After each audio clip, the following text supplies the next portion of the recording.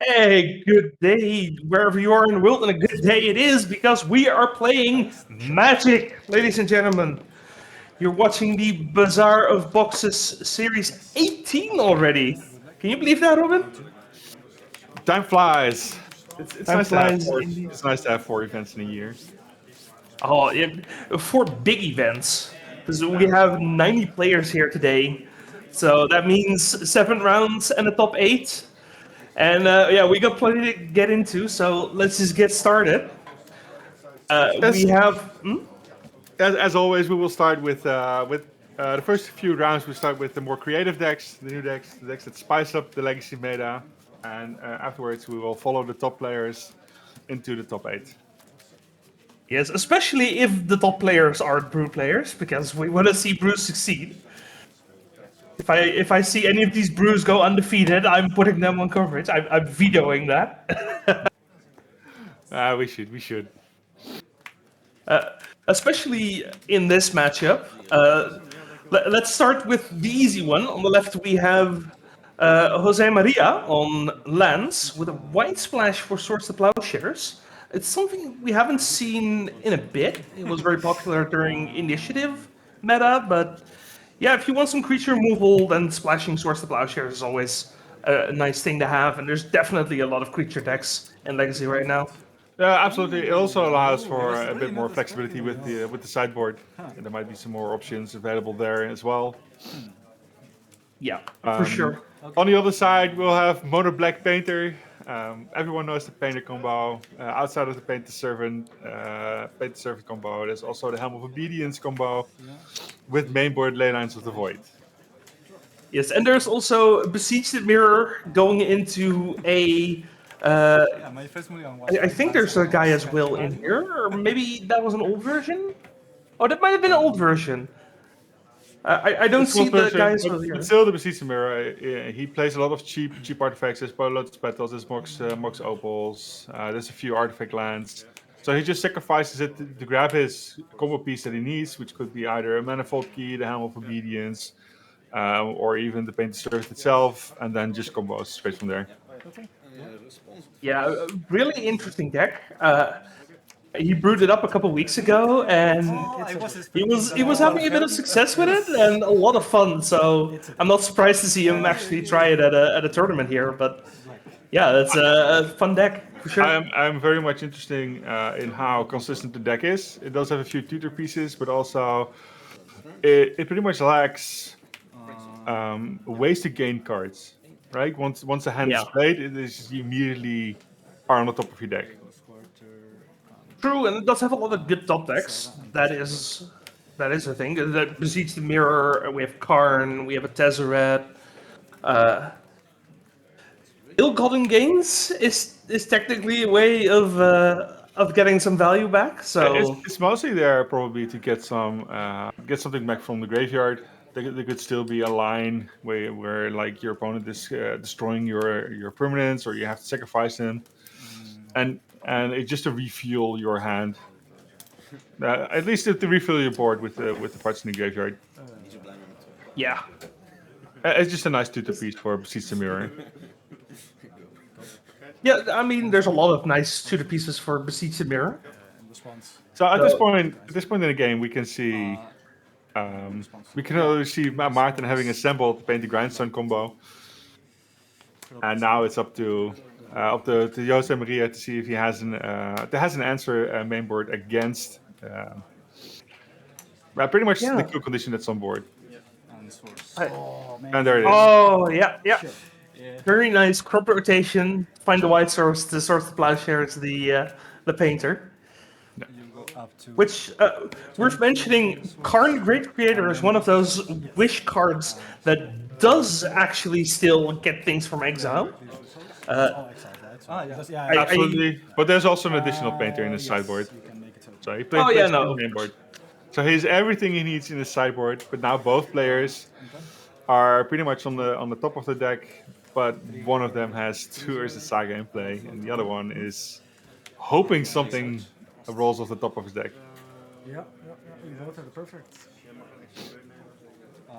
Yeah, because now, ooh, that pissing needle is definitely gonna hurt. There's not much you can do about that, unfortunately. No, at this point he has to wait. I mean, the grinds. I mean, what is it? The Helm of Obedience is probably one of the better draws. The One Ring has to be up there to be able to find something. Oh, sure, sure. Probably even the Tezzeret, a Cruel Captain, to get something on the board. Yeah, we're a little bit short on mana though on Martin's side, so there's not a lot of 4-drops that are. Oh, I think I saw Dark Ritual in his hand.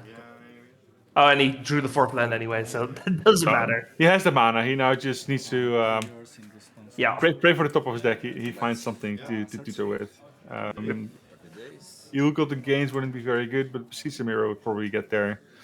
I mean, meanwhile, Lance is doing Lance stuff. It's getting on the board. It's getting his stuff out there. It won't be the fastest thing, but now he's just waiting until he can get his combo out and finish Martin with the nice 2020.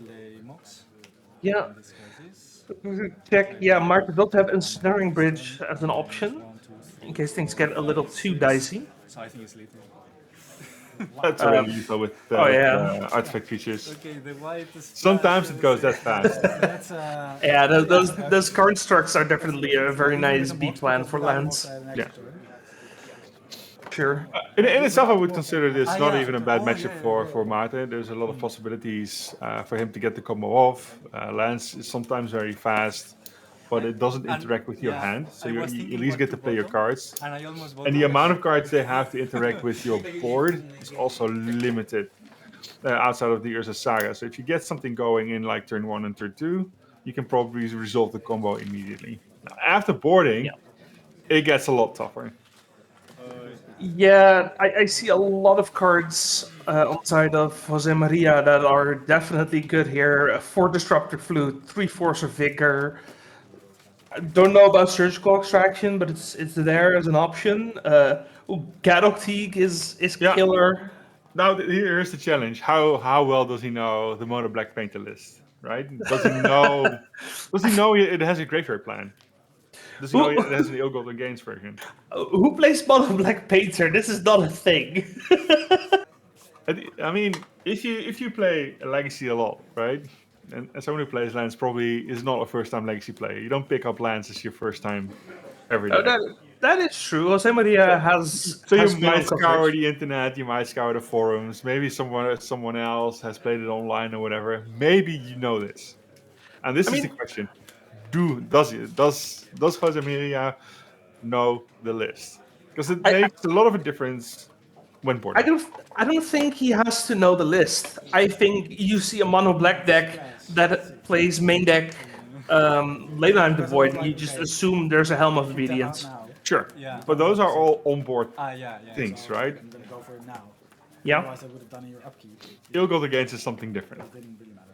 But yeah, you can expect there's a Karna Great Creator. You can expect the Helm of Obedience probably there. Yeah, like that means the disruptive flutes and the Force of Vigor are in. But that means the surgical extractions, or for example, the Gravidigger's Cage, are probably not in. But the Gadok Teague is also a big question, right? Most of these cards are 4 mana or more, but he has seen none of them. Yeah, that is true. Again, you saw the ley line Void. I mean, you saw the ley line. You can guarantee the Helm of Obedience at that point, but and you can pretty much guarantee the card at that point. Yeah. I think if I saw the cards I saw, I assume Karn. Yeah. But then again, how familiar are you with Legacy, and how far can your assumption get you there? Sure. I also don't think Gadok Teague is necessary in this matchup. If he can play for the board like he did here, he just keeps in the swords. He brings in the forces and the flute. He should be fine. I mean, Jose has so many relevant sideboard cards here that at some point he's overboarding for this, I think. For sure. You could even consider taking out the swords and just bring in the flutes. Yeah. Because the flutes just hit more targets than the swords do. Swords have like 1 target, maybe the Barragoys, which you don't really board in here. I mean, if we're dying to Construct, it might be worth bringing in Barragoys. Yeah. Not ideal, but Sure, but you're still up against lands. I mean, there's still Maze of Bits Yeah, and stuff in there. I wouldn't do it. yeah, I would just keep it where it is possible. You could. I'd like to begin. There's nothing in there, right? The deck it just relies on the current sideboard. It relies. It's assumed that, yeah. It relies too much on the current sideboard. There's a set outside of the Barragorth and Disruptive Flutes. There's pretty much nothing you can but do. still, I think it's Yeah, I think this is just maybe a sideboard. a pretty poor matchup. Starting with the fact that Jose Maria is splashing white. I think I that's think- where the problem's I beginning. think pre-board is just fine, right? He has 3 sorts of plowshares. The odds of him having it in his hand or in the game 1 Yeah, aren't that great, right? So 3 cards out of 60 is 1 out of 20. So it's do the math. Frank, where are you? We need you. yeah, So mainboard, his odds are very good, but yeah, losing the mainboard match makes and sideboarding comes in. It makes it very rough. But then again, Marty could have an absolute god hand and just goes off turn 1, turn 2, and there's still lands that can do very little about it. yeah. Well, yeah, Martin could go for his own Ursa plan. That is true. Oh, yeah, I mean, he still has a saga plan, but that doesn't mean you can win out of the saga. Saga is just. I mean, yeah, the creature plan. I still wouldn't do it against lands. It's risky. Because you still have to deal with the Tabernacle. You still have to deal with the Maze of It. But it might be good Yeah. enough. Mulligan to 5 definitely helps. It just feels slow. Maybe you're gonna play more lands. But that's Yeah. also, I played a bit of lands, of course. But like also playing against- both decks have a slow plan and a fast plan, right? And it's like sometimes if you pick the Yeah. wrong one, then you lose. Your mana, your Yeah, definitely. Yeah. But yeah, it depends on the hands. Martin might get a break here if Jose Maria just has to mulligan too much because he couldn't find any of his sideboard cards or any interaction. It happens. Speak any Dutch or Flemish? I can understand it a bit. Yep. Yes. I also feel like this is the matchup where an older version of this deck would have been better. Because I know last week the Besiege the Bearer plan also included the one guy as well and a Tendrils of Agony. And I feel like that would have actually been pretty good here. That would be excellent here. It gives you another way to win that's not relying on your board. Or very little relying on your board. It's very hard to hate with Pithing Needle. Or That's Disruptive also a thing? Flutes. Yeah. I mean, it's fine with Disruptive Flute, but it's still rough. Yeah. It's a beatable plan at that point. Yeah, Disruptor Flute is definitely a hell of a card.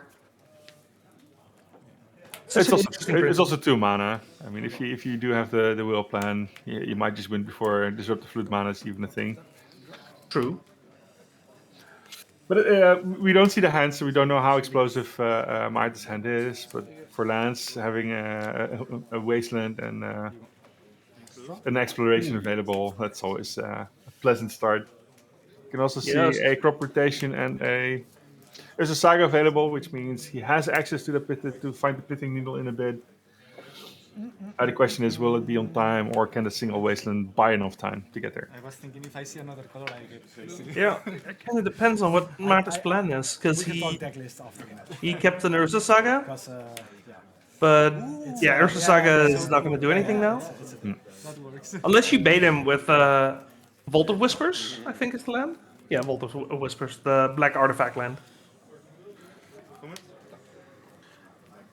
Like if you play Vault of Whispers, he pops the Wasteland, and then you go for Ursa Saga, but I mean that's not really a game plan. And then we get 2 live from the low.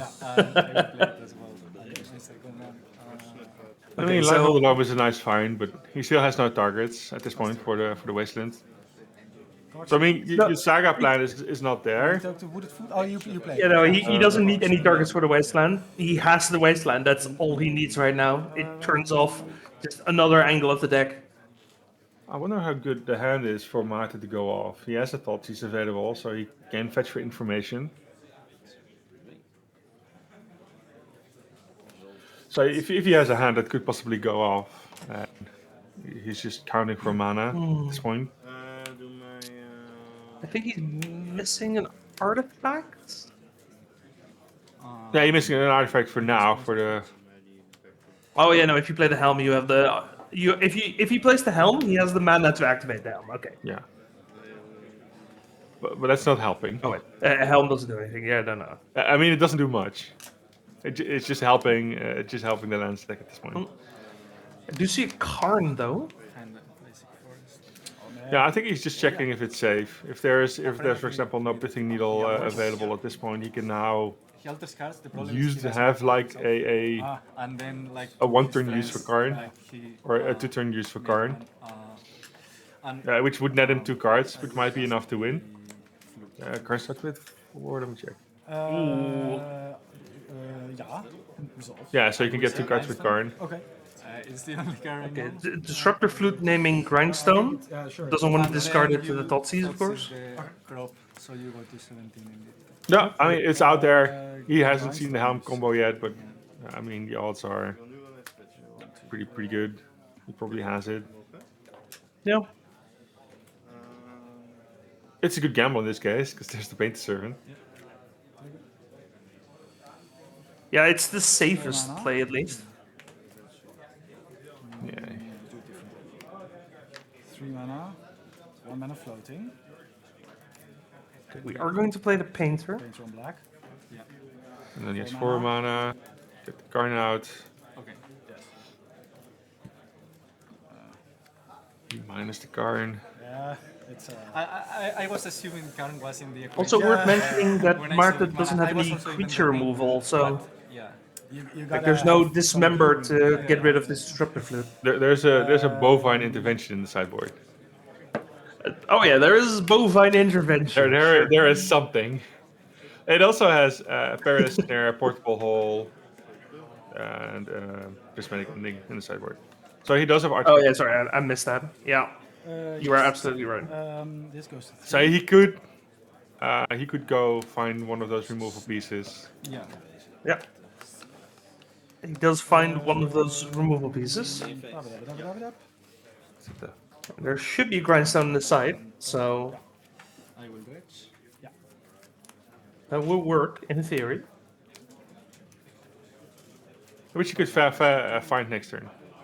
Right? He grabs his removal, and he grabs the Grindstone. He can. Does he have enough mana? He does if he has another source, because if Wasteland is activated here, then he is short. He depends on what he brought back. Because his removal pieces outside of Portable Hole are pretty expensive. Oh yeah, you also have to pay the 3 for that. Yeah. I will still wait. Like Perilous Snare is 3 mana. Portable Hole is 1, which should be enough. Oh, I think that was an 18 tomb, which is There's white mana.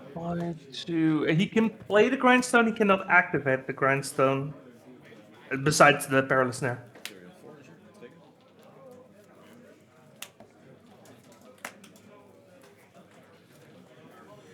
I mean, Perilous Snare is 3 mana.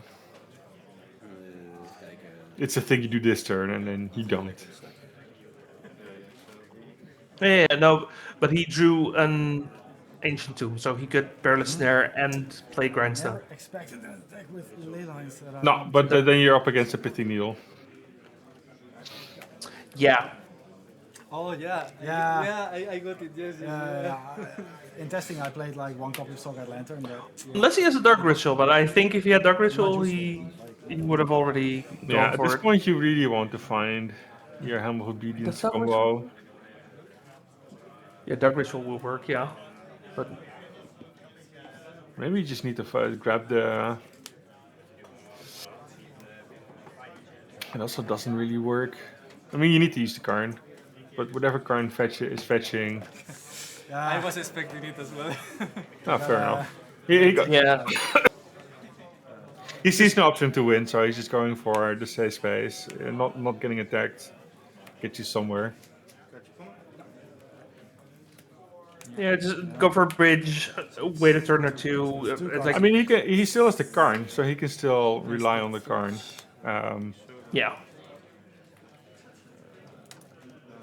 I already took it. Oh, you already. To take it back up, get the other cards in his sideboard. So he still has a plan. He just needs to survive. I think Snaring Yeah. Bridge is probably best thing that is available for now. It's just waiting, right, until the Force of Vigor Yeah. happens. Yeah, He that is knows, a he downside. knows it wasn't there. He knows it wasn't there. So all he has to do is hope he doesn't draw it earlier than he draws whatever he needs. Oh, we're loaming though. Oops, all wastelands. Ah, Trigger in response to the trigger. But yeah, with all those Urban Sagas, Mark just has to pump the brakes a little. Just respect the fact that there's way too much power in play. And then hope he finds it before Jose Maria does. No. I think it's good. Because if he loams here, he can just stock up his hand for the Ensnaring Bridge. Nah, I'm just going to float mana. No, that's not how Ensnaring Bridge works. Oh, it's your Ensnaring hand. Bridge checks Martin's hand. Yeah, which will be empty most of the time. Yeah. So the dredge means that he's looking for Beseju, I think. Or he already has it. That's also an option. Yeah. Beside you and yeah. There's a pithing needle now, which was to be Also expected. grindstone. also grindstone. Yes. Ah, Yeah. Okay. Also grindstone. So grindstone times 2. grindstone. Yeah, if you know your flute's gonna get Then got. with the Oh yeah, I get it. green, I But he will doesn't have just another fold pithing needle. in Wasteland, Saga, Wasteland. So at this point, Karn is safe to be used, which is good. It's going to be Yeah, but you'll need to plus it once in order to get another removal. I mean, he has the Snaring Bridge. He hopefully has time. Yeah, no, but he's gonna need time, is what I'm saying. All he needs afterwards I better mill the is something to find a ley You got a line. better song, yeah. Pasten, yeah, you know all of my guys. Because that's pretty much his way out. The ley line. The ley line have combo. 4-4? 3 threes. Yeah. Yeah, this Oh, is yeah, this is a spawn token, Eldrazi spawn token.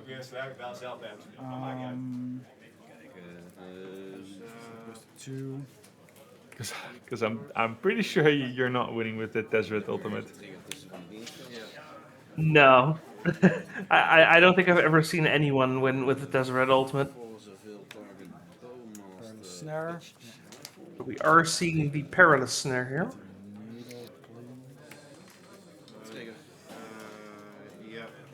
Interesting.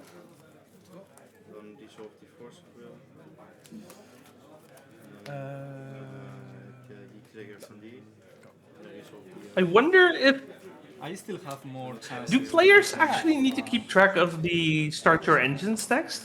Yeah. Because I never see anyone do that. There we go. Because it's probably not relevant. Trigger. I would have to ask a judge, but I don't know if that's actually mandatory or not. I think once it's relevant, they probably need to know somewhere. I mean, they do have the fancy tokens. I made a mistake not making a construct before.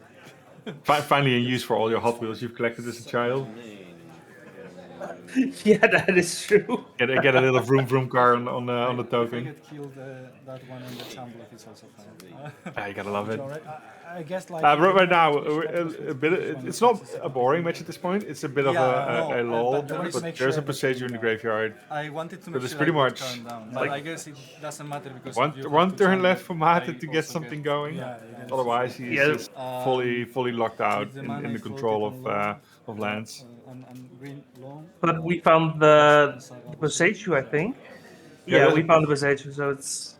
Then I still have It's still not too so late. There's still an option. Saga trigger.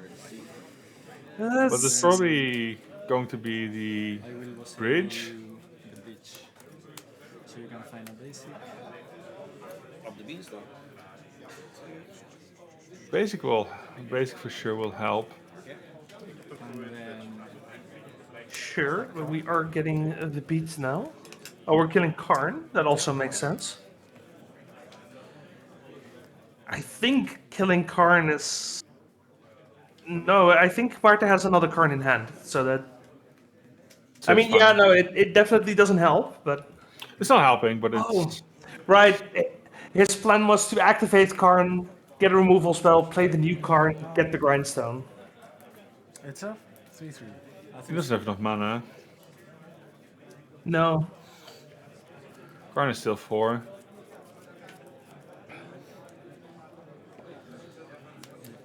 And you go. Yeah, if you want to be mana efficient, it's Yeah. cheaper to get a. I think we're just short on mana. Ooh, What's that? that's a Chromox, I think. Is it enough? Here's a Do you have 2 Karn. spawns? No, Or is no. it just No, it was from before. I only have one. In response to Karn. Yeah, I still don't know what we're actually getting here. He still has a land drop, right? He has a scrubland, so he has one available. Yeah. So he can grab the portable hole and still play it. I will crack the map. Yes. Except this map is now also getting a Borsaju, I assume.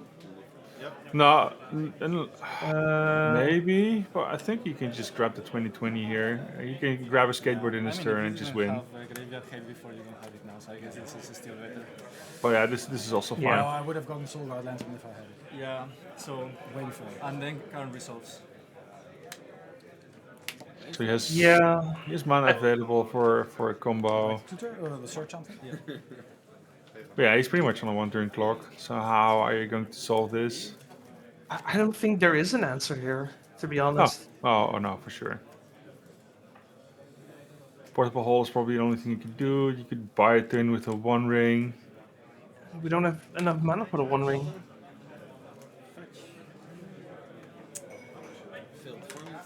Yeah. Difficult to see.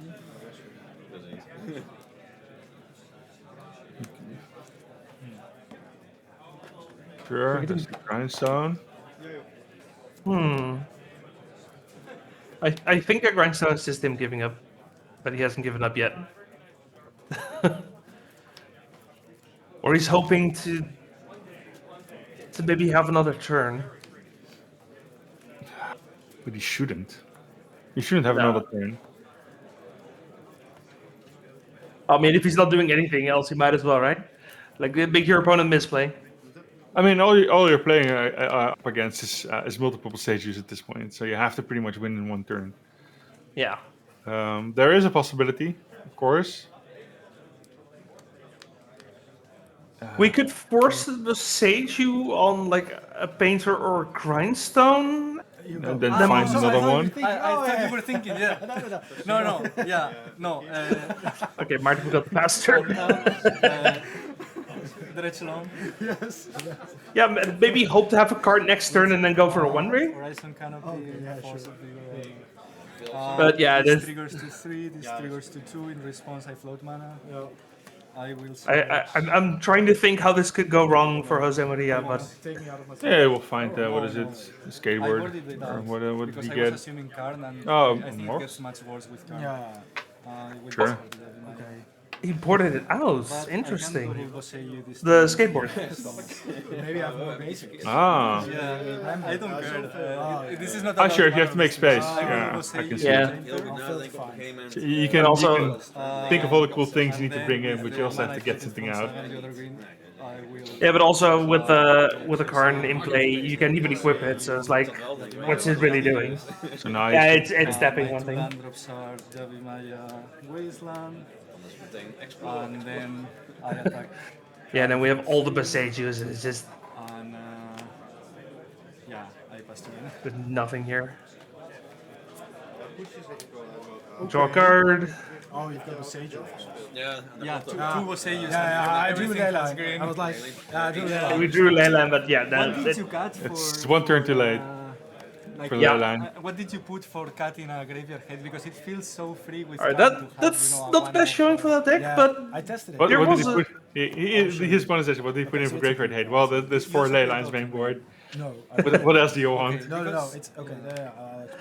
Yeah, so the deck it's started, an interesting and mono deck. black I hope played, Martin does better the rest of the day so we can see him again. Yeah. But Yes, because It's again, pretty much he needs to win I played the first game, and then he needs to pick up I the played win 3 Mirror. that he's and on I the was like, play, a friend pretty much. in the LGS said, yeah, well, why don't you play the guy as well and 10 duels? That's Because I pretty much also all he played could duels. do. I was Yeah. like, It's okay, afterboarding sure, is still a hard easy. matchup, and I can make mainboard it easy there's storm. definitely options. That's not that good. But it's not. It's for Because sure not we're a playing not a another free win. So I think Jose played very well. So it's basically, oh yeah, no, for sure, very tight place. But like you said, like you don't just pick up lands at a big tournament. Like you put practice into that deck. these Yeah. basically are my payoffs. So You need to know the lines. You need to know how quick decks are, how much time you have. Do you need to wait a turn, or you need to play the control matchup, or do you have the luxury to And just then with the siege, and I can straight up gamble for it and get the 2020 in, and win on turn 3 or something? You need to know the specific things you can do, the deck can do, how flexible it is. and the deck can do a lot. Still in 2026, the deck is keeping up. It's gotten better over time. to turbo this out. I mean, they're never gonna stop printing lands, Now right? I have a kill with Helm. No. Surprising, we haven't seen the new land from Secrets of Strixhaven in the deck list. Yeah, you empty the hand. It's something that was And this is like- potentially it's not that bad, speculated upon, the If you have anti-wasteland less cards land. than your I forget the name. Something Hamlet. So, and then we were like joking. Siege Mirror You remember what it's called? Basically, Layla and Helm I have it is somewhere, we're not painters. close. Good friend, the friend Google I've is been always going there. to 2 FNMs, 3-1 twice. Petrified Hamlet. we That's go. the one. It's a fine deck, but it Which, needs some yeah, tweaks. it looks like a very interesting card for lands, for sure. Just being able to cheaper up a Pithing Needle with your crop rotation I is, never made it the is start very because nice. I played it before.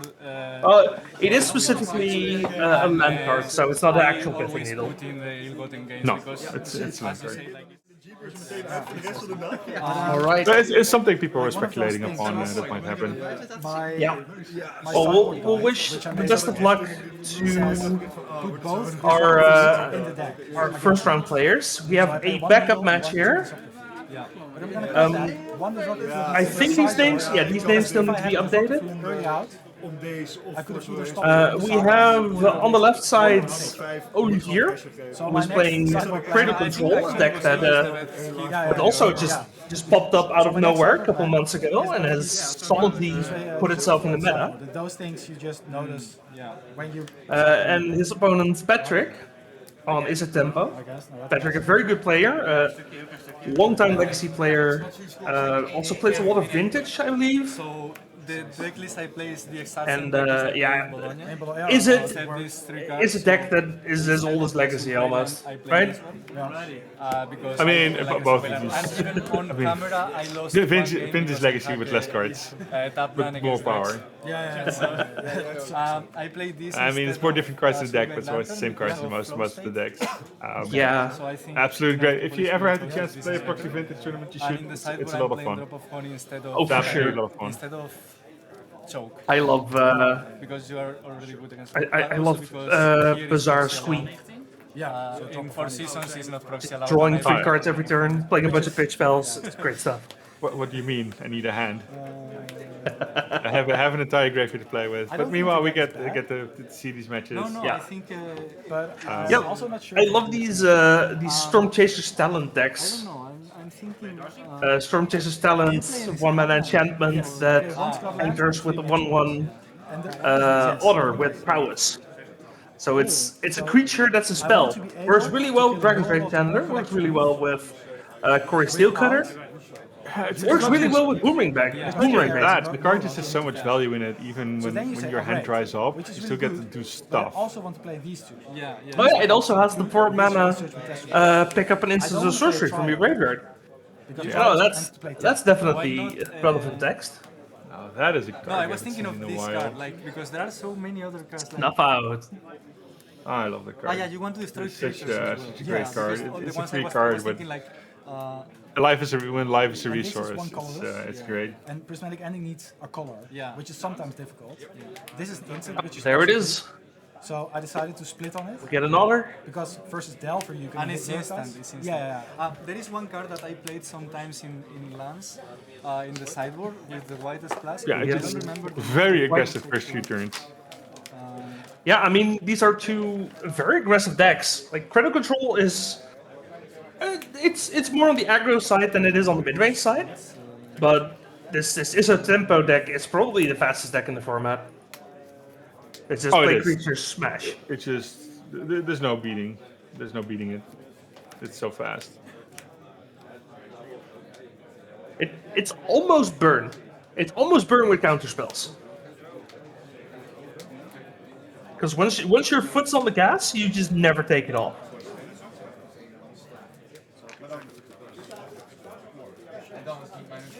No, but then again, like it is all tempo, it's all gas. The amount of But of removal course is it's limited. different. Like there's Yeah, just different. 4 lightning bolts But it only and a few boomerang basics, it's only like which one step if are you mostly want there that to Yeah. bounce your this deck plays Storm more like Chase's a talent. On the other side, it's just That's great also control. why It's I just thought creatures, this was creatures, sideboard, creatures. So if I turn out... At some point, something will I stick. mean, yeah, I can this grab one this in big- question is how big is it? Because making something costs It's more very in nice to the see way all these some creature decks come back. Because I think it's we've enough, had and it's a like period permanent. of, I want to say, like a couple of also- years I was where like, creature first I decks were wanted just to not choose able the endings, to but keep up.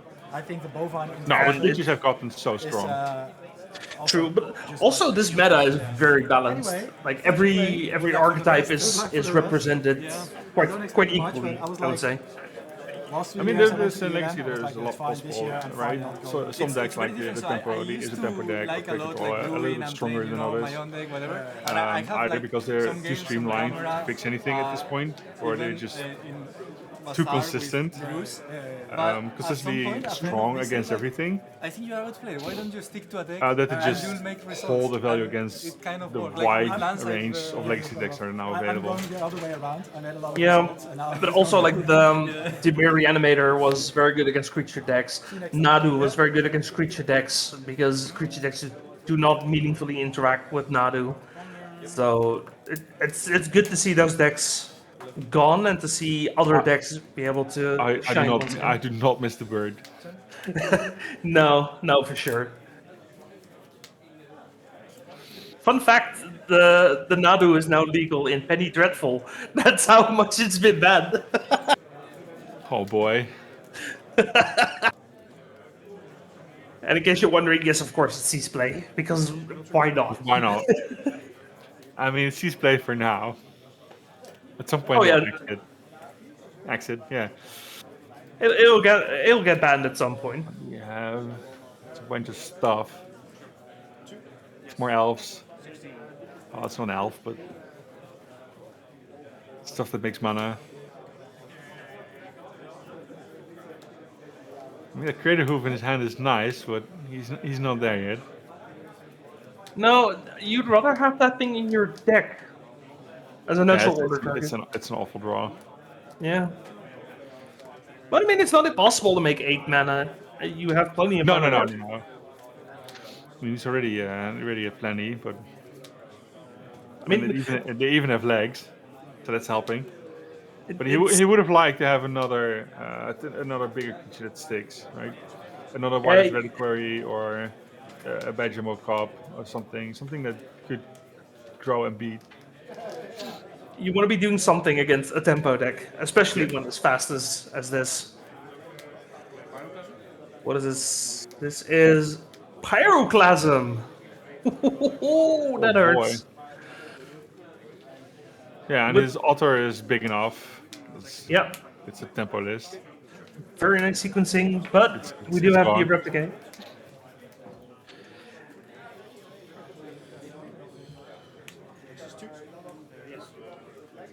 Yeah, this will help.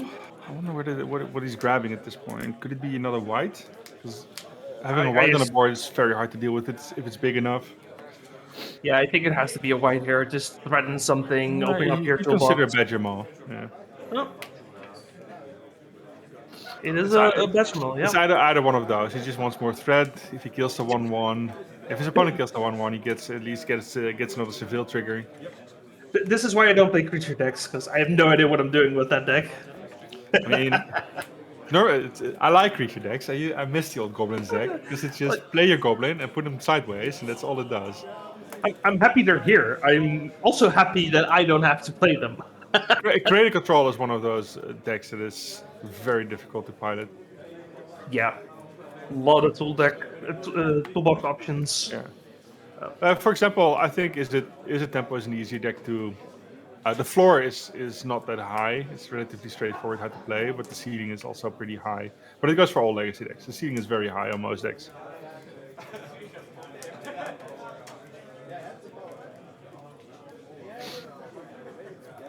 And yeah, There's only 3 cards available. Yuck. The Boomerang Basics. It has begun. yeah. That's one trigger. And it feels bad for Olivier because he has Veil of Summer in hand, but his stuff's never getting targeted.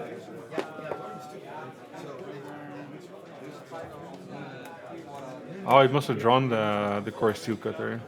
I would be surprised why he didn't play the Steel Cutter first. Yeah, I Then think the he drew it basic. off the Boomerang Basics, yeah. Yeah, he needs to block. Otherwise, he's pretty much dead. Oh, he could go to 1. Yeah, but he wants the block because it gives him a Surveil. Yeah. The block here is free. Oh, I mean, it does cost him 1 mana, I suppose, Plus the but mana, you could gamble if you I think I'm trying to do the math, but I think Guy's Cradle wouldn't make enough mana. No, Guy's Cradle No, would be it's more short. like is the hoof doing enough damage there? Oh, I saw what that was. That was a natural order. Can he stick it? He can stick it. That's an Atraxa. It's gas, it's lifelink. That's exactly what he needed. I mean, if his opponent has a single Boomerang Basics, another one, he's still dead. Oh Absolutely. no, he might not be because he has. Does he have a Veil somewhere in his hand? Oh yeah, he has a Veil of Summer, but he doesn't have the mana to cast it. No. He doesn't have the mana yet. Okay, he does find a land he can use. Ooh! Ooh, if he takes that Dryad Arbiter, that would be very unfortunate. At least I think he If- had a Veil somewhere in his hand. Yeah, no, he absolutely has a Veil of Summer in hand. The one-off. That thing does not have haste, sir. Oh, if we're losing to a Boomerang Basics, that would be very... we're losing to a Lightning Well, Bolt. that's also okay. reasonable. That's... I mean, that's still not how you want to go, but it's better than losing to your own play. That was... Yeah, that's how it goes. It's like you put enough pressure on someone, the Lightning Bolt's gonna cut it. But still, if not for the Lightning Bolt, then just being able to block with the Atraxa and attack with the Atraxa, and suddenly If he that gets game, a single swing in, it's over. that Well, it's not turns over. just There's a lot of with 2 core Steel Cutters, you can do a lot of damage in a single turn. yeah, no, for sure, but it gets a lot harder at that point. I mean, the difference between 3 and 10 damage for a tempo deck, if he draws like Yeah, the bounce spell at the next turn, you will absolutely still smash through 10 points of damage. 2 Steel Cutters and already 2 tokens and two altars. but the clock at that point is definitely on. Yeah, I mean the first turn is still free. The second turn he can probably still manage. The question is if he has to do the math to get 70 points of damage in while one creature gets blocked. That's where the difficulty in math starts happening, right? Do I have enough gas in hand? Can I get through the Atraxa and still murder my opponent? Or can I get enough attacking creatures going? And Yeah. can I get him big enough? Because 17 damage is a whole lot of damage. Yeah, But it's like- it wasn't necessary. The backup lightning bolts got there. yeah. But still, what a top deck to get that natural order at that point. I mean, I think the lightning bolt might have been a top deck as well. I'm not sure. Could be. I mean, that's the strength of that Izzet tempo list, right? It draws so many cards. What you looking? But also, it plays so many cards because you boomerang basics your talent, you replay the talents, you put some mana into the talents to pick the boomerang basics back up. Like, it's a very solid engine. It's a ridiculously solid engine, straight from standard into That's what I legacy. mean. It's That, gonna that be should back tell and you enough. forth. So hold it. Just tell me which way Yeah. this one has to go. Not as cute as what that card called. Good. So what's it with This these? town ain't big enough. That was the thing that people were playing last year. Yeah. They still are. When we change one, we change the other. Yeah, So you're gonna have to I pick think I saw the best. one list that was on a single copy. There's the Simic Beanstalk It's a list. That's one. trade-off, right? Oh, right. But that Yeah, makes a little hopefully- bit more sense. Yeah, no, just being able to pick up your beanstalk to replay your beanstalk. Yeah, or protect something. Get your in this case, he plays the Ethereal Yeah, for I've yours, got to do it slower. It moves. which a we lot. might see on stream later. Yeah, I love the design of those two cards. Just targeting your own stuff for value. Because Boomerang Basics, it's a sorcery speed bounce spell, but you're playing it because you're targeting your own stuff. Yeah, it's full value. Like somehow that's an upside and not a downside that you have to target your own stuff. what's better than one prowess creature? It's two prowess creatures and draw a card. That's it. Yeah, Otherwise, we just do this. like I love that. That's the kind of So hold it. the kind of card design I do like. For all the shit we give wizards, deservedly, I should say. But they do get it right sometimes, and Boomerang Basics is definitely one of those times. Tell me which way it's going to turn now. It's a little on the powerful side. But it has more to do with Storm Chase's talent than it has to do with the card itself. Yeah, like it's good not because of it being good, but because of the synergy it has with other cards. Yeah. And I think that's where you want to be with those cards.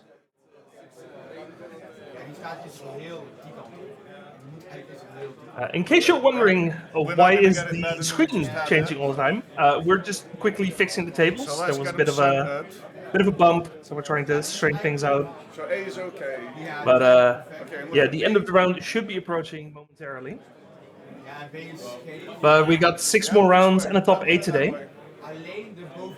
Let me- Most importantly, we still have another round of trying to find the creative stuff in there. There's a few more decks we'd like to showcase. Oh yeah, for sure. And some actual brews. Some extra rooms. There's still 6 matches going. We'd literally have to put a pin down the middle of the table to rotate it. Yeah, I'll use this moment to give a quick shout out to the sponsors of today's tournament. We have Cardmarket, we have RageSquid, Ultimate Guard, Magic the Gathering Online, and of course the one and only Goat Enterprise. Right? We're very happy to have these sponsors. Mostly just for the players. Like, on our end, we don't care. All this money is going to the players anyway, so... I mean, it just right. It's more stuff. Every collector needs more stuff, and all they deliver is more stuff. I like more stuff. Yeah. I mean, getting an additional binder, additional sleeves for your next tournament to make sure you do not get a get a random marked cards warning. Has to go that way too. Ooh, been there, done that. Never, never marked cards. Well, I got a warning for it. I never got the DQ. Turn Matt B. If it's just a single warning, it's, if it didn't result in the game balls, it's fine. I was allowed to re-sleeve Like this. and then immediately O2 in top 8.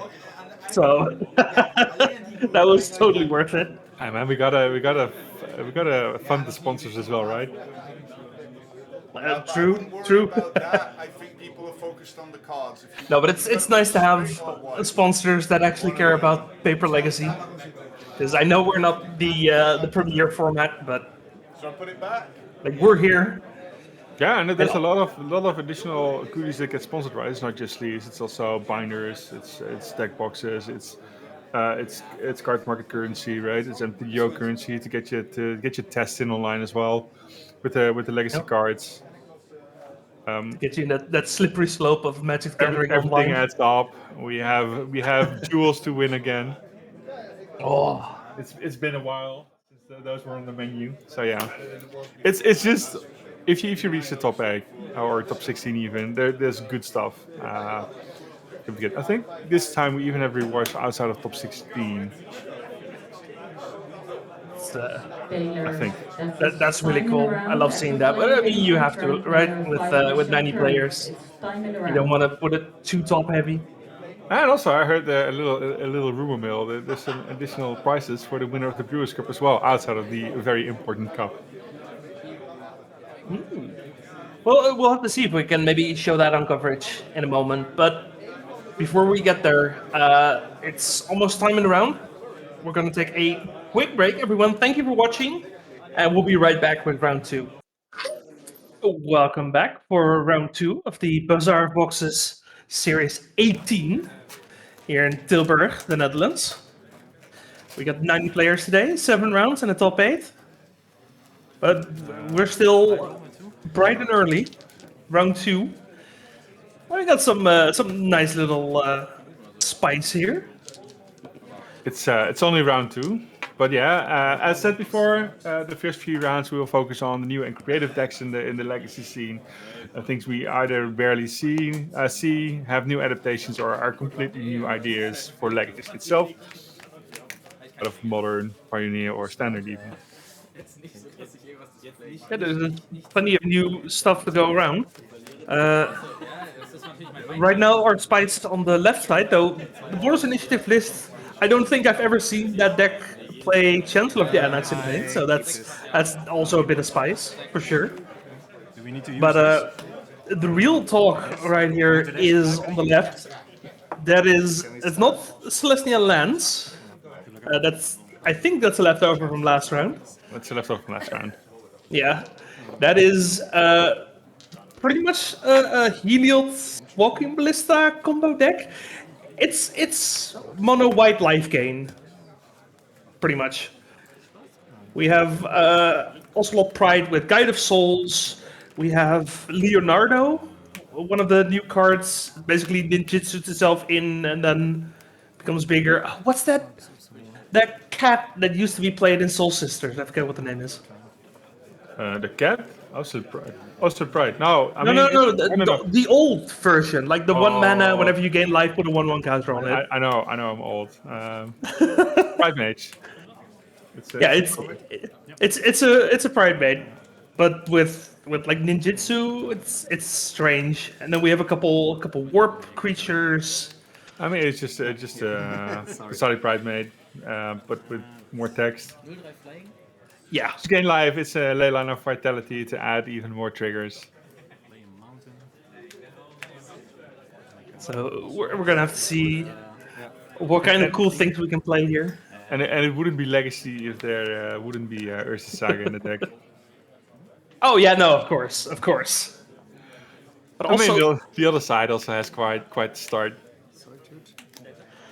yeah, turn 1 Magus is definitely a legacy His play. opponent is down to 3 cards already, and has a 2/2 in play, and a mountain. And against most decks, this would actually be kind of scary.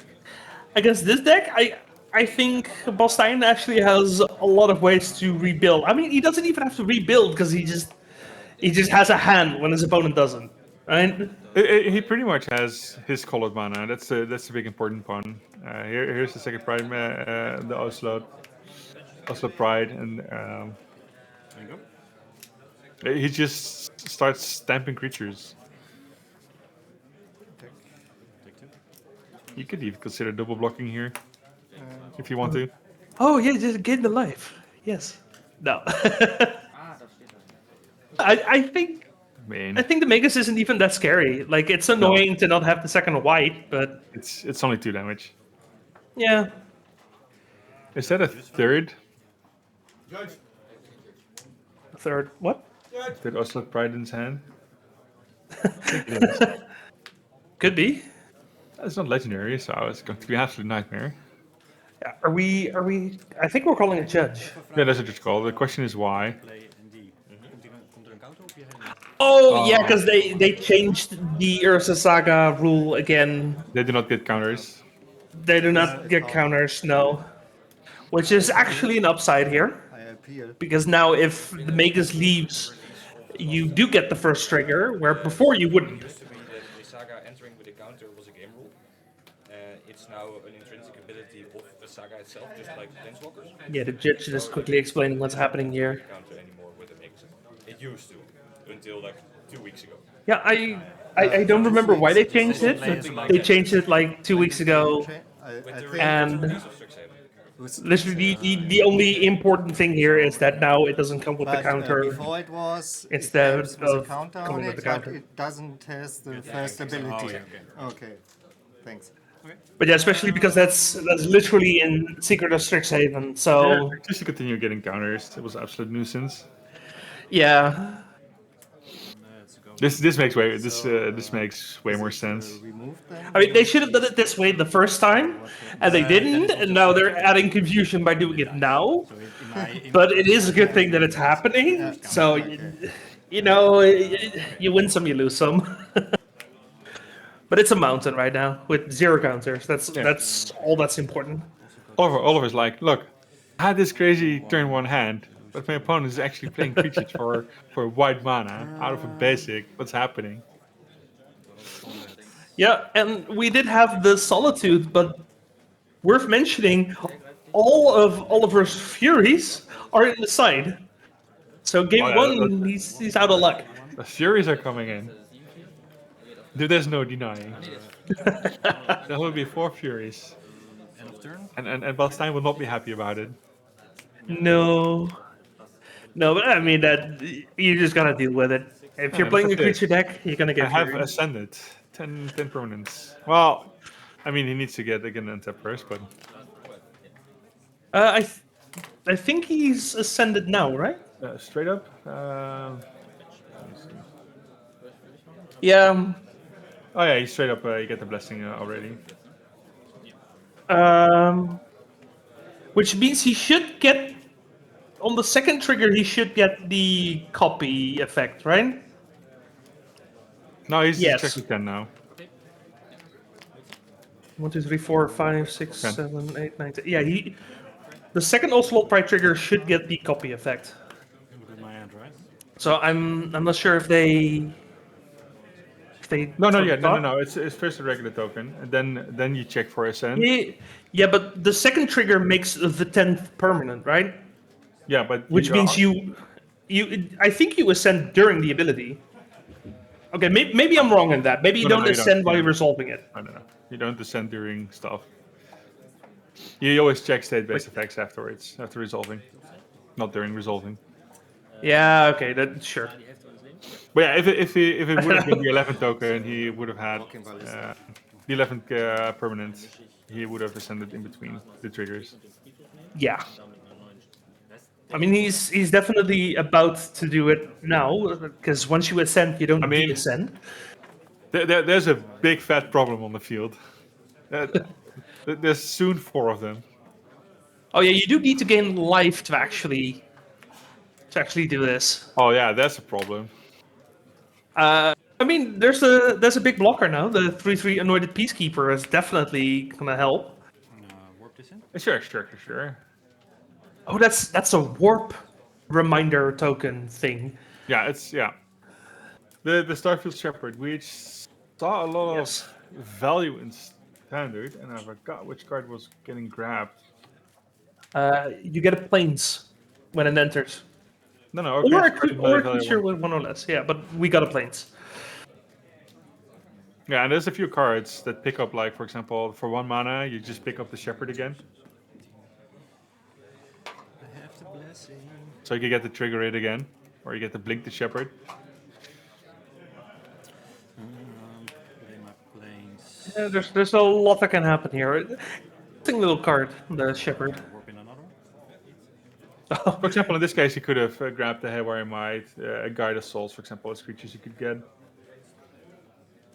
Another, Yeah. his final Ocelot Pride, his Walking Ballista, for example. I think the lack of white mana finally caught up to him because he had to get the planes for the second white. I mean, it's safe. I can't blame him for it. The question is if he really needed it with the current board he already has. Yeah, I think he kind of does, to be honest. I think he needs some way to break the board here. Also, can you tell me what the Anointed Peacekeeper is on? I can't quite make that out. I was walking Lista. Okay. Thank you, coverage team. Yeah, makes sense to put it on the walking Lista. You don't want to accidentally die out of nowhere.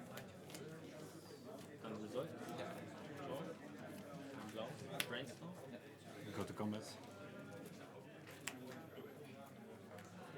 Yeah, you can't block that Haywire, Mike. I mean, you could. You don't want to. When that thing dies, you gain life, and then all hell breaks loose. I mean, all hell is already on the board. Don't have to make it much worse. Yeah, at this point, on main board side, I just don't see how the Boros initiative deck is getting back in this. Right, there's too much on the board. There's very little for Oliver to deal with in his deck. Right? What can he get? Like Broadside Bombardiers isn't doing it anymore. Okay, yeah, no, Oliver agrees. There's not much happening here. No, because the deal with the Boros initiative is try to get like the early threats, the big initiative cards, and get the initiative ramping. Right, there's all bigger threats. But when someone presents an army against your bigger threats, your creatures suddenly aren't that scary anymore. And I mean, this is like the one downside of being on the play. He kept the hand with turn 1 Magus, thinking that, oh, that's probably going to be good enough. And then you're against a monocolor deck that has a basic in hand. Like, it'll lose against a few decks, for sure. Most Storm decks will probably be fine. But yeah, if you drop it against lands like, what the hell am I going to do now? Yeah, there's so much upside to keeping a hand like that. And well, sometimes you get the bear, sometimes the bear gets you, you know? Most Legacy decks will absolutely get destroyed by the turn 1 Magus. Yeah. Oh, I would have cried if I saw that turn 1. I would have absolutely rolled up and died. I mean, I can't complain. I'm pretty much always either Reanimator or a Storm player, so the Magus mostly are like, sure, I'll kill you now. No, I love my once in a while, soup decks. once in a while, they just destroy your hand, and you're like, well, time to find the 2 basics in my main list. Right.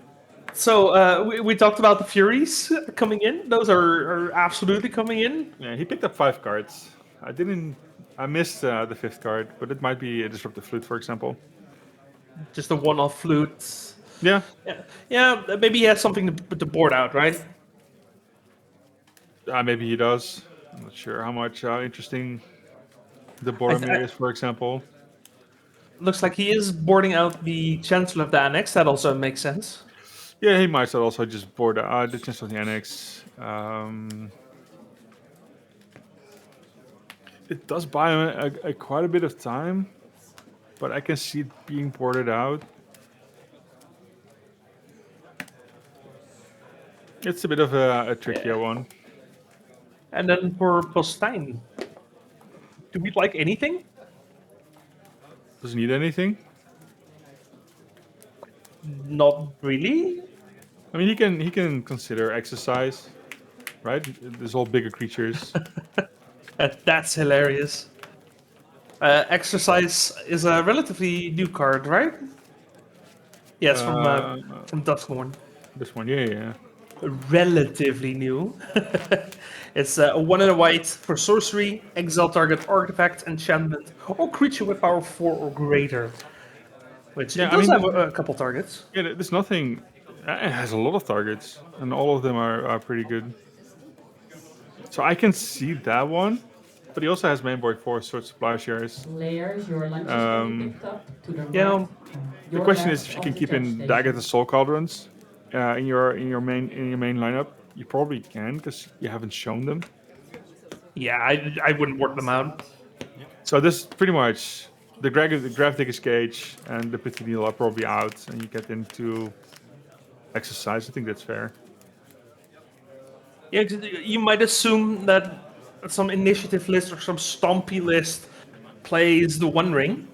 Like we know that there's no One Rings here. No, but you swap them for exercise, right? So they're the same answers. No, I Except one mean, of them is in hindsight, but it doesn't matter much. Bostein might be expecting Oliver to play One Ring. Therefore, you bring in the. Okay, The then I'm not Pithing understanding what you're saying. But I mean, the Pithing Needle, right? You can play against One Ring, but exercise exiles something that's 4 or more. Oh, yeah, no, sure. It's an artifact summon the creature, which hits almost everything in the initiative deck, which probably would be more interesting. And I don't think the Selesnya combo is too bothered by the one turn that he can't attack or the one card he draws of the first the One Ring if he had one. No, that one activation. It's like the fog is annoying, but no, It's annoying, but if he has to survive on the fog, you're already winning. The deck like Selesnya is already winning at that point. If you have to survive on a 4-mana fog. Yeah. Yeah. So how about explaining the combo that's being used in the Selesnya deck? Right, because this used to be very popular in Modern, but it's seen barely any play in Legacy over the years. But there's a 3-mana Heliod Sun Crown, to be precise, that can give lifelink to the Walking Ballista. And it says whenever you gain life, you put a 1/1 counter on target creature or enchantment you control. So the Walking Ballista gets lifelink, it pings 1, it gains life, which means the Heliod puts the counter back on, and you shoot someone till they die. Oh lord, I'm about to throw up with the turn 1 Trini Sphere. All the games I decided to keep a one-lander. Yeah, turn 1 Trinity Sphere is a lot better than that Magus we saw earlier. Sure. But Bastian got missing a land drop. He got the 1-lander, so he's absolutely weird at this point. Okay, and so I'm that surprised he might be doesn't have quick. one of his 12 1-drops. Okay, sure. That's not Slicer. Wait, did we? Yes, we paid 3 mana for a Lotus Petal. I'm mildly confused. Oh, he needs a white. Yeah, that makes more sense. Yeah, okay, this filters your mana, I guess. Yeah. Look at that hand. That's Anointed Peacekeeper into the field. Oh, yeah, we he can't just even. named something and costs 2 more. Yeah. We can't even warp for the 3rd land. Because the warp is still casting, which means it still checks for Trinosphere. It's an alternative casting cost, yeah. Yeah. There you go. We can also see the exercise in the main board. Do we? Oh, yeah. I missed it. But it is right next to the Helion.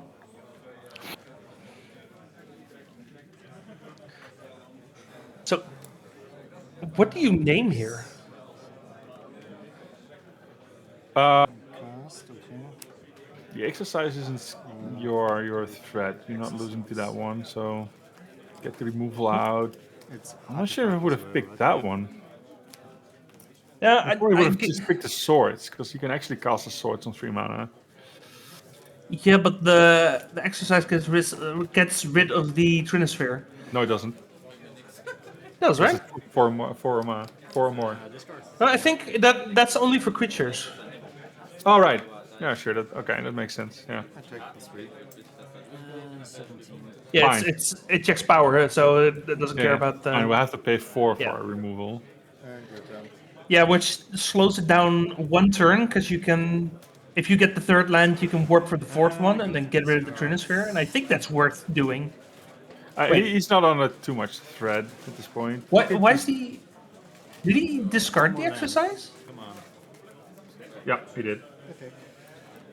14. I mean, he's waiting for lands anyways. Sure. Any land would work. But as long as he's not drawing lands, he's just discarding whatever. It's just an unfortunate game. This is how we call it. Yeah, no. I mean, missing land drops with the Trinosphere in play. That's always a bit feels bad. How many Trinispheres are we up against? Oh, it's a full 4. Oh, we got a 3rd land. We get something to do. But yeah, he's already at 10. So now we can start to play the game. I think it would be very interesting to just sort his 3/3 out. Remove the one creature, and you have all the breathing room in the world. Your opponent is not doing anything. Yeah. Yeah, because now you play Guide of Souls, then you start warping a Starfield Shepherd. Yeah. And just take your time. I mean, Now suddenly the initiative player is locked under his own Trinosphere. Yeah, just get it out. Make sure your life total is intact. You can rebuild your life total one creature at a time. Your opponent is as screwed as you are. Nope. Is that the Halia? Leonardo, right? Oh, that's the Leonardo. Right. I don't know the Leonardo art. That's why. No, but it says whenever you gain life, yeah, it's a 1/1 with lifelink. I'm not sure. It wouldn't be on my list, that's for sure. Okay, the Magus is whatever. Now I would absolutely remove his other creature. Get it out of here. Oh yeah, no, just get rid of the Peacekeeper. No, he has 1 mana left. At that point. Yeah. Oh, That's all he has. Also, the Leonardo has lifelink. That makes it better than the Bridemaid. Yeah, I mean, it triggers itself. Yeah, it's just a 1/1. So is the Bridemaid. It's not played for years.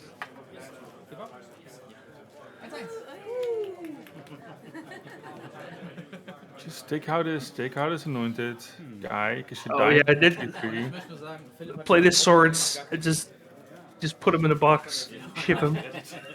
Yeah, then you can just play the what is it? The 1/1 next turn.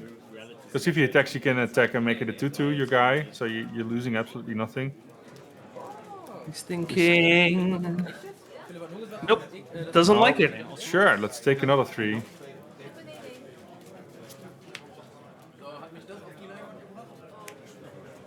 I know we're playing Legacy, but people keep forgetting that they have an actual health bar. I mean, your life points do run out. True. I mean, I would have, if I played the creature, I would have started with the Guide of Souls. You could block with the Pride Blade. You could even double block it, and it's dead.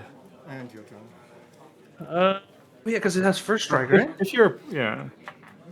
I mean, it is first strike against 1, but come on, just at this point, remove it. Yeah, I wonder why we're not removing it. Like, I wonder why we haven't removed it 3 turns ago.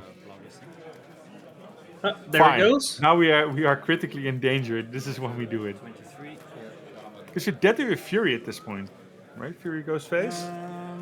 Not Fury. Not with the damage. Like it can attack, but yeah. Oh yeah, second space first, but still, a Fury would absolutely murder you. And just the fact that Ocelot Pride is first strike and lifelink here, this is just so brutal. The Ocelot hits, you gain 1. Now the 2/2 Leonardo hits, you gain 2. Now the Leonardo is a 3/3. Yeah, but he could just block the Pride Maid. First strike, I go to 5. I mean, we block the Pride. Yeah. We lose the Pride. And then damage. That's fine. We If still you gain the life. you remove the swords, you wouldn't have had to do this. If you just sorted it So you are at 7, sooner. right? I think we're still so far ahead that it doesn't matter. We're still fine. For now. And go. We're still also a land away from your opponent from disaster, right? I think Bostein forgot a second trigger. Which trigger? Yeah, the last from Leonardo itself. Yeah, that thing should be 1 bigger and... Yeah, because we did gain the life. Judge! So get in we here. did gain the life, we did acknowledge it, so that should be The a trigger. counter. No, another Oh, yeah, because of the attack. Sorry, never mind. Yeah, no, there should be another counter on that thing. Yeah. With 3. Yeah, now you play this. The Guide of Souls. You kinda should have played it first, but it still works. It's still good enough. I go to 7, you go to 19. Then if he draws a land, he goes Fury, clears your board, you're very sad. And go. As you know, there's also a second Fury incoming. Wait, does Leonardo only trigger once? No, right? No, it's not a once per turn. I had to check really real quick. hope he keeps the 2-2 back. No, don't do it. Take 2. Oh no. What are you doing? Is he winning? No, he's not winning this, right? Not even close. No. You use it as a blocker, so it's gone. So you actually have 3 mana to use. You can actually cast your spells. Yeah. Jesus Maria. If you would just block the 2-2 here. We get another Pride. Gain another life. Yeah, now it's 3-3. Now you Fury, don't kill it. We also have energy to worry about. Go to combat. For Yeah. 14. Not only is Oliver not winning this race, he's not winning it very fast. He's not winning. He's not winning anything here. It would have been interesting to see him consider blocking and kill his own Magus of the Moon, so he can actually play things because he has 3 mana available. Get trigger. Yeah. I mean, at this point, he might just do it because like his life total is just that much under pressure. Go to 11. I mean, at this point, there's a 6/6 creature. There's nothing in this deck that deals with the 6/6. So stupid. Ha! That loads battle. We've got that up. Okay. Worst. You cannot play that, good sir. You do not have 3 mana. Sorry? Yeah, I see. You cannot play that. Yeah, I know. Oh, yeah. You could play that. You could play everything in your hand. 3 mana. Yeah. Yeah. I think it's one. I think you can. Okay. Well, we're getting a judge. We're sorting it out. Leonardo should be one bigger, but at this point, it doesn't even matter. No, it doesn't matter. Uh, Just put in your hand, draw this card, get a warning. It should be the. yeah. I mean, nothing changed on the board, so it could be solved. Yeah. No. I never expected for him for both these cards to actually screw him over himself, because he couldn't draw any lands as well. It's like this Magus has been the MVP of this match, just not for Oliver. Even though the Trinisphere was fine. Live, go to Yeah, the transfer was okay. Not great. combat. No, I mean, there's still a City of Traitors, which is also not helping in the end. Yeah. It's just we're on the mana now, and against the deck, it just does not care. 2 and 5. Yeah, this turtle is doing work. Like, I underestimated how many triggers you can generate in a turn. Oh yeah, I mean, there's so many. 1. 9. Okay. Yeah, I'm still surprised he never traded off the 2/2 for anything. 11. Oh, it's gone now. I gain 3. Yeah, but now he doesn't have much of a choice. I get a Leonardo trigger. Yeah. 6, 7, 8, 9. So I go to 24. If only he had 6 more mana and an Insurrection in his hand. Maybe we could have gone somewhere. Yeah, in my mind, we needed the exercise, but maybe Mustang was right. Maybe the Trinisphere was the thing helping him all along. I mean, the exercise for the transfer was at that point whatever, right? You know your opponent wasn't playing anything. He got stuck there as well. All you need to do is preserve your life total. And he didn't get punished for it, because his opponent never got his 3rd land. But at any point, his opponent got a 3rd land, and he could cast a Fury. For the 2 creatures he had, he would have been in dire problems. There's no way of recovering after the first Fury. It's crazy. We're still not playing a Solitude. That's 10. That's still a 3 mana card, Yeah, even if you pitch cast it. You have 3 mana. Wait, what do we? City Do we have a? Oh, it's gone. Yeah, you're right. You're right. It's gone. I've been so much under this Magus that my brain is just like, oh no, we're still under Magus. Yeah, No, but his we're hand is 3. gone in no time, so now he can do the same thing for Fury. Like after this match, I want to find my Maguses and just yeet them across the This room. one triggers as well for every creature ETB. Like I love those cards, but this game just turned me off on those things. So is there still a chance? There's a bunch of Furies. You can Fury to preserve life total a little bit.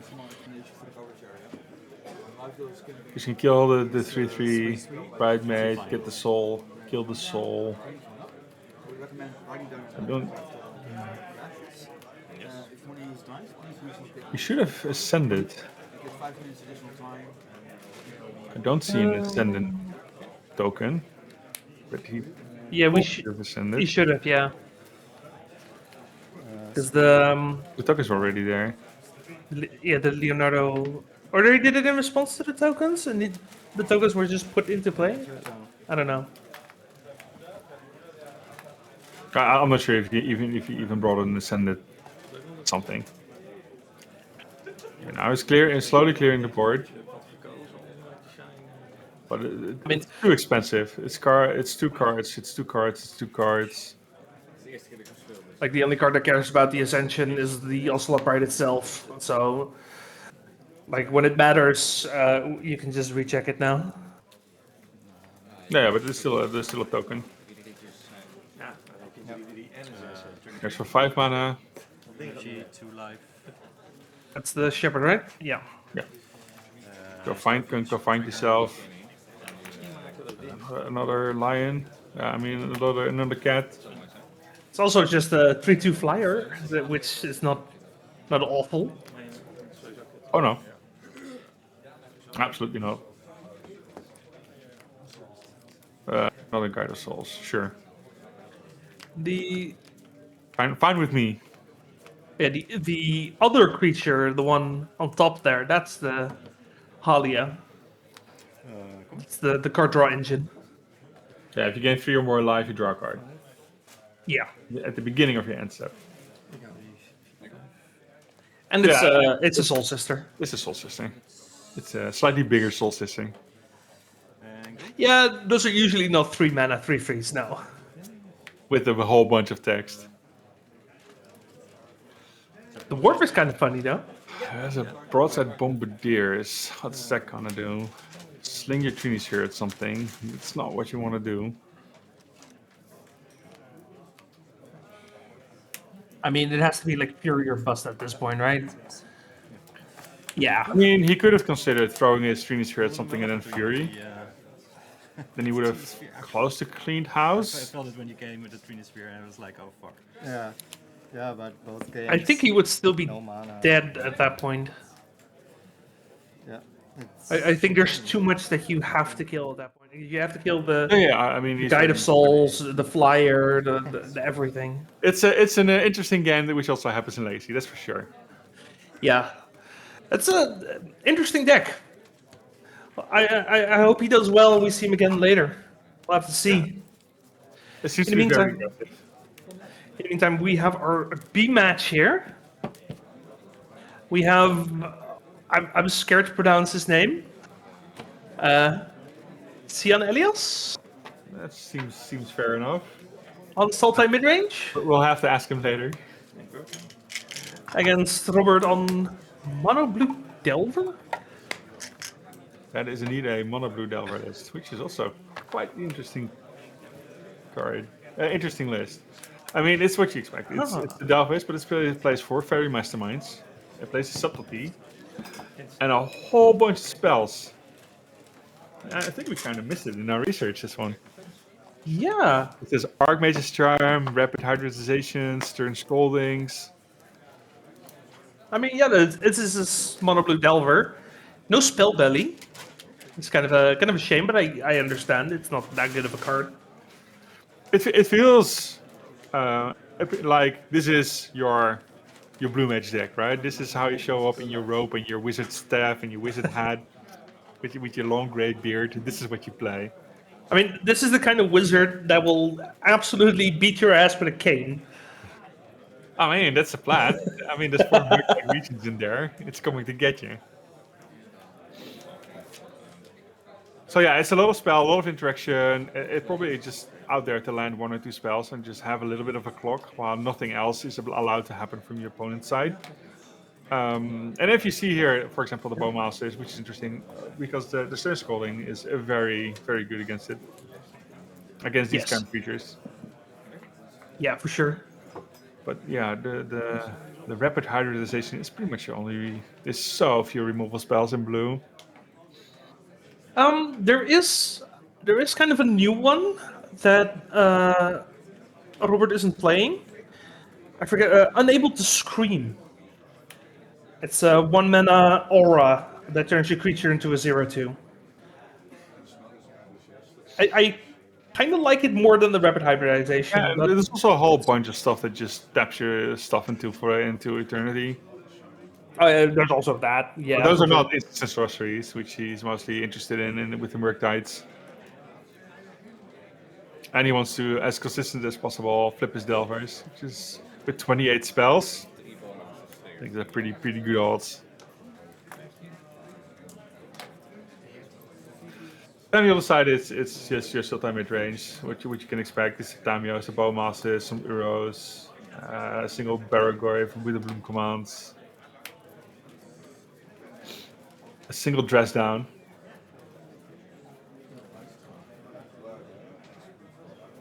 Cat says it might be Kian. Kian Elias. Fair enough. We could have asked if we were on location. Maybe next time. Maybe next time. Maybe next time. But for now, Robert has an issue. There's a Bowmaster. Yeah. Those are outside of all the threats that the mid-range deck has to offer. The Bowmasters are pretty much the biggest one. Yeah, and that's kind of the problem of blue, right? Like being able to answer creatures. And if that is a 4/4 orc, someone has a problem. Yeah. And he's already 1-0 off, right? He has won the first round. Oh, and we're taking 3 for this Sulfuric Springs. Which you kind of would have liked for the bounce. The Tune Nemesis. Now that's been a card we haven't seen in a while. That's a fun one. Sure, I wish you good luck. I have at least a blocker. I don't think it's good enough. You might have to fight for it. It is exceptionally good. The Tune It blocks the army, sure. First, we'll blocks the army for now, but once Robert, for example, has recollected his cards, or get rid of the Bowmaster. Oh, imagine if we get an Archmage's Charm here, just steal your army. That could be possible.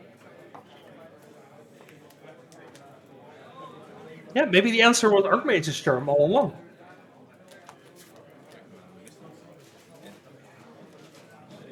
Yeah, I mean, the bounce would also work for a little bit. But Yeah. at least the True Nemesis sticks, which is a very important sideboard card here. Yeah. Also, I think the Sulfuric Springs was a concession based off not finding lands, which Yeah. it's unfortunate with 22 lands, but you know it happens. This saves his life total quite a bit, right? If he attacks with both of the Bowmasters and the Orcs, you just block the Bowmaster, you take the 4. There's just not much. The Plague Engineer, yeah, but it's not there. The Toxic Deluge is. Fair. Yeah, I don't know why we have Plague Engineer. There's no Plague Engineer in the 75. No. No, but there's also he has 2 edicts, Shieldred's edict, which Players, could work. as a reminder, after this And in the round, sideboard, we'll have there a was a 15-minute lunch break. That break starts when the last is a match of round 2. That's all he has. Barrogoyf doesn't work per se, but it does work in that it's another creature you can attack with. Oh yeah, I mean, yeah. If you overload the creatures, you're still winning, right? Yeah.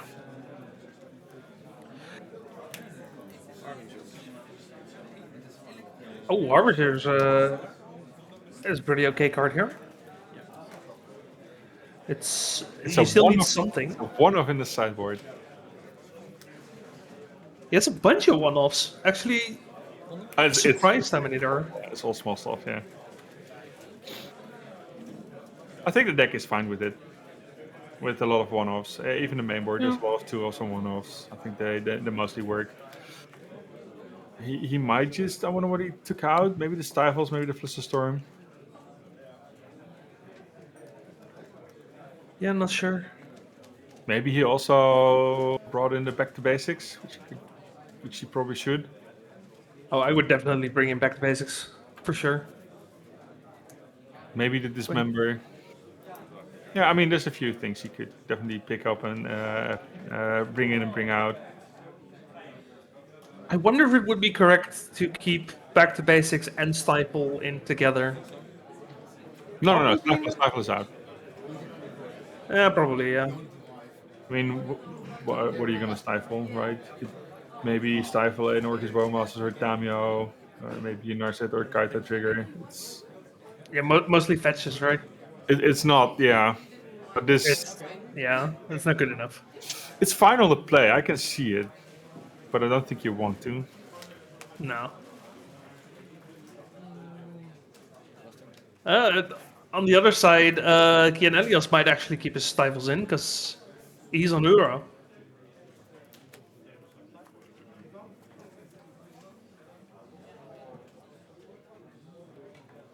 And I do think you keep the Euro in this matchup. You can keep the Euro in, but you can just at some point just bring it back. That's too fancy a card. That's too fancy on a card. Oh, that's Delver. That's Delver's Secrets. No, he found his win condition. Robert found his win condition. Right? Those are two Delvers. He needs to win fast, though. There's 9 minutes left on the clock. They probably get 5 minutes more because they're on coverage. So they have 14 minutes to finish this game and the next game.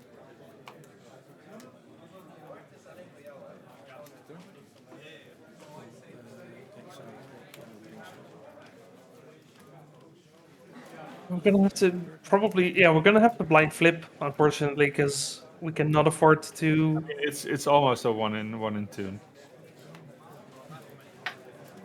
Oh, that's unfortunate. It's not a flip, but if it's a land, I don't think he's complaining too much.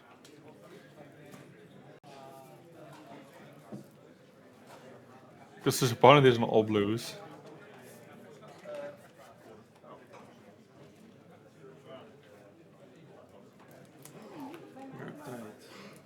There we go. Another big thread. Is that a Murktide? It looks like a Murktide. It's We're doing Murktide. Murktide things. Yeah. It's a shiny one. I don't recognize that art. Oh wait, no, I do. This one you should know. Yeah, It's you not don't like see it often. It's not like it's a very special art. But No, but often do you see it? Oh, is that a concession? From... that's concession. He's like, nah, I'm not gonna deal with this. I can't play spells. I cannot. He doesn't have access to his removal pieces. So now he's just waiting until either the Delphus flip and the Murktide to just beat him for, what is it? 10 a turn? 12 a turn? Fair enough, because at that point, let's say we flip. That's 6 plus 5 is 11 plus 3 is 14. It's like almost dead on board, but not quite. Yeah, it's just 2 turn clock, and Yeah. he doesn't have an answer, right, for the Harbinger, because he's not allowed to play anything in black. So he needs a basic black and his removal to go with it. Yeah. That means either it's Fatal Pushes or an Edict. No, the Edict is not going to happen. So he's relying on just his Fatal Pushes to work. It's funny because the start of that match was kind of sketchy with the Bowmaster. I guess even a dress down would work if he still has it in the deck. Because he can dress down, so he has for 1 turn he has access to his colored mana. So he could use the black mana for removal. At that point he has with the blue command as well to get something out. I mean, if he has dress down, he might actually block some things to death, right? Yeah. Yeah, dress down would have been insane there, but I wonder if he brings it back in, the dress down now. Oh, in case he brought it out. In case he brought it out, right? He's on the play. You've seen the True Name Nemesis. Because it's a card you haven't seen in Legacy in a while, right? Sure, you're up against Bono Blue. You might be able to expect it. I would for sure check in the Carpet Flowers to single off. It's probably still in there, and I would for 100% at this point consider the Toxic Deluge, or maybe even the Massacres, even if you have to pay 4 for it. Because everything dies outside of the Murktide region to the Massacre. Yeah.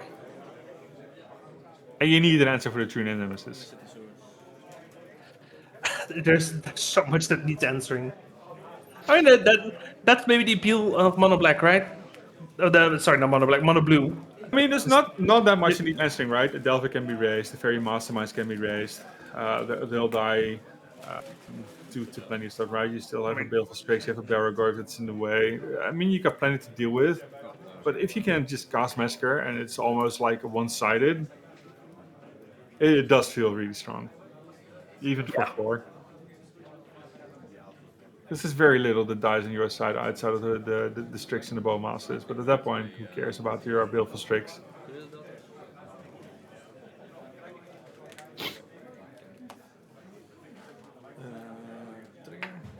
Also, I need to correct myself. Robert is not playing 22 lands. He's playing 17. That makes more sense. I had the wrong deck list open. It's only 5 islands and a whole bunch of fetch. And Wastelands. You gotta Wasteland. If you're a tempo deck, you gotta play Wasteland. Yeah, I do think his mana base is a lot more fragile than you would expect. Yeah, no, for sure. Because 17 is like combo amounts of low amount of mana sources. It's for a 60 card deck. And you want to cast a 3 mana spell, 16 is not a lot. 17 lands is not a lot. 17 plus the Sing, so you're at a virtual 18. Yeah. Alright. Can we get the first Delver to die? You want to protect it. If you have a Spell Pierce, I would use it. If you have the Force, I probably wouldn't. You can daze it. That's not an option. I think it's not. I think it's not too bad at this situation to have your Delver die.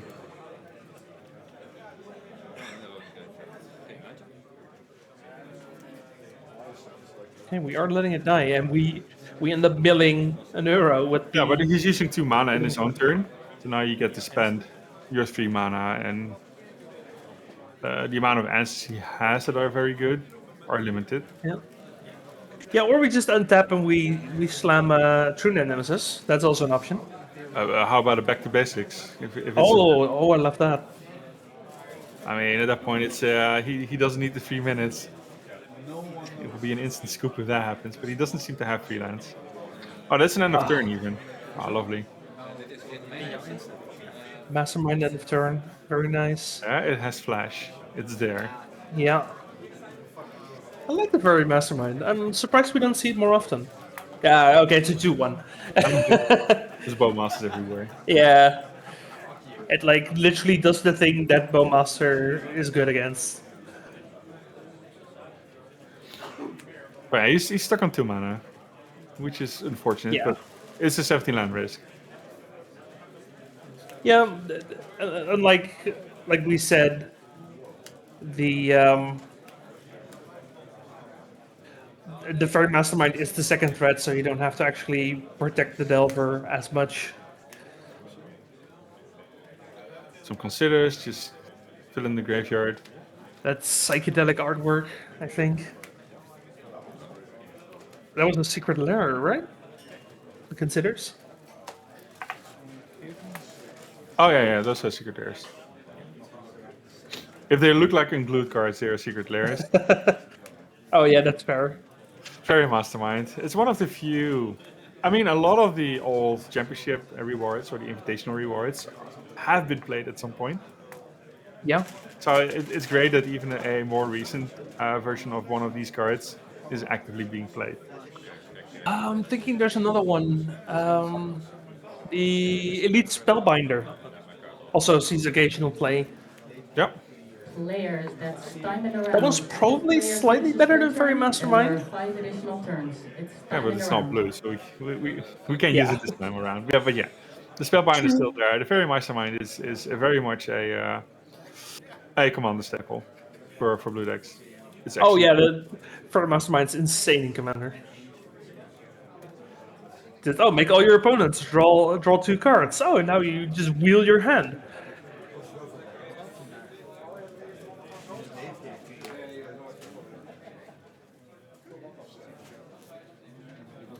Yeah, great card for sure.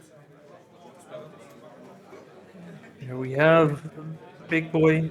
yeah, we Uro. have big boy. So Once the Terror of Legacy, now it's a value card.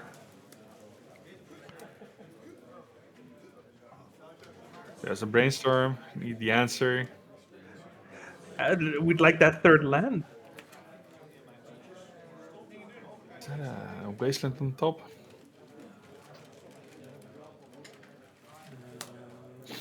Might be a wasteland or a fetch. Something I don't immediately recognize. He's going to fight for it, that's for sure. That one is not staying on the field.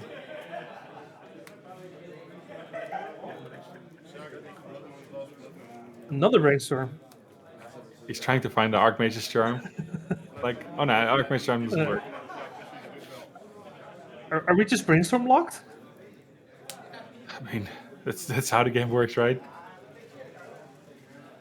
That would be slightly unfortunate. We do have a land? Question mark? No, we're dazing. He is drawing an additional card if it resolves. It's something. Are we double dazing here? My god. He's fighting for it. There's the forest. Yeah, this card is just an issue. The 3 life and the card draw is just too much for any tempo deck to deal with. No, I mean, sure. That's one thing. But there's still options. At this point, he has a land. If he has a rapid hybridization, It's such an awful name. hybridization, he still gets rid of hero for at least for a few turns. Why can't we just play Pong and fight like a normal person? Come on now. Everybody loves Pong and fight. It's only 5 additional cards. He has 2 in the yard. Oh, we're discarding the Murktide. That's the Murktide could potentially be bigger than the Euro, so I wouldn't. Yeah. Unless he has another one in his hand. Oh, there's another one in his hand.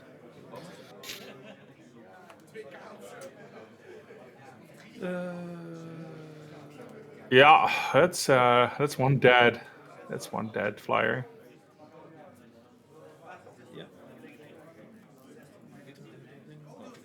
You might want to consider, I would stifle it or consign or whatever if you have anything to prevent it from doing. Even if you take 6, the Fairy Mastermind allows you to draw an additional card, right? Even if you brainstorm lock, you're immediately out of it at this point. Yeah. Is that a hybridization? It's a Monkey Man. No, it's a Frog Lizard. That's another reason why Pong and Fight is the superior card. I like the Frog Lizards.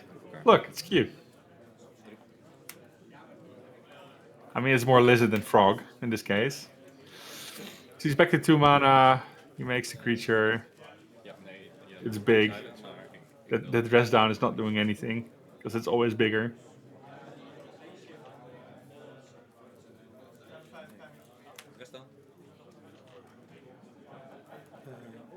Yeah, dress down just to draw cards. That's fine.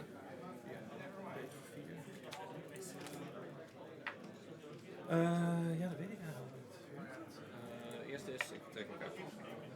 Ja, dat gaat zo zijn. Ik weet eigenlijk niet. Dredge? Ja.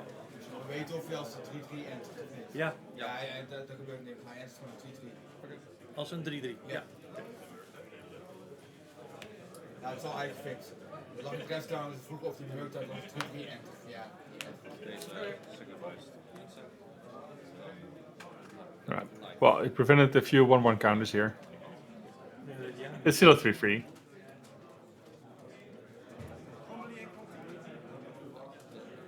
And with Robert's still on a healthy 19 life. Yeah, This Euro is kind of hard to get rid of. It's just it's Euro number 2. I mean, after he got rid of this one, he should be fine. Somewhat fine. Oh, there's a few ways We which have absolutely no target. What's happening? Wait. I go. Sure, you have all the mana in the world. It's not what he wanted to see. Yeah, there's a Can you 3/3. report to the judge station, please? Deck for 3. Oh, they are on time. So Robert is like, okay, I ain't killing him. Let's see if he can survive.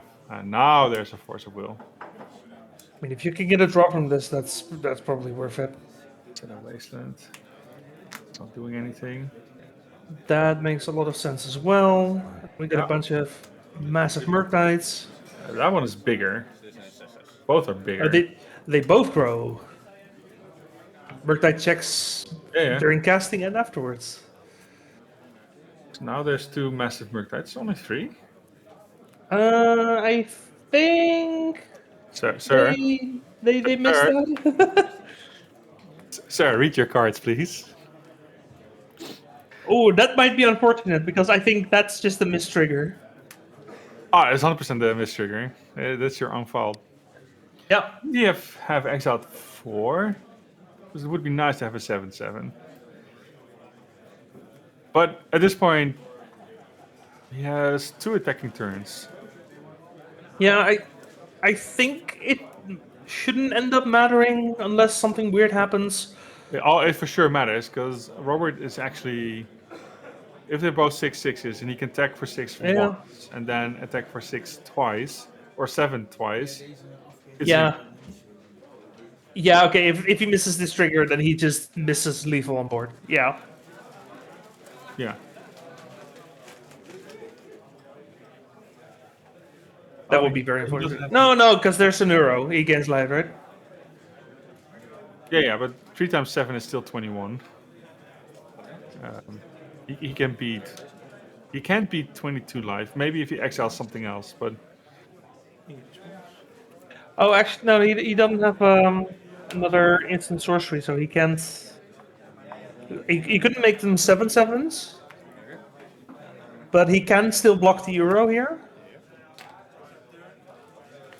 You can block the 3/3 here. Yeah, And he that- can Euro here.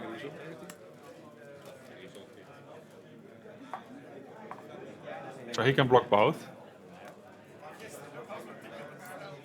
Oh, he just takes the damage?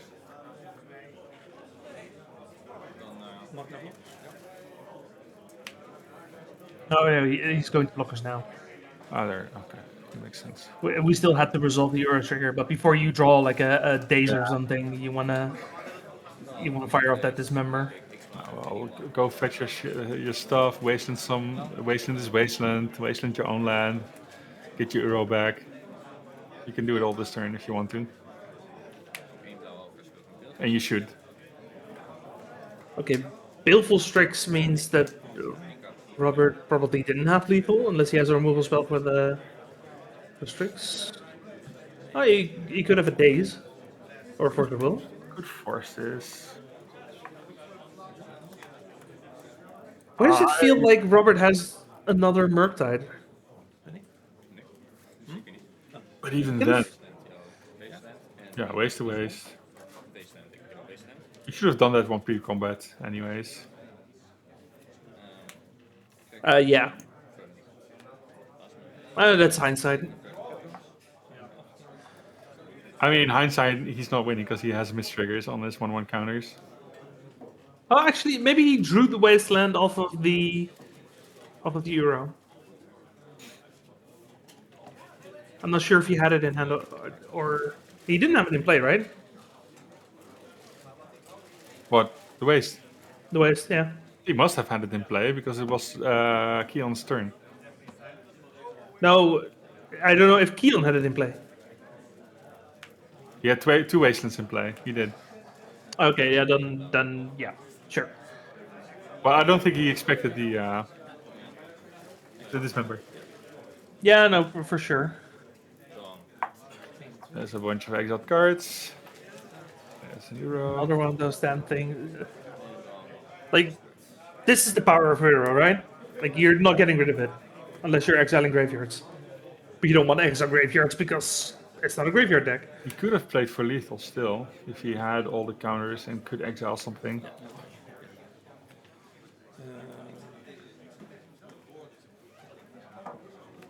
Yeah.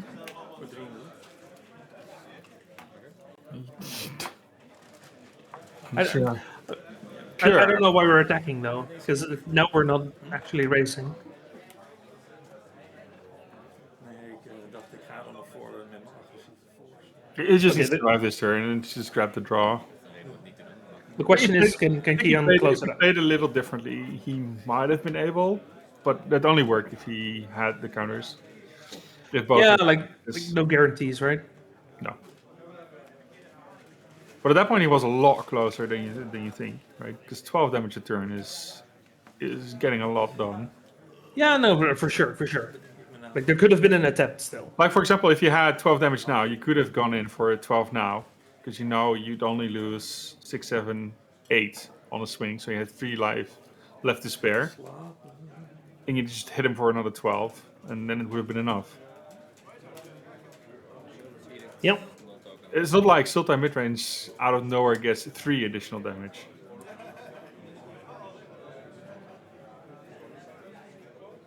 Yeah, and on Killian, Oh no, they could. on Kian's side, I don't think he has a way of closing it out here.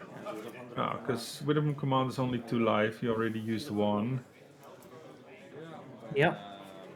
Kaito is only 3 Could have damage. Kaito, yeah.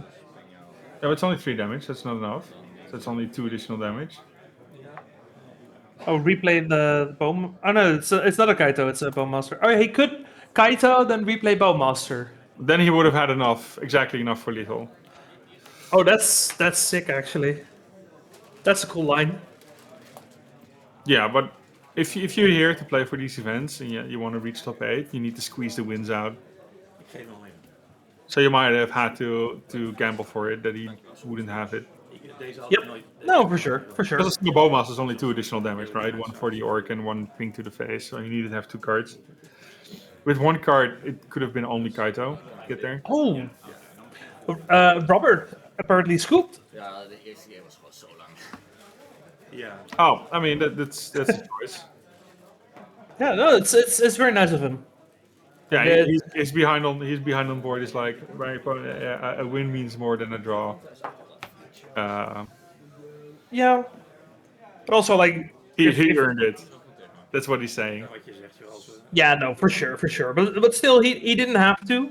So it is very nice of him to do, for sure. Absolutely, that was a fun That, game. that, Ja, joh. Dat... it was a fun game to watch because there were still a lot of possibilities, and it's always nice to see good sportsmanship, right? So Oh, absolutely. I mean, in the end, legacy players are that for fun. Like winning is nice, but the difference between the first draw and a loss is it's limited. So he'll still be fine. He's like, I'd rather fight with the 0-1 group than I'd fight with the 2-0 group. That's also a possibility. yeah, He's fine. He's only 1 loss. He's 1 win. yeah, 1-1 is it's Definitely in nothing. there.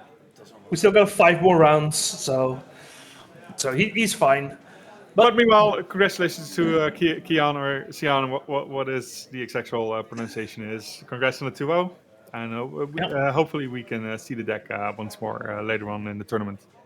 Yeah, we still have 5 more rounds as well as a top 8.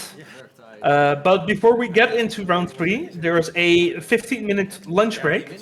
So everyone watching, go stretch, maybe grab some food, and we will be back in about 15 minutes. Thank you for watching. And we are back from our quick lunch break.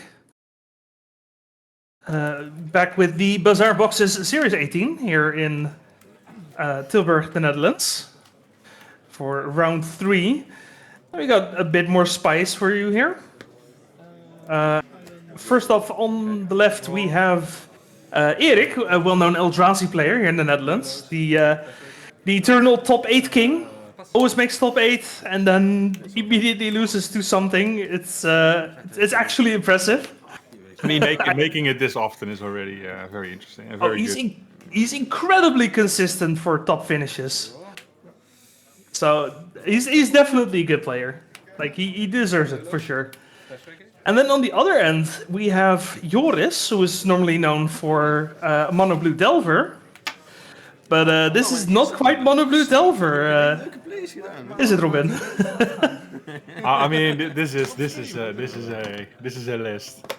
Oh, is that? I mean, we had a quick game one. That's for sure. That's a really quick game one. Yeah, the interesting about this deck list, it plays pretty much your Simic Beanstalk cards with the surprise in Ethereal Forager and Temporal Mastery. I mean, do we have a Simic Beans thing in the format? I mean, mostly it's a little bit bigger, but I mean, there's also Commandeer in here. I mean, you might as well, right? Because you're not playing white, so you need some more hits for the Beanstalk. So Commandeer makes sense. Absolutely. I mean, it would have surprised white to still be in here to get your removal in, but then again, 2 Commandeers, the town ain't big enough, 4 Temporal. But I mean, the Ethereal Forager and the Temporal Mastery and everything, and also the Ethereal Forager also allows you to cast a Commandeer for cheap. True. And then, of course, we have Quantum Riddler, because Quantum Riddler is just the perfect card for Beanstalk decks. Yeah, for anything. So yeah, that was a quick game one. This is what Stompy can do on the play, right? Get your 4 mana on turn 2, start ruining your opponent's hand, and your opponent's like, I mean, I like to recover, but I also get beaten by 4/4s and stuff. I mean, just a Chalice on 1 is already such a beating. Even if you get like a 1-lander. Even though you would surprise, if you get the 1-lander, yeah. But if you like the Simic Beanstalk deck, often doesn't care about the 1 mana. There's a few cards in there, but that's fine. I mean, there's a few stifles in there, which immediately will probably hit the sideboard.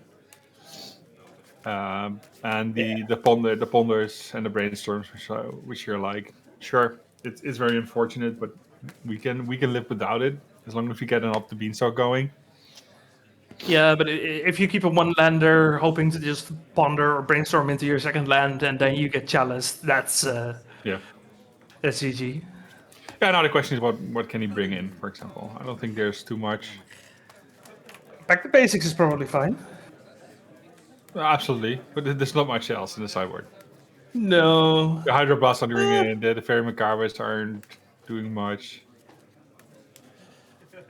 Yeah, like maybe Damping Sphere, but that's probably not good enough. No, Energy Flux also not here.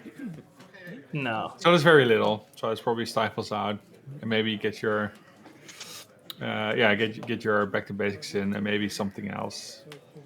Yeah, not keep a hand that loses to a turn 1 Chalice. Yeah. That probably also helps. I mean, you can still consider the Energy Flux just for the Chalice, so he has to keep it up for 2. Which drains a lot of his mana, but outside of that one, it's not much to do. So he mulliganed to 6. Going to 5. 5. Oh, I hope the B match is more interesting. Unfortunately, this might be a quick one. That's a bit of variance. Like we don't know this is gonna happen, of course, when the players sit down. But that is Magic sometimes. No. Also, as I said before at the start of this, for those who tune in later, the first few rounds up to the second or third round, we'll focus on the Brewers Cup decks. The decks are creative or have small of large variations on existing versions. Yeah. And afterwards, we will start following the top tables. That being said, what's happening here is not because he's playing a brew. It's just Magic. I mean, he's still playing a brew, but yeah, Magic is still happening. Yeah, I mean, he lost the die roll. That's mistake number 1. If you're gonna play a brew, definitely win the die roll. Here we go, Petrified Hamlet, the new card. Yeah, resolved. Yeah, Wasteland. Hey. Okay, he's gonna name Wasteland. There are 4 Wastelands in the deck of Joris here. Yeah. I mean, I think currently he's not. Oh no, don't be Brainstorm locked. I think he is. Close. Not great. Beanstalk and a Dismember. And we are brainstorm locked. Oh boy, I thought he had a land, but apparently it was not a land. It's not like he has nothing to do. He still has a force to play with, but it is. He's a single wasteland away from scooping. The good thing is, Eldrazi Stompy don't play wastelands, so he's safe. Safe. Yeah, don't just let it die. This is not what you're fighting over. You want to land you with a Beanstalk and then find something to force over. Yeah.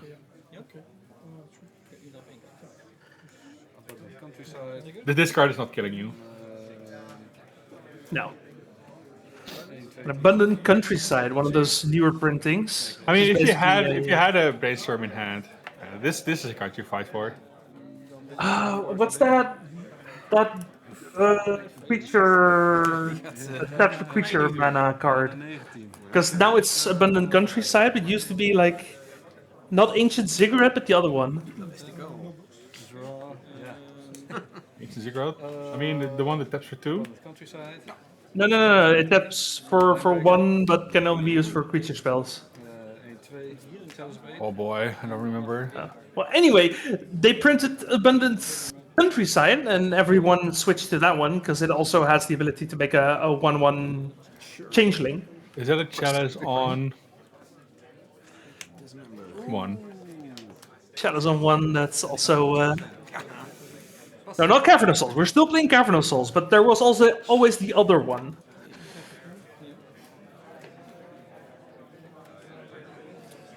Like Modern Humans used to play that because it was a 5-color deck. I just. You had Ancient Ziggurat and you had the other one. Alright. 2 lands available. We can play the game. I mean, there used to be the Saga rare. I know which card you mean. It's the Shards of Halara, uncommon. Yeah, I just completely forget what it's called. The Ancient Ziggurat. And the other one. No. There's also the Saga one, but that will sacrifice if you don't control any creatures. No, not that one.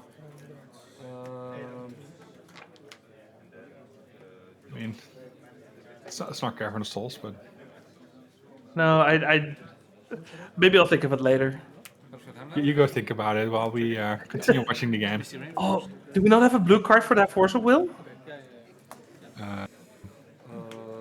Seems we do not. That is unfortunate. What does he have in hand? Those look like black cards. Attack phase. Zijn versneld. I think another land. Okay, so we have one of the new lands, the Petrified Hamlet. We mentioned it earlier. We didn't see it in lands, but I really like it in Eldrazi because you want the colorless mana anyway. Hey, the Forager. Oh boy, this is something. The Forager definitely helps. I mean, at least it helps the mulligan. Dismember. Ik ga naar 16. But yeah, the Petrified Hamlet is such an easy include in Eldrazi because you just want an answer for the wastelands. Yeah, you fight for this one. 9. Oh yeah, for sure. Resolve. Oh, there's a Dismember in there, which is nice. Because this member is going to take care of the line breaker. Forcing means we get a draw.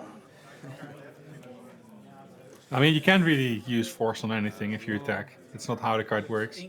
No. But it goes back to your hand, 1. so you can get a force. 5. Oh yeah, Kost als command. Ik yeah, that could be good. Ik maak 3 tokens en krijg 3 pak kaart. Yeah, X equals 3. It's Deze pak ik. if you're Yoris, you're like, En ik heb 3. I'm alive for now. That's not the worst option he could have gone for. I mean, you still have the line breaker to deal with which is a problem, Oh yeah, the line break is the problem. and especially now with all the tokens. 4+0 en haste. Val aan. 15. Dismember. En het 12. Oh, Another Dismember. Ik heb verkeerde dismember. Ja. Dus deze trempelt over voor 7. yeah, that thing has trample. Yeah, that's a good line of play. Gewoon random tussen. Is it only 7? It's Eldrazi, so it's 4. It's... So it goes 7, yeah. Oh, yeah, it's only 7. Yep. Ja, die tweede lijnbreker heeft wel geholpen. Yeah, I mean, this is just... Oh, we're on a multi-5. I mean, could you imagine? This was a multi-5, and it still felt like he had... At least he has a fighting chance. It looks like his draw for the turn would have been Brainstorm into Temporal Mastery. So yeah, no, this... He could have stabilized here. In a different world, he would have absolutely survived this. That's crazy, though. Ja, precies. All right, well, good luck to those players. It's also, yeah, you have to look at it. It's both his members were being used. Both the yeah. amount. Yeah, all that life from the dismembers is also so rough. But yeah, no, it still looks kind of impressive, to be honest. But yeah, we have our backup match here. Good old Thomas is never going to disappoint us on B matches, because that deck is not fast at all. I mean, it's still. I mean, the first round was done in 13 minutes. True, and meanwhile, this game is still in game 1. But now we're up with Mono Black Aggro, which I think is a pretty cool deck. People are playing it in Legacy. Yeah, I have a doubt it's strong enough to fight for top tables, but I like the existence of it a lot. It's very volatile. I'm surprised it hasn't picked up more steam than it has, because Moonshadow was a really good printing for that deck. Moonshadow is an absolutely amazing card. Ging snel zo. But yeah, that was game 1, so while the shuffling is shuffle up. Yeah. Succes nog. And of course, Thomas on his signature 4-color Beanstalk deck. He's been playing that deck since as long as I've known him, pretty much. Ever since the Beanstalk printing. I think before that even.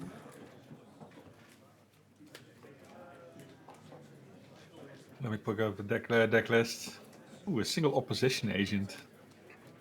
Yeah, singular opposition agent from Michael. It's to bring the salt. I think it's all right in this meta. There's a couple decks that it completely hoses. It's a one-off. It can't hurt. You can always hurt your ritual it opponent. out. Yeah. If you get ritual out, yeah. There's also a single Palantir. Unclaimed Territory. That was the card. Thank you, Pray With Me. Unclaimed Territory was the card I couldn't think of. Oh, man. I don't even think I know the card. And there was also Secluded Courtyard at some point, yeah.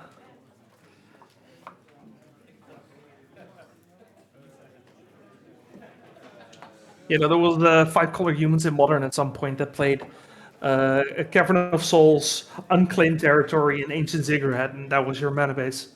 Oh, and Horizon Canopy, because most of your mana doors were green anyway. So I wonder what the sideboard action will be. Right? Will the Palantir still be in the edicts, for example? Wait, was it? Oh yeah, Michael has a Palantir one-off. A one-off, yeah. He also has a one-off him mainboard. I think this is a very good matchup for Palantir. I mean, it's gonna get countered probably, but if it resolves, it's like the thing you need to get back. Mm-hmm. To keep grinding. I don't think there's much to board in. I like Turok. Like actual factual Turok. Dread counter. It's pro-wide, yeah. Pro-white, possibly some kicker shenanigans to start eating away at your hand.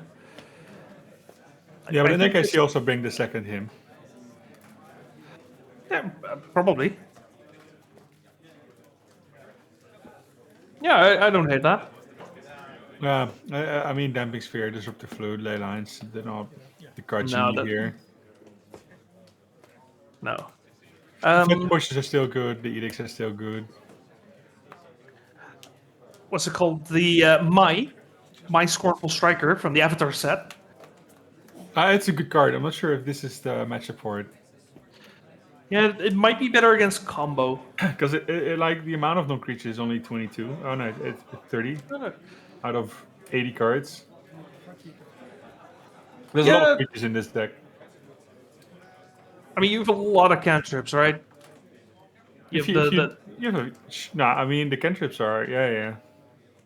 ponders, the brainstorms. Interestingly, no abundant growths, which used to be a staple in this deck, but is now not on the list. Looks like. No. But Mama is just one of those guys you just play against Storm and they'll be like, fine, I have to do math on both sides. What I'm looking for, but I guess it's what I have to do. Yeah, for sure. So I don't think you bring it here, but I can see something for the double Turek and the him. Just like 3 cards in. Maybe you can get rid of the edicts. Depends on how scared you are of the creatures. Yeah, I think there's too many small creatures to make. There's a lot of few ones you want to get rid of, but you want to curve out as soon as possible to get anything on board. Maybe you get the opposition agent out. I don't think it does anything here. No. It does much here. I do kind of like Toxic Deluge here for Michael, though. Yeah, that might be an option. I think there's enough small stuff that it's interesting, at least. Yeah, but even for the bigger stuff, you could pay it, and your Moon Shadow might still live. Yeah. I mean, the Riddler is a 4/6. It's massive. We're getting the early Filias off the board. The Halfling, the Tamiyo, the Leopold. It's helping. But since you don't have any answers straight up answers to the up to Beanstalk, I think it's very important to just like hit and pray a little bit with the hymns, right? See if you can find one. You can get something off early or get the bow masters in early. Beanstalk might be a reason why you board out Palantir, actually. You just try to go face as hard as you can, as fast as you can. Yeah, it might be too slow. Yeah. It's a consistent trigger for at least it's there to draw cards, so you can fight with the draw engine that's up the Beanstalk. But I don't think it's good enough. Maybe Beanstalk is a reason not to him, actually. No, it's a reason to him. If you're on the play, it's a reason to him. Just get his cards as low as possible. Sure. Right? He can play up the Beanstalk, but he might not have anything afterwards. You can hit his lands. It's a deck that's always strapped for lands. Yeah. Well, it's mostly if you bring the Turok in, you might as well bring the him in, right? Get all of the disruption in, even if you have to pay 4. Yeah, it's interesting. I wonder what our players here came to, because I can see a lot of decisions to be There's made. a few decisions. I mean, the amount of cards you have to think about as Michael, as Mono Black Aggro, there's not too many. Most of the cards you don't think about. Yeah. No. Looks like we did bring in the Turoks. Unkicked Turok, so he has 1 black, so there's a thought he's coming in as well. That would make sense. Very nice. There we go. But that does trigger the Turok, right? If I remember correctly. Yeah, it does. If you get So someone, he gets a counter. So we now have a 3/2 with protection from white, which is a really relevant color to have protection from. Yeah, the question is what are you gonna do? There's a Delighted Halfling. Yeah, just take the halfling, slow you down a little. There's nothing else happening. Few turns. The loam is not happening. He has a single. Wait, no covered plains. Do we keep a hand with a 1-lander that's the snow covered plains? I mean, he has to, right? He just has to gamble. He's a 1-0 up. He has to gamble at 5. He has absolutely nothing to do. Going to 4 against a Mono Black deck that plays Thoughtseize and Hymns. Going to 4 is unwinnable. Yeah, and like you have the prismatic for turn 1 Moon Shadow. Like it's not like you're not doing anything. But you have the luxury. As Thomas, you have the luxury to lose this one. You're 1-0 up. You can lose this one. You can lose it quick if you have to. True. Then you get the privilege of being on the play again. We did find the land, looks like. Just like we drew it up. There's a land you can play. Live from the Loam, get his land back for next turn. Yeah. Make sure it's already in the bin.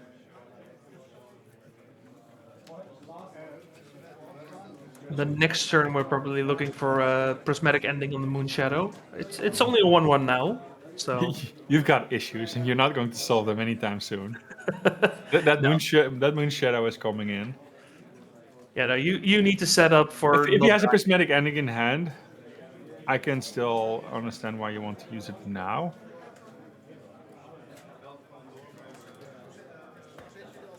Because I'm expecting he's tanking. He's tanking so much damage. Yeah. The Moon Shadow is at least a 2/2. God knows what's happening in on Michael's next turn. Can you take the risk that it's a potential 4/4 of a 5/5 at this point? It takes 7 or 8 each turn. I mean, you have to, right? But And I think that's the question, right? If he has a prismatic in hand, he could get rid of it, buy some time. The question is, can you really?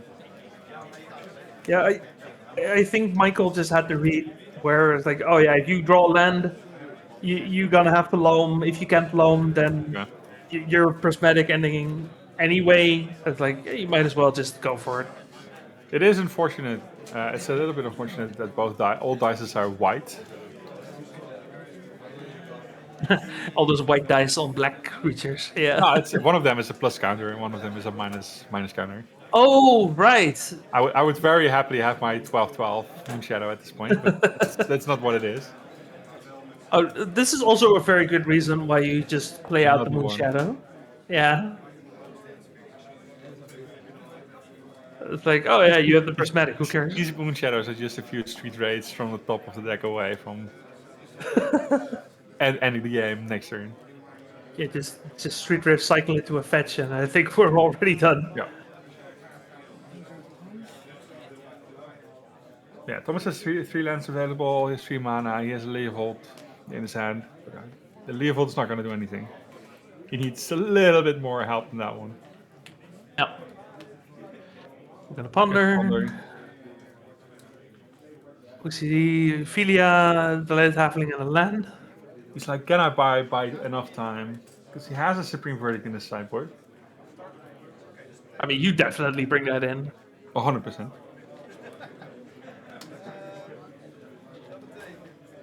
Including the 4 fatal summers. Yeah. Yeah, with all the discard. Yeah, you could probably the force negations are probably out at that point. They're not the most interesting here. So we take out a Moon Shadow. Send the bleeding ever so slightly. I mean, he pretty much says he's close to having given up on this game. But there's not much he could do anyways. It's just lack of choices, lack of cards. We still got plenty of time for game 3 as well, so. Oh yeah, 100%. Whatever it is, you put it in the bin. Yeah. Pump, pump. It didn't matter what it was. You put it in the bin.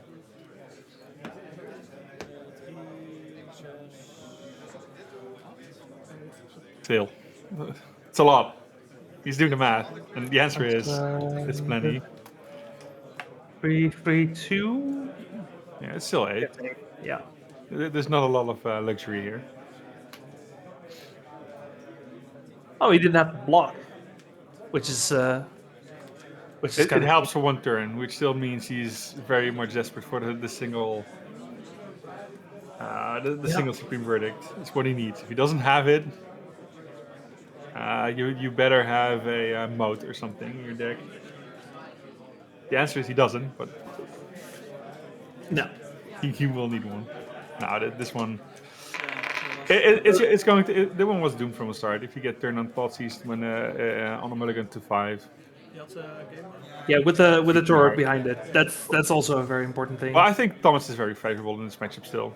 Right, the amount of pressure Mono Black does, it's out of gas pretty early, and I think the deck is very much capable of handling the amount of aggression the Mono Black aggro deck can bring, and we will see a much better game 3, especially if he's on the play.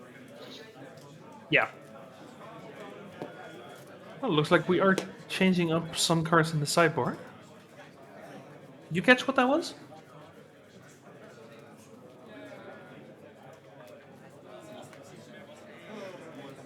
No, they're not. Uh, But it's 2 cards. 2 cards. Or is it 2 cards and he drop one? He might bring the. He might take the Tureks out.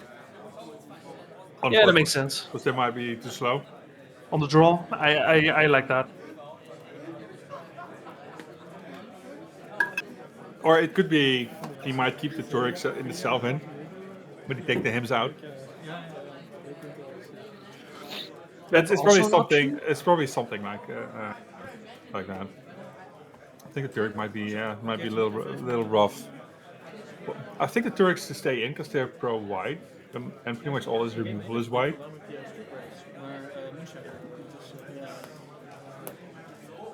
So there's no way for him to deal with it.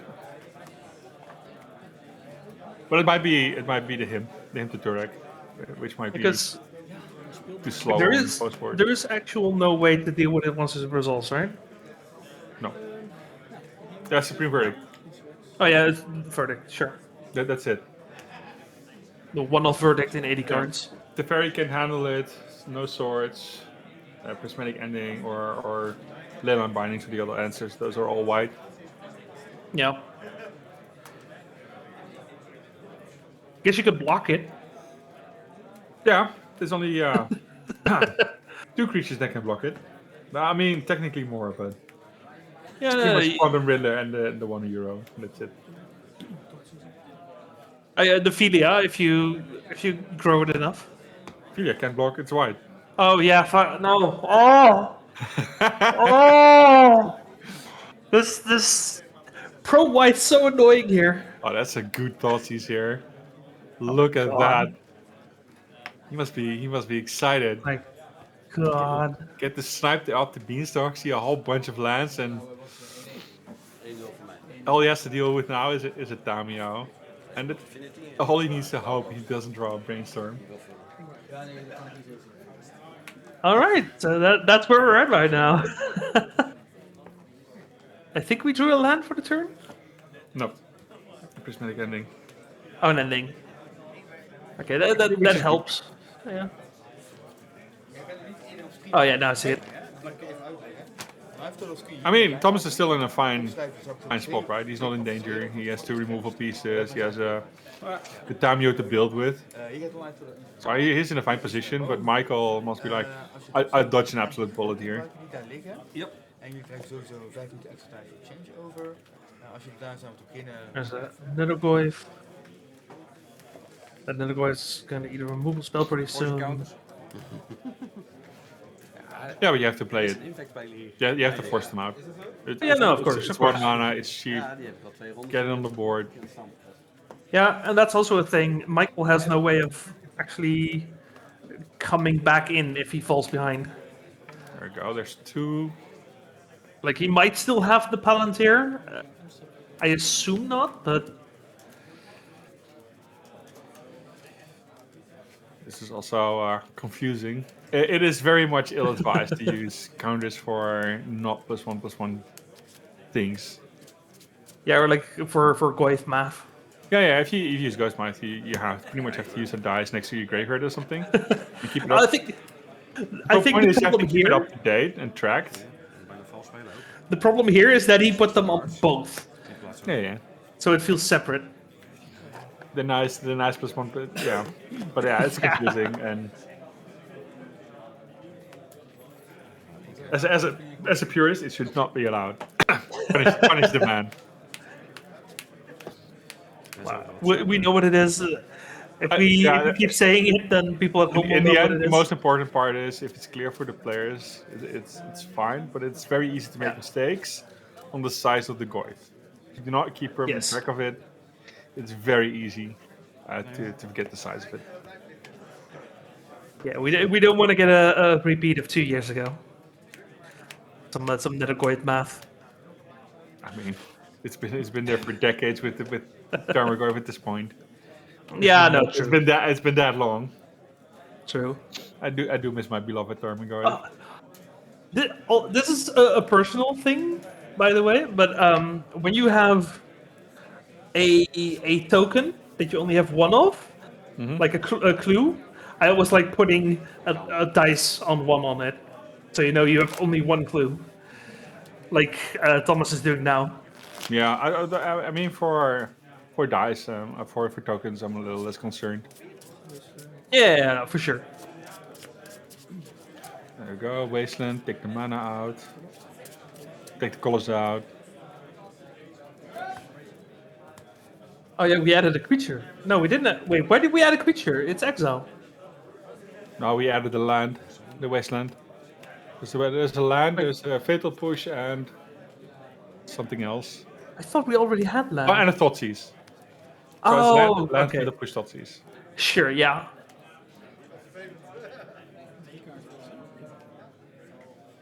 Makes sense. It's nice and big, and I'll probably eat the binding. I think Thomas can still take the damage a few times. See if he can find an up the Beanstalk first. You got some glory. I think there's some value in that, but you have to be careful with that. No. This is when you probably launch it. Yeah, I mean you have to, otherwise you can't even guess it. Because you need your domain. Ooh, let's it go. For now, he wants to go to combat. No. See, I had a correct clue. Oh yeah, I mean if we're just fetching another Tundra, then it doesn't matter. And I would just. Is that a forest? I thought that was an island. Is it an island? I mean, if it's an island, we're getting this event anyway, so. Oh, it is an island. Okay. It says that covered works. island on the card. Yeah, no, I don't know. It looks kind of greenish blue. I like the mono black player. He's like, oh, it's a Jarman. Yeah, might as well put it in exile. It's not coming back. I mean, he's not wrong. No, he is wrong. Because Thomas is playing Teferi.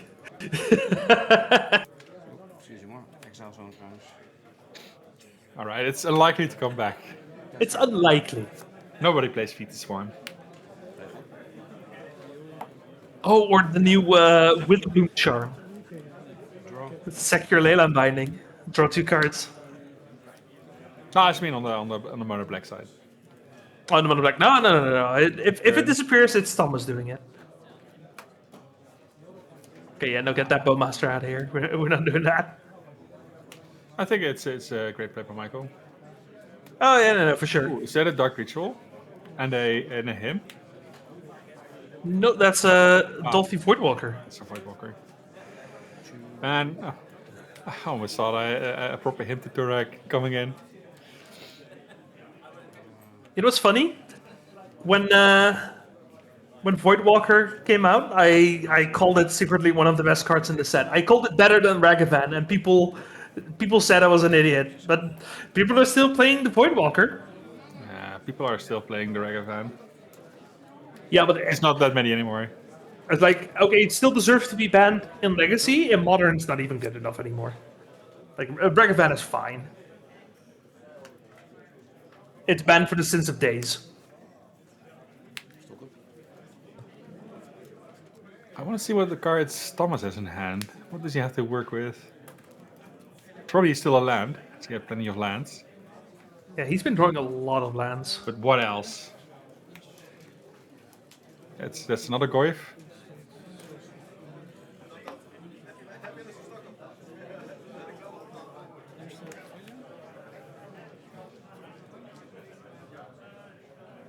There's a Philia. Philia is not going to do much. Ja, 3 en die maakt er veel te. So he's not the most exciting card here. Might as well get it out. Goed wat discarden. Well, still a beater. I'm thinking you can't really exile your Leyline binding with the Philia. Yeah, get it back. Get a 1/1 counter. Yeah, but then you put a blocker in play. It's the problem. Yeah, there's already a blocker in play. That's also true. You could get rid of the blocker and come in. Doesn't draw Philia, but it's not exciting. No. Oh nee, sorry. Ik zat hem verkeerd te kijken. 17 17 17. The players are just talking about correcting life totals. There's a small error in there. But the screen is correct. Yeah. Yep. Yeah, I'm actually not sure what Thomas can do here. Thomas has something he kept on top, something he liked. There's no stifles or there are consigns. I don't think Thomas brought in consign here. Unlikely. Okay, so the Goyf comes back. We did 2 damage. And just take it. I mean, if you're not blocking, you might as well be attacking. Yeah. Go to 3. Oh, there's a Mai. He did board Mai's in. That card is killing you. Yep. If you have 3, that's death with you. Yeah. Go. Oh, we got a Dark Ritual. Yeah. He had that one in hand for a while. Yeah. Oh, and a Torok as an extra threat. Which means it has to be Supreme Verdict go to 1. Yeah. 100%.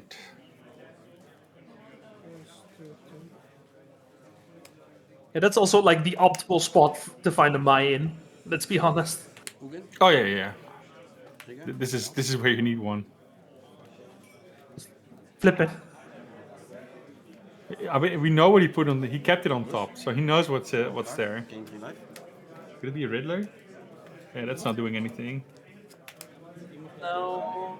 We are getting rid of the Mai, so maybe we're cantripping for Yeah. So it gets blocked by Wait. Turek. We're not even blocking. We're just taking the 2. Huh? I mean, it doesn't matter, but It does matter. It does matter. For your deck, it should matter. Goes down to 2. Loyalty is What een we 9. find? Ja, hij is nu op 9. 11 is pas ultimate. Yep. There's a Mai, which is an issue. There's a Doctor Walker, that's an issue. There's a Pro White creature, that's an issue. It has to be. And we haven't even talked about the Goyf in the room. I mean, Verdict doesn't even work anymore. 7. Nope. Because the mic comes back. Niet anyhow. Euro is not doing it. So what do we have here then?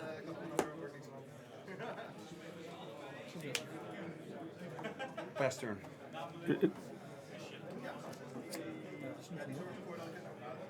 What are we hiding? That's a land. We know there's a land in there. Source to Plowshare is not the answer. We're gonna ponder for an answer. We'll find a bunch of cantrips. We'll find a whole bunch of nothing. Supreme Verdict isn't saving anything here. No. But I think that is what he's looking for.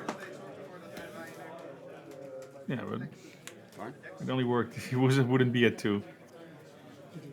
If he was at 1, it would have worked, but this is not it. I'm thinking if he didn't fetch, then Supreme Verdict would still be an out. Yeah, he still takes a 2. He goes to 1, and he's still in a pickle. But you have outs at that point. It's a bit of a risky hand from Thomas. Got punished by the first. Thought he's never couldn't come back in the game, and pretty much got swamped by the creatures on board and never found an answer for it. It is how these matchups can go. So congratulations to Michael. He gets to go to 2 and 1, which means he's very much still alive for top 8. Thomas will be on 1 and 2. He might have an outside chance on top 8, but it's already very unlikely. 5 and 2 with except 2 with 94 players. It's rough. Yeah, maybe if you get some really good tiebreakers, but tiebreakers are already not good if you start at 1 and 2. No. So we'll have to see. Good luck to those players. We have our backup match here, which is going to be Alexander on Affinity against Stefan on Cloudpost. And if you are correct, this is only game Two. 9 minutes on the clock. Very nice. Very Oh nice. boy. What have you found here? Is this the end of game 2? There's a bounce here. Yeah, I think we might be looking. We might There's a be bunch of looking at drones. Damage. Top 7, 11. Yep. Ah, there's the over emissary. untapping. Alright, fair. Yeah, no. He just had to do the math. There's lethal on board. Ja, we hadden wel 5 minuten extra, maar... Fair enough. Is that a Claw of Gigs?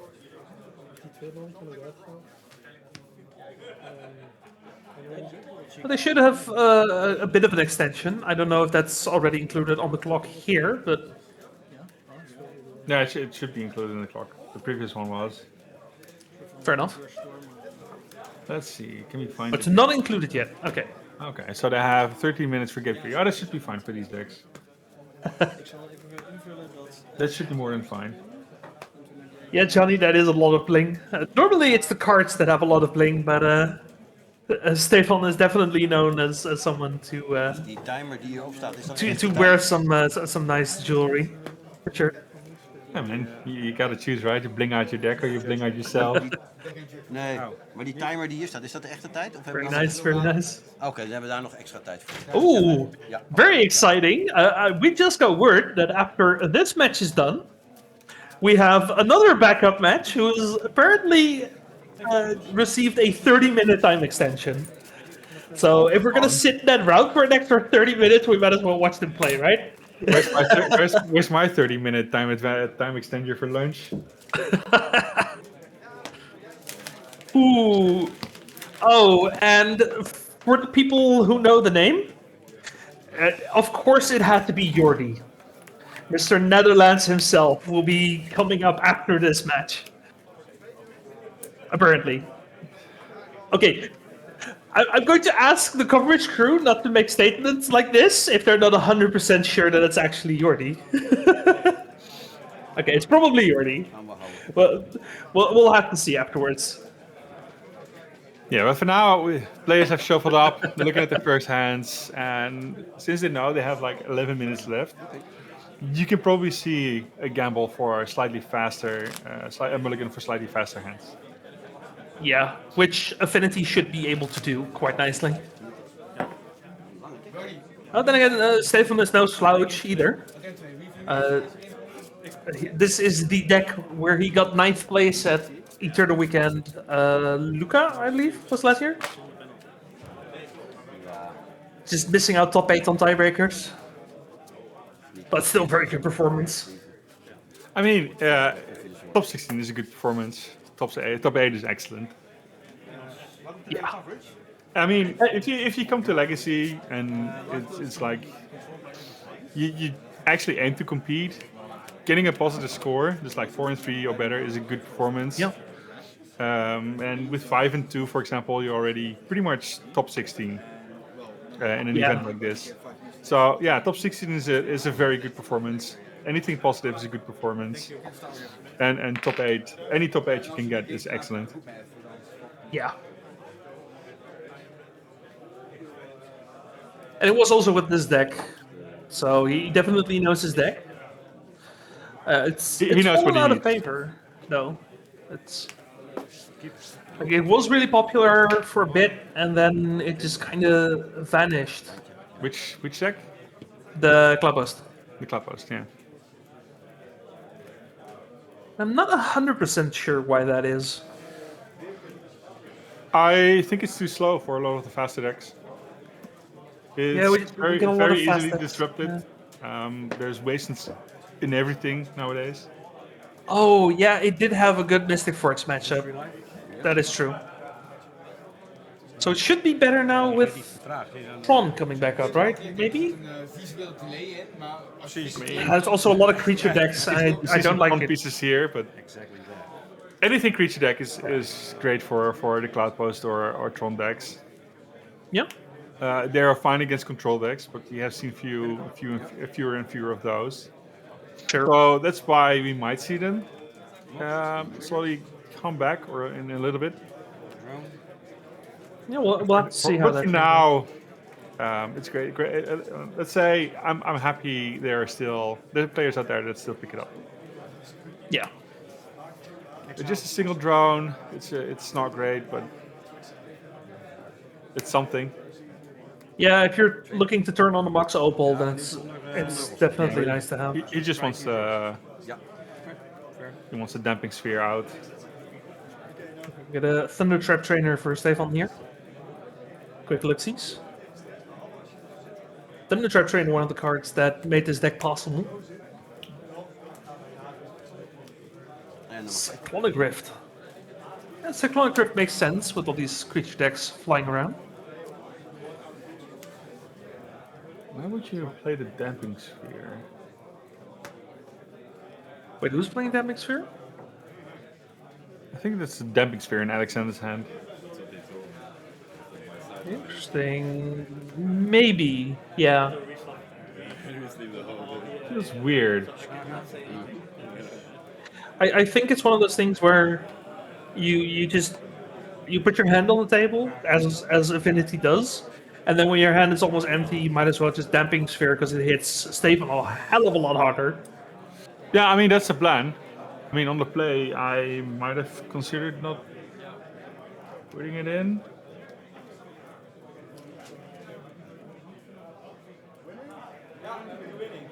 Yeah, because it's only one-sided. Each player spellcasts more for each.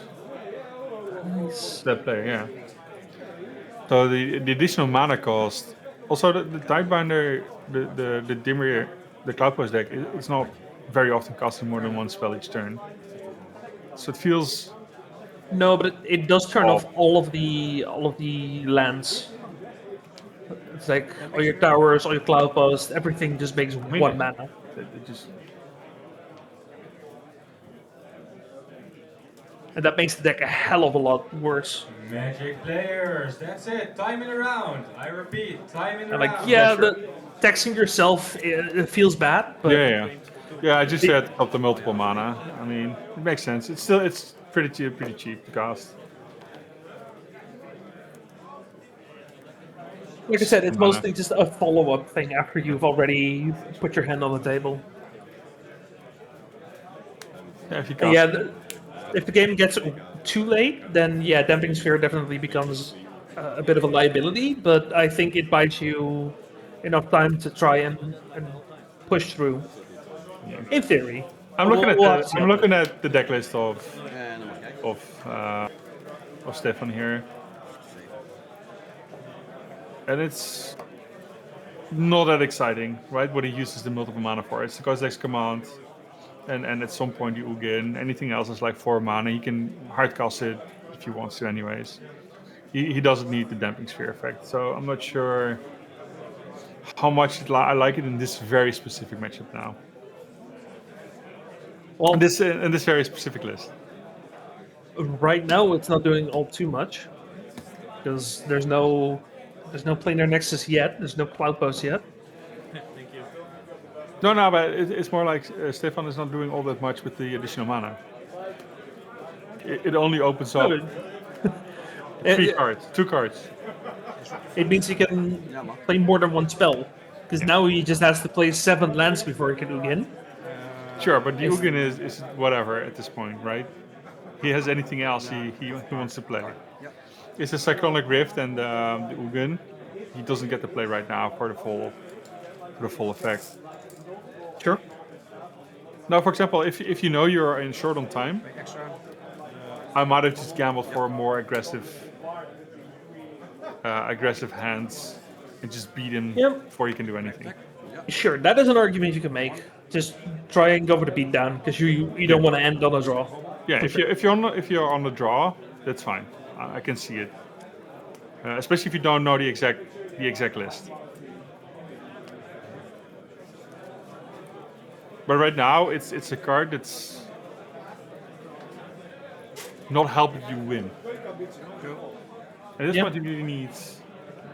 He plays a single Cran, so he needs to find his Thought Monitors, his Emrys, Krang. He needs something to do. There's a single 1/1 drone. Yeah, these have not been the best draws for Alexander here. It's not really doing much. There's so many threats that could be played here. Like there's literally 14 creatures that we just have not seen yet. Yeah, and he needs any one of them. Jammer. Also, we could start making constructs, but we're also not doing that. I'm surprised why he didn't. He wanted to play the flute. Yeah, I'm surprised we played the flute. Yeah, I would have gambled. I would have be like, sure, and let's play the emissary first. Get it on the board again. Make sure we have the 3/3 available. Did you catch Still what the have a- flute is on? Actually, No, I assume it's Karn then. it might be Karn. It might be the One Ring. Shadows Tidebinder. Pick one of those two. Fair enough. Mooie artwork, maar dat Just is Tidebinder. counter als ik wel kan. Target. Sidebinder going to deny the construct. Yeah, you might want to fight for this one. I have to look up the wording for Sidebinder. Yeah. Yeah, This is tough. it doesn't stop anything else on the land.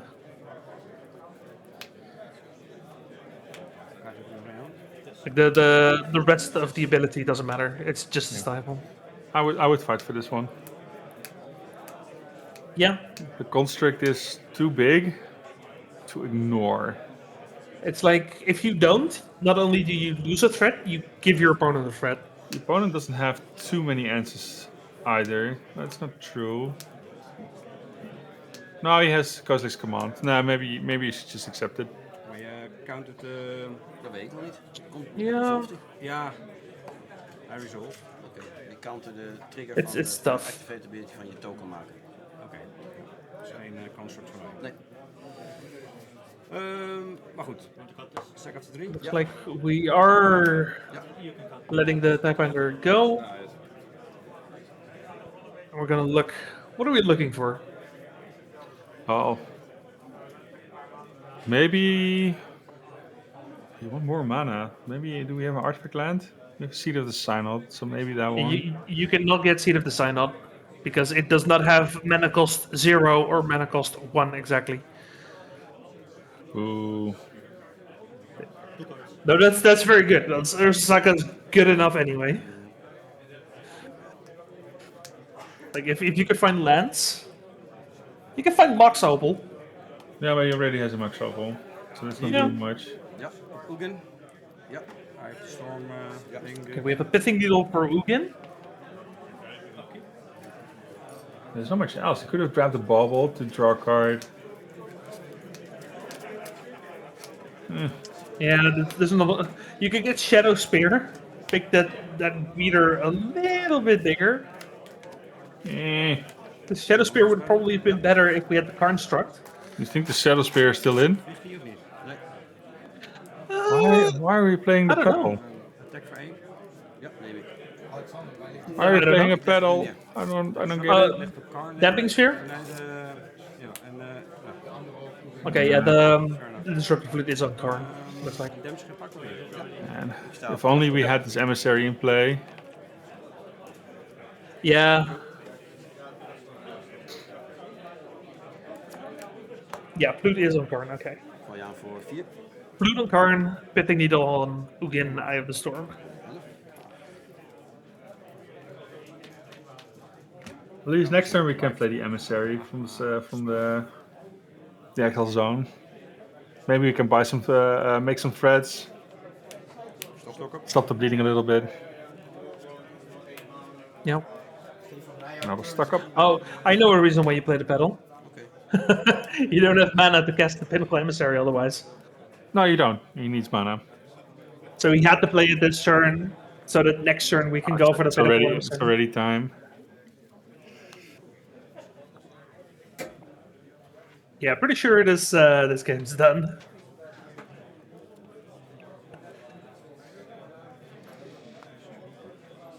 Because I don't see Stefan doing much of anything either at this point. I mean, Alexander is at 10. Yeah, so next turn goes to 6, then goes to 2. So Stefan needs a creature, or he's not winning. And even then, like we have at least 2 blockers. We're presenting at least 2 blockers. I mean, Alexander is not killing anyone.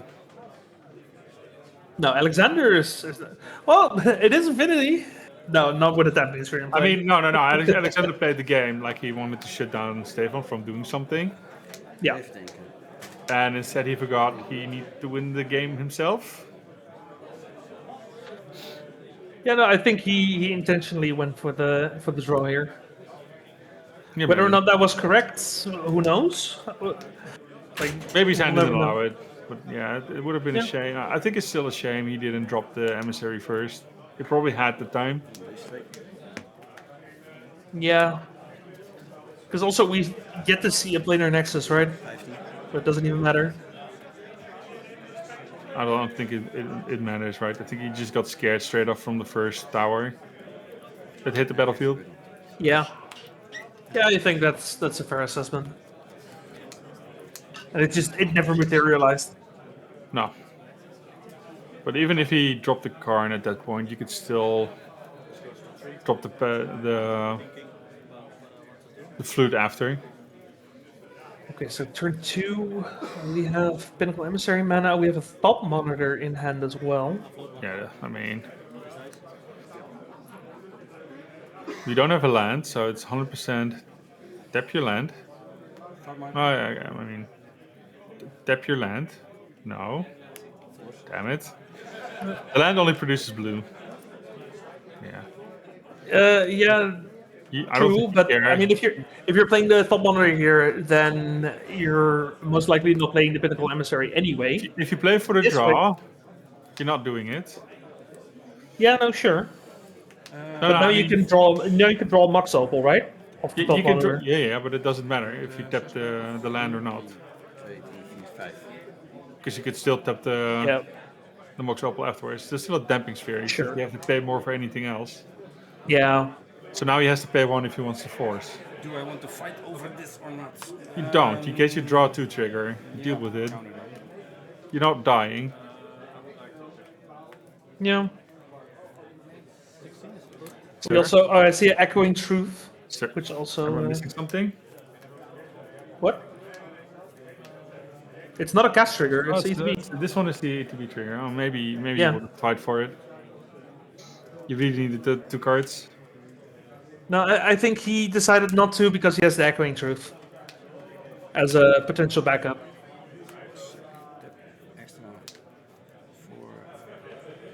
Oh, no, he has Emery.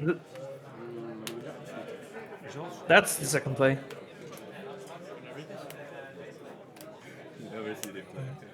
Or nothing really relevant here. I mean, he can grab his petals back, which is something. Yeah. But it's not good. Cast the petals. Stefan has 2 turns to try to win the game. What Interesting. allows him to beat his opponent? I thought this was turn 3, but it's turn 2. What allows him to actually kill his opponent in time? I don't think he has anything.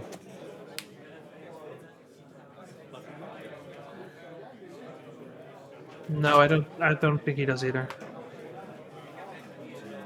I think the only option he has is the walking ballista. Yeah, but he doesn't have the mana to actually put that to use. And I mean, it's probably still on the side, right? No, but he can still play to get it, right? He can deal with damping sphere. I mean, I assume it's in the side, so he Yeah. would have to get rid of the disruptor fleet first. Yeah, but he has 2 turns.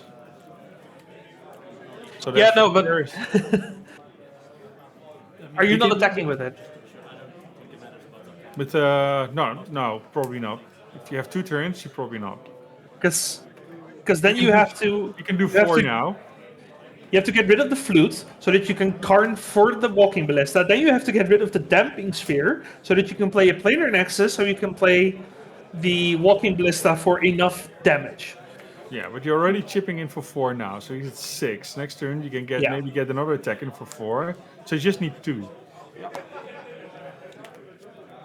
Yeah. So we might not need as much damage as we think we do. Yeah, sure. I mean, the K command pretty much means that's not happening, I think.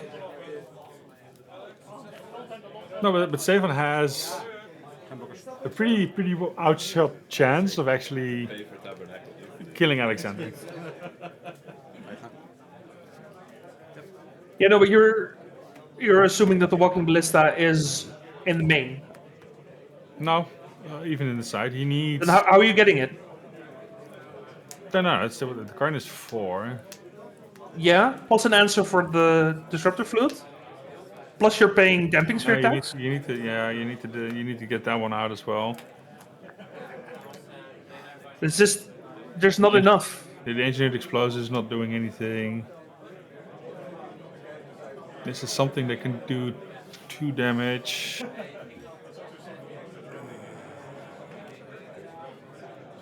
That doesn't do damage. No, I don't see an out for Stefan here. I mean, there's an outshot chance if he Ancient Tombs himself. Je hebt deze nu gespeeld. Dus dan heb je 1 uurtje 4 voor op tafel. Oh, hoisted by the old petard. Wap, wow.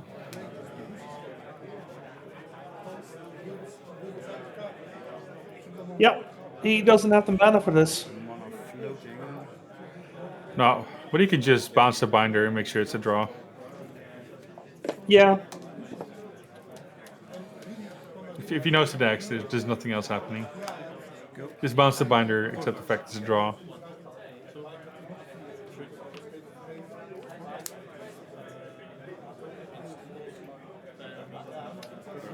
Yeah, this Damping Sphere just pretty much sealed the deal for both these players. Yeah. Deze kan alleen 5 blokken trouwens. I mean, not really for Stefan. Stefan could have found something else, but he just couldn't get anything done. I completely forgot the tokens made by the Pinnacle Emissary can only block flyers. Yeah, it's a drone.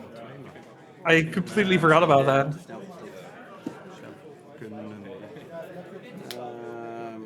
Ja. Wait, so Alexander should be at 2, right? Ik denk of nog iets kan doen, maar He should be. Yeah, it should be 2. Okay. niet dat ik die laatste 3 damage gedaan krijg. But still, 2 damage, 3 damage, might as well be 15. Unless they made a mistake earlier, it should be 2. It's not like I'm here with pen and paper and checking all the math of every single damage. No, that's I don't get paid enough for that. If I see it, I see it. Turn 5. Yeah. We drew a bubble. Just accept it. Pass the turn. All on the trigger. It's done. The draw has been accepted.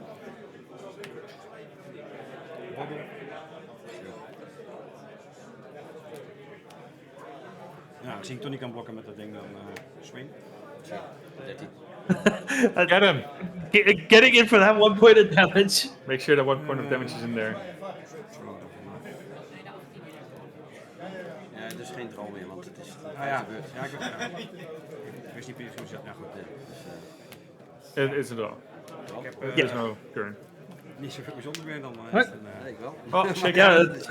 too many stacks pieces. Yeah, there was a Karn. Oké, ja, dat was het. Sure. En de Cyclonic Rift. Ja.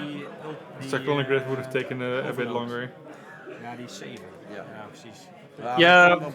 The overload would be 7, but he could have bounced the Damping Sphere earlier or something and deal with it something else. Yeah, but then you bounce the Damping Sphere and you have no. You have the.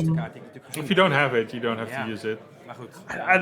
There's no follow up. Yeah, that's So you kind can still end of turn get. I think maybe instead of a draw with the Coast Like you should have made 3 idiots and just sacrifice for 3 more mana. Maybe you could at that point find the Walking Ballista play. Een leuke variant. But that's a very convoluted line. I don't see the ballista line happening. If you're only missing 2 damage. Ik vind het super leuk om dit te spelen. Yeah, but you're also missing a walking ballista. Is my point. Yeah, but if you bounce the thing from at the end of turn, you bounce thing for a Karn, and you've made 3 idiots somewhere earlier, like the 3/0 ones for 1 mana. You had 7 mana, playtest tegen 8 mana available. Tron Nee, Card, 9. zeg maar. Ja. 6 lands and 3. Volgens mij niet helemaal. So you play the Maar card, denk get ik, the Walking moet gewoon Ballista, iets tegen cast it for 5. So Nee, then you het need to was pay ook wel 1 heel more. goed, maar ik had nu And it would have been toevallig net exactly niet de lethal mana, for dus the ik missing 2 kwam points of nog steeds damage. Nee. I don't know. Well, anyway, we have our backup match, our 30-minute overtime backup match. How do you go this far into overtime playing Dredge? Explain that to me. This I is mean, you're playing against lands. You're asking lands not to kill you. this is game 2, by the way. Sure, but they started late, right? Yeah, no, sure. Okay, they spent 30 minutes resleeving Jordi's deck. Sure. But still. 30 minutes. We have enough judges to be able to do that faster.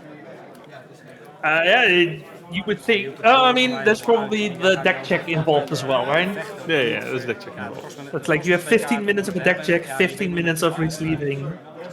Nee, dat was voor mij niet It's geen 60 blokken cards. hebben. Ik moest nu, nadat je dat ding hebt gespeeld, And then we shave off a bit off of the time extension of the. Yeah, we pretty much the came in previous at the end of the ja, je moest gewoon geen blokken houden. Yeah. at the end of the game. Ja, dat maakt het dan weer net Yeah, the quick introduction of these players. I think most people watching know Jordi, Mr. Netherlands, like one of the better lands players out there. Definitely the best one in the Netherlands, that's for sure. And his opponent, TB, he's a Dredge specialist. He plays Dredge in every format he can. I mean, he is too. Oh, he's still even if he loses this round, he still had a good start. Yep. Yeah, it's doing a lot better than he has been in Haarlem recently. He's had a bit of an unlucky streak. Yeah, you're not gonna get threshold. I think the last 2 tournaments he played, he got paired against Leyline Helm combo, which on Dredge, that so feels bad. But good to see him do a lot better here. It's a whole lot of Mox damage in play, by the way. And that's all of them. Ooh. Yeah, We're both doing the Colosseum. Yeah, he needs to. Yeah, no, for sure. But that's such an unintuitive play. Like it makes sense, but my God. Ik heb één potje, op mijn eerste potje na heb ik alleen maar mulligans moeten pakken ook. Terwijl als er maar één because we Dredge. Then we have enough cards for the Colosseum, and then we're just off to the races. Yeah. Net niet. Finish. Yep. Jij? Wait, are we getting this second Dredge? Ja. Ik zal even vaardig worden. Oh, is this in response to? Nee, nog niet. No, because it wouldn't be active. Wouldn't have been active. Extra tijd nog even te kletsen. Vergeet gewoon I don't know why we dredged 2 cards. I missed the start of it. Ja. So for the question in chat, it was saying not basic land. No, it's basic land type. Yeah, so you could get a duel with it, like the volcanic here.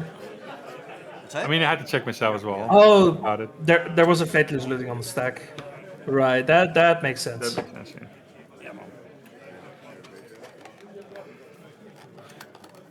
Now they are off to the races, but they're still in the Tabernacle of Pendreville. Succes verder in ieder geval. Yeah. I think. Yeah, that is a tabernacle. It's an altered tabernacle. Like that is the man's pride and joy right there on the table. Oh yeah, not the altered Mox Diamonds right there. No, those are extra. No. Those are also very nice. That's also why you don't see them with golden rings, right? No golden. Yeah. No golden watches and something. Money was spent elsewhere. Yeah, you can see where the money went for sure. I mean, they're great looking cards. Also, I think he's had all of them since forever, so I don't know how much money it actually was. There we go.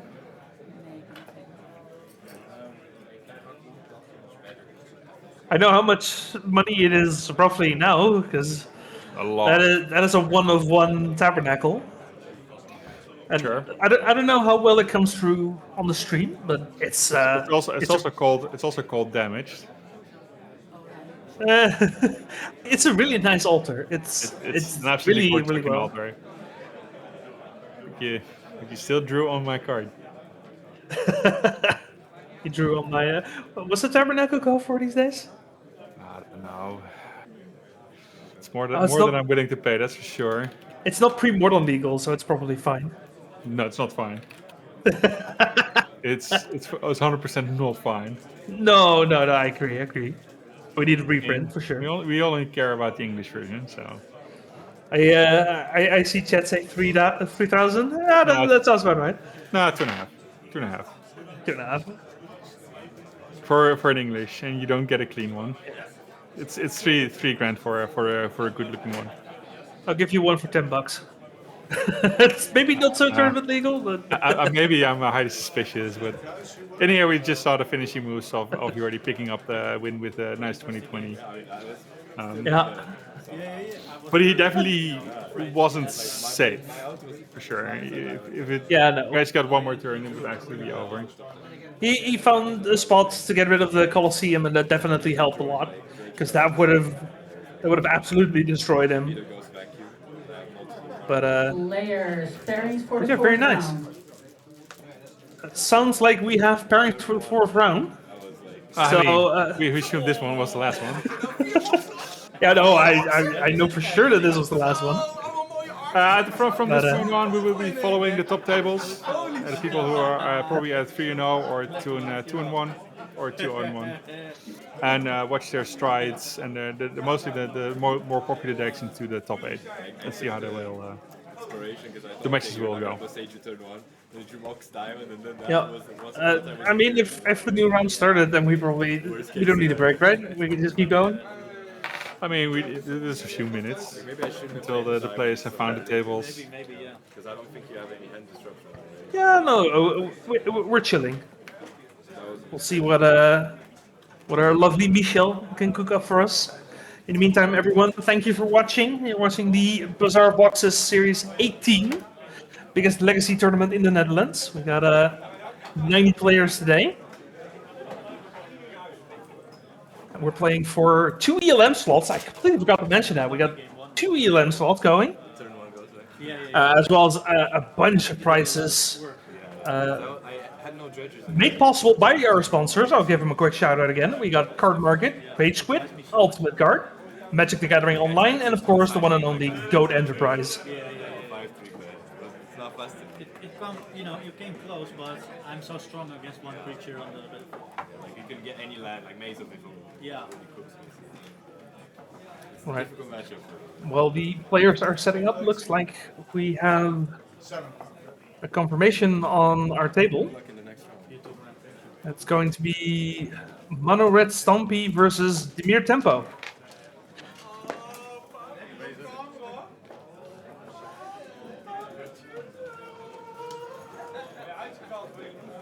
Or no. You get a change?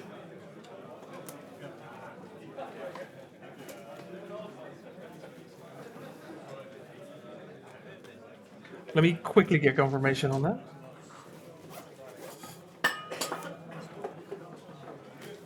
Success. Players, welcome to round Okay, yeah, no, it 4. is You Mono have Red 15 Stompy minutes and you may begin. versus Dimir Tempo. Okay. 23. Carlos versus Leonard.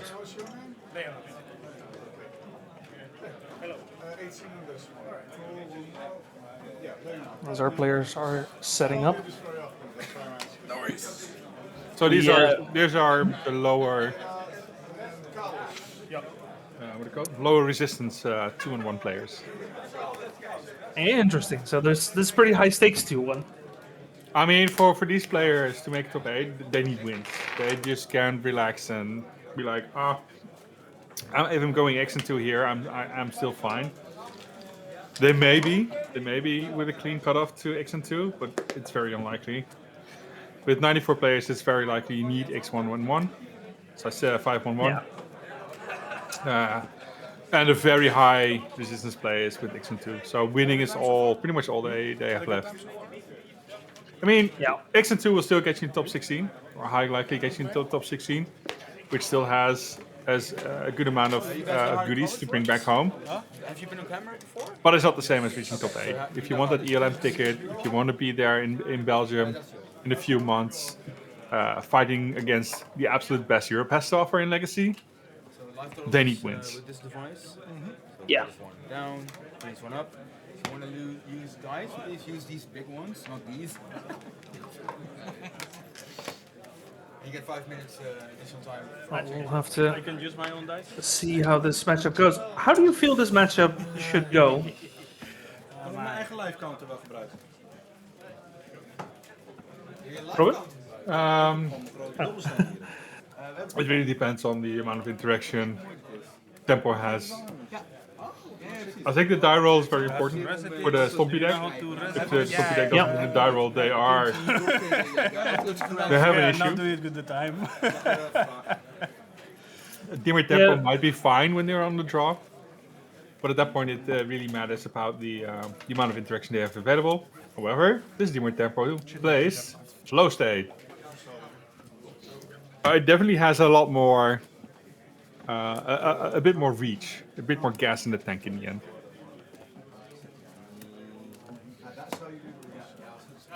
So we'll see how it goes. The amount of creatures this mono red Stompy deck plays is limited. Okay, I roll. Yes. That's pretty high. So it really matters on the mono red early thread. They're on 1/1/1. Yeah, I think this is the B table. I think we need to swap the camera to the A table. Oh. Exciting. So we already had a sneak peek of what's coming up later. Yeah, coming up later is going to be, assuming they're still playing, it's going to be Johan on Jeskai control against Robin on the Mystic Forge. I mean, this could be a very, very quick game or a very long game. Yeah, there's a lot of potential for both sides. Okay, so mono red Stompy at least won a die roll. No crazy hands at turn 1. I see double force available for Leonard. No, So turn 1 Vegas, like we saw Leonard started there. Yeah. I think he has all blue cards, 2 forces, and Bowmasters. So I think Leonard is feeling pretty good for now. Unless Carlos's hand is all wastelands, in that case, there might be a small issue.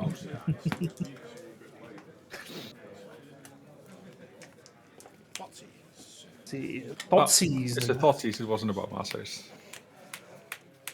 Ooh! Those lovely, you say. We had the opportunity for a turn 1 Blood Moon and we did not take it. I kind of like the choice to not do it. I mean, sure. Because right now you can at least guarantee always having the 3 mana. So at this point, now he could consider playing the city, leave his mountain until whenever he feels like it, get the Trini Sphere out. Yeah, we saw what happens when you go for a greedy moon effect. And now his days protected as well, if he wants to. True. I mean, he was days protected last turn. This is also a thing. He wasn't force protected last turn. He's also not force protected here. And we have our first appearance of flow state. Well, it got pitched, but he has another one in hand. It's a card I'm surprised we don't see more of. But there's no second land. Oh boy, that's a single wasteland away from ruin. Oh, he's not playing wasteland. Stompy decks do not play wasteland. 2 mana. No, Stompy decks don't play wasteland. No. Straight up, Hardcaster Fury. Your opponent has 1 card in hand. Do you force here? Yes, you do absolutely. 100%. What do you pitch? The flow state or? Pitch the Brazen Borrower. Yeah, makes sense. Yeah, now you can cast flow state. It's active. Yeah. Turn 2, by the way. There were a lot of people saying that, oh, you're never casting it turn 2. You're Well, casting a turn 2 quite easily. To be fair, look what's needed. A Thought Seize and a Force. I wouldn't call that like breaking the bank or anything. So, one to the bottom. Like the second Force is the just bottom. icing on the cake. I mean, you kind of needed it. The 3/3 Fury is wreaking havoc. Play the Simic. Yeah, no, for sure. Carlos is like, all I want now is gas. No lands. Yeah. Anything with a power and toughness. That's what I want to see. Like Or, the Stompy or a deck, One Ring. the Stompy deck blew its load. Now you just swing back. Yeah. You got You artifact. go for a value engine, you go for a Barrowgoyf, and No, but it's not like the tank is empty. It's just the tank is on whatever is on top of your deck. yeah, which is still worse for Carlos than it is for Leonard. Sure. Fable definitely helps. That's It's a very definitely good one of the better draws here. I love this card. It's so good. For 6. It's also very flexible. I love cards that have a lot of modality to them. That's your word of the day. He's blocking with the Spirit Guide. Why not just take 2? I mean, it does give him a creature back, so I think he's just trying to deny that. What creature? Whatever you mill. That makes sense. I mean, I don't know how big the Bargoyf is. I think it's 3. Creature, land, artifacts, enchantments, right? What? Barrowgoyf is your own graveyard, right? No, Bargoyf is both graveyards. Nethergoyf is Oh, your graveyard. right. Yeah, in that case, it's a lot. Yeah. I mean, you only get the art. Yeah, you get the art, so it's 5. Yeah, that's sizable. I think it's big enough to where you want to deny potentially giving him another creature to worry about. Because Leonard already has too many cards to worry about. Too much effort to put it back in the sleeve. See, if you're smart, you get your entire deck printed with Tamio backsides. So you only have to flip the Tamio. You don't have to put it out of your sleeve. No, if you're smart, you get the checklist cards. But it's for sure not legal, but no, but this Bowmaster is kind of nasty. I mean, the 2 forces made sure Leonard survived the early game. Yeah. And now he's the one putting up the pressure for Carlos by he's just slowly drawing empty. Yeah, I'm gonna discard. Okay, we are going to take the redraw, which means the token is going to die. But yeah, Sundering Eruption isn't going to do anything, so you have to get rid of that. His draw wasn't any better. It's another Ancient Tomb. Yeah. It might take a few turns before we reach to the conclusion of this fight, but it shouldn't take very long. If that Murktide is coming in, I think there's a scoop up pretty quickly. But yeah, like you said, I think the conclusion was pretty much at the first flow state. Like it wasn't an actual win, but after the 2 forces. I mean, if you have a 3/3 double striker, you can get to play with stuff. I mean, even if it's just the 2 forces, if there's nothing else going on, you still have a couple of draws. But if there's a flow state afterwards, that's going to find a threat. That's going to win you the game. Yeah. Like everything we do at this point is just. I mean, as what we said, right? Carlos pretty much needed turn 1, right? He needs to be the aggressor, and Leonard just needs to survive the aggression, which he did with 2 forces. And normally you can see the mono red Stompy decks have a little bit more gas or a little less. It's around. Now he has a little less gas than he wanted.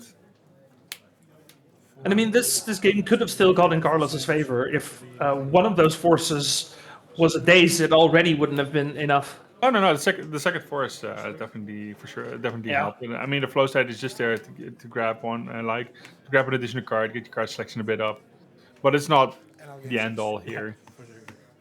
No. I mean, there's already Tamio. If, for example, you could have resolved a Blood Moon here, or a Magus of the Moon, it would have been over as well. Mistrigger. Yeah. Even after the 2 forces. Yeah, but we already used so much gas at that point. Like, No, but it could have still been there, right? I mean, Yeah, the Fury got forced, the damage Fury got forced, and if you at that point had a Magus of the Moon instead of the Simic Spirit Guide, or instead of the Fable there, yeah, you would have still had a fighting chance. Yeah, let's go to the next one. It's not like he was out of the reaches, but he, as said, he was looking at the top of his deck, but yeah. they just figured it out. This is not happening. Yep. Then they go doing a lot of work here. Yeah, I know for sure. It's risky keeping a one-lander, but the 2 forces and the flow state is like... like And then the Murktide is just the kiss of death to make sure that it actually sticks. Now we get to see the boarding plan. Yeah. So What are we I'm not looking sure- at from the sideboard? I don't know. I guess another Barrowglyph, I don't think. No, from Leonard, it's probably Barragoyf. You could consider. I don't think the dress. Maybe the snuff out. You can consider the snuff out. Yeah, I don't hate stuff out. And the Hydroblast, of course. Oh yeah, the one off. He takes that spell pierce.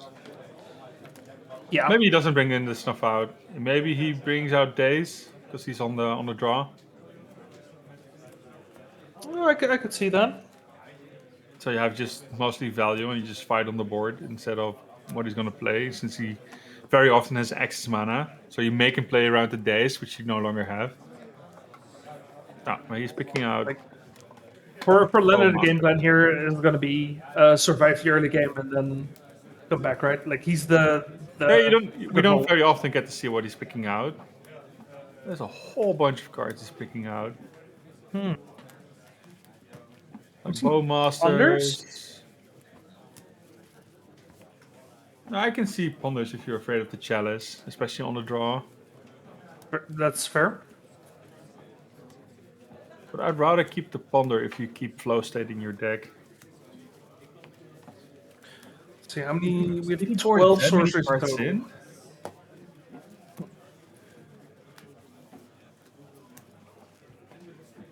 Force of Negation. Maybe. That makes sense. I mean, maybe like a Toxic Deluge. Maybe, but I don't like having too many life loss cards at this point. Because some point it ramps up with the Snuff Outs, the Toxic Deluge. I'm wondering if there's a world where we bring in Consign to Memory. Against what? It's not much Yes. you want to consign. 14 artifacts. But I like the Snuff Out. I What like the else? Hydroblast. I could consider the Duress. That's fine. The Barragoyf, it's 4. And a 4 and a Force Negation, which would be 6. Good luck, have fun. I like Force of Negation. Yeah, no, I can see it, but that would 6. Maybe he did more. Right, if we'll you have wanted to to see avoid that. Walker, but I don't think. No. Question is what you take out. Like the Spell Pierces could be good enough. I don't like the Dazes anymore. No. I think he took out the Kaito of Bowmasters and something else, a single Ponder. Which could be, but I'd rather take out one Brainstorm, even though it's a stronger card. So you have enough sorceries for your flow state.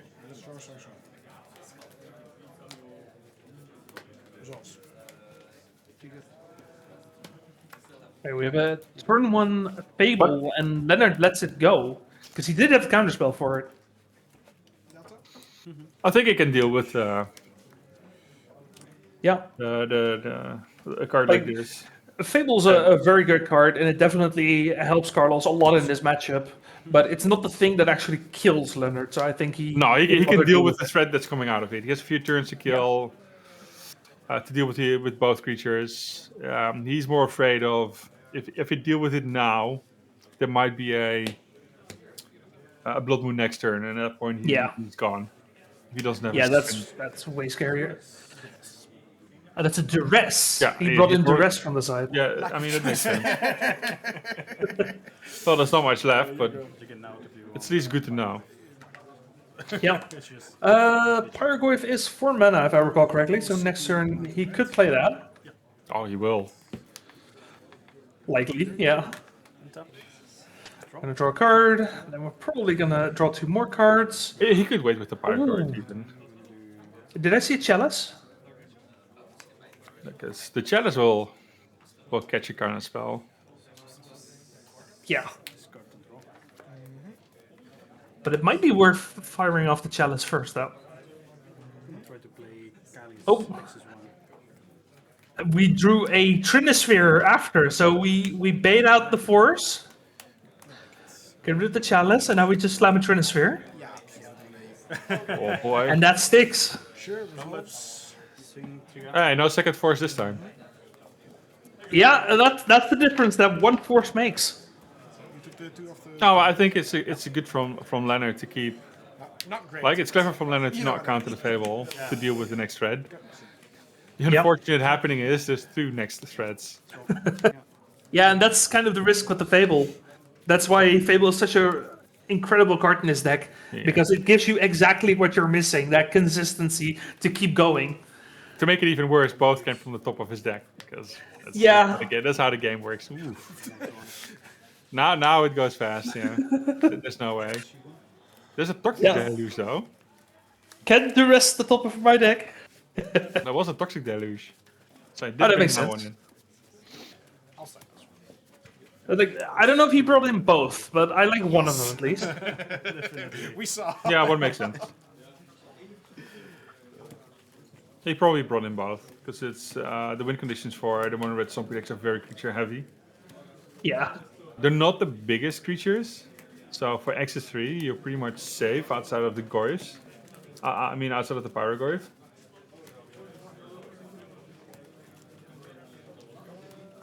Okay, now Lennon is going to be on play, and that's a lot scarier for Carlos. Yeah, it's a lot rougher for Carlos because he's earlier at the 3 mana for the Trini Sphere. Same to you, my friend. Another question is... He has a bit more interaction on with the duress or Thoughtseize at the start. Yeah. So it will be a lot rougher. But yeah, if he has a hand like previous hand, there's not much Leonard can do. And I think with duress coming in, you might be incentivized to not play around days. Just try and jam, because it's going to get discarded otherwise, right?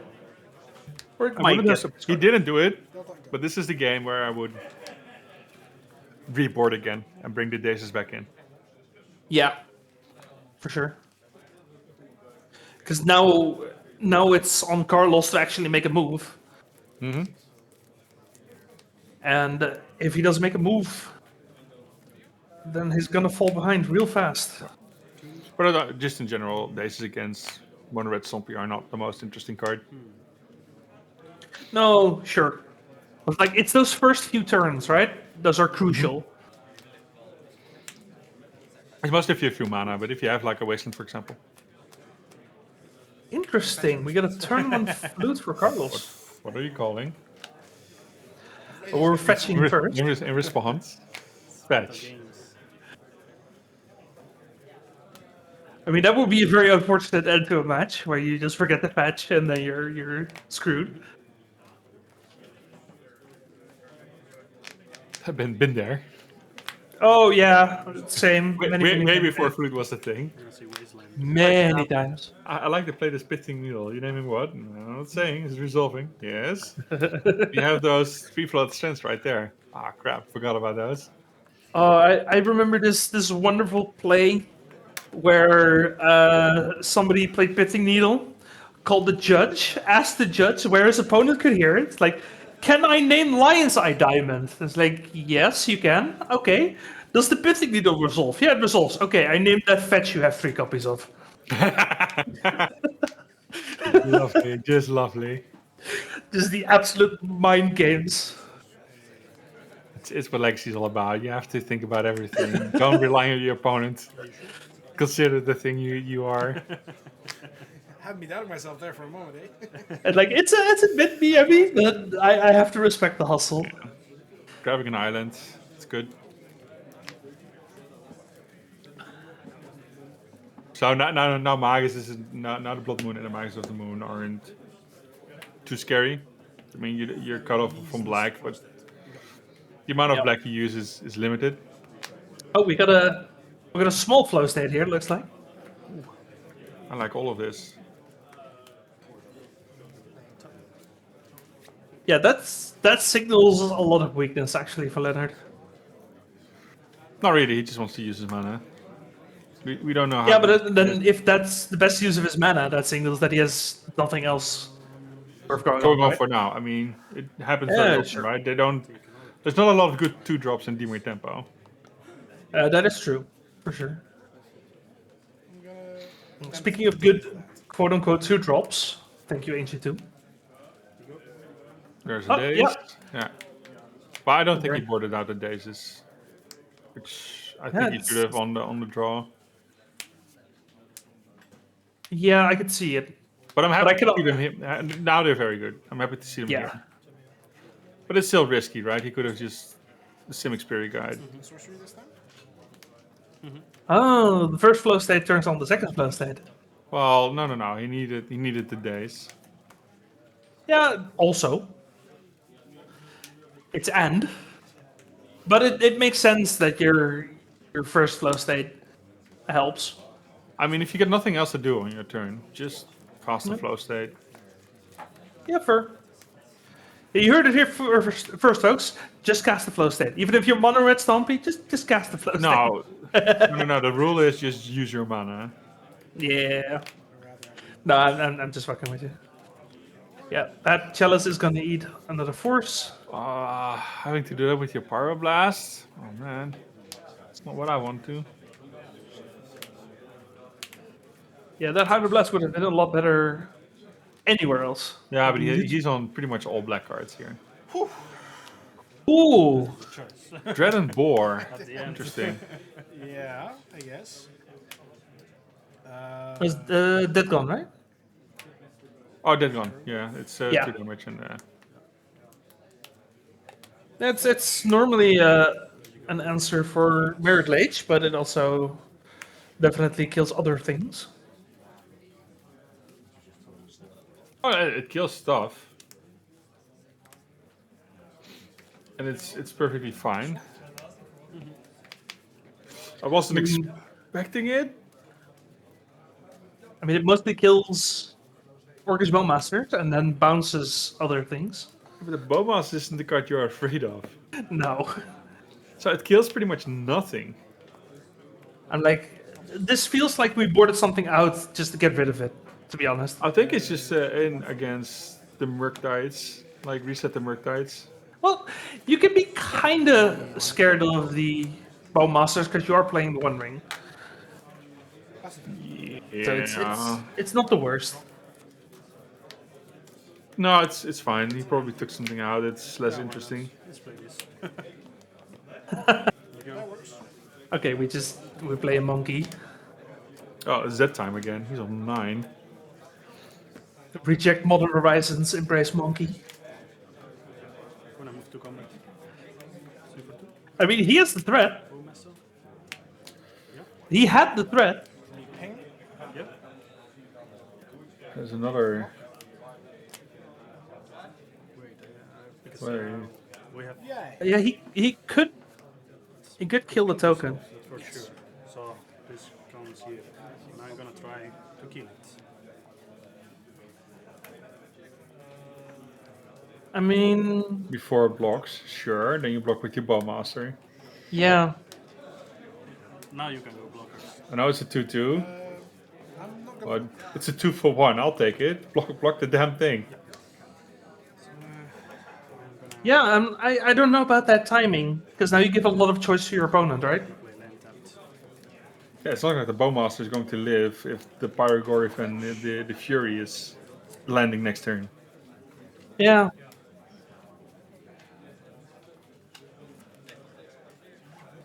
Now it kills something. It doesn't. It won't ever again.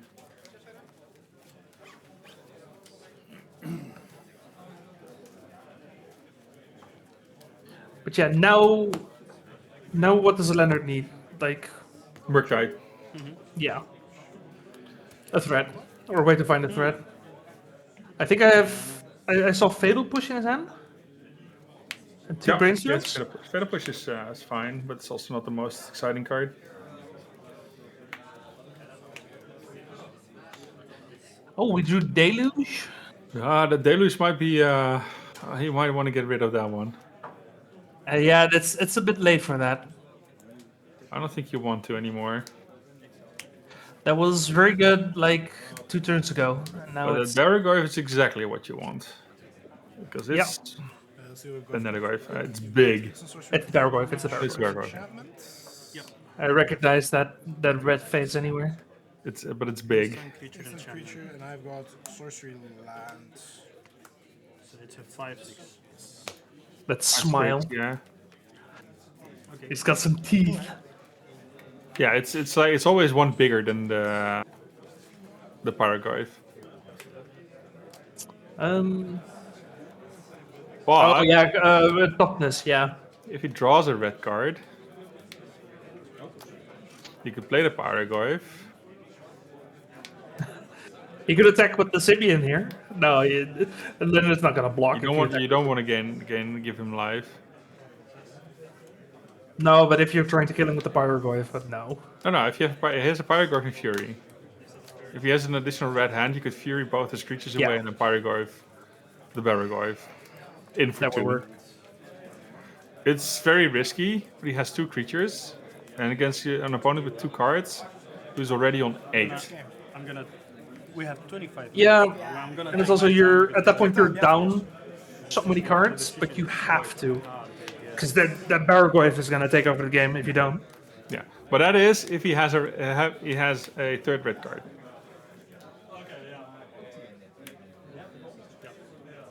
I don't think you cannot allow the Barragorf to hit at all. No, it needs to die. And it's like if you leave the Barragorf, you lose either way. So you just make him have it. Yeah, but you don't have there's another dead gone in your deck if your opponent plays a Murktide.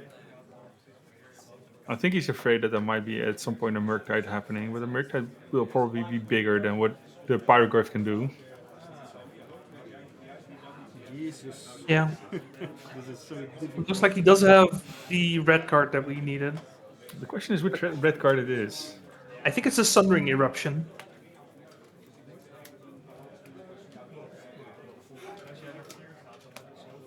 Which, at least that makes it easier, because you're not casting the Sundering Eruption. No, get the thing get the hell out of here. If you want to fight for a win, you probably have to sacrifice everything here. Yeah. Dump your hand. It is very risky. I can understand why he's sketchy about it. He doesn't have the information we have, because if he runs in a daze, he's absolutely screwed. Yeah.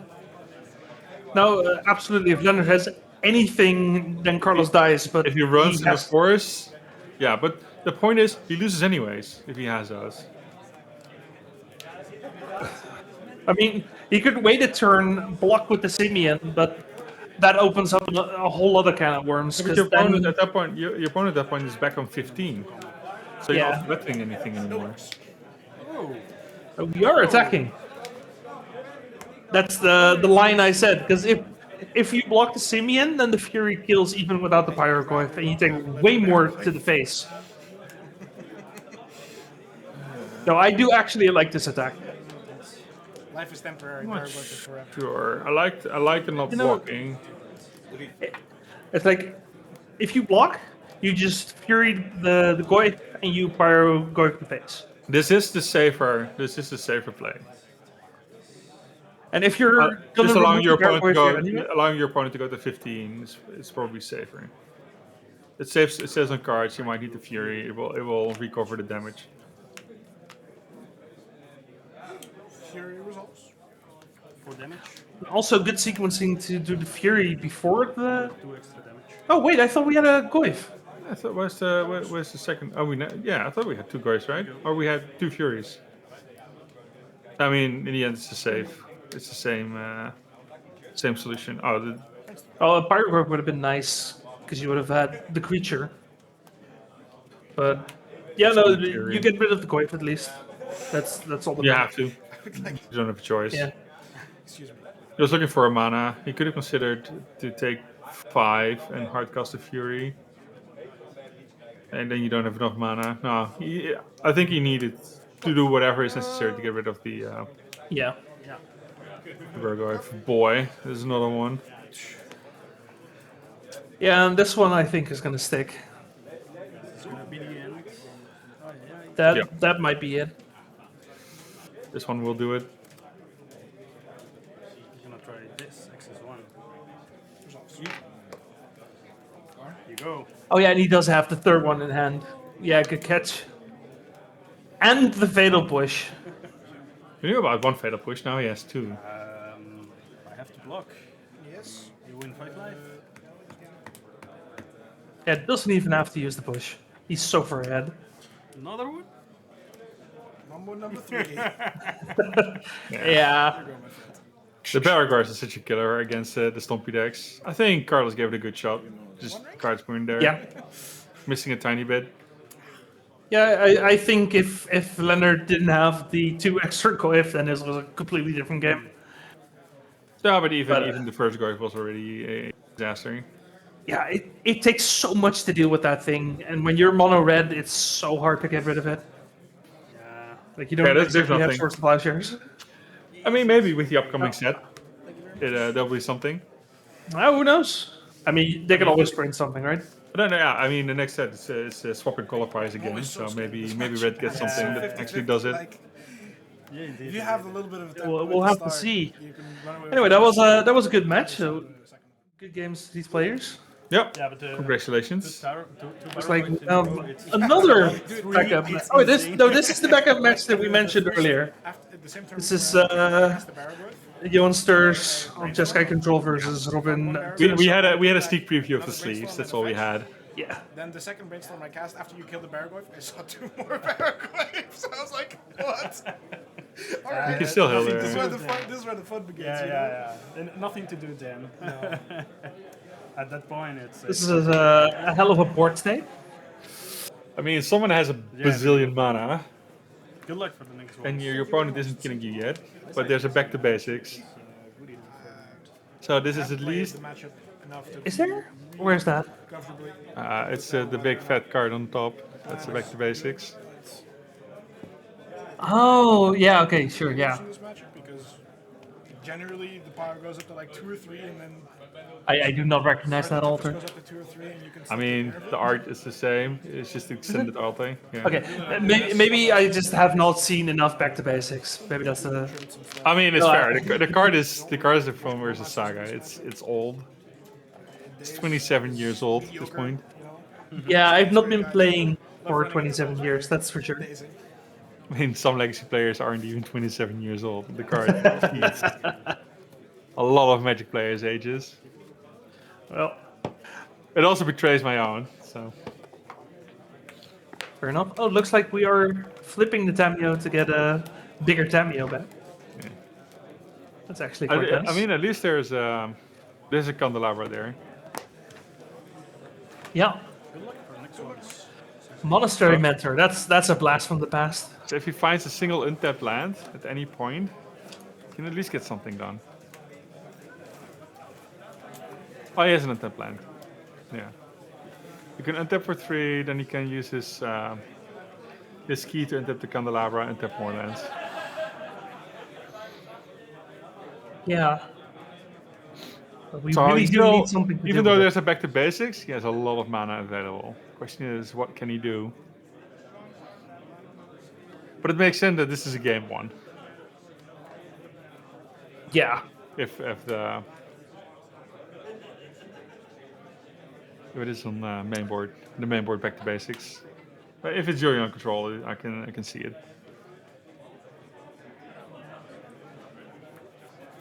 Yeah, it gets 2 more lands. 2 more towers, I would assume, unless we really need the white. Oh, we could have Perilous Snare. No, that's probably in the side still.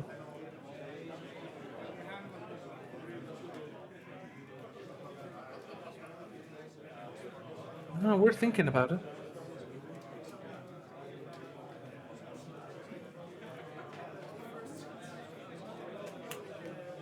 anything would be really nice here. Yeah, we don't know how much money he has to work with here.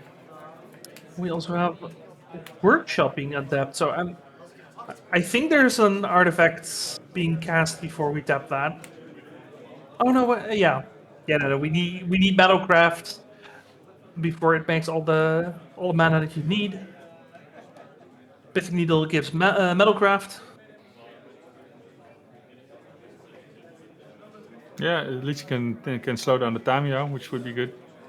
Looks like Force pitching Force. We get a Mentor trigger.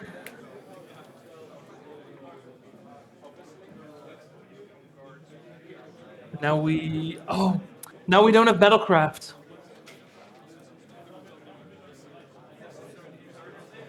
It's fine. It's a land he still has next turn. He has one True. card in hand. The question is what it is. I mean, it feels like he really wanted to play that card, though. It's not like he's dying. No, not yet. If we go flow state into flow state into flow state, then he might be dead. It depends on what Tamio is doing. Tamio could just bring back a force. Be like, sure, whatever you do, Yeah. I now have a creature or two creatures. I will just counter whatever you're doing. That could be something. I'm not sure if it's good enough. Is that like a counterspell planes hybrid that's in play there? That is indeed a planes. It's a planes, but it looks like a counterspell. You know what I mean? Yeah. The good old alpha counter spells.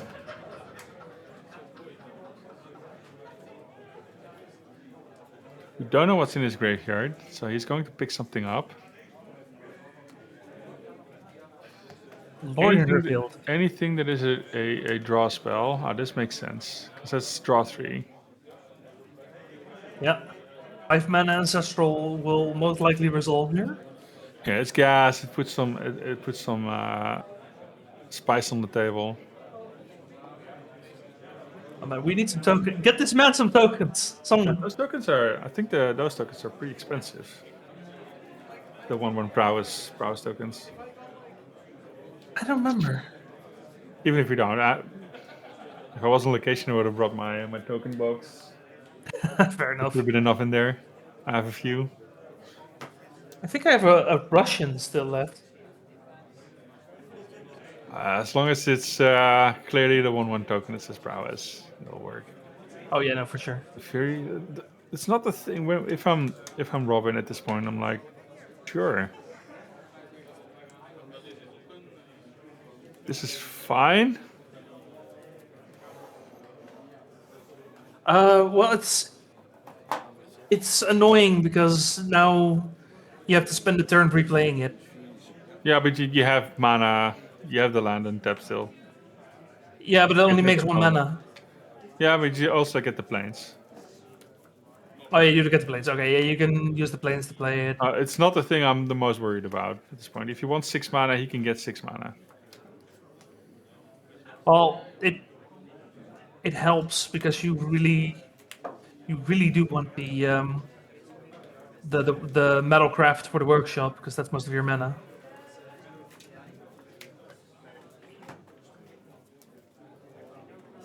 Metalcraft here would have been 6. It would have tapped for 6.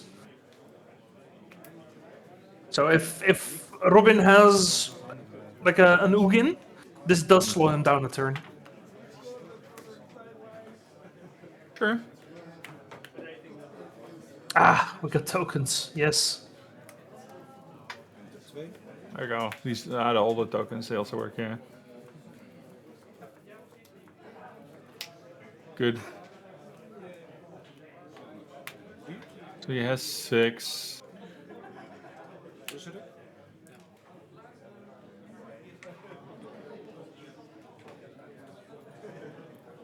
That's a full Arteferi. They can grab something. They might grab another. Oh, I can untap it.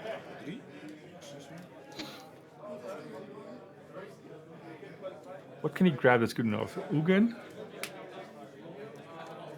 If he has an Ugin, he can for sure cast it now.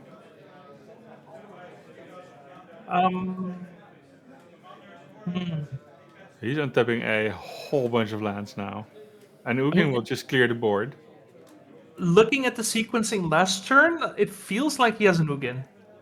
Or at the very least, like a Karn. Yeah, he probably has a big Planeswalker spell.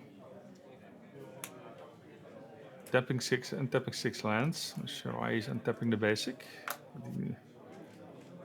It'd be what it is. Oh. That's a card for sure.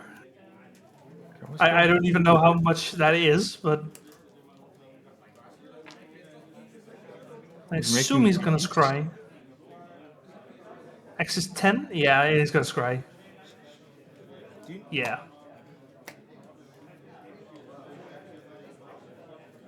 And at that point, like any threat he finds, he just smacks it down. He just wants an Ugin, right? Yeah, I think if Johan had a force, he would have used it on this Azerhead. Yeah, but if he finds an Ugin, he can still play it now. He can, because he draw a card. Yeah. Yeah, no, absolutely. He Flashraker could also be something. Not sure if he plays it. Probably does. I assume, yeah, he does. 4 off. It's one of the best cards in the deck. Yeah, It's one because of the he plays easiest ways to close it. Flashraker, he keeps 7, he can block the tokens, fling a few at him. Grab something next turn. Because you get this cry, you can get to cape a new Ghostlex command on top for next turn and then just finish it off. He can keep all the scary things on top. Yeah. That is one way. If he has, for example, an Ugin there, you could also consider. He keeps 2. I mean, it's just the 2 he wants. It's just the Flashraker and the K command. Oh, he still has mana left. Still has a mana available. He has 7 more mana available after this. Is that a Flashraker? No, that's a Karn.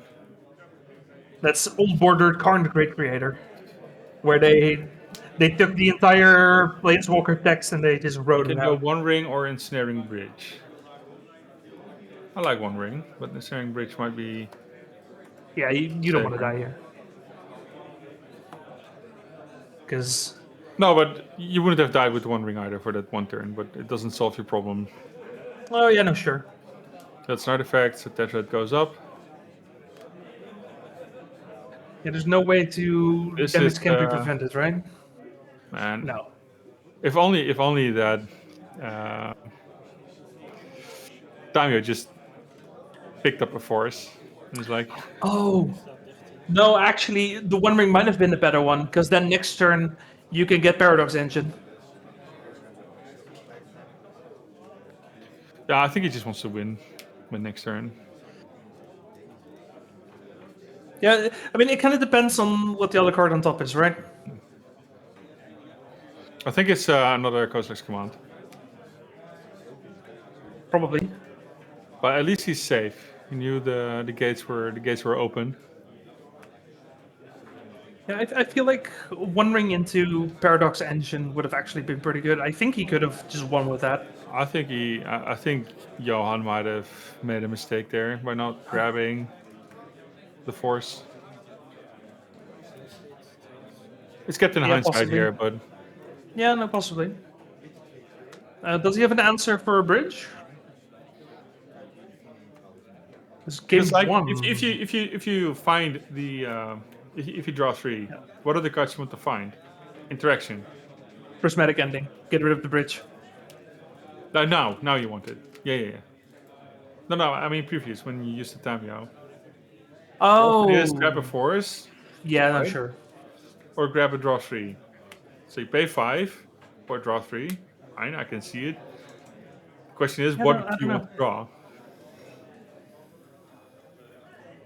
I don't And I know. think if you just grabbed the force, he would have been safe. I mean, he's still up against the Karn and the Ghostlix command. No, I mean, a Tezzeret and the... Yeah. Yeah. I think this is the point where Robin just pulls back.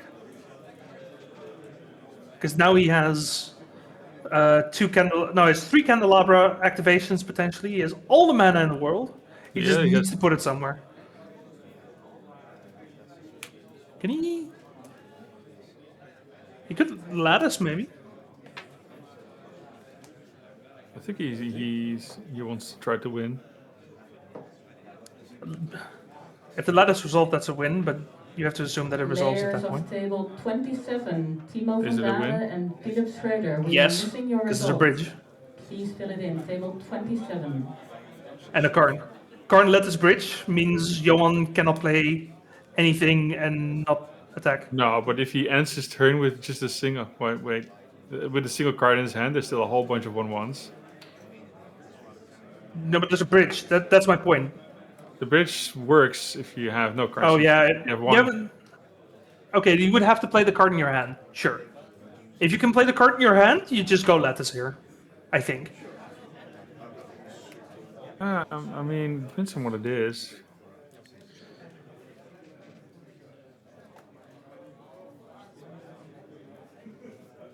So I would consider to see if there's a Kozilek's Command Fleshraker option.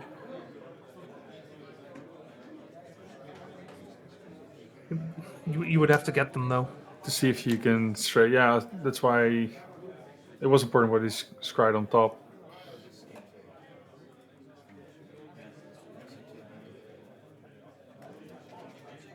Yeah, we just don't know what the card in his hand is. Yeah, he is going for the lattice.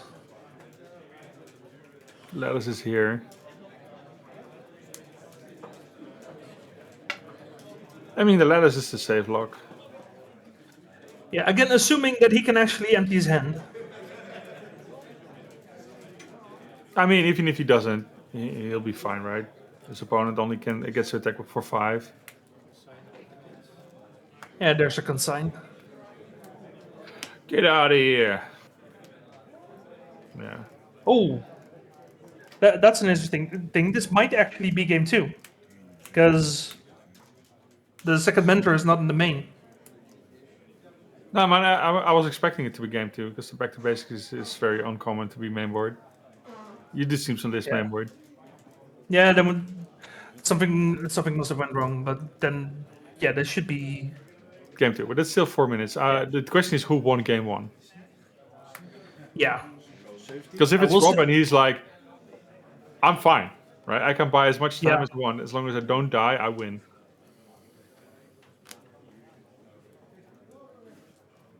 Also, like, let's be honest, he still has a lot of ways that he might still be able to win. We're making a bunch of mana right now. Why are we making a bunch of mana? What are we doing with He it? has another Kozilek's Command in hand. I think he's scried on top of Kozilek's Command and the Karn. That's what it smells like, for sure. I mean, there's no way when you have this amount of mana still available through a back to basics, you're not getting the Kozilek's Command. It's too good to not do it. Yeah, no, if you have it, you absolutely keep it. That's why I was looking towards a Fleshraker kill. So that's X equals 28. Yeah. On a Kozilek's command. If you do the draw one, okay. I mean, if this one resolves, you just grab the Fleshraker and sacrifice all your idiots in it. The sacrificing doesn't do anything. It comes into play. It's when they come into play. So that sequencing doesn't work. Right. But it doesn't matter because you have 28 mana. You have 28 looks at something that wins you the game. I mean, he could still find Ugin here. Clear the board. Oh, you can just see how giddy he is with that damn Kozilek's command.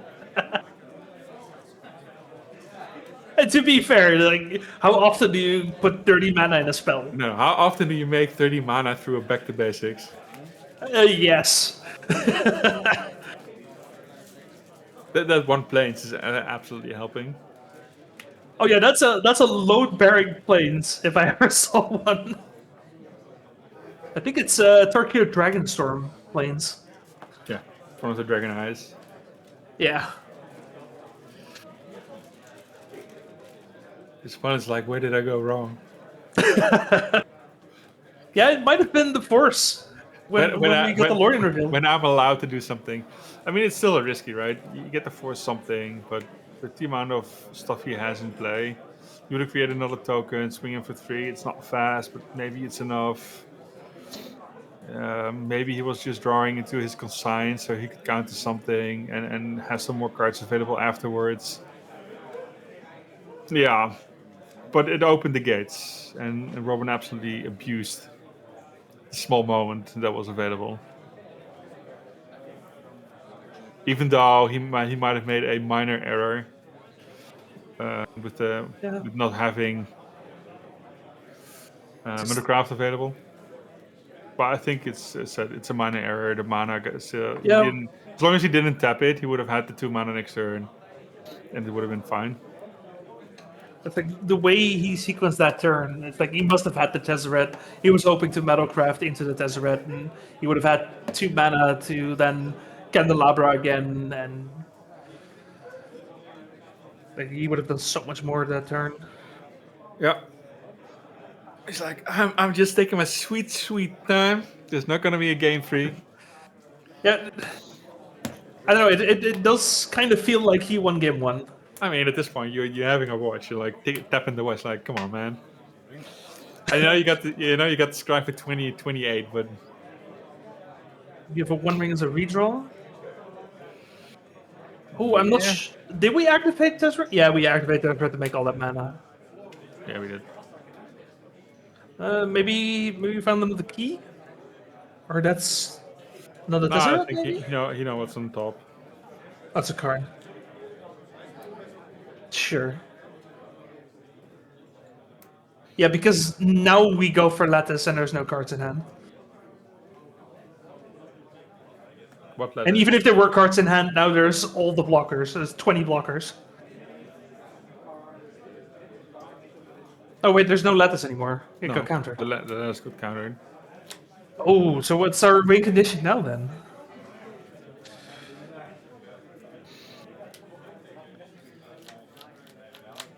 Yeah, now a Paradox Engine would be nice, but now we can trigger it. So we get a Thermal Script instead.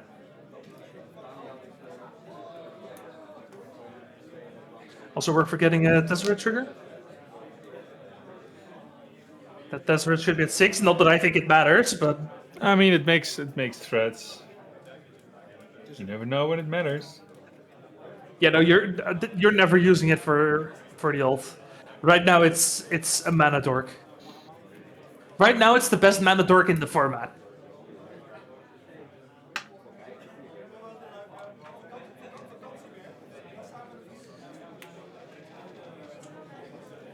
And there's the Flashbreaker.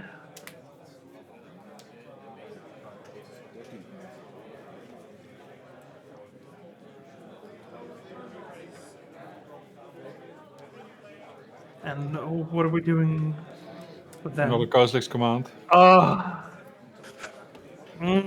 Yeah, okay, that works. Well, I mean, yeah, if you got 17 mana, it should work. Yeah. That is one way to do it. Dear Lord.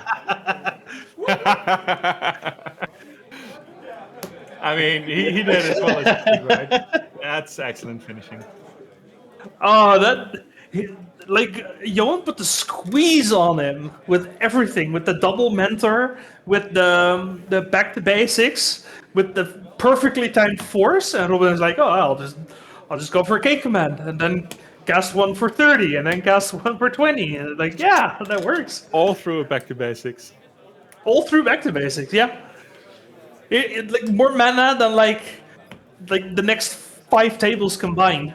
Through back to basics. Since they aren't shuffling, I think it's you either got a win here on game 1 as well. As I think it was game 2 and Robin won the first one. Maybe it was game 3. Who knows? But no, that was definitely game. Ik heb hem af toegekast. Oké. So, De eerste ronde. so yeah, a very nice game. This is definitely a contender for one of the better decks in the format. The Tron. I mean, the days of score is yore. only 2-1-1, so all he needs to win the next 3 matches to make it to the top 8. It's not impossible. Oh, for sure. It's only 3 matches. It's doable. Even hem iets sleden. En door. Like anything can still happen. It's not easy, but it's still very doable. Because we got 3 more rounds before top 8. So we'll have to see how things turn out. We're going to take a quick break while we get ready for round 5. Everyone, thank you for watching. And we'll be right back. Welcome back for round 5. We are solidly in the mid-game of this tournament. And we got a beauty of a match coming up, because these are 2 pretty insane players. On the right, we have Stefan on Dimir Cloudpost. We saw him earlier today. He's a deck expert. He made the 9th place at the last Eternal weekend in Lucca. And he also played at the last European Legacy Masters. So that's a good player right there. Then his opponent, Tim van der Lans, multi-time trophy lead on Magic Online, has also, I think, competed in the ELM. He's definitely qualified already for this year. And yeah, this should be a pretty insane matchup. Well, the matchup will be some good old Dimir control with flow states, like we have seen earlier this day, against the Dimir Cloudposts that we've also seen earlier today. Yeah, and the Flow State, one of those new cards, came out like 2 weeks ago in Secrets of Strixhaven. And it's the talk of the town right now, because it's the second coming of Expressive Iteration. It's definitely looked impressive so far, I feel. Like, I've never been sorry to see it, looking at these matches. How do you feel? I feel there's a random draw happening for the Kozilek's command. I'm not sure if I would have casted it for 2 life. Yeah, I don't know. I mean, if you're dependent on it, I don't know what the draw was of the Kozilek's command, but if... Well, he has no island, so there's an issue here. Yeah, but he does have a 1 ring. It's kind of a costly 1 ring, but... This is very costly. At least if it gets taken, you still have Karn. So what do you pick? And the option to draw it. Yeah. Depends on what he drew, right? Island. We don't know what the card is he drew. It The 1 ring feels is like out. it feels like he drew the Ancient Tomb, to be honest. But I don't know if he would have kept that hand. No, with just 3 mana. No, I don't think you can. No. Yeah, I don't know. So, what's the card gonna do? Get a ring? I mean, it's the best thing you have. Puts you on 10. It is about to kill you, that's for sure. And then I'll pass a turn and I'll draw in your. I don't think Tim is he's- all No, that's sad He about cha- it. he changed his mind. He's going for the Lapis. Interesting. He's just hoping for another draw 2 land, and then he hopes that he doesn't have to do anything afterwards. Yeah, if you're going to 10 for a 1 ring, then 1 ring is not really that good anymore. No, we know Tim has another force in hand, so the nice thing would now to be able to drop something with a threat, right? Anything with the power and toughness. But he needs a 2nd mana for that one.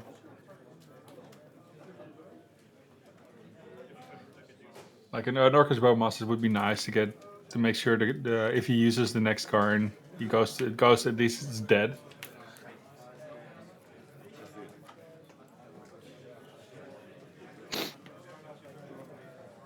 No. I wonder what Tim's thinking here. Because you see a Mycosynth Lattice with 2 Ancient Tombs. You know he doesn't have the mana yet. You also have a force in hand, so I assume he has a blue card with it.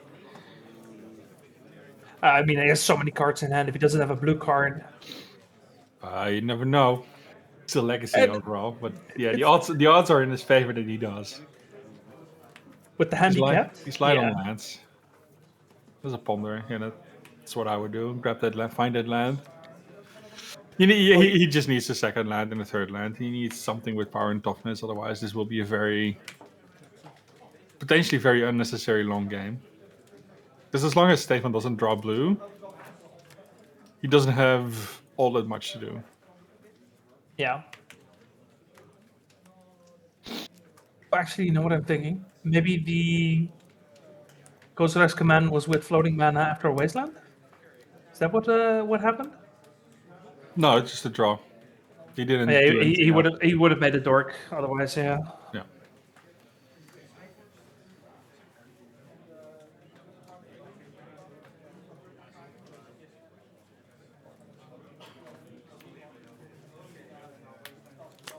Okay, we do have a land.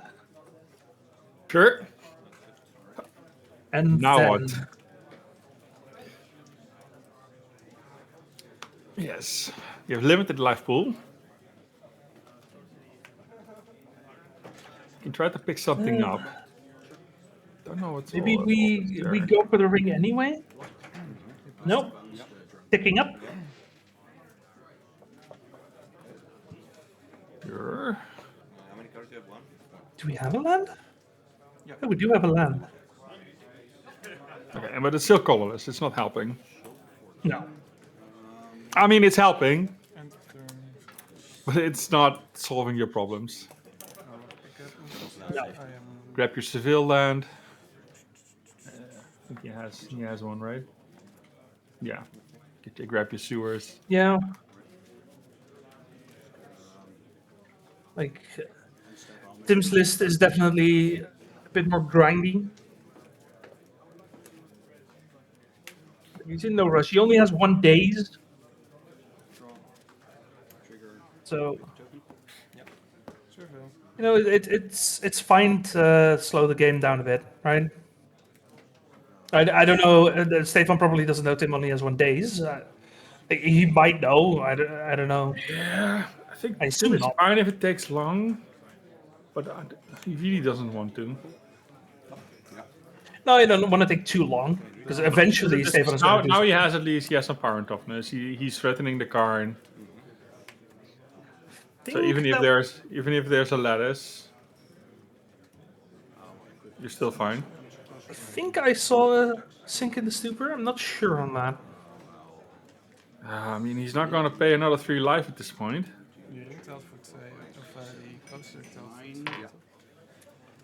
See, we're minusing. There you go. Cardmarket dice. Yeah.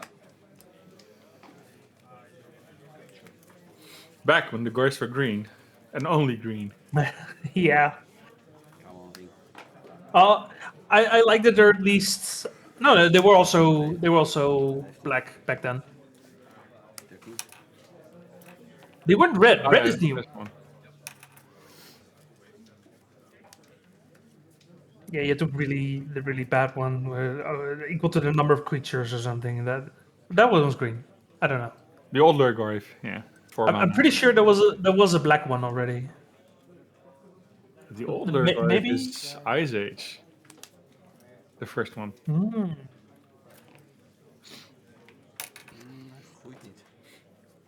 Instant. Okay, so Yeah, Tim is feeling great. Tim is feeling great here. yeah, we went for a second ring. It got countered again. Yeah, Yeah. comes to 5/6. Also, Stefan should be 2 life lower, right? He was at 14 already. 14 already. Are you? Yeah, you're probably gonna kick down. You kick down the card here. Oh Yes, yeah, no, no, just get rid of the card. Just you do not want to deal with that witchboard again. Then we get a flow state. Flow state is online, and this is exactly the kind of spot where you want to see those flow states, because you've been trading resources. There's a bit of cards in the graveyard. Now you get the I'm two just best cards. considering to not deal with the Karn. Just beat him with the Goyf, take out one of his lands. Because even if he plays ladders, he's dying. Okay, let's assume that both players know that Stefan is at 12. But he has a bridge. You have a force. Yeah, but then you're forcing the bridge. That's fine. Yeah, I think it's better to take the I think card. this is safe. It's the safer option, sure. But again, you can afford to play safe here. That's what I think at least. You can. As long as he has to cast with Ancient Tombs, you're fine. But it could have been a 2-turn clock if you have force. Go to 8.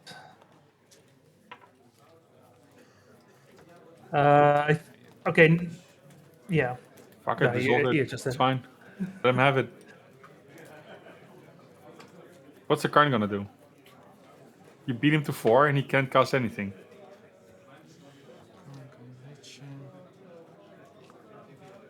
Yeah, what is this card gonna do? Like, Grab the ensnaring bridge? I don't know. yeah. Make a blocker. Yeah, I think it's pretty much the ensnaring bridge. But yeah, might as well force it then. Yeah. I wouldn't have forced it. I would have given it to him. Oh, we got another Ancient Tomb. Oh, I mean, at this point, we would have had Mycosynth Lattice mana. So if the Karn would survive, but the Karn was never going to survive. 3?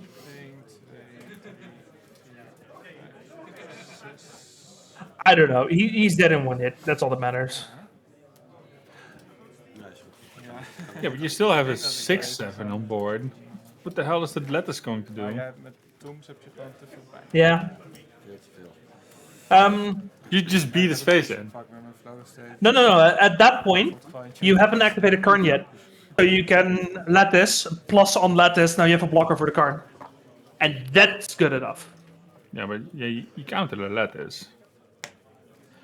Well, yeah, but you have to try. Like, I mean, both ways would work, right? Counter the Karn is fine. Not countering the Karn would have been just as fine. As long as you force it to spend the mana and go face after the second Karn. Yeah. And then that's kind of the thing. That Karn was running out of things to do, right? Like, oh, you can go for an ensnaring bridge.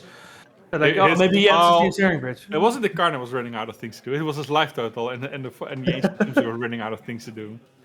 Bit of color A, bit of color B, you know. But yeah, no, that triple Ancient Tomb, that's not gonna do it. Like, you need other lands. The opening hand was rough one way or the other. Yeah. And for sure, the Thoughtseize didn't help, but the draws afterwards also were not stellar. So, yeah, let's look at the sideboard, because now it gets interesting. Because Stefan also gets Baraglyphs.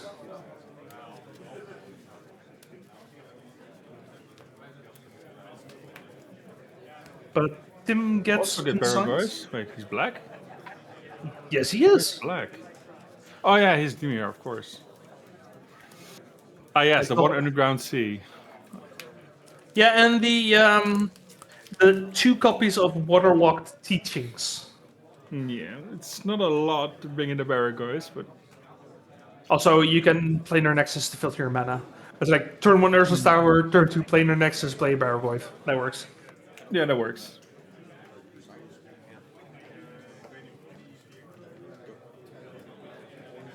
So yeah, there's 7 sources of black mana.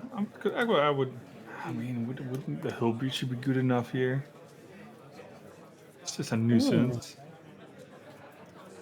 Because the flow about flow states, ponders, they just draw cards. Damia wants to draw cards. Maybe. I don't know if you have the place for it if you have the spots to put it in.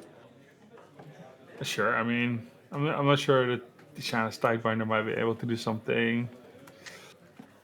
I think it's a consideration for sure. Ugin good enough. Post board.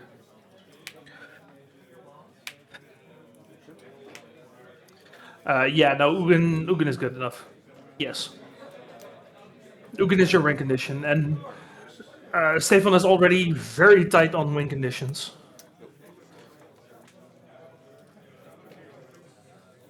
Yeah, I would severely consider Hull Breacher here. Yeah, it's definitely up for consideration, but I'm not a good enough Cloudpost player to say I'm not either sure way. how much the Baragorth is going to do. Like worst case scenario, it trades with a Baragorth, which is good. Sure. That buys you a hell of a lot of time. Yeah, but Soto's just grabbing your ensnaring bridge, just winning with the lattice. You can do both. I mean, it's fine. I don't hate the Baragorth. Just thinking about what could be better. We'll have to see what happens. What do you think, chat? 17, right? Do you like Baragorth for Cloudpost here? You can probably take out the disruptive flutes. Yeah, I could see that. And probably the That's force the least- negations. That's the least space. That's 5 space. I think the force of negations aren't that good against Dimir. No, not really. I don't think that the threats from Demon Control are big enough to warrant 2 cards. No, but also like the threats that get hit by force of negation. Yeah. aren't Just that- play more threats. That's the thing. You Yeah. can consider that this member you probably keep. Type binder you keep. Yeah. I guess it's those 5 cards out, so it's 4 Baragorth, 1 Hill Breacher maybe. Yeah, I could see that. Sure. Well, we'll see what happens here. We got a Cloudpost for Stefan and a Ponder for Tim. So my hand was just Pyroblast. We look for something to do. We find something to do.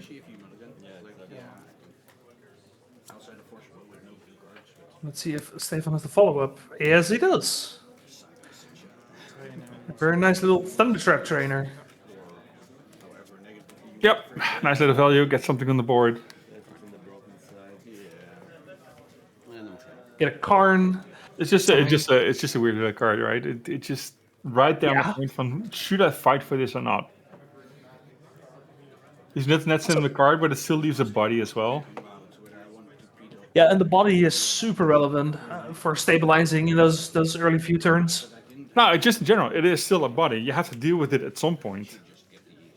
Yeah. One way or the other. Yeah, I remember That Jeskai is control not a was. hand you want to see. It's a lot of mana. That's at least some mana. You don't have infinite mana, but there's 2 Karns in there. You have a force in hand, so you can probably take out the Karn and deal with the second one. I think that's a reasonable take. I'm thinking you can definitely play Karn next turn. You should be able to play. Yeah, the question is, can you deal with as well. both? Can you deal with both Karns? If you do not pick a Karn here, can you deal with both? Yeah, worst case scenario, you pick one and you force the other, right? Yeah, the question is, can you? Can you? Yeah. Do you have to play it, or do you pick something else? Do you pick something for the long term, like the Ugin or the Cyclonic Rift, or even the stock up? Good luck in top. So we take the stock up. So he thinks he has enough gas to deal with. Or at the very least, he's delaying the Ugin as much as he can. Because the currents are a lot easier to deal with, but once the Ugin hits its stack, it becomes a problem immediately. Just the cast trigger being able to remove one of the creatures potentially attacking it. So if you right now, there's the Karn. The Planar Nexus was a good draw, Karn. surprisingly. Very good. Je hebt 4 vast, ja. Eerst van ons Fitch. And now the fighting has begun over the Karns.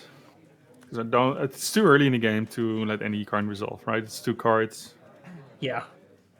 It can pick up. Everything is an issue. I think even Tormod script here would be kind of good.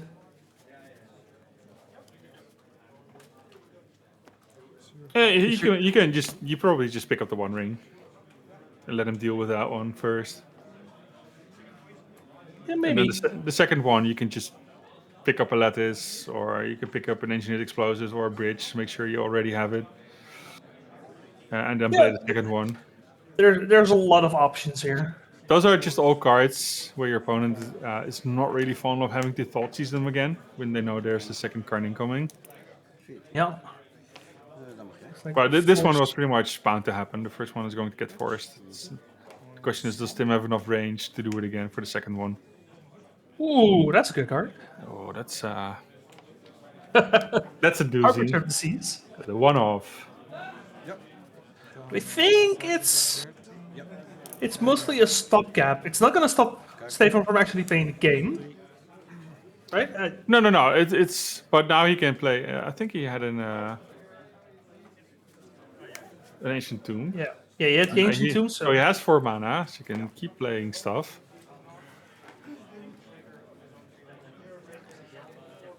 I mean, 4 is still better than, was it 8? I think it was 8 no, here. 4, I mean 4 is very much playable at this point. Walking Ballista. So yeah, so he could buy the Walking Ballista, shoot the Harbinger if he wants to.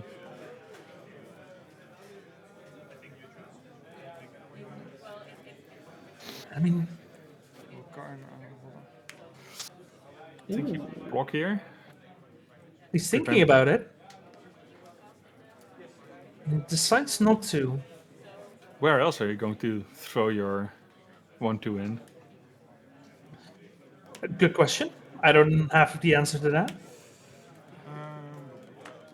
I mean, I understand it not being ideal, but I'd rather just be able to snap up another card from a sideboard, like another One Ring,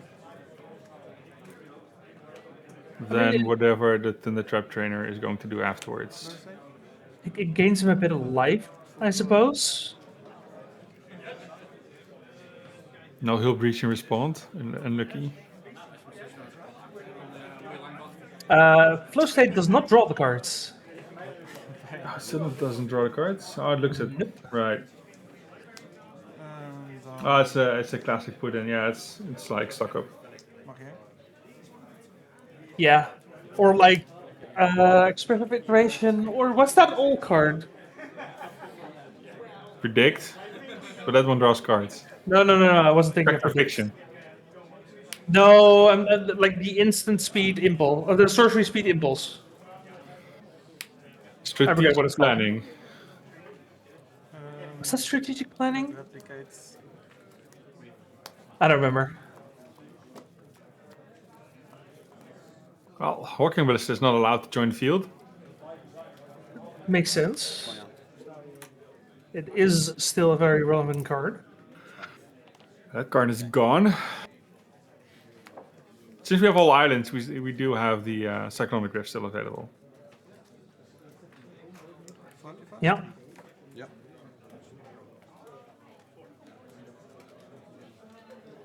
So this one will be rather grindy, but the 1 damage is slowly still chipping in against him. This Harbinger is also still doing a lot of work. Even though the Dimir Cloudpost deck doesn't have all that much reach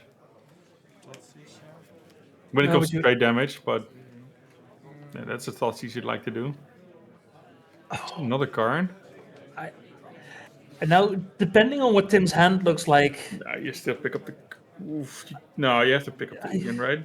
Yeah, I think you have to pick up the Ugin, yeah, and then just fight over the Karn. Because if he end of turn bounces this thing, plays the Ugin, and the Ugin resolves, you're in a whole world of trouble. He can't end of turn. Cyclonic Rift is 2 mana, and he only has 1. No, he cannot now. But next turn. Sure. Next turn he can just. Sure. Yeah. And I don't think the Cyclonic Rift itself is dangerous enough where you're like, sure, I need to pick it up. Could he do them in the same turn?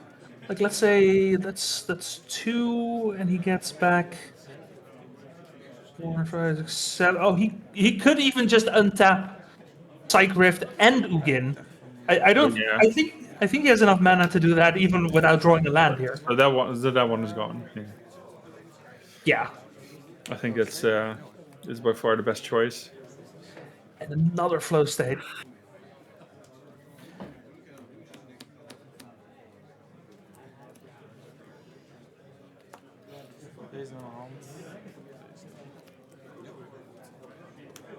How much mana does he potentially have? It's like 4. Let's say he taps 2 planar nexus for the Cyclonic Rift. Mm-hmm. Then he has 7 mana. Yeah, this makes more sense. That's a nice draw from the top. That's a very nice top deck. Gets forced. Also close to mandatory. Yeah. Chip in for another one. Now we kind of see the Thundertrap trainer is actually pressuring Tim quite a lot. I mean, 8 is so much to really deal with. Yeah, no, just setting up for later. It makes your forces awkward. It makes the second Thundertrap trainer awkward. Because if Tim is forcing Thundertrap trainers, or he's keeping the Harbinger back as a blocker, then suddenly Stefan has a lot more leverage. Stefan is not in any danger anytime soon, but he does need a bit more help than the Karn in his hand. The Karn isn't all that fantastic at this point. Ideally, he'd just draw another Ugin and slam it. Or try to slam it. Yeah. How many forces have we already cycled? I see 2, right? I'm not sure what one of the first cards is. I think one of the first one's a Ponder. Yeah, I think we're 2 forces in. Okay, so we dealt with the Thundertrap trainer. Very dangerous. Needed a fatal push for it. Yeah, no, I think the Thundertrap trainer at this point was actually kind of scary. Who do you think right now has the best odds of winning? I still think it's Stefan, even though Tim has seen a lot of cards, and I think he still has a force in hand. I kind of tend to agree. I feel like this is a bad matchup for Tim. At least not bad, or slightly unfavored. I think Cloudpost is very good at these long, grindy games where you find anything that sticks and it just takes over the game. That is a problem. But there is definitely a clock now, yeah. Yeah, you can check through everything. It's massive. Instant sorcery, land, creature, artifact, enchantment. So 6. It's a Planeswalker at 7. Yep. Yeah. Ik denk dat hij 6 is. Jij hebt artifact en planeswalker. Artifact, planeswalker, creature, instant sorcery, land, 6. Yeah. Oh ja, nee, is goed. Ja, mag wel. There's no enchantments.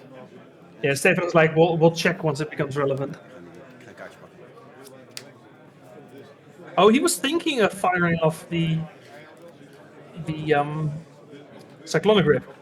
Yeah, which I think is not a bad choice. Yeah, but you want to follow up for that. Which would be the ensnaring bridge at this point. Assuming Karn resolves, yeah.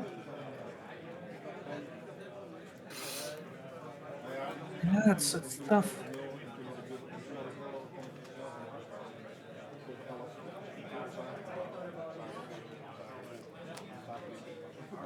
Now he didn't use the mana at the end of his turn.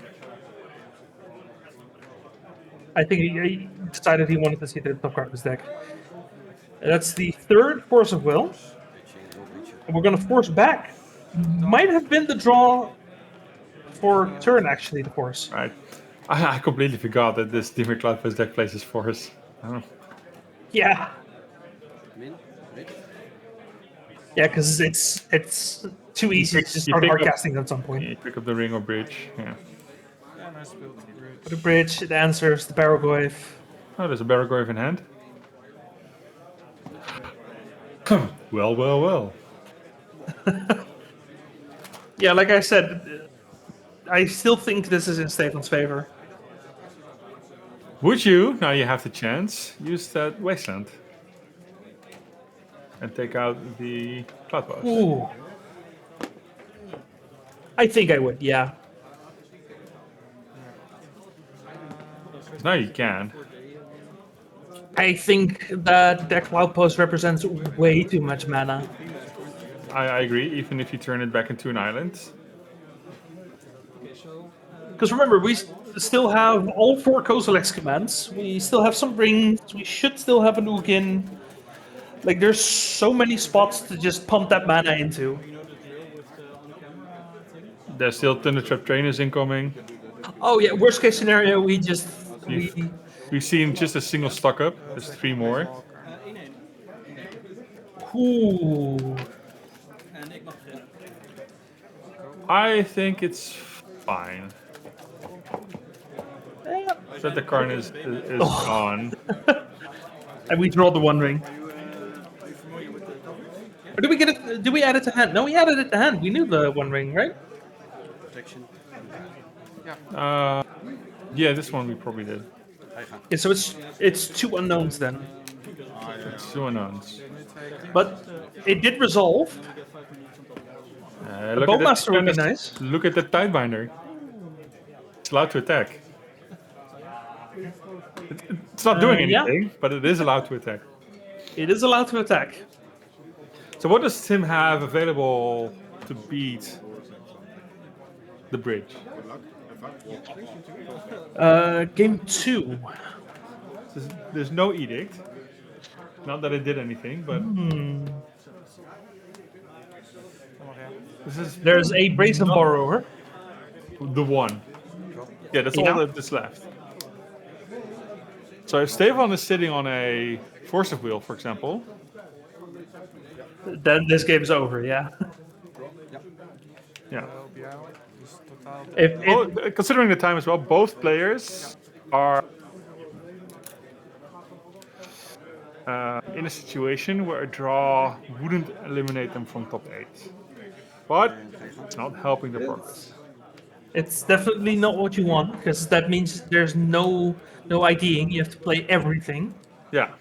Otherwise, the winner of this match, if he wins the next match, is pretty much a win and in. So it's always helpful to have like a little bit a nice buffer. To have 2 chances for top 8. Even though for Tim, it would be a little bit rougher, but he might draw the last one. There's the whole breacher.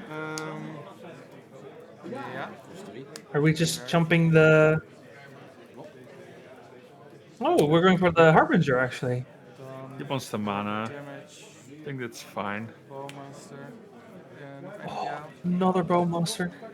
The name is Zee. That means this ring is not doing much of anything. 4-5. Yeah, 5. That means he has 1 turn to deal with his own ring. Let's see, we don't have a second Cycloglyph, right? No. No. He needs to sink it to Stupor. Pretty much his own stuff. Nee, Ja. Je had wel die ene damage. Nee, gaat wel goed. Ik zat even te rekenen. Dan ga ik... No, I'm not so sure if Stefan can pull this off. Ooh. Oh, he does have a Barrowgoyf. That En dan... definitely helps. Ja, op zijn Cloudpost. It doesn't help, but... En dan... No. It means that Tim can no longer attack. Of naar 1, toch? Because of the lifelink. Oh, no. No, he has black. Yeah. But then he just passes the turn. Ja, zo moet wel, denk ik, of niet? Yeah, okay, you need an answer for the One Ring. There's 2 Bowmasters, so he can draw cards. Heb je een Tassa's Oracle, of hoe heet dat ding? Nee, niet... Tidebinder. Tidebinder is not doing anything. Die kan er maar 1 tegen. I don't know There's what his no way draw was. he can sling damage in. Pretty I much think needs Ugin right now. I think his draw was Dismember. Oh, that's not helping. No. Because the Ugin allows him to gain 3 life. Nou, ik kan niks tegen doen. Denk ik zomaar. I think the 2 Bowmasters got there. It was a tight game. Yeah. Ja, ja. Yeah, honestly, I could have seen Stefan win that. Ja, je hebt wel iets taal. Same. I agree. But both of them were just stumbling for so long, but Tim got it first. And Tim got it first because he played 3 flow states this game. Yeah, it's also the 3 Force of Wills, right? You see the half of your deck, you see above average Force of Wills. Yeah. Then again, you also saw above average amount of cards from the other side. Ja, oké. Sure, yeah. Ja, maar als je er dan raapt, dan ga But je like at the end of the day, one player was actually getting to those cards, and that made the difference, right? Yeah, we had a bit of a lull at some point, but there's a possibility. Nou, niet verwacht 2-0. Nee, nou ja, die... Hij kan hard weer. Well done to Tim. He's going up to 4-1. Ja. Very well played. Stefan will drop down to 3 1-1, but both are in contention for top 8 still. Yeah. So we'll have to see how things turn out. Let's see if we have a B match here. Looks like we do. It's going to be Philip on Sneak and Show against Thomas again on 4-color Beanstalk. So we are in game 3. There's 13 minutes left on the clock. Maar die flow steeds, niet normaal toch? This feels like a very bad matchup for Thomas. Because Thomas might be too slow for whatever Sneak and Show is going to do, but it's not like Sneak and Show has a bunch of mana to work with at this point. Yeah, I think it's not as bad for Thomas as it is for like some bad Beanstalks, for example, because Thomas has a few more cards that are actually relevant. But I think it's not a whole lot better for him. Well, I don't know. Philip is not in any hurry, that's for sure, but he's... Yeah, and that's exactly the problem. There's no pressure from Thomas because there's a control decks. That's not pressure. It's a bit of pressure. It's not nothing. It makes your Ancient Tombs a little worse. But the problem is you don't have enough pressure. You can, if you're a Philippe, you can just sit there, sculpt your hand until you're certain that whatever you play, it's going to resolve. And then you go for it. And that's the problem that these Beans decks usually have. Ja, maar dat is denk ik ook wel goed. I mean, he does as best as he can, right? He has 4 power that's coming in. Nee, deze... Like there's pretty much one Bean deck that doesn't have this issue, and that's playing Scion of Draco and Bellow. Yeah. Because then you have the critical mass of threats to where you can actually force someone to commit to it when they're not ready for it. Als je die clues niet meer kan gebruiken, Second Filia is out. Het is altijd een hele makkelijke target voor de politie. Ja, nee, dat is waar. Ik heb geen Coast Command gezien. Ja.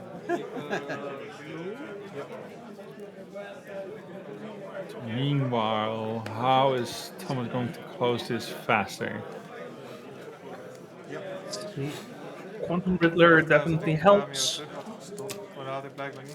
I agree, but I might have considered not using my halfling. Alleen het was... Want ik had... What would you have used the halfling for? For 1 point of damage. Oh yeah, no, sure, yeah. That makes a lot of sense actually. Ja, die derde I don't think you're going to use all your mana. You could have probably safely kept the green. En dan gewoon op het plan met end of turn Bowmaster en dan Kite. Ik heb dan liever een Kaito voor 3 mana dan een Barrow. Ja, dat is beter. Let's see, we're going to Pyroblast the Quantum Riddler in response to Filia's attack trigger. Yeah, I think it's accepted. Yeah. If you have a single force available, just accept it. It's not great, but if he gets a show and tell next turn, you absolutely lose.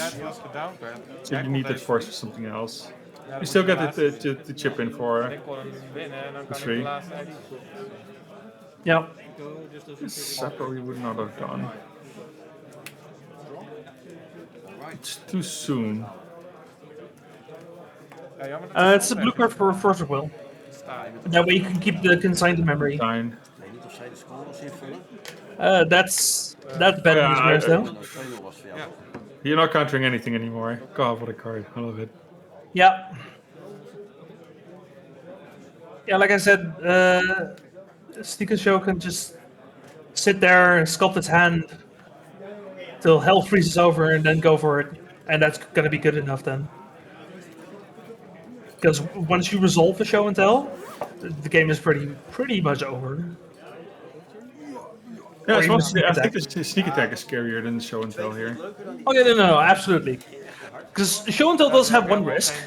It can put a leyline binding into play, which leads to very awkward board states. Ja, die toems. Ik heb Bomas en ik heb... So sneak attack is definitely the preferred way to win. I mean, you have the time for that, right? Yeah. Maar ja, als ik gewoon... You're at 9. Ja, ik had een goede flow. Right, there's still 3. Damage coming in.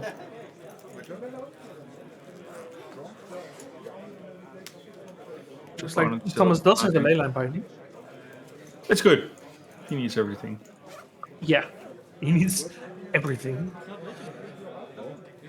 Okay, so that pretty much seals the deal when it comes to forces. I mean, it pretty much already was. No, you but could... he's still ticking up life and life and life. Like, you could potentially remove one Squelcher with a show and tell on the stack and then go for the first fight. But now that's not happening. Your opponent's at 7. You're punching in for 4. So he probably chumps with 1. Maybe he double blocks. Doesn't matter. He probably doesn't. I don't think he cares. I honestly don't think he cares enough. He should. He's just chumping. Why would he? What does it add? Does he need another turn? I don't think he does. His life total does. If it's a show and tell, he does. If it's a sneak attack, he also does. The Emrakul isn't winning. Surprisingly enough, the Emrakul isn't winning. It's if it's an Atraxa, you don't block. Yeah, no, you don't block. Next turn, you just put an Atraxa into play. You get your life back. The Atraxa is something else. Yeah, I see Atraxa and the sneak attack.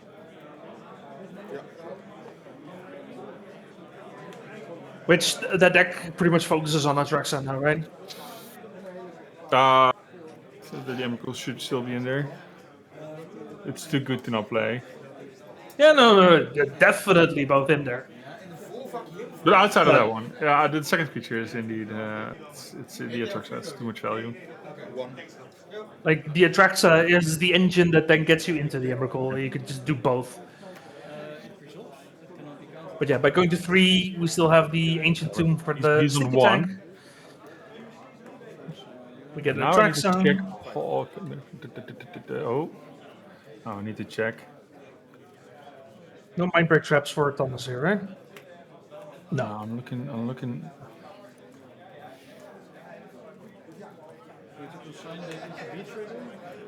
Angry typing.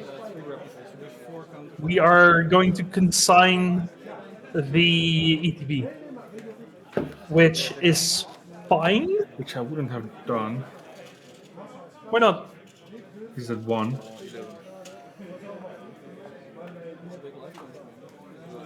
Yeah, so? You could have counted the first activation of sneak attack. No, it's triggered ability, not activated abilities. All right. You have to do it on the Atraxa. Yeah. Okay, but it's still okay. It goes to 8, but this is a big one, countering the trigger there. It denies a bunch of cards. It does give Philippe 8 life. Yeah, which but there's 6 damage in play. Can he add 2 more damage?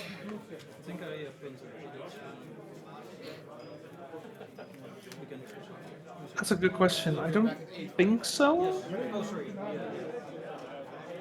Wait, What happened to the Atraxa? The Atraxa died. It's the. No, the sneak life attack. total wasn't updated. The life total. Oh yeah, they were a little slow on that. Yeah.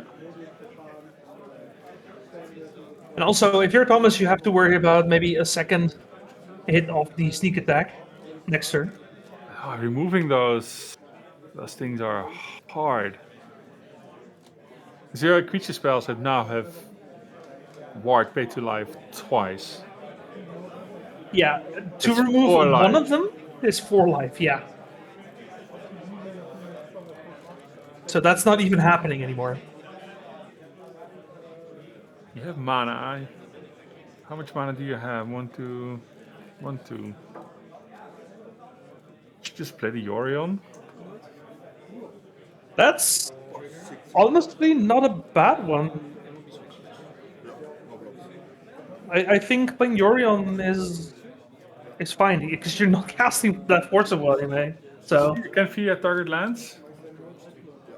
no, non-land. I wasn't 100% sure. But we're My not eyes aren't using good our enough mana. to read on the screen. Hmm. Okay, now you're not using the 2 mana from your Carpet of Flowers, which could have helped you a lot. You can't counter anything. Oh. Yeah, we're also just not casting Leyline Binding anymore on any kind of You small could, thing, right? but not on a small thing. So having a Yorion No. that's in the way is pretty massive. Yeah, I think we just needed the blocker there. Yeah. And then do it pre-combat.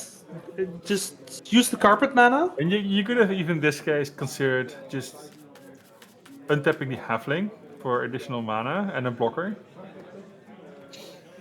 Tap the Because Halfling what- for mana, make 3 mana, untap your Halfling. The Sure, you problem do is, one less damage, but I don't think the 1 damage matters all that much. problem is at this point, even like any creature that gets sneaked, you could sneak a Simeon and it would be lethal here. Because now you don't have any blockers and the removal spells for damage. Yeah. It's just If you did 1 less damage, it would be on 2. Oh, he has another Atraxa. That's right. yeah, that also works.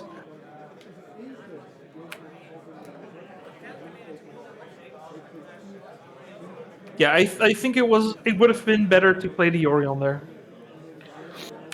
It would have done something. But Thomas just couldn't find the tiny bit of extra damage that he needed. Also, it wouldn't have mattered in the end because of the Pyroblast, but it was technically still correct.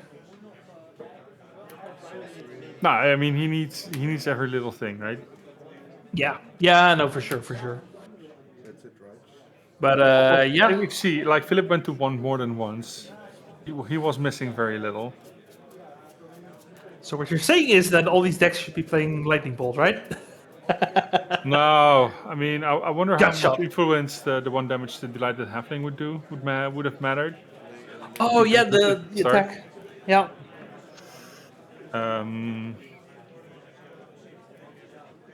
maybe he could have at that point, like instead of playing bring the Yorion, because at this point he still hasn't used his Yorion. Yeah. He hasn't casted his Yorion. He's certainly not pitching it. He's definitely had multiple turns where he didn't do anything with his Carpet of Flowers.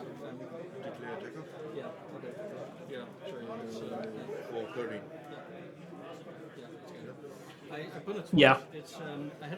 And I mean that's the problem with this matchup. It's the Beans is just too slow for a sneaker show.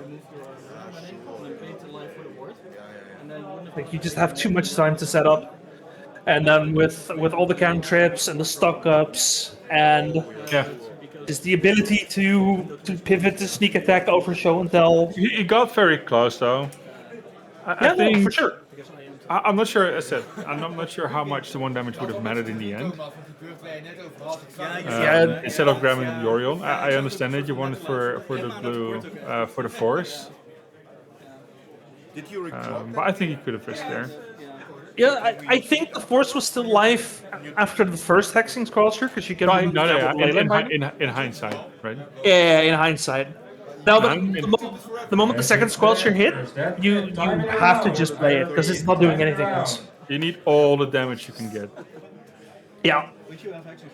Absolutely. Oh, did Philippe board out all of his all of his Force of Wills? Yep. That's sick. I don't like think it that. matters against the deck. He just needs cards. He doesn't need. He doesn't Yeah, need no, the counter war. Like, look at what he brought in. It's like, this is all so much better than a Force of Will. I mean, the Pyroblast is almost a Force of Will. Yeah. Yeah, no, that's pretty sweet. So you should not I like train that. with 2-for-1s. Yeah, he boarded out December Cools. Yeah, to my experience, Which no one really. I'm not sure if I'm all there for, but Putting models into. Let's see, because that he seems reasonable. boarded in 3 Squelchers and he has... Does he have, no, he doesn't have one in the minute, so he only has the 3 Squelchers. Yeah, but I it's mean- probably enough. Yeah. You just often you just need the one. Yep, well done. Congrats to Philip. He moves up Yeah. to 3 and 2. Very It's nice game. still enough to be at least top 16. He's still finding for the goodies from Yeah, our there- lovely sponsors. There are a lot of goodies, all thanks to our sponsors, Cardmarket, RageSquid, Ultimate Guard, Magic the Gathering Online, and of course the one and only Goat Enterprises. So, I hope our players are very thankful. I know our players are very thankful because our players are nice, they're great, they're lovely, I love them. So yeah, we're going to take a quick break. We got 2 more rounds before top 8, and we are playing for, what is it, 2? Yeah, 2 European Legacy Master slots, as well as all those wonderful prizes. So everyone, thank you for watching, and we will be right back. Round 6. We have, let's see, a couple of 4-1s. It's a very interesting top end. Not a lot of IDs are possible. Only table 1 actually ended up IDing. So it's going to be a spicy top 8, that's for sure. It's going to be top 8 where all the matches, the last 2 rounds, will have to be played for. Some of these winners might be somewhat safe because they could be in at 5 and 1-1-1 or 5 and 1. Yeah. But there's a lot of tables fighting for the 5 and 1 spot. Yeah. Even up to table 9, there's still people with 3-1-1 scores if they go to 4-1. Yeah, there's a lot to play for, so no one is safe outside of the undefeated guys. But winning this one would put you in a possible position of drawing it to top 8, and depending on how the matches go, it might be a clean cut into X1-on-1 for the full 8 players. Yeah, and at that point, those players would have to look at resistances and stuff, but it should. No. It might just be a straight clean cut. So all the players with the score of 5-1 and 1 will be in, and that's it. The end of the story. Yeah, we'll have to see. Anyway, winning is still important here. Yes. Speaking of winning, we have on the left side Stefan, a different Stefan from the last 2 times. Stefan Weijers on Boros Energy, the guy that sells also Pride deck. Normally Mardu, but there are a couple people playing straight up Boros with Sand Scouts and Azotep Quarries, which I wasn't sure what to think of until the last Bazaar of Boxes. It's also a deck we haven't shown today, right? We have seen a live game deck, which didn't end up very well result-wise. But it did fairly well during that game. Definitely well, because it took a victory at that point. I think it's round 2. We showed it, so for those who want to watch it back, it's round 2. Now we get to see pretty much the Boros Energy that Legacy has more familiarity with. Yeah, again, normally, like the most played version of this deck is Mardu, where you get access to Cabal therapies, but there is definitely reason to stay in Boros, as we'll hopefully see this match. Yeah, it's not like this is a new version. It's maybe a bit spicy against Ruben here on a Sneak and Show, which it's not like you don't really have a lot of interaction in the Boros deck that's actually relevant. And as we have seen with Sneak and Show, if you just let it do its thing, it can just sculpt its hand and try to go off. I mean, all it has is 2 static prisons and 4 sword supply shares. I mean, the goblin bombardments are definitely not there to stop anything your opponent does. No. But it is forcing a lot of damage, even though the Thalia might be enough of a hindrance against Ruben. Ooh, yeah, the 2 Thalia. You don't see that every day. No, I love the Othalias. Those were more familiar with the, or at least more known with Death and Texas like decks. Not specifically in the Boros energy decks, but I can see making a point. It's knife curve. It slows your opponents while you can still chip in with your Garda Souls and your Ajanis and the Oslo Prides. Yeah, and that's pretty much going to have to be your game plan. You have to pressure life total and try and win as fast as possible. Yeah. Yeah. This is what we call a fair deck. Ruben is playing the not so fair deck. Yeah. So I wonder what he has. He probably has a Atraxa available, but you need your static prison here. Hot take. That is not a static prison. Pretty much anything worth putting in for Ruben is scary, and Stefan has very little options. He has one option, which is the static prison. If he does not find the static prison, it's over. Oh, the Caracas. Caracas also works. Yeah. So he has 4 cards out of the 50 that are left that make him survive this turn, this game. It's that simple. There's no more, no less. You're at 14, right? That's a tall order. Oh, yeah. It's a crazy tall order. But maybe he already has it, and he's like, I have no answers against the Atraxa, but she's not killing me now, so I can deal with it next turn. Sure, it's a lot of cards. Serville to the top. It was a Caracas. Oh, that's Oh, that's spicy. That's the game's back on. Ooh, an Ant Raptor is also very nice. That's going to find a Sand Scout, a card that is unique to the Boros version of the deck, which has some interesting synergies with Wasteland and Ajani that we saw a couple months ago. It helps you catch up in lands. If you're behind in lands, you can go find a desert, put it into play. And then when one or more lands are put into your graveyard from anywhere, you make a 1/1. But only once. But it's a 2 mana 1/1. 2 mana 2/2.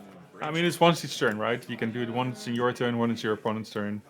Oh, the token is 1/1. Yeah. So it still adds up, right? It's a 2 mana with potentially like 3 or 4 power that's put on the board. Yeah. Right. Attempt number 2. There's now a sneak attack. Yeah. Uh-oh. We did not we did tap the carry. Oh boy. That is an unfortunate tapping incident. We have made a grave mistake in our judgment. That's what we call in business a boo-boo. Yeah, that's going to be your entire board. That is not a Caracas here. Is it though? You're at 10. Wait, let's do math. Yes. If you sacrifice everything, you only get 1 token, so that's not helping. You still get the 1 token. Let's say you keep 1 creature and you sack the Caracas. Caracas is your best card here. There's no way. No, the Emrakul's going away. Yeah, I mean, it's still your best card, right? Anything else Ruben draws is killing you because you're going onto 5. Yes, but he would have to draw it, so it is a risk you could take. Oh, you could keep the Sand Scout. Yeah. One of your land scouts to the graveyard, so you get a 1/1. Now you have you have a clock. Oh, I would not have done this. I mean, maybe he's counting on. He still gets a 1/1, so he gets another. He gets a soldier and he gets the Guide of Souls trigger. Is that works? Yeah, because it sees everything go. Oh, it's all at the same time. Sure. It's. So Like with Blood Artist. he gets another energy, he gets another life. So now he has a 4/4. Someone is missing a Oh, trigger. yeah. That gives him enough energy for the Guide of Souls. Sir, would you like to shuffle that Emrakul back into your deck?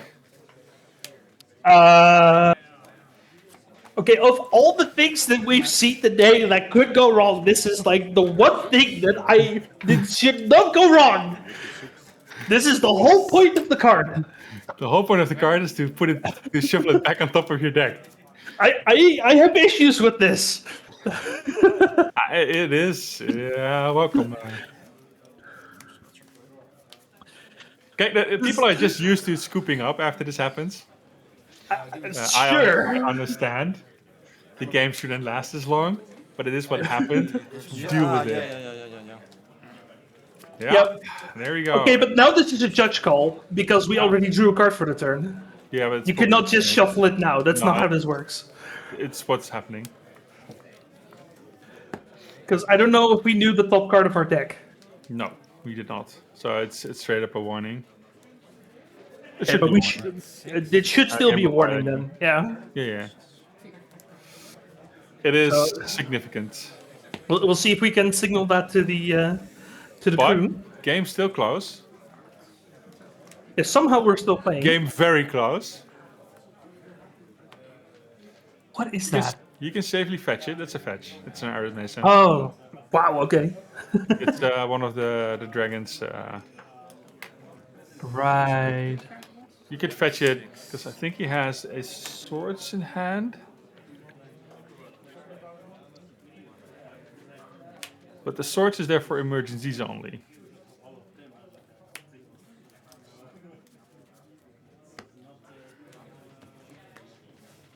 Right. So yeah, you get yourself a pride.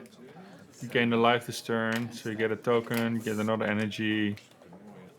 So if you play something next turn, you pretty much can guarantee Ruben is dead next turn. We are literally on the brink of winning through an Ember Pool. And he didn't even need 16 scrolls to block it. I mean, to be fair, it was still a misplay to tap the Caracas there. Oh, 100%. He regretted it immediately. But it's somehow working out. It's somehow working out. Maybe I shouldn't be asking for mercy. Lesson learned. I don't think he will make the mistake again this entire day. I don't care what the math is, he will always keep the head Caracas untapped.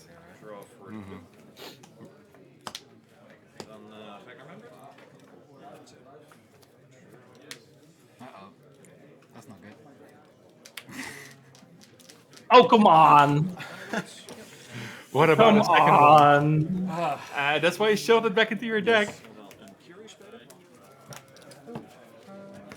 I don't want to pick sides, but I feel cheated. It's always on top, you know it. That's how it works. Yeah. This is just the way that went. The absolute goal to top deck it is. The moment you think Stefan has hope, the hope comes in and just Ruben's like, nah. It was always there. Yeah. But still, this could have been a win for Stefan if he just kept his Caracas there, right there. Yeah, if he kept the Caracas, then that was almost surely a win. And can he do much, by the way? Because when you have to bounce it before when you go to the attack step and before attack is declared. Wait, was that still off the first step? Alex is in chat saying that it was tapped off of the first bounce. Oh. No, it wasn't, right? Because that was a sneak attack. It was a show and tell, and recall the first one. Oh, the first one was a show. Then. The first one was a show. Okay, yeah. Okay, then the mistake was that he should have waited until the beginning of combat. Right. Okay. We got there. I mean, it was tapped at that point. If he made a mistake there, yeah. No. He tapped it to get rid of it, but then it came back with the sneak attack. But if he had waited for combat, that's a very specific moment. But the triggers are not there. Yeah. Yeah, but I'm pretty sure there's a way to sequence that where you're fine. But I mean, we got a better game out of it, so it's fine.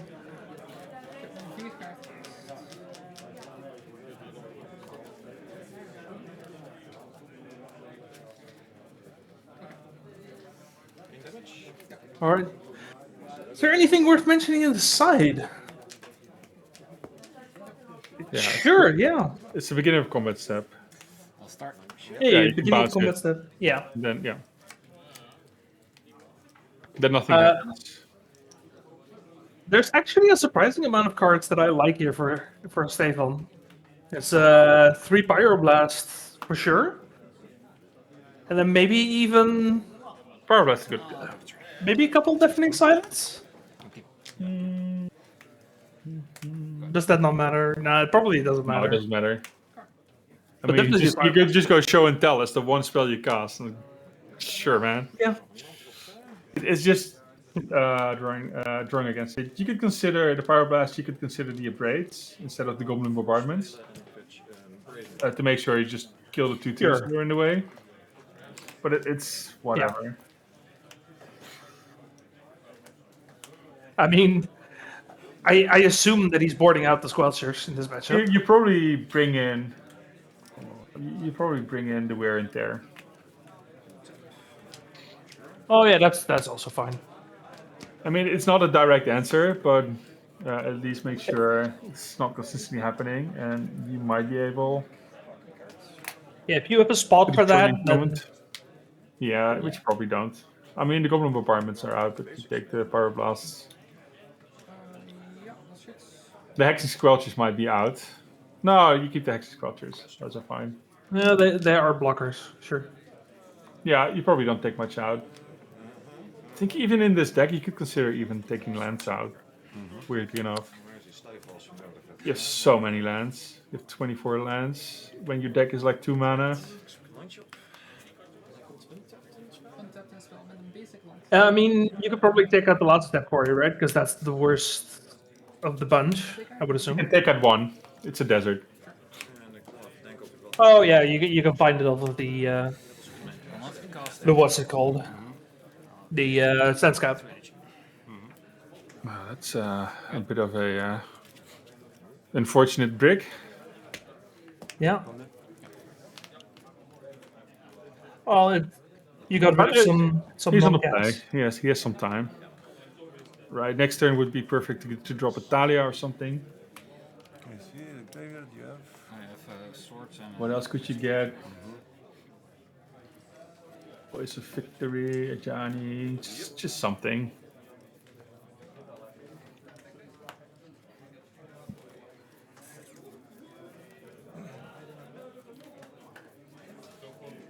It's like we are keeping the ponder cards. Get the swords in, which I think is reasonable. Because there's only a limited amount of Embercools and Atraxas in his deck. And an Archon of Cruelty.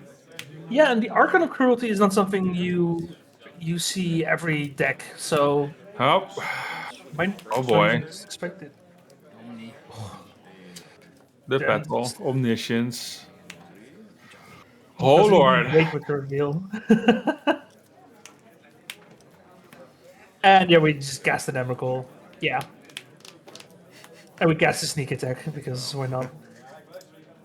Yeah. Oh, that's a quick one. And this is how I expect this matchup to go. This is how you expect one of the matchups for sure to go. But I think Stefan is like absolutely slamming himself for game 1. Yeah.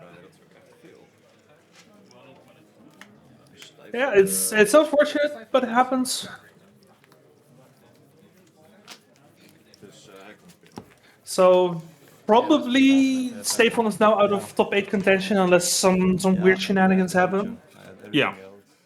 Ruben should You be. can pretty much pound on it that he's out.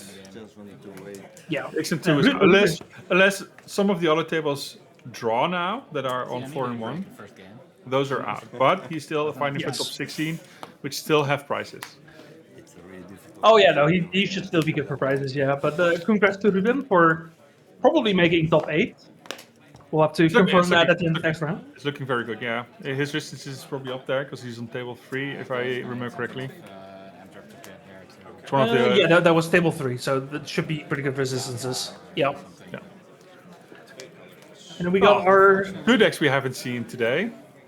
The mono green version of Cloudpost. And the mono blue Stiflenought. It's interesting because normally Stiflenought is blue-white, but I do kind of like this mono blue list. Just not having to play white, you can be a little more greedy with your mana base. You don't have to agree with your mana base, it's all basic, so you don't get punished by a lot more. But you can still play back to basics if you want to. Yeah. I mean, you get rewards for going for mono blue. You have a little less answers, but I think it's fine. I think the deck is just threats, and threats. Yeah. And blue has plenty of it. And now you do get the option to play back to basics. You are resistant to opponents back to basics, the blood moons, the magus of the moons. I think it all helps out, but this is one hell of a board state when there is a Ugin on board and a Tamio available. Yeah, but the Tamio can get answered. This Ugin? The Tamio can do squat, I think. Because there's a flute.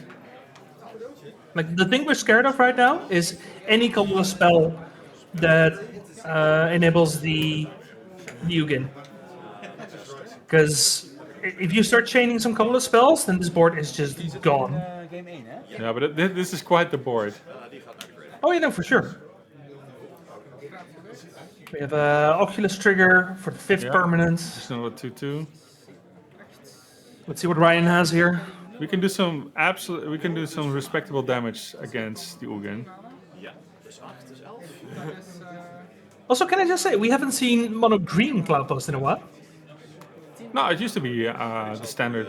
At least it used to be the standard in Modern and then in Legacy. Oh boy. Let me read the card. I'm not happy about the card. You read the card. 1, 2. Those are gone. Yeah, just casting this thing exiles 3 cards. Yeah, and it's big and it's ugly. And gaining a bunch of life. I mean, to make it even worse, you can do it again next turn. Yeah. You can just attack, bounce it. Yeah, that's the end of this game. Yeah, it's the combination of Ugin and the Caracas that gave Ryan what he needed to just wipe. Yeah, but now we got the sideboarding, so now hopefully we get to see the fun stuff, and this is where back to basics is coming into play, and your opponent is not happy about any of it. So, fun fact, there are 2 back to basics in this list, and they were already in the deck. Then we call it unlucky. Yeah, no, it's game 1, you don't know what you're playing against. No. And you don't find it. Oh well. But we do have some consigned memories that are very nice. Oh, that will help. The nice and I think that's pretty much it. Do you consider getting rid of the Tamios here? No. Just because there's not enough things to be doing. You need some sort of pressure. Yeah, but the Tamio isn't pressure. I know. I agree 100%. Tamio is the worst possible pressure you can have. There's not enough cards to bring in. Yeah, that's the issue. You don't have enough cards to bring in. Yeah. I am looking in round 1. So that makes sense why I can't find anything. Okay, I missed the message. There was a blue card that was tapped. You know what that was? A blue card that was tapped? Yeah. Was it the Curie? I think it was the Curie. Yeah, it's a Curie. If it's that's the only blue card I can imagine. Not everyone knowing. Yeah. Maybe we can pull it up real fast because it's one of the newer printings that really helped this deck because it gives you another possible outlet for getting a Dreadnought into play. Well, with upside even. It's not even that. It's mostly just drawing a whole bunch of cards. Oh yeah, no, drawing 12 cards just casually. That's also very nice. Definitely worth the 5 mana total. Sure, but we have seen during the European Legacy Masters from last year that it might not always be enough. True. Like, a lot can happen. And for some reason, it feels like Dorian always does well, and then we see him play Curie, and then everything goes horribly wrong. But not to say that it is the Curie, but that's usually how things go. So what can we bring in? There's a card named Cryptic Code, which might be interesting. Could be interesting enough, even. It's like, is there something that we think is worse? I think Days might be worse than Cryptic Code. This might not be interesting, and my opinion is that in this deck, really you want to win on especially on the play. There might be Tamio out. See if I can. Yep. For chat, you can bring in the Pithing Needle, the Cryptic Code, and Consigns. That's 5 cards. I mean, I definitely love the Consigns. Yeah, I mean, same. I like the Pithing Needle, but you have Urza, because you have Urza Saga there. I mean, there was a point where Stiflenought was a deck again, just purely because it was able to main deck Consigns in memory, because that was just so insanely good. We're not in that meta anymore, but it's still really good, especially in this deck. This deck doesn't play Dress Down. Ja, je kan ook eten en drinken. En... Sure. This version doesn't play Dress Downs. I think it does play out Slip Out the deck. It plays Ursa Saga. Yeah. I think that's the consideration. Which I think Dress Down is somewhat of a meta call, and if your plan is to go Ursa Saga, then you're fine not doing that. It's interesting that he's playing Ursa Saga. It's only 2 copies, but the only cards you can find are the 4 Dreadnoughts and the 2 Lotus Battles. Yeah, but that's why I think the Pithing Needle is coming in. Oh, and the Pithing Needle on the side, of course. Yeah, that's why I think it's kind of weird not seeing a single Dress Down. If you have Urza Saga as well, you could just Dress Down, get your end of turn, find your Dreadnought with the Saga. Well, I mean, Dress Down pretty much takes you off of the Construct plan. So I guess that's a consideration.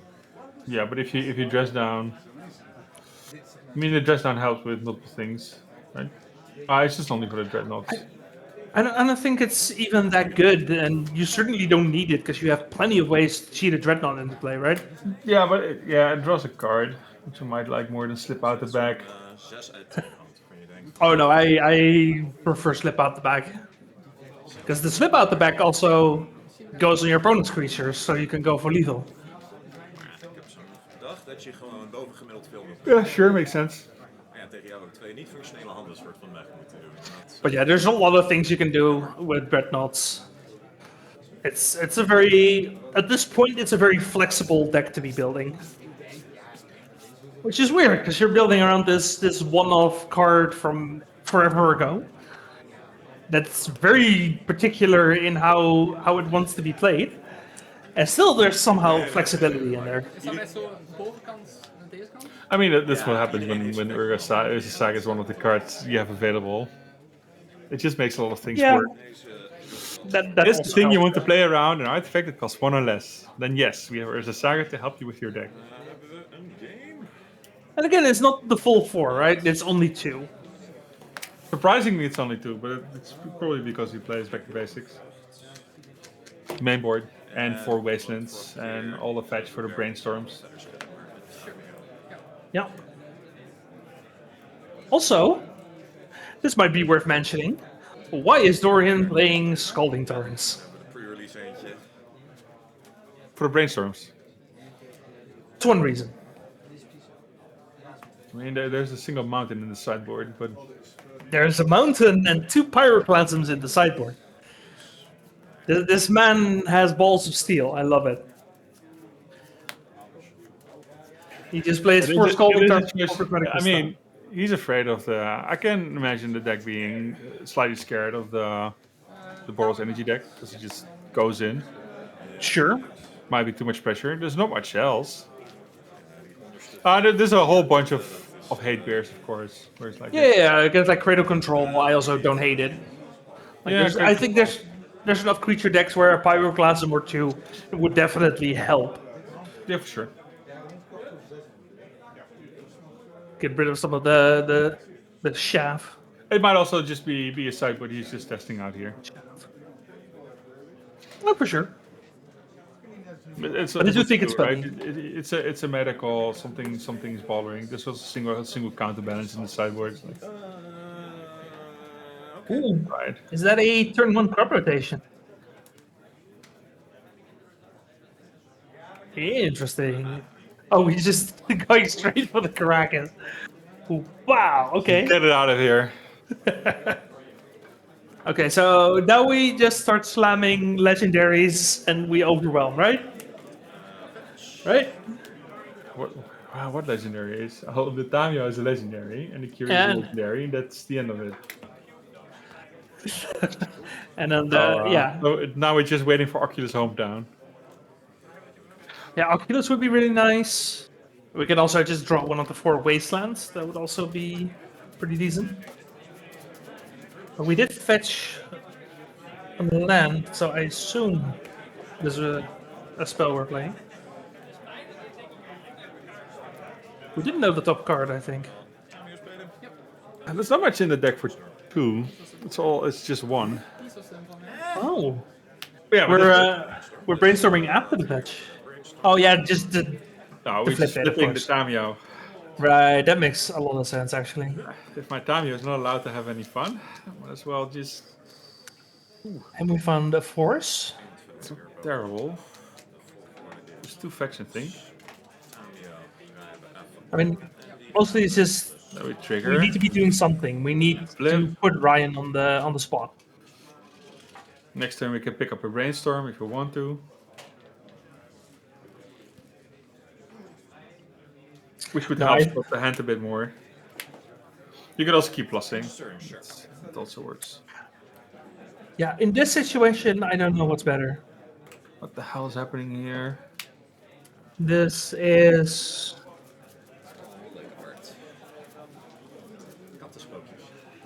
Is that a stock up? No, No, right? it's an ancient stirrings. Oh, I'm sorry, I haven't seen that card in like half a decade. I haven't seen that art in, well, no, ever. It's a cool card. It's a great card. He only plays 2 of these. They used to be just always a straight up 4. Yeah, it used to be a great card. It got mostly phased out by Once Upon a Time, I think. I think that's just better. we've now come to a board state in Legacy, which I hate the most. We flip the Tamio on turn 1 or 2, and now we do everything to protect it to 7. And it's the most boring thing in the universe. But it is quite exciting for players still, right? It is a major threat. Both players will be fighting to control the threat. I mean, it puts Ryan on the spot to do something, right? Which he has to do something, and Dorian needs him to be occupied, to be preoccupied for a bit while he does his thing. It's a distraction mostly. Yeah, he has nothing else. Crop rotation, yeah. How many cards does Ryan have in hand? Because right now he's not having any green mana, and he's also not casting any of the big spells. Yeah, not a whole lot. There's not a whole lot happening. I think he has 3 in hand. Yeah.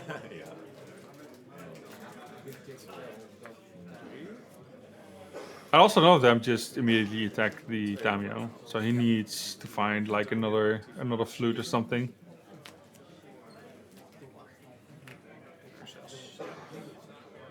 Yeah, we're just going up. We're going for that ultimate. And then the ultimate doesn't outright win the game, but it's trying. It's surely gonna try. Because I think once we ultimate, the only real bottleneck is mana. Yes. And he has plenty of tries.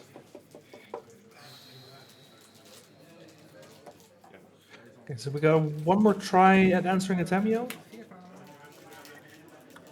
I think this is a Kozilek's command. Yeah, make some things. And Scry. I think mostly the Scry. Oh? You can. Oh, he might be casting 2. No. What's he going to do in 1 colors? Just make more No. idiots.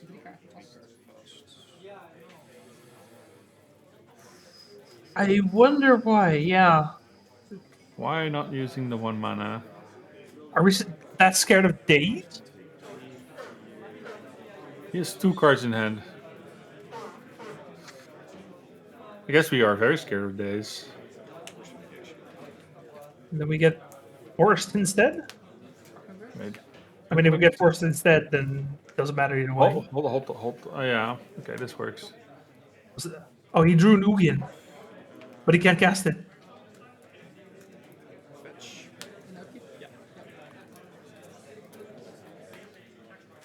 Okay, fetching. Probably just deck thinning at this point.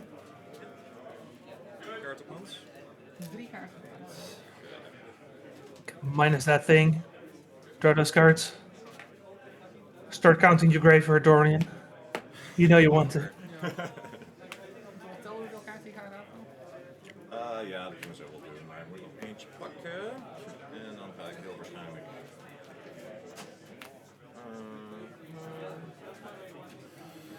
Huh.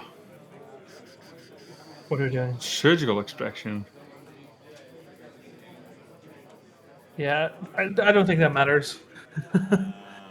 No, I think it's an interesting sideward plan. Oh, yeah, no, fair enough. Ja, dat kunnen we misschien beter doen. Dus dit zijn er. I'm not sure against what you wanted. I guess you want to wasteland something like the Cloudpost and just take it out.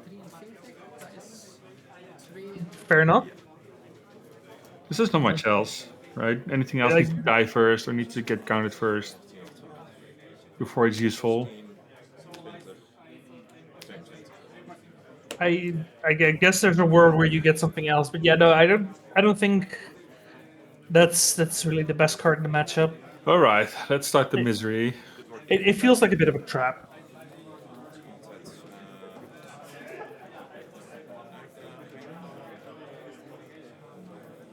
You know, getting a planar nexus or Cloudpost definitely doesn't hurt.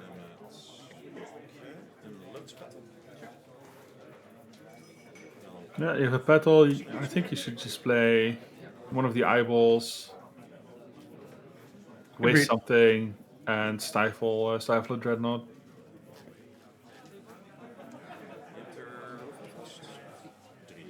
You have these many cards, use them. We're firing off a wasteland.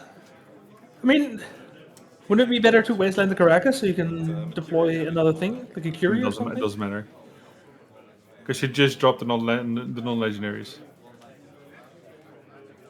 Like sure. you make a 1 dreadnought and you make a squid. That's straight up 3 creatures there. Yeah. You can say you make 2 dreadnoughts, for example, but at that point, like something like Ensnaring Bridge is if it ever resolves, might be an issue. He's not playing Engineered Explosives, for example, but it could have been an issue, or a Powder Keg or whatever. I think it's just straight up safe, which is just spread the mana cost as well, and make as many bodies as possible. Okay, no. Instead, we show the consign, and it's good enough for Ryan. That's fair. There's the Tamio. Did the thing. Het had heel goed uit kunnen pakken. But yeah, now we go into game 3. Ryan was looking to get the first game.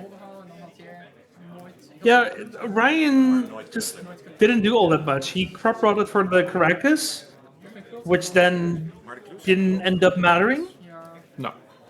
Dus het is niet per se dat. And then just there was a very stumbled. small window where the Caracas was tapped and you couldn't bounce it in response to the brainstorm. Ja. Maar dan zou ik nooit brainstormen. these are also things. Yeah. You could have also just Yeah, waited dan wel. Ja, ja, ja, ja, ja. until he ever flips it. Ja, ja, ja, ja. Nee, precies. Because the few treasures aren't the scariest thing here. 'Cause it's 2 mana, Ronde 6, hè? to draw a card. It's not happening for a while.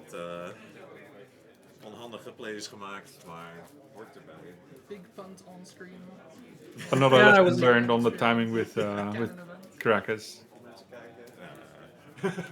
Yeah, it's just the Caracas is fine, but if you're not doing anything else at that point, then it doesn't really matter. No, there's no green mana.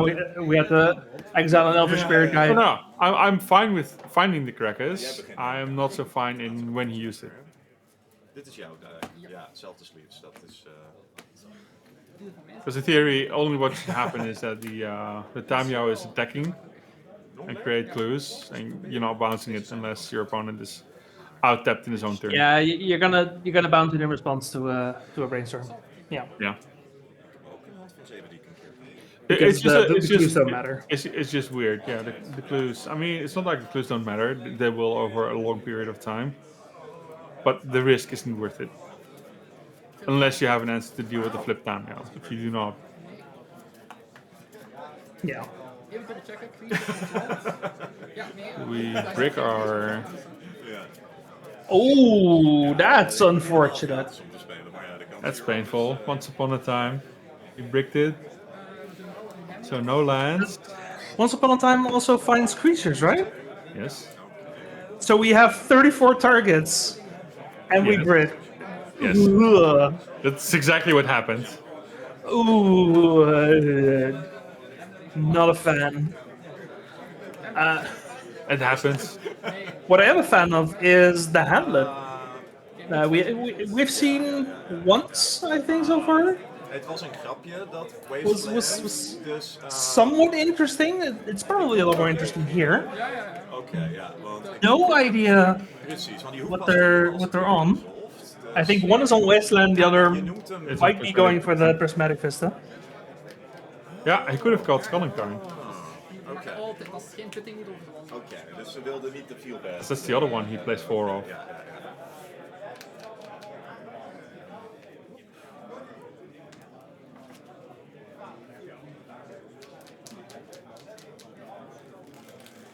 Yeah, and to be fair, it's not the worst thing. Like, if your Scalding Tarn ends up making colorless, like, at least Yorion can use the colorless, right? Dat is misschien niet waar je op hoopte, maar dit doet wel dingen. Dit is... Yeah, but it prevents more from the brainstorm shenanigans, right? Making his deck as. Oh yeah, no, it makes the brainstorms worse, for sure. It's small things. It's the best he can do, right? With the hand that he has, but it's an odd of 3 against 4 cards.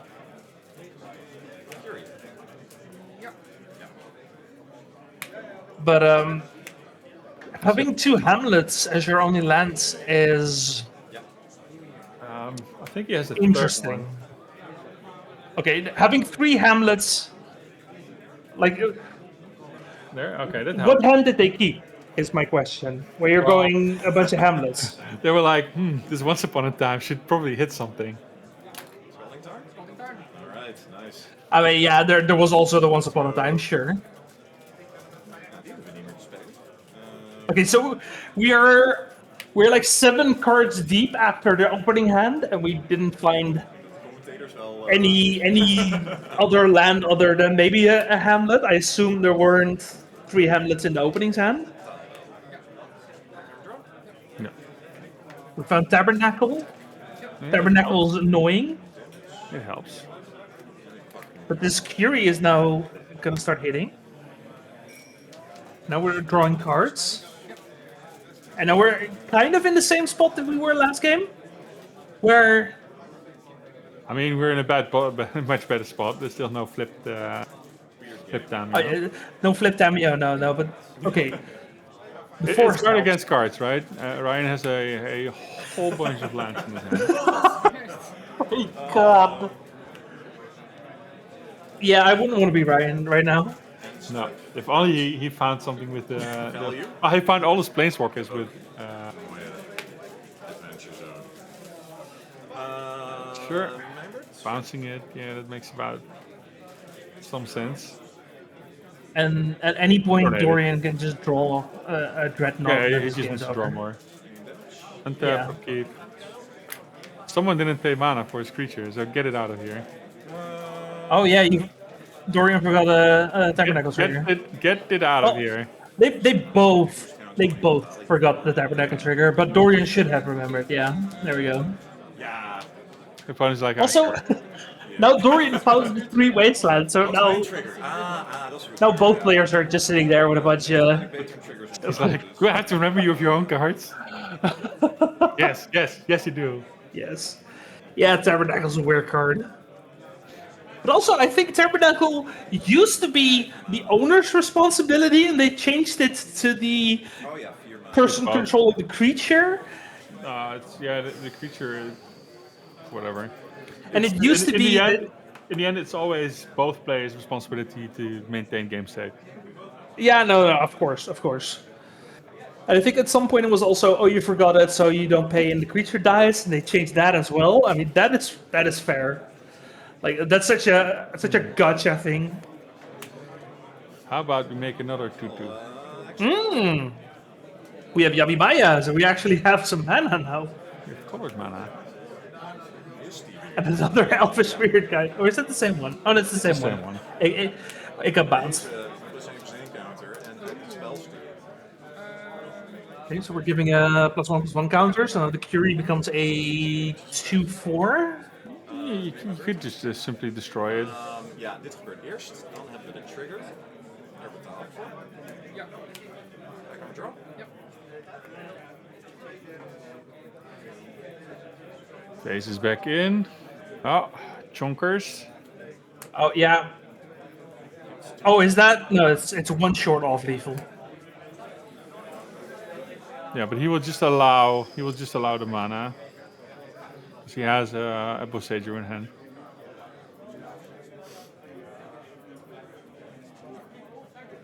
I mean,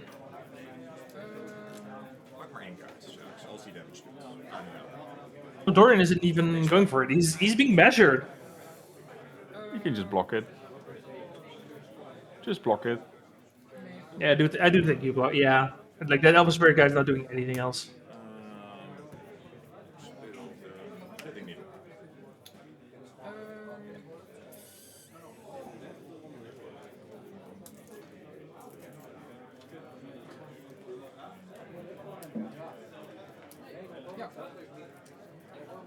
Caracas. Sure. It's a 2/4. Carrick is no longer an option. You might want to try to see if you can destroy it.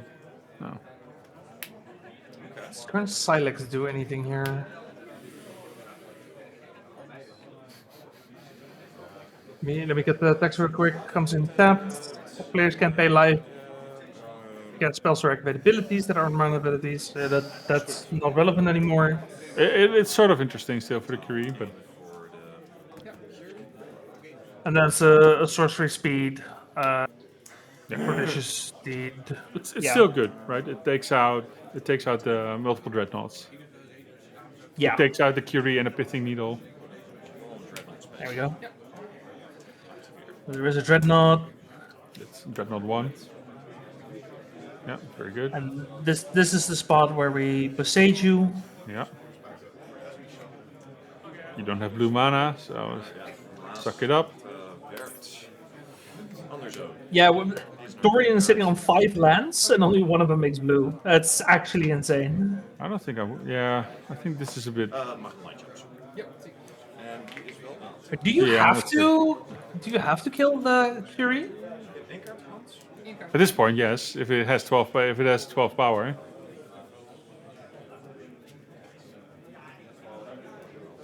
No, as in the Curie died. I thought you could just choose to not pay the cost. Or am I misremembering that? What do you mean, not pay? Oh wait, did we Boseiju the Curie? Sorry, I thought we Boseiju the Dreadnought. Okay, now that makes more sense. Yeah. Oh, you do get the second blue now. Yeah, which is very important. Yeah, 4 wastelands. Gotta love it. And this wasteland protection is definitely doing something.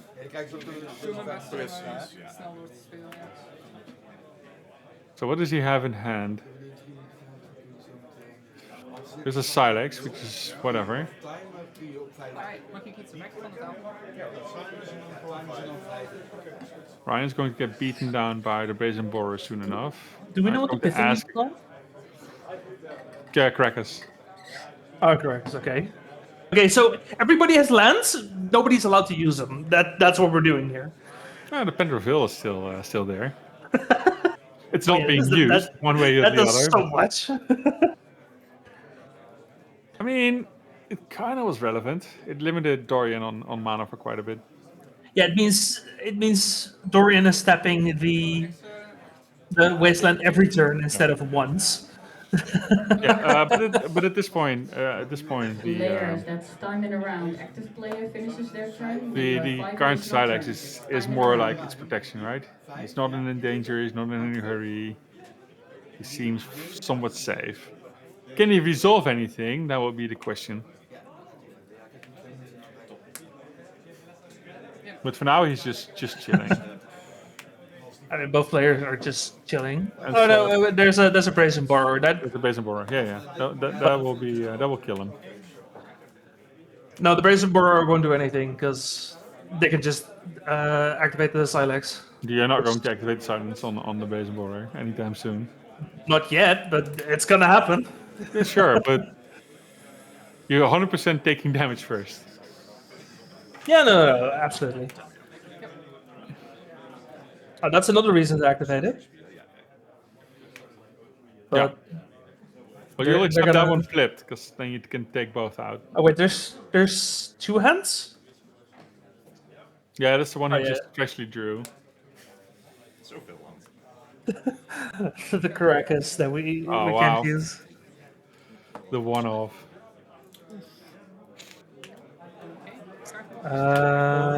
What are we stifling?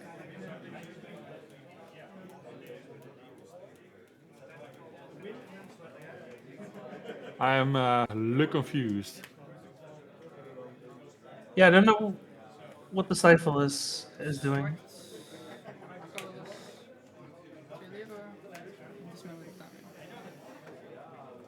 Dismember. Oh wait, no, we stifled the Silex because the Silex clears both of them. Oh, yeah, we.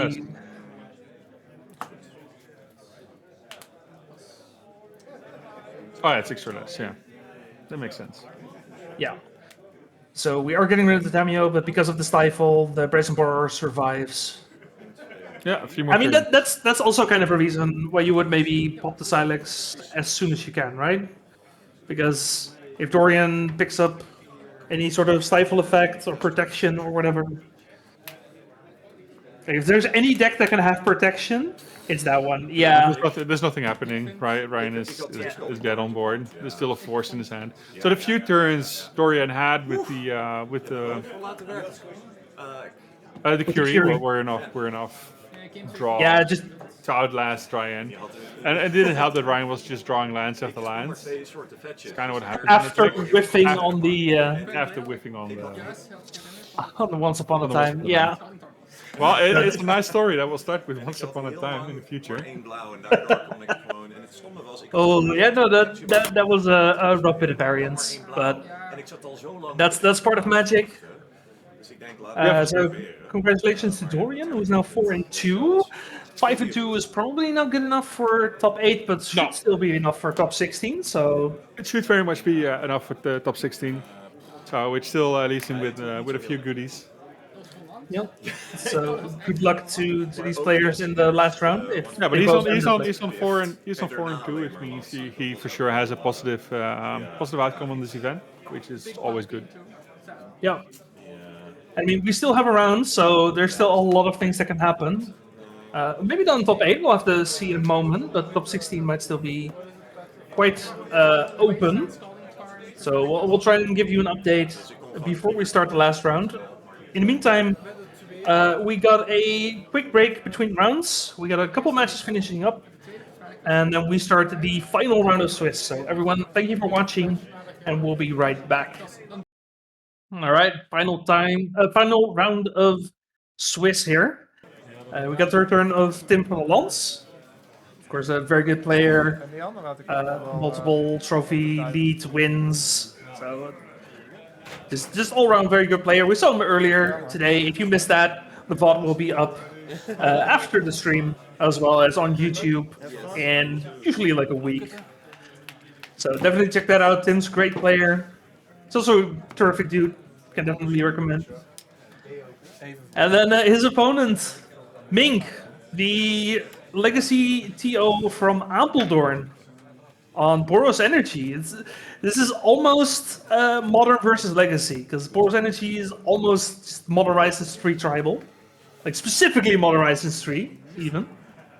Yeah, Mink had the unfortunate event that he cannot draw into the top 8. No one, depending on your resistance, 5-1-1, there will be people not getting in the top 8 with 5-1-1. Yep. So there's only, at this point, there's only 3 players that have guaranteed the seed. Those are the people who have drawn a previous round already, and they will might have to play or draw this round. The resistance is very high, so will likely be in. And Peter van der Ham, who's the only one who's at 6-0, is also making it in. Peter is the only one at 6-0 because he was the only 5-0 who couldn't draw because his opponent was not able to draw. We have Jordi New and Tobias Garth who were able to ID last round. I think they ID'd this round as well. If they can. Yeah, Jordi ID'd with Peter, so they are guaranteed. Jordi, of course, on Mono Green Lands. Mr. Netherlands has to play lands. And then Peter, PVDH, who is on Izzet Affinity with Surveillance Cam combo. So, very interesting deck. We'll have to get him on camera in the top 8 and see how that deck performs, because we have yet to see the Surveillance Cam.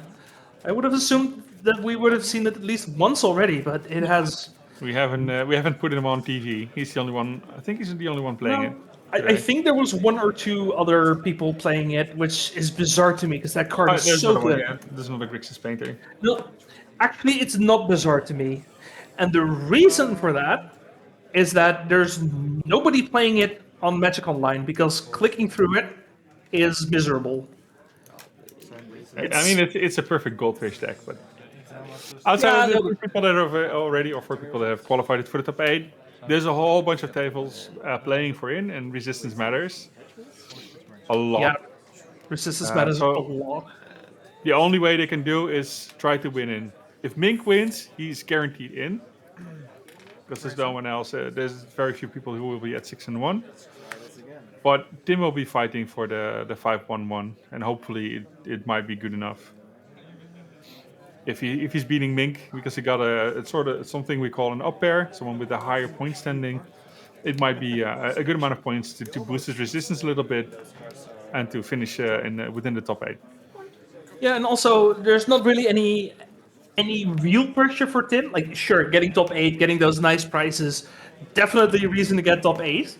But Tim is not playing for the ELM slot because he already has it.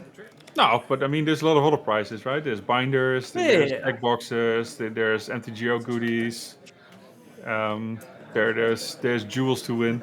I mean, the top prizes are still for Volcanic and Tropical Island. What I meant to say is there's not as much pressure to perform to try and go to Belgium in July. Sure. But outside of the ticket, the other prizes are worth fighting for. Yeah. Also, come on, the most important part is not the prize, it's the bragging rights. Oh yeah, no, for sure. Like, winning twice in a row, that's already pretty sweet, right? I mean, just hitting top 8 twice in a row is yeah, puts you in the elite, right? Well, force. Yeah, for sure. These are not the easiest tournaments to win. Yeah, you know what's better than 2 top 8s? An ELM top 8 after that. Sure. So we will be seeing Tim in Belgium for sure. I was considering two national championships, but I'll take that one too. That would also be incredible. Yeah, but no such luck. Humble brags. Back in the day when I was still considered a good player. And now I'm casting, so that says a lot. But we are enjoying this Boros energy deck against Dimir Midrange. Boros energy is just drops creatures and creatures and creatures, tries to get us a lot of value, and Dimir pretty much has to fight it. And we'll see how it goes. Dimir is definitely a deck that can play against a bunch of creatures with those Barrelgoyfs. Is very nice. Yeah. Those Barrelgoyfs are just incredible in doing what they need to do. Just unfortunate for Ming that I think he's stuck with an additional 3 lands. I mean, he was stuck on 3 lands, now he's stuck on 2 lands. There's plenty of removal. There's at least some pieces of removal that could get rid of the Barrelgoyfs. Yeah, no, we need to get rid of this Barrelgoyf, and it needs to happen right now, because this is not getting better for Ming. Every turn he has to jump with anything. It's awful. He also doesn't help. Oh, it's just stuck on lands. He's stuck on lands in hand. Look at this. Me too. Okay, so you can see this. Tim has 1 card in hand. So if he draws a removal right here, he is pretty much back in the race. Yeah, but he still has to draw it first. Absolutely. I mean, he has 1, maybe 2 turns, depending on what the mill effect is. This is not a terrible draw, but it's not what he's looking for. Nope. It could be a really good draw if we can get some energy going. I mean, energy go is any creature is a bunch of energy. He will probably have to. He might. I wonder if he risks it. Otherwise, he just has to fetch for one of the Seville lands, the Elegant Parlor. Yeah. I mean, there is maybe the possibility for some Lazotep shenanigans. That's the core. Very interesting card. Definitely the reason to play the Boros deck. Sure. Definitely not fetchable. Definitely not. Not technically, no. Nah, the only thing he has to play with is the 2 lands in hand, the Krakos and whatever. I think it's a swamp. That's very unfortunate. Ja. Ik doe wel een kast kijken. Ja, wacht even hoor. This Ja, ik ga hem sowieso. This Barrelgoyf is just gonna take over the game, right? I mean, the second one is. The first one was manageable. The second one will be killing. But I understand a Mink in this position. It's like he didn't have any creatures in the graveyard. Screw it, let's gamble for it. Yeah, I mean, you're definitely not blocking it, because at that point you're not doing anything either. No, you're winning if you get your you get your Soul Sisters to trigger and be able to drop some 1/1 counters and stuff. To make them just bigger than a Barrelgoyf, hit for more. But having the Barrelgoyf find another Barrelgoyf, that's absolutely rough. More that is a good top deck though. Is it? I don't think it's enough. I mean, it has first strike. Yeah, we can pump it and then sit there. It's mostly we can chump some of the 1/1s here for a bit.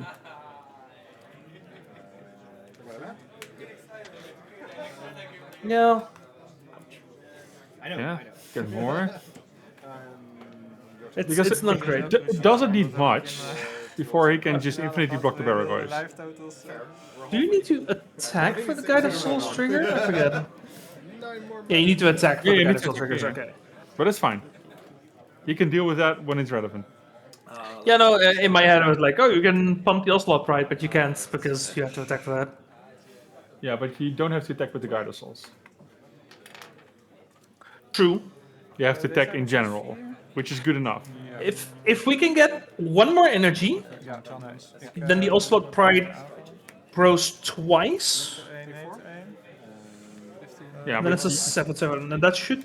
No, it's a 5/5. That might not be enough. It's only +2/+2, of course. En ik heb dan. Yeah, but which is for now, it's enough, right? Those are 4/5 Barrelgoyfs. Oh, sorry, I thought they were 5/6. Okay, No, yeah, for now they are 4/5. Yeah. It's instant sorcery land. Oh, now they are 5/6. Yeah. I was just about to say we milled something. Yeah, we milled the Kaito. But if we draw another Oslo Pride, we have enough first strike damage right there. Do we? Yeah. Because if you boost the Pride first, right? Right now you can just attack with the Soul, with the Guide of Souls. Sure to get the trigger. Oh, you have to put it on target attacking creature, which is a bit unfortunate. So you can block this turn, but you get a few triggers, you get a few tokens. That makes this is by far the best draw. Yeah, but it does get forced because of that flow state. The most hyped printing of the set, for sure. And we've seen it do absolute work today. Trigger. One step, trigger? Yeah. Make a token. You now have 10, so you have ascended. Echt, als ik Boma's had gegeten net, dan... Helaas. Would be a lot better. Are we not one shot? No, that's 10 with the... Oh, that's 9. Yeah, that's the energy counter thing. Counts in my book. I wish. Yeah, you block 1, you take 5. Quit playing this game. All you need to do is not draw a land. Also, interestingly enough, we only pumped the Oslo Pride once. Yeah, we could have done it twice. No.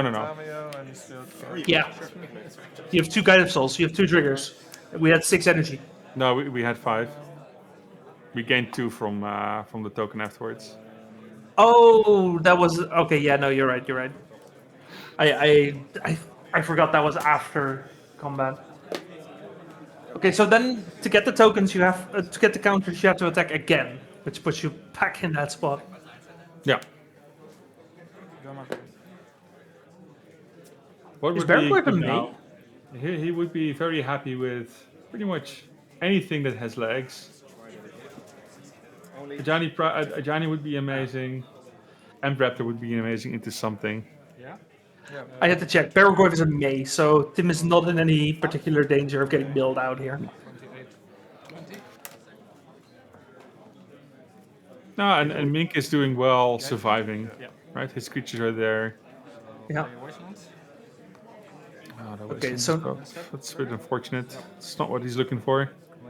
No, but it does give Ascension. Another cat? 2, 4. So I gain 4 energy, 4 life.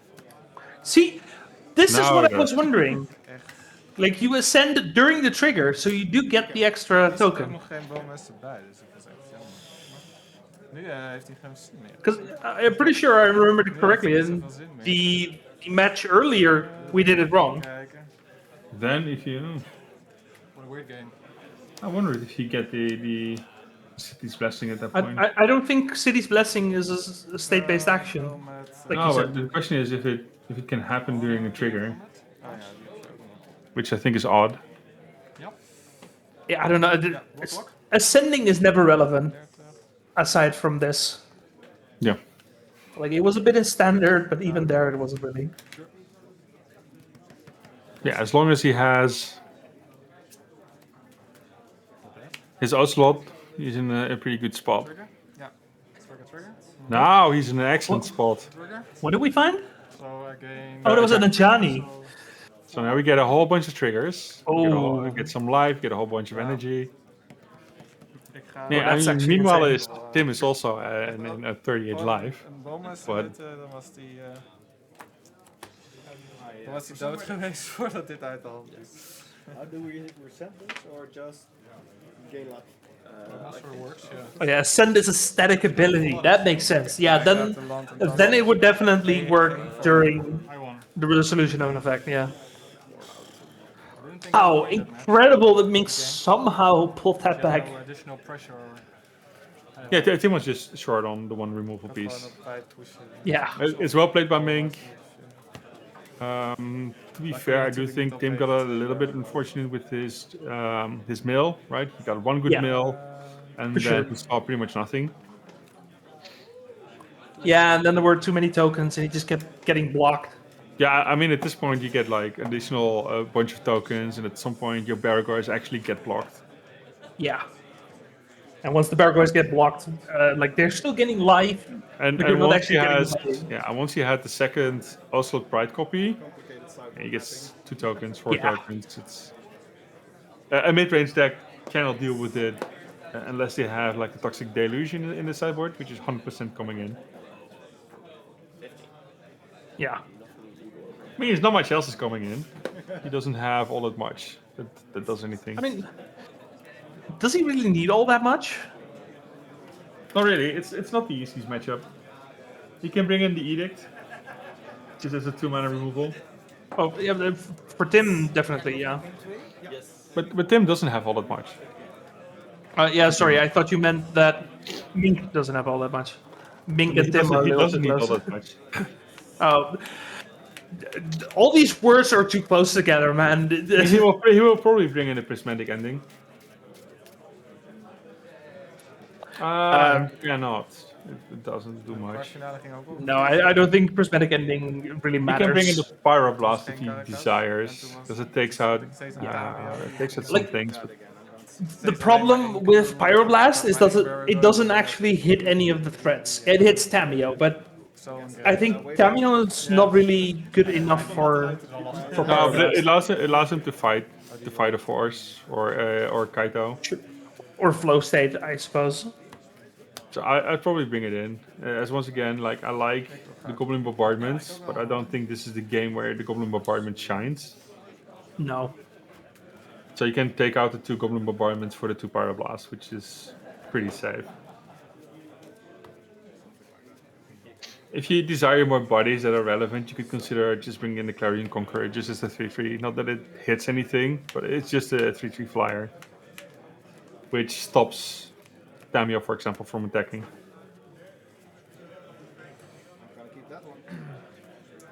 I suppose, yeah. And it stops the Kaito from activating. It also stops Planeswalkers. Actually, Tameo flipping is really annoying because you have a bunch of 1/1s, right? Yeah, but the Clarion Conqueror, I can see. Because it stops the flip Tamio as well. Good luck and have fun. You could consider the Surgical Extraction even. No, it stops the back end. The back end, yeah. Yeah. Fighting for the Tamio, not wanting to deal with it. That's 1. Fair enough. We now get to play a fair game of Magic. Until the next Tameo hits. Tim is already not continuing gas, which is pretty expected. They don't have too much on turn 2. So a bit of sculpting. Interesting that the Kaito is already hitting the bin. Yeah, I think Tim is just looking for something that isn't Kaito. Oh boy. Somewhere to stabilize. Oh, that's pretty good. In response on that one, resolving, so you don't gain lives, you don't get a token. So you can Bow Masters if you have one. You can Wasteland Bow Masters. You could Brainstorm, try to find one. Just making sure, yeah, the Ocelot Pride is a 1/1. Guide of Souls is a 1/2. For some reason. Why Yeah, I do don't know the either. 1/2s have to be a 1/2? Nobody thought of the Yeah, because of the Orcus Bowmaster, obviously. Sure, but nobody thinks about the Goblin Lackey that suddenly cannot attack into anything because suddenly all creatures are 1/1s, 1/2s. Yeah. I mean, Goblin Lackey is also trading with every single 1/1 you could possibly put into play. Let's be honest. I mean, You were never letting that go through. Oh, 100%. You have to do it. It's a must. But that's pretty much also why the goblins are dead. Too many 1/2s, like Delighted Halfling is a big issue. And the Bowmasters is number 2. You are allowed to? Yeah. And we don't talk about all the efficient removal every color has, which is just 1 mana. Because reasons. Oh, that's like the worst possible hit of an Emperor. I mean, it gets rid of the army. I'll take it. It's something. I mean, it means it's not completely wasted. Sure. And it's not like the Boros It's- deck just draws additional cards. Sure, it's like almost entirely wasted. Let's be honest. Sure, it Is- helps. It helps. It allows him to attack. Yeah. Sure. But it's not great. No, you could attack anyway. That thing has first strike. Sure. It's a Mana. 2-1 first striker. That thing is so stupid. Magic sometimes doesn't make sense.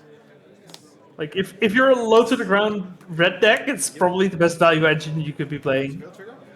Oh yeah, there's no doubt about it. Even if you do not have any other energy in your deck, you'll still play it. Yeah. You'll find something.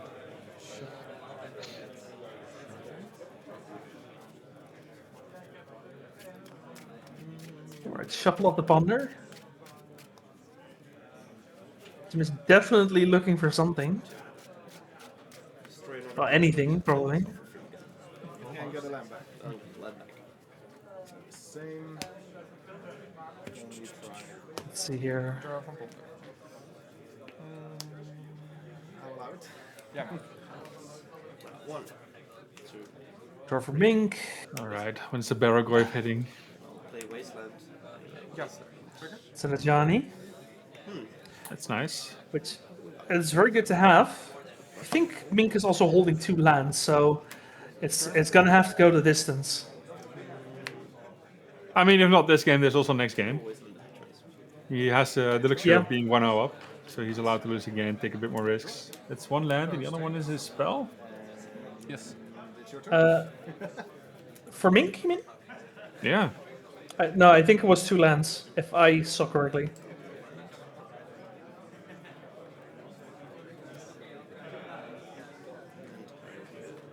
Not 100% sure on that. Let's see, this flow state is online. So that's very helpful.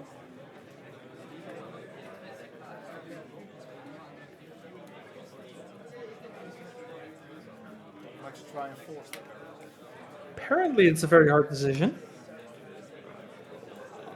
If there's no lands in there, it's a doozy. There's at least 1 Bowmaster in top 3. That's a land. Okay, take a damage. But is it doing enough? I'd assume he'd still pick it up. So there's a land. Now what? Go. Instead, I'll fetch. Your turn. Because I've been going for the Surveil land, probably. Yeah. I mean, Also he just already has all the mana he needs.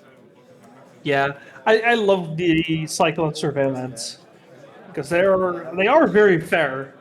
They They're are also very- definitely legacy power level, right? They are. You see them as a 1 or 2 of. Yeah, that's perfect. If And you that's want a new card, just have it be a tap land that you play as You can a let them one-off. play so they're not too overpowered for example, for standard as well. So they fit Yeah. right in. Oh, there we go. We have one of those lands. I haven't seen them in Desert vintage land. yet. Oh, yeah, the last tap. Vintage is a whole different animal. I know what it says. Yeah. Yeah. Cover it. We have a Lasso Tap Quarry. That's probably the biggest reason to play the Boros version as opposed to the Mardu version, which is a land that taps for colorless, or you can sack a creature for 1 mana of any color. But the real kicker is X and 2. You can tap it, sack a desert, which is always going to be the last step Quarry in this deck, to eternalize a creature in your graveyard with mana value X. So you make a 4/4 token copy of it, which there's plenty of creatures in the deck where making a 4/4 token of it is really good. Like an Ocelot Pride, suddenly 4/4 first striker is actually insane. Twee kaarten. One fetch. I wonder why he didn't use the last tip quarry here. People will say that I'm not unlucky. I'm just not. Guess he wants one more mana. I hate the card. Just making sure it is activate only as a sorcery, yes. Yeah. So I think now we get he thinks he wants. Ugh. Planeswalker, instant land, Ugh. creature. Undercity Sewers. 5, I guess. You're allowed to. That's not good. Ooh. No. That draw could technically answer. 2 lands, so he can at least get rid of the Baragoyf. That's a start. Even more bad news. I mean, he's up against 4 cards, so who knows if it's enough. I think that was a that's In your end step. Yes. I would like to cast a card. Ooh. He's bringing that one in. We're getting a 4/4 also a pride. Yeah. That's okay. Oh yeah, and dan krijg je een token. When it does, it draws me a card. So that's why I was wondering why he wasn't doing it last turn. Something like that. 4/4. Yeah. He had the mana. Yeah, I don't know. Maybe because it was too all in, he wanted to keep it as a all in against what? I don't know. I really don't know. Don't ask me. So that's why I was wondering. Last turn he had the mana. Did he have a creature in his graveyard? Yeah, he had this also Pride in his graveyard. Cool, aanvallen voor 5. He had the Yeah, 1 drop. I don't know. He couldn't grab the 2 drops. I don't know. I was wondering if he wanted to trade for. Oh, that's a bit of a blowout.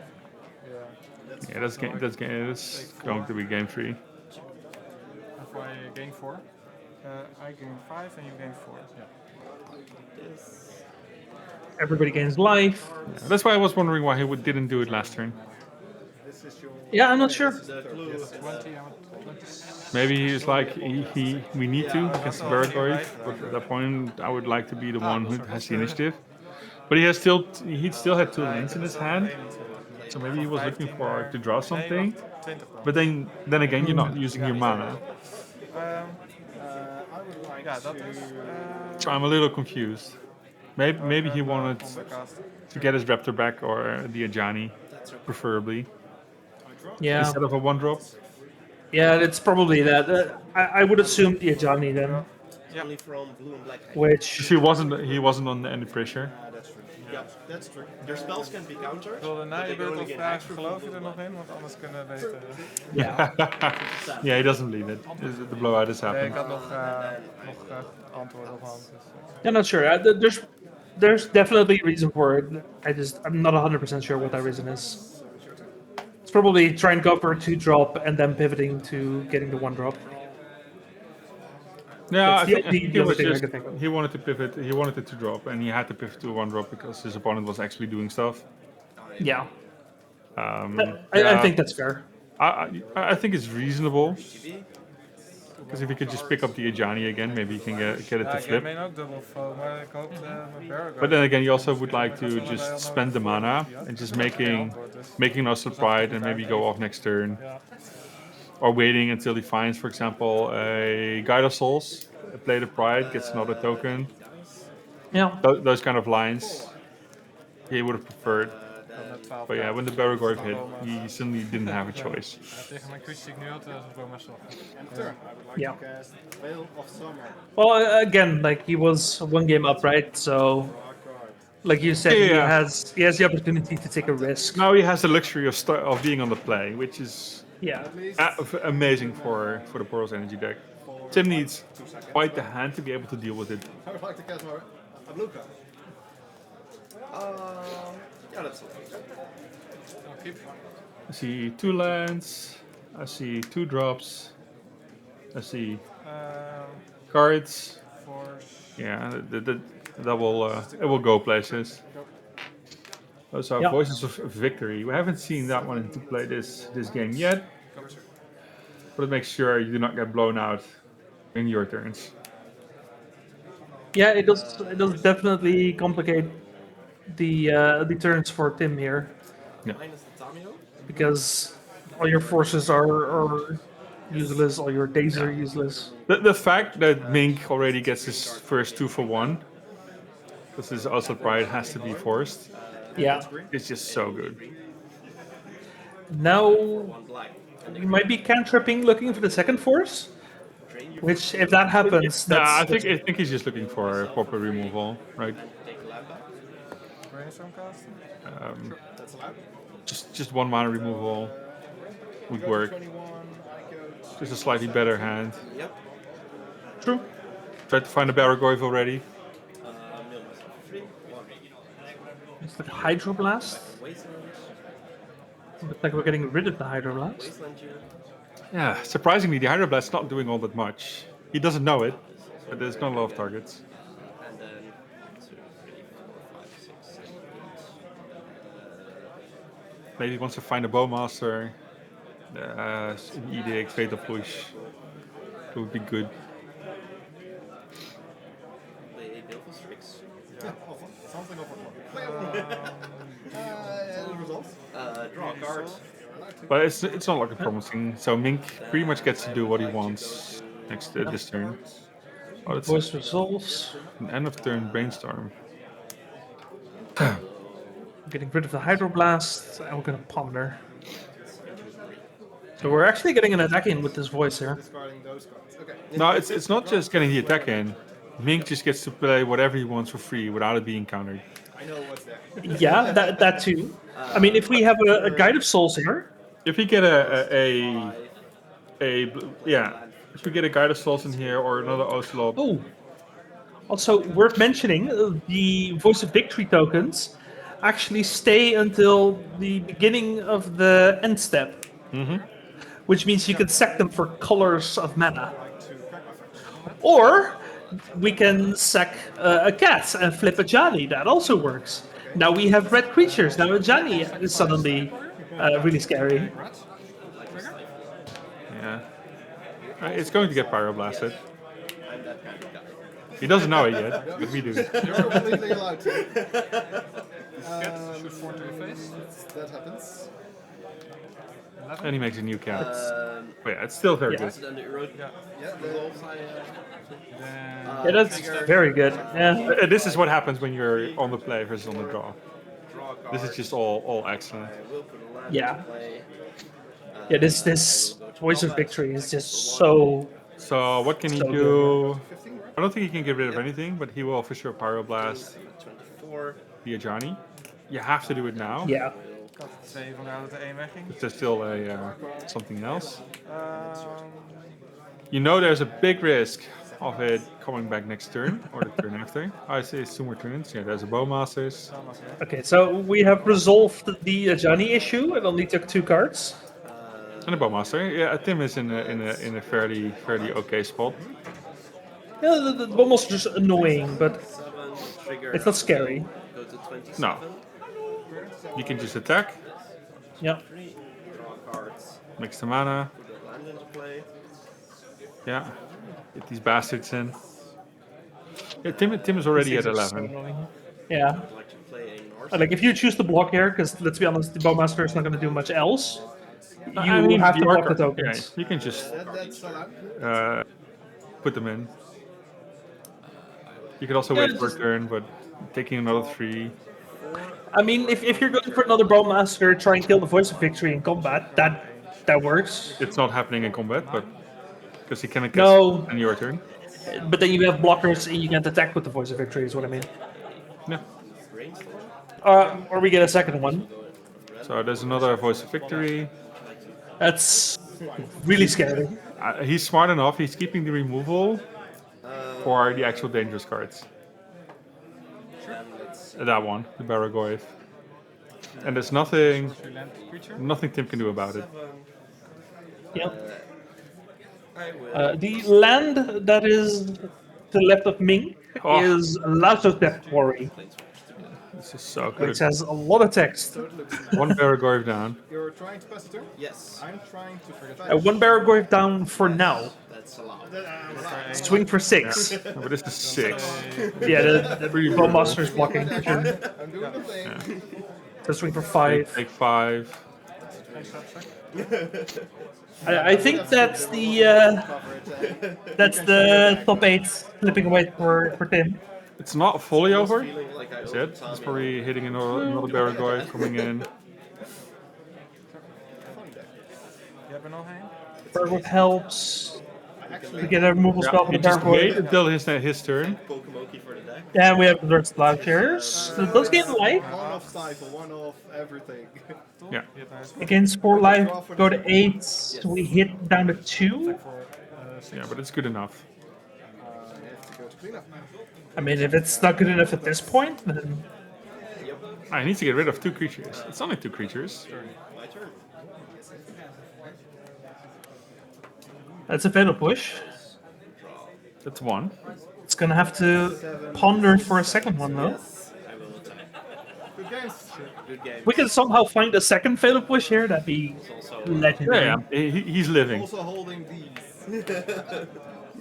Yeah. That would be insane. Yeah.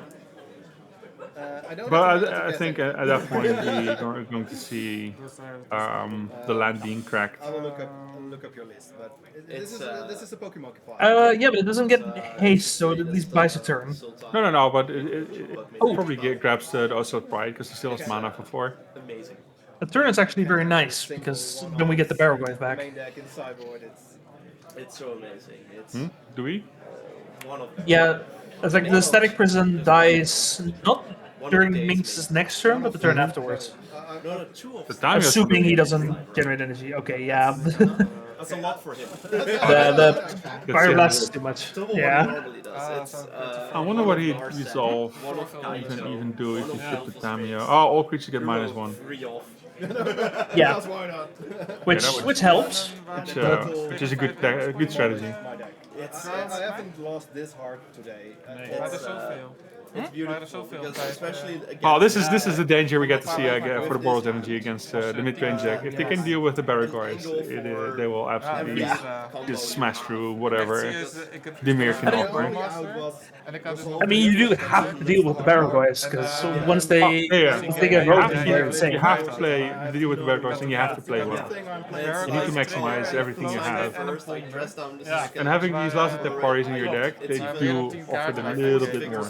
You play one icon side. Yeah. It wasn't the craziest hand from Mink, it wasn't the highest damaging hand, but it was very powerful nonetheless. It was good enough. All it had to be was good enough. Like he found the opening, he stuck it, and he won the game. So was Tim's hand. Tim's hand was not bad. He had the force for the first one, he had the Bowmaster for the second thread, he had removal for additional threads afterwards as well. Yeah, he almost had a flip Tamio that would have saved him, but the Pyroblast made sure of that. So yeah, no, it's just it wasn't enough. Yeah, congratulations to Mink. He's 100% making it to top 8. So we might see his match later on as well in the top 8. And for Tim, it's unfortunately not enough to reach the top 8. And with 5, 2, and 1, he might actually also be out of top 16. It will be close. And you found Wasteland. Yeah, it'll come down to tiebreakers. He does have good tiebreakers. He's pretty high up. He's pretty high up, so it might be enough. Yeah, well, we'll see. Yeah, looks like our beam match has also finished. And that probably means we don't have a C match. Which means we can probably take a bit of a break while we get ready for top 8. No, we don't have a C match. Then we're gonna take a quick break before we come for top 8, where our players will be playing for that sweet European Legacy Master slot, as well as the many prizes, courtesy of Cardmarket, RageSquid, Ultimate Guard, Magic the Gathering Online, and of course the one and only Goat Enterprises. So there's a solid 100 of you watching right now. Everyone, thank you for watching. You could be doing a lot of other things this weekend, but Legacy's definitely worth it. So I hope you stick with us. We'll be taking a quick break, and we'll be back for top 8. So don't go anywhere. 90 players enter today, and we are down to the final 8. There's the Bazaar of Boxes Series 18. And we got a hell of a top 8 for you. We have, first off, a shout out to our 9th place finisher who got kicked out on tiebreakers, Leonard on Dimir Tempo. And because he got kicked out, there's no Dimir tempo in the top 8. So very, very interesting top 8. We have Peter van der Ham, first seed on Izzet Affinity. We have Mink, who we saw in the last round on Boros Energy. We have Jordi on Mono Green Lands. We have Tobias on Eldrazi. We have Ruben on Stisho. We have Tibi on Dredge, making it to top 8. Very exciting. We have Gert-Jan on Izzet Tempo. And rounding it out is Olivier on Cradle Control. So, yeah, that's a spicy top 8. Nice and diverse. And we're going to have to see how these players perform. Are you excited, Robin? Absolutely excited. We're going to see Peter a top 8. At this point, man, if he participates, you can almost assume he always hits top 8. With Izzet Affinity, he keeps bringing new decks. It's just like 8cast, but it also uses the Super Civilian Scam in its combo pieces, and added with a new card from the Turtles, this Krang Mastermind. Yeah, the Krang is definitely a very powerful addition to the 8cast Affinity kind of shell, where you just play your hand, and then you play this, and you draw back up to 4, however many cards that is. No. And then, of course, it grows for each artifact you have in play, which is also a very relevant piece of text. Yeah, and on the other side, we're going to see Cradle Control, which is pretty much the list we know. With Brides of the Reliquary, the nice Avatar edition in Badger Mock-up, the Greens had seen it. It's a list with a lot of variety, a lot of possibilities as well, answers. Yeah, very toolbox heavy deck. Very toolbox heavy. So, talking about toolbox heavy, the same goes for Izzet Affinity, except it does have a very strong combo in Yeah, I was about to say, this is not so much a affinity list in the traditional sense, as it is much more a surveillance scam style of deck with Welders. Talking about it. Yeah, this is a card that needs addressing, because we have not seen this card yet today, but it is a printing from a little while ago, and it's very powerful. As we see Peter here not only tapping down everything Olivier has, but also has infinite mana here. The combo here is Goblin Welder can weld the Surveillance Scam, which both when it comes in and when it leaves untaps the Welder, which means that you add any other artifact and you just keep going, which is a really, really powerful effect. We got... Let's see, we got Infinite Blue, we got a Mishra's Bauble. That's not... So what he's doing now, he's showing the mana, and then he shows the loop how he draws cards. And he draws cards by sacrificing a permanent, sacrificing the Super Surveillance Scam for 4 mana to draw 2 cards. Yeah, the combination of Welder, Embry, the Surveillance Scam, and the Bauble draws his whole deck. It draws all deck as the mana, so he gets the cranks, he already has a skateboard. So at some point, the Kappa Cannoneer will just, or a Pinnacle Emissary, they both will just make ridiculous amounts of creatures. When you have your whole deck, there's like a million ways that you can win. Well, that's the quick game one. It's a turn to kill, which we haven't seen a lot of in Legacy today. No, there was an Oops All Spells player who came really high and then ended 12th. So Legacy players everywhere rejoice as Oops has been kicked out of top 8. But yeah, no, this Surveillance Scam is an absurdly powerful card. The Storm players didn't get there either, so it's pretty much all that is left for turn 2 combos. It's pretty much this Affinity deck. Because the fastest land skills are pretty much turn 3.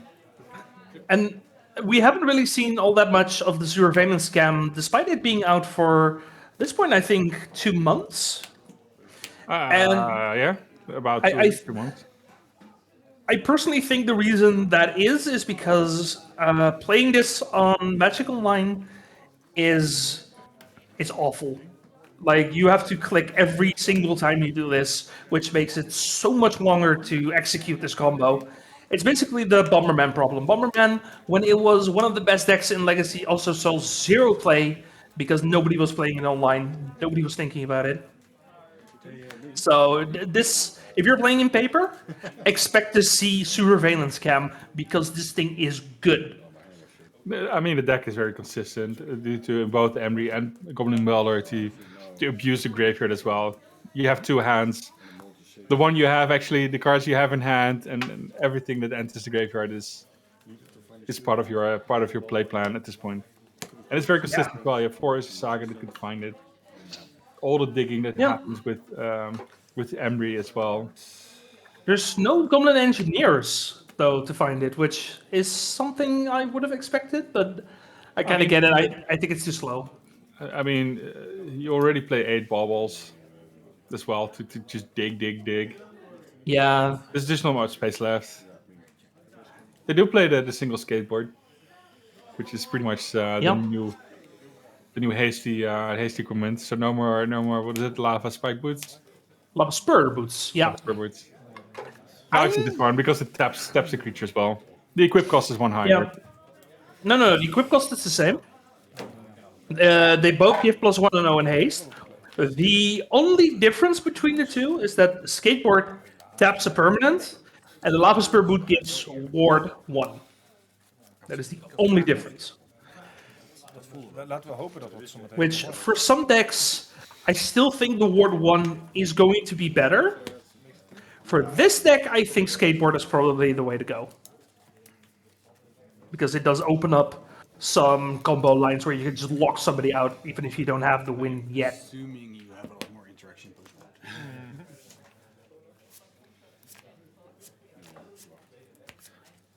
Well, let's see what's happening once the players are shuffling up. Now Oliver at least is on the play, which probably allows him to have 1 turn to set up, and 1 turn to start interacting with whatever Pete is trying to do. Yeah, and he does have a lot of relevant interaction. Actually, we have triple endurance, triple force of vigor, triple snuff out that I think is pretty good here. If that's not enough, we have abrupt decay. We have very macabre, but I think at some point we're overboarding, right? Yeah, at some point you're overboarding. You have to be very careful on what you're picking out. As I said, the removal is useful. Its use is limited. You pretty much the snuff outs are good. The abrupt decays are good. Just to take out the creatures that enable the combo, because there's only 8 of those. Or pretty much just 1, and that might actually be enough to stop the bleeding pretty much, and let the rest of the deck do the work. You already have a Bejuga Bog, which can probably deal with the graveyard. If you have to deal with all the graveyard cards, you're dealing with more than just the Sewer Surveillance can. Yeah, because to be fair, this version of Affinity is very graveyard heavy. It's very graveyard heavy. Like it does still have 2 Kappa Cannoneer, 2 Crime, so it's not only the graveyard that is being used here, but that's definitely the main focus of the deck. But that would be my thing. I don't think it matters if you destroy the cards in play, unless you exile them. That matters. Yeah. But I think I would just fight the Emry and the Emry Goblin Welder, the Krang and the 2 Cannoneers that are in here, instead of fighting the graveyard. That's kind of the scary thing with this deck. The Goblin Welder in this current Legacy is a must-kill on site, because it takes so very, very little for Goblin Welder to suddenly go infinite. Yep. Like if you untap with that thing, you might as well be counting your days, or you must have a removal spell. He's already almost there. Like we're fetching here. He's allowed to untap with the Goblin Welder. Yeah, and again, Peter is a very good player. Like if you're a Legacy player, there's a good chance you know who Peter Vandenham is. Ooh. Dismember for the white of the reliquary. Which means he needs a little bit more time to find his combo pieces. Yeah, and it also protects his graveyard. Because the white could have found a Pachuca Bowl for at least one instance of graveyard shenanigans. This is very much true. This is what I like about the Grid Control deck. It's very interactive. Yeah. From creatures. Yeah, for a deck that plays almost exclusively creatures, it's one of the most interactive decks in the format, which is crazy.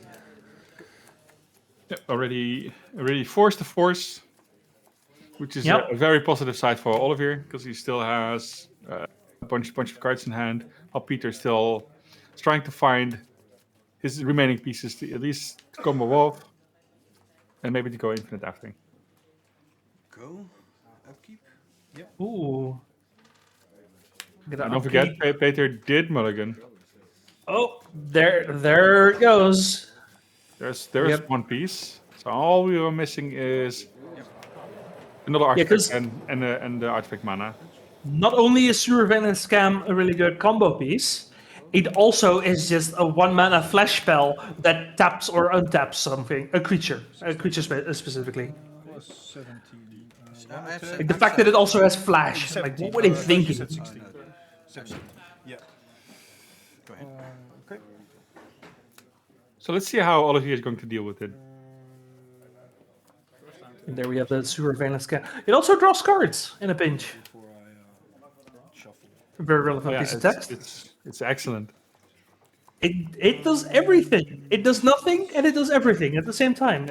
Access tool. Is it going to be a Key Knight Curator? I think that would be a very good card to get, yeah. It could still be... Yeah, there's a Snuff Out.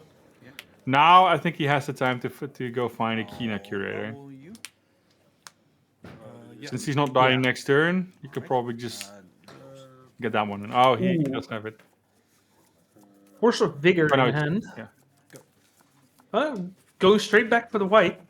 Sure, it's bigger. But I think I would have gone for the Curator. Does he even have? Yeah, he has one. Emissary. Yep. Bubble. Trigger. Yep. Yeah, and then we get to the backup Affinity plan. The backup Affinity plan in Affinity. It's not just that; it just generates artifacts in case he wants to combo. Yeah. As well. It's just very solid. And then I'll pass it turn. Crazy card. I'll draw from the bubble. Your turn. Comment. How big is it?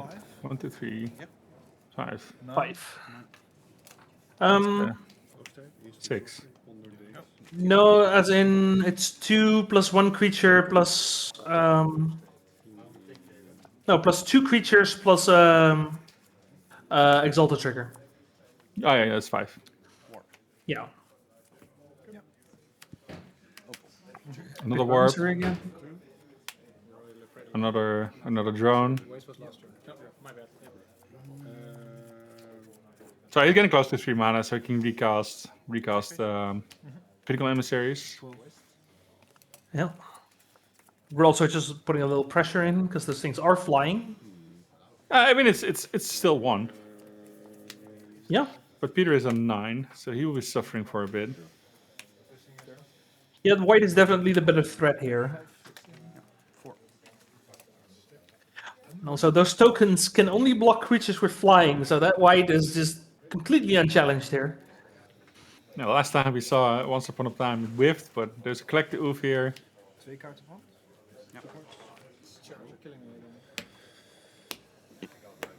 If he could just grab any creature, I think he's pretty golden. Yeah.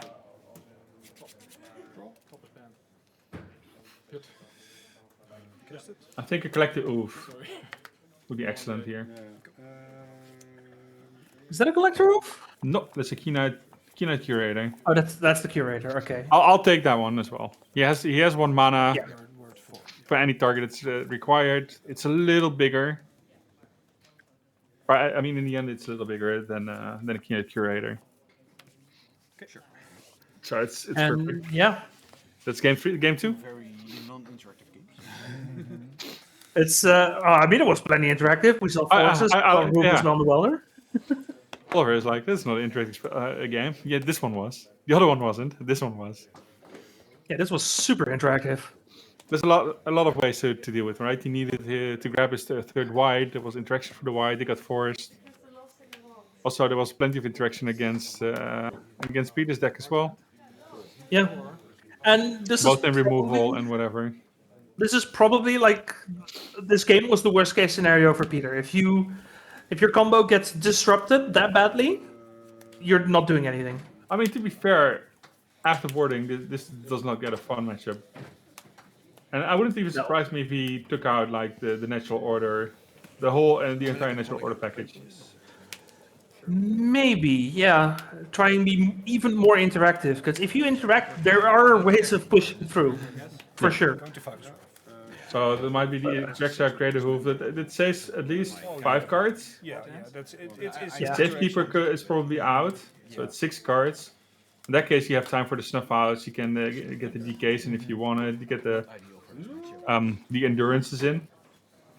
Even the singleton Fairy Macabre, you can make the space if you really want to. And I would also like to point out what we just saw was Peter's second game loss today. He only lost one other game. I mean, to be fair, he's 1 loss away from being knocked out in the top 8. His 1 loss was against Cradle Control. Against Pingu. So, maybe Cradle Control is the way to beat this deck. Maybe that's what we're learning here.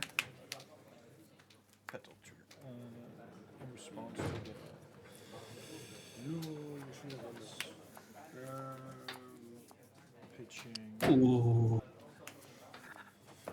Excellent timing on that Forcer figure. It's gonna have to discard the Abrupt Decay. That's a little unfortunate. So we he's do taking out. We do get the 2 flyers. Yeah, but it's very.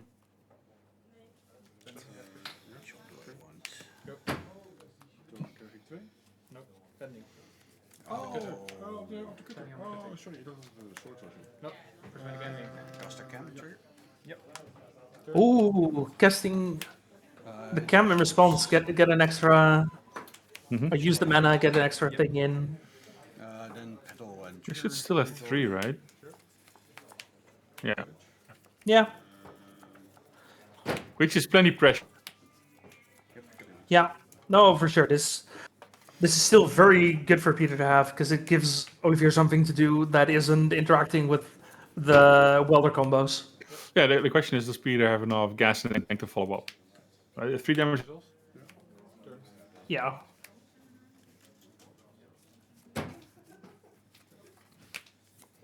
Sorry. Think what's best here. Which will help. But something like a Krang would be Krang would be amazing here. I see a Kappa Cannoneer. It's not good. I also see a skateboard. Yeah, we see the Kappa Cannoneer. Yeah, which is like it might as well just say hexproof, because you're never paying you might be paying the 4 in like a million turns. No. You have the Gaia's Cradle, sure. It's also not like it's too big of a creature. It's a 5/5. It's huge. It's a 5/5 so far. Yeah. Collector Roof definitely is a good pickup for Olivier. It's a nice pickup. It might stop some shenanigans, but the threat is already on the board. There is a Kappa Cannoneer, which is already 5/5. Yeah. It's probably 6/6 because there's no way there's not a skateboard incoming just to get the additional counter in. So there's 9 damage incoming already. Yeah.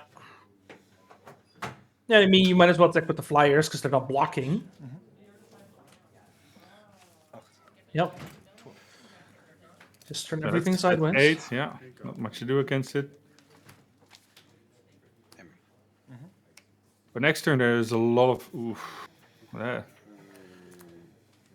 Ooh, Emery finds a lot of things. A lot of things that don't do anything, but a lot of things. Also, in, draw some cards.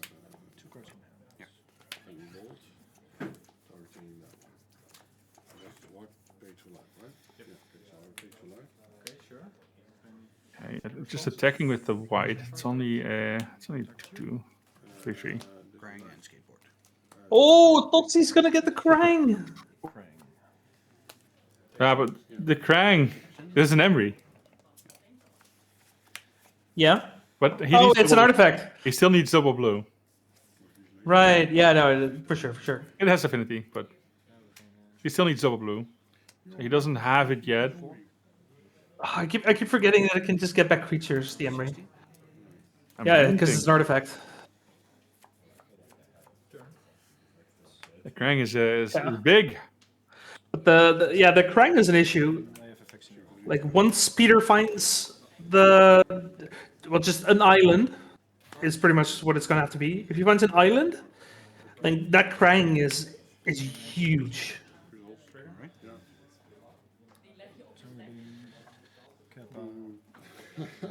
Okay, so force of There's another Vigor. 2 down.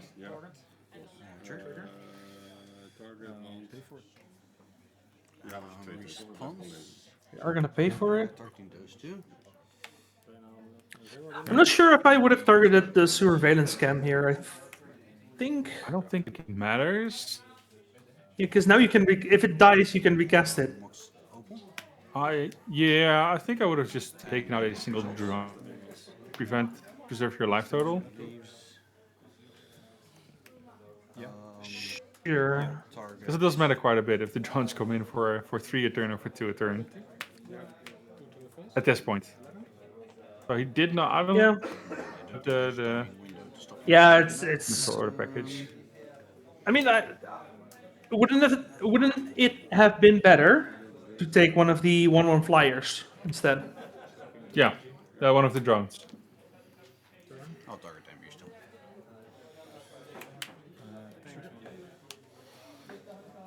Yeah, not sure. Oh, now he's going to Bog. Yeah, but you had a lot of bad luck. I think. Yeah, next turn. Yeah, I mean, this is fine, right? Yeah. No, We get rid of the Krang. We get rid of everything with that it. Emery does. Yes. I think this is the best time to bog. And I think if Olivier wins this, it's off of that bog. No, I. Oh, yeah, okay, yeah. No, sorry. I think he could have waited. It's in my graveyard, but yeah, because of that. And then this one ends because of the. Take my turn. Yep. Draw. Oh, it's my turn. Could theoretically attack with the Emery. Oh wait, did we do that during Olivier's turn? Yes. Yeah, the Force of Vigor says during your opponent's turn, you can pitch cast it. So that was actually not allowed. And that makes a huge difference because that means that doesn't make any difference because the end result is still the same. In this case, the end result is still the same. But technically, it should have been during Peter's untap.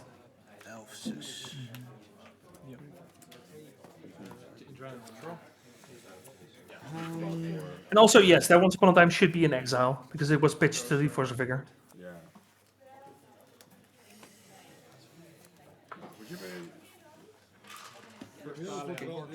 Was it in his upkeep?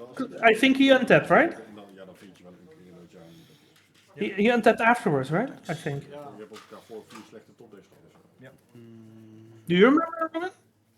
Untap is after upkeep. Thanks, man. I bedoel upkeep. It's after untap. Yeah, but he untapped after the. No. He untapped the volcanic island after the Force of Vigor, right? Or am I? You know, he untapped the Emery off of the surveillance cam, but I'm pretty sure he untapped this volcanic island afterwards. But maybe I'm misremembering. I don't know.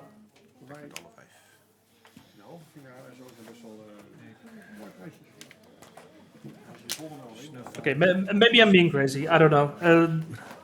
I don't think it matters. Hardcast a sniff out.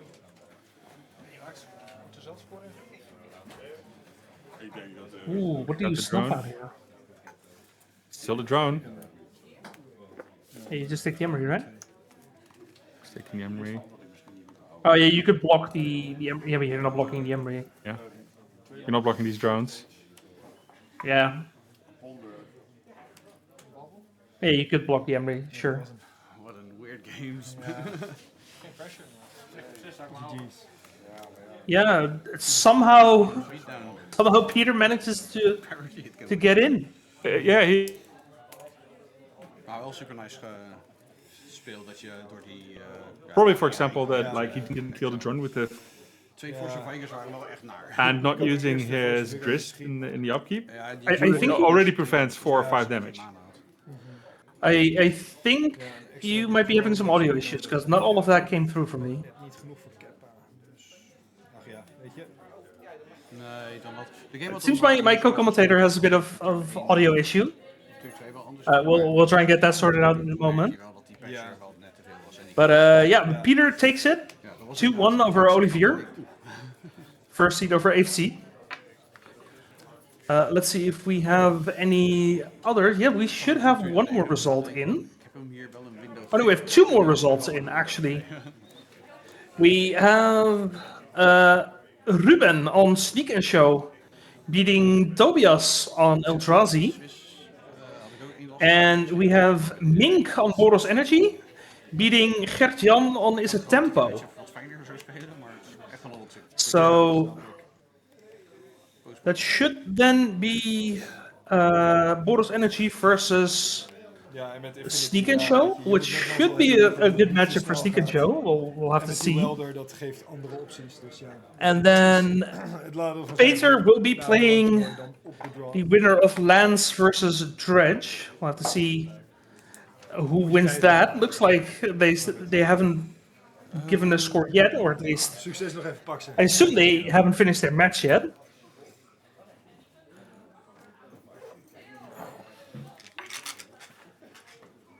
I think they're still playing, which should mean that we get our semifinals. At least I think the semifinals should be Sneak against Boros Energy. We'll have to see if we can get confirmation from the coverage crew.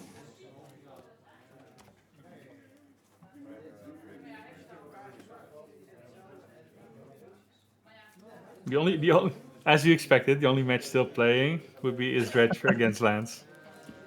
I mean, of course it has to be Jordi. Jordi has to be the one that's still playing. And the Sneak and Show one. Yeah. Yeah, I said that. I think your internet is cutting out because you missed like everything I said. No, I didn't listen. There's a difference. Do we? That's Peter. Yes. I recognize. Yeah, we're going straight to the semifinals. Thank you. Yes. Yeah. While the other quarterfinal match is still being played, we can start on our first semifinal match, which is going to be Peter on Combo Affinity against Ruben on Sneak and Show. Yeah, I noticed earlier. Yeah, there will be a whole bunch of maybe we counter something. If we don't, someone is dead. Yes. And it'll happen very, very fast. Yeah, but these players are playing for the ELM tickets, so the winner of this match will get their tickets. True. Also, with how fast both of these decks can win, because they can win functionally on turn 2, who knows, maybe they're done before the other quarterfinal match is done. I mean, to be fair, most of the matches right now in this top 8 could be done pretty quickly. But if there's a... True. Yeah, it's surprising to see that some of them didn't go longer than it did, actually. Which could happen in the other bracket, the other half of the bracket. Those could become very drawn-out long matches if they are having to live on top of the deck, right? Lands could take a while to win if they just can't find the win condition and they were too busy trying to shut down the opponent's deck. It just may take a while. Yeah, and also worth remembering, the winner here doesn't just get the ELM ticket, they also are guaranteed a dual hand. Because our first place winner will get a volcanic island, and our second place winner will get a tropical island. We're still going to have to figure out who gets what, but they will get a duel. That's for sure. They will get a blue duel. And these two are actually, they're pretty nice on the wallet. What do you mean in the wallet? It's only money if you sell them. Until that time, they're great cards to own. I count them as money if this means you don't have to buy them. Yeah, you can think about that, but that's how I count them. Right, have fun. Good luck. They're only money if you sell them. Our final quarterfinals match has concluded. Dredge is going to the semifinals. We'll be playing against Mink on Boros Energy. Now the question is, which match is done faster, this one or the Boros Dredge match? Oh, wait.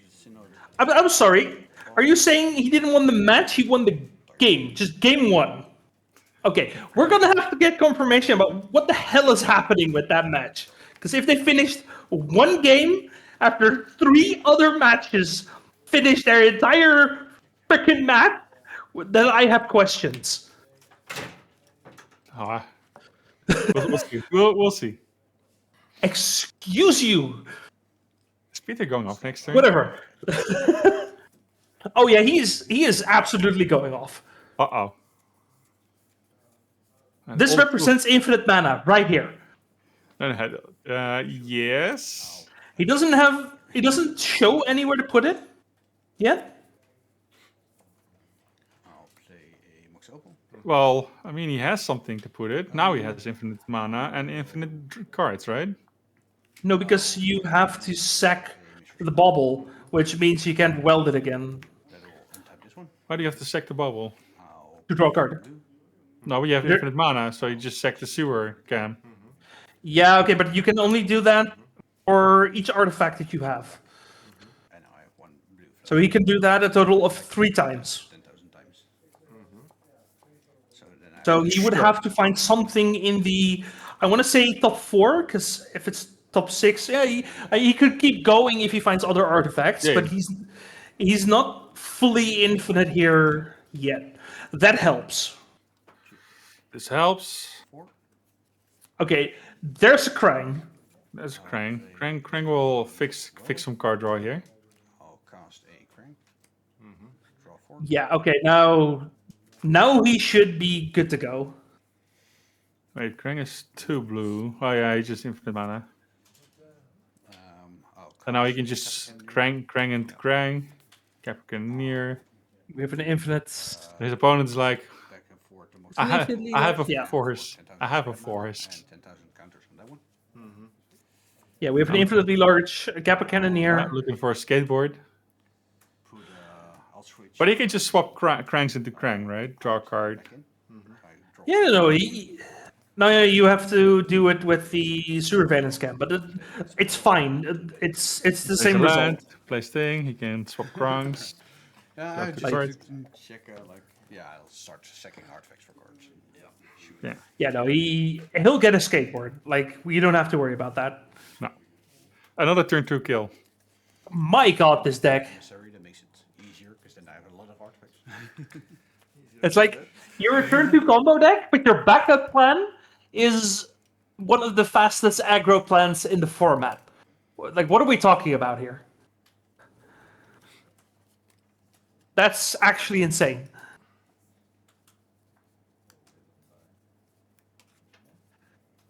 I mean, everything costs about 1 mana in your deck with 3. It is something to behold. Can Sneak and Show try to go under this? I don't think you can. Sneak and Show can go turn 1. Sure. But then Peter still has Force of Will, so even that is not guaranteed. No. So I think even that Sneak and Show can do it. I think I think Ruben wants to be the control player here, to be honest. No, I think I want to be the combo player here. If you can drop a turn one Emrakul, you're pretty good. But you pretty much want the omniscience at the Emrakul. That's how you win. If you can get that turn 1 and somehow stick it without it getting countered, sure, yeah, great. That's almost a magical Christmas land. Not quite. Once in a while they happen. Like it's not consistent enough, is my point. I mean, Peter still needs to find his brainstorm, right? There's no guarantee he has a brainstorm in hand. He plays 4 forcers. Force of Will. He has 4 forces. Oh. That's the end of it. Sure. If you look at the amount of blue cards his deck has, it's also not that much. It's rather limited. 10, 12, 16. That's it. 16, yeah. You never know someone's like. No, 20. I feel like it's 19. On the draw today. You don't count the force you use. Oh yeah, no, sure, but outside it's 19. So they are there. Deck building math does check out. Yeah, but it's not unlimited because all of those blue cards are pretty important. Is playing a welder and seeing go. Yeah, I mean, not losing is also important. So. Oh, sure. You will do the sacrifice. If we're going for turn 1 omniscience, I'm pretty sure that 1 Force of Will get you most of the way there. Yeah. Oh yeah, there's also just the possibility that you go for an Emrakul, and then just at beginning of combat, I'll flash in a Surveillance Scam. I'll tap your Emrakul. Sure, it's 100% what can happen. But that's why I say I don't think he can be the control player. I do not think Show and Tell has enough tools to be the control player. I think he has to, and if he can't, then he just doesn't have a game plan. He doesn't have much. I think Ruben is in a bit of trouble. I think that's the conclusion we come to. 100%. Like there's a plenty he can do, but I think he just, especially on the play, you board out a whole bunch of your plan. Like for example, the Grave Digger's Cage, it's pretty good. Search Extractions, pretty useful. 2 consigns to memory. Yeah. Fine. Probably not needed. The Fury, however, I would again. I put in the Fury. The Braid is good enough. The Pyroblast is good enough. All of that are control cards. Like your entire sideboard here. Then you have to go for control. Yeah. You also have to consider what you take out, right? Yeah, I mean, I think that's where we're at. I don't see anything else happening here. Which again, it's crazy that the Sneak and Show player has to be the one to slow down the game. But I wonder how many cards can you possibly bring in? 5, 7, 9, 11, 12, 13, 40. I mean, you could pick in your entire 15 sideboard. In theory, yeah. Take out your entire Sneak Attack, Omniscience, and your creatures. And just win on Furies and Magus of the Moon and locking him down. That would be one hell of a way. Yeah, just Furious Magus and Hexing Squelcher. That would be insane. But if your opponent is not allowed to do anything, it's not like Peter has all that much interaction either. You know what? I think it's crazy enough that it might work, and I would love to see it. I don't think it happened, but... No, I don't think either. I think when you're on the play, you can still do it, but when you're on the draw, you probably just go... Everything goes in. Just a 15-card sideboard for Sneak and Show. That would... Again, you would have to have some incredibly large balls to take a top 4 finish of a 90-player tournament, and then game 2 say, you know what? I'm done playing Sneak and Show. Let me just sideboard in 15 cards. I bought it in a Mindslaver once in Goblins. Sure. Against Storm. I could. I had it. But like, to not have the name of your deck in your deck at that point. Oh yeah. That's crazy. but I don't hate it. It is what happens. Sometimes you just have to play the matchup that way. Yeah, no, for sure. And honestly, now that I've had the idea, I would love to test this matchup where somebody sideboards like that, like an absolute madman. I would be the absolute madman. I was like, how am I beating this deck? I would love to see this. That would be insane. But he has the Omniscience. The Omniscience is definitely the way to go. It's like it's almost ideal. All he needs to find is the Emrakul. There he is. Yeah, but was this all Omniscience? There's still an Omniscience, right? Right, I don't recognize that Omniscience art, but yeah, there is Omniscience. Yeah. That's an Omniscience. What's a sorcery? There's a whole bunch of cards. And land is false. Yeah. There's a forest. There's an Emrakul coming in. Yep. I'm wondering, does Peter have another cam? Because a cam would. Sure. Yeah, no. At this point now, you're so far in. You're gonna answer cam.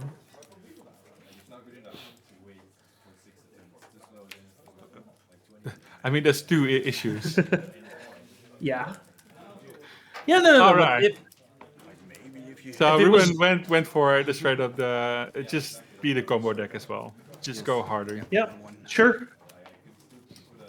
There's not much you can bring in if you consider that part of that part, right? He might bring the switch extraction because it's pretty much free.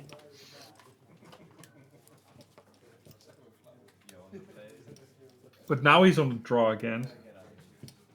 And I think he just have to bring in the Pyroblast and the Furies.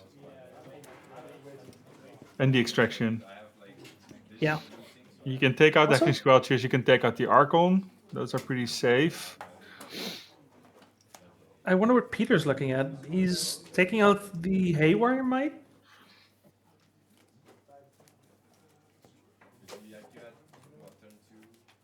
Peter might be looking at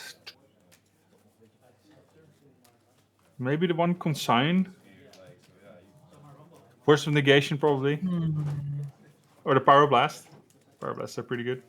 Yeah, I'm thinking, what could he bring in now that he didn't bring in on the draw?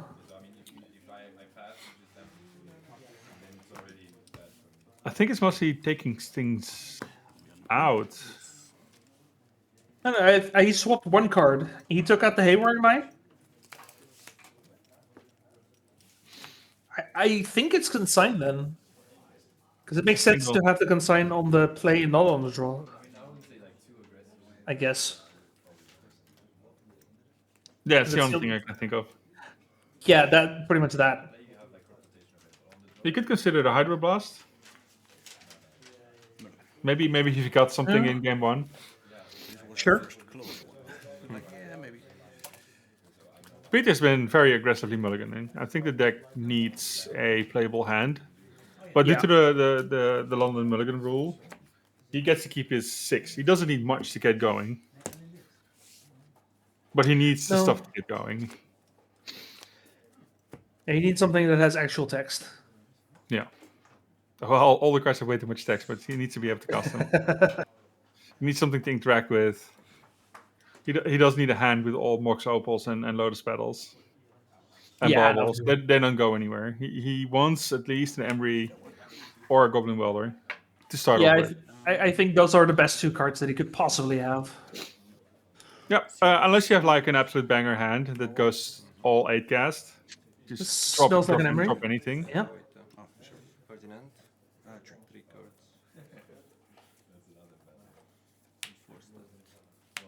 Ooh, I'm not sure if I'd force. I get it. I don't know if it's correct. I get the threat, but I don't think it's the correct threat. Emry is not the card he combos off with. No, but it is a very good value engine. No, absolutely. I mean, the and I don't, is really dangerous. I don't know what the hand on Ruben's side looks like. If he feels like he doesn't have time for an Emry. Yeah, but having to pitch your Omniscience is already it's a tough choice. Yeah.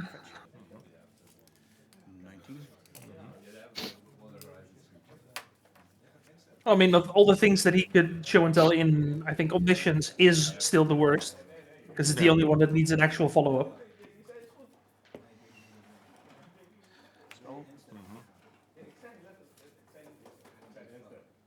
Yeah, that's a small safety check here. The bubble. Yeah. It's nice to draw cards. It keeps the Emrakul away. I really wonder what Ruben has to work with.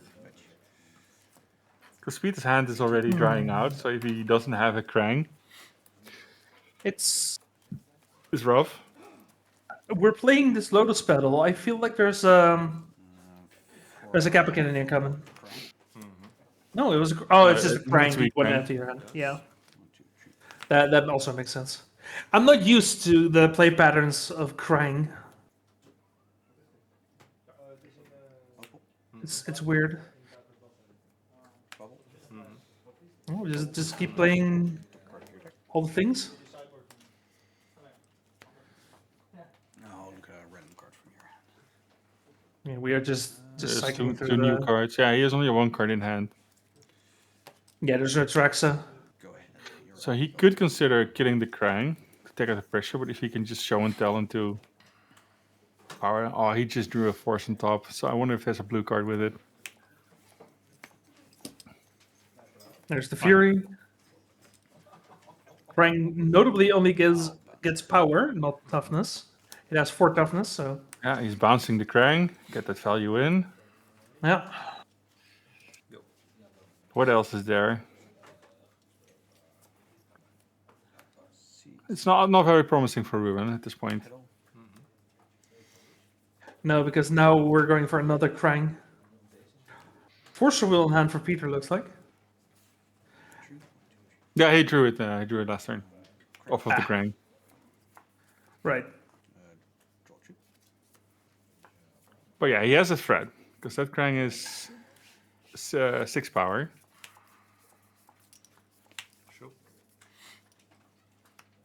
Show and tell. Pyroblast over it. Yep. One down. So how much power can... 1, 2, 3, 4, 5, 6. I'll take 4, 6. Swing for 6. Oh no, it's 7. Why did I give Krang 1 power? Why? It's like why doesn't it say each other? Go ahead. Oh, it does say each other. Yeah. So it was for 6. It is 6. Peter said 6. No, Peter said 6, then he said 7. Yeah. And then they went back to 6, I think? Or did they do 7? I didn't check. I missed that as well. But yeah, Krang definitely does not see itself. But then it sees itself by being a 1/4. It's just... I paid a 5 mana for the force.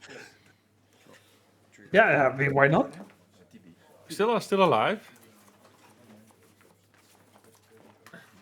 I would just make a robot.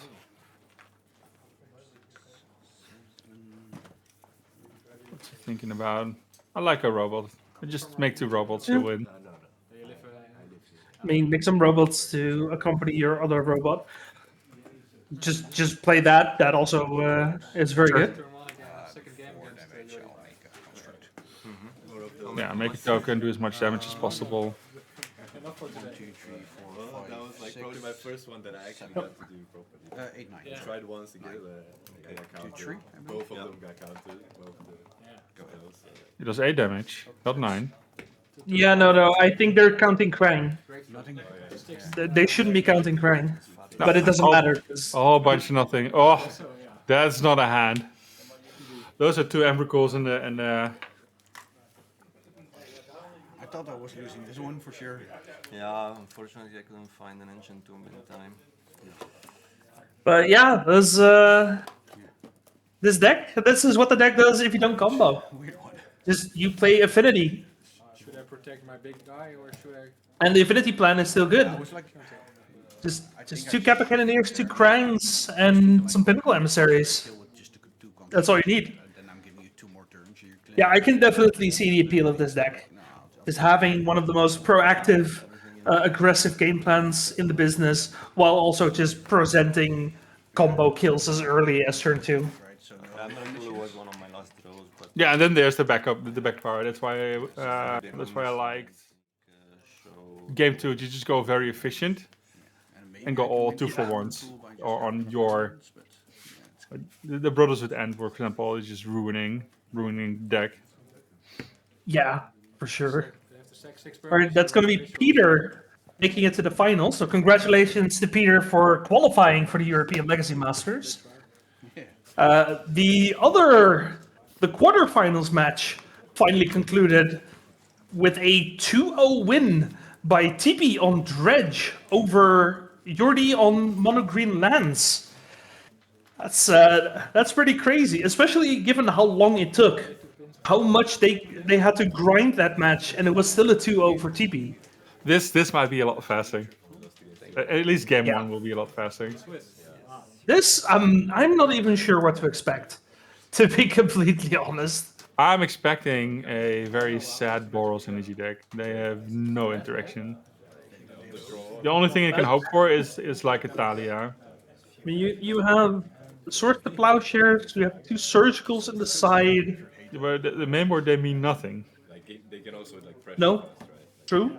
Saga tokens or Midrange. Right, they just make whatever amount of creatures they deem necessary or win through Test Oracle.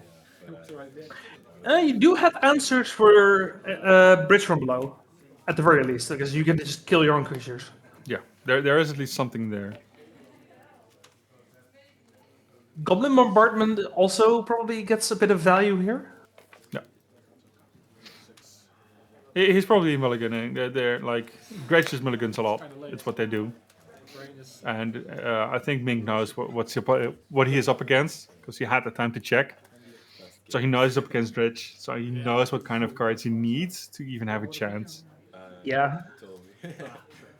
I mean, I would definitely assume that he knows it's Dredge, because that match took so goddamn long. I mean, if the sideboarding, it gets more interesting, right? The Surgicals come in. The Containment Priest might come in. Oh, I missed the Containment Priest. Yeah, no, those are great. It says non-token, but at least it takes out the Narcomovas, for example. Yeah, I mean, you can deal with the zombie tokens. You have ways of dealing with that. I mean, not really, but it just helps out if the Narcomovas are not there. Yeah. So it's a start, right? You have a lot of creatures that just have no value. A Voice of Victory is not going to change. The Hexing Squelch is not relevant. Ooh. So it's been a while since we've seen Dredge, and I don't know what standard Dredge decks look like at this point. But there are 2 copies of Dread Return, 1 copy of Thassa's Oracle, so we at the very least have that. Yeah, this is what you do. It's just your secondary win. And then 1 copy of Satoru the Infiltrator, which I'm sure that 90% of you have never heard of. Maybe if you're into Modern, you might have seen it, because I know Aspiring Spike has been abusing the hell out of this card. But yeah, if 1 or more non-token creatures enter the battlefield under your control and no mana was spent to cast them, you draw a card. That's not a once per turn, by the way. No. It's just there to abuse the Poxwalkers, and the Narcomovas. Yeah. It goes very fast. But this is a tough mulliganing happening. However, Dredge needs very little. Yeah, well, it needs at least something. It needs a Lineside Diamond, a land, and a Breakthrough, and a Dredger. That's it. That would help, yeah. It could also be a Fateless Looting. You don't need the Lineside Diamond. You just need a draw. And he always gets to pick up the 7. There's a Dredger. You also have a draw spell if you can get the Ox into the There's a graveyard. Dredge. No, doesn't like what he sees. It's not happening. A whole bunch of creature cards, but nothing to get him in the bin.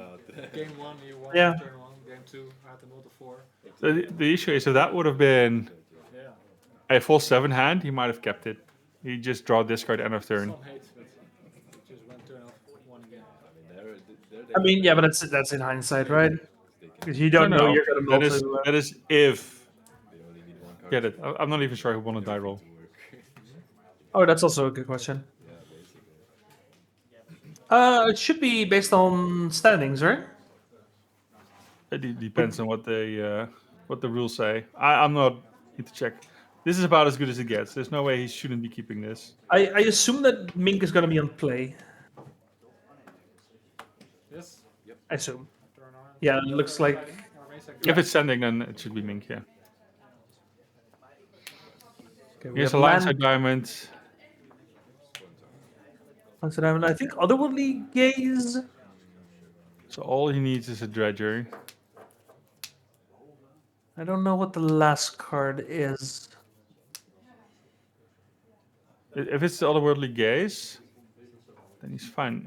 He doesn't. He's missing a Dredger, so he can mill with Gaze. Maybe a breakthrough in hand. I'm not quite sure. I think he's just end of turning milling. He can wait a turn. I think TB's hand is Lineside Diamond, Otherworldly Gaze, Breakthrough. Yeah, he will end of turn. He will end of turn. Otherworldly Gaze. Yeah, but if that is a breakthrough, then all he needs to find is a Dredger off of the. He just needs a Dredger. Yeah, he needs nothing. It is a breakthrough. He kept the breakthrough from his opening hand. Oh, he can even. Yeah, he can cast the breakthrough X equals 0, then crack the Lineside Diamond in response to Otherworldly Gaze. So he has 6 looks at a Dredger. I mean, he doesn't have access to the breakthrough. No, it's 7 looks at a Dredger because he'll have to draw for the turn. Yeah.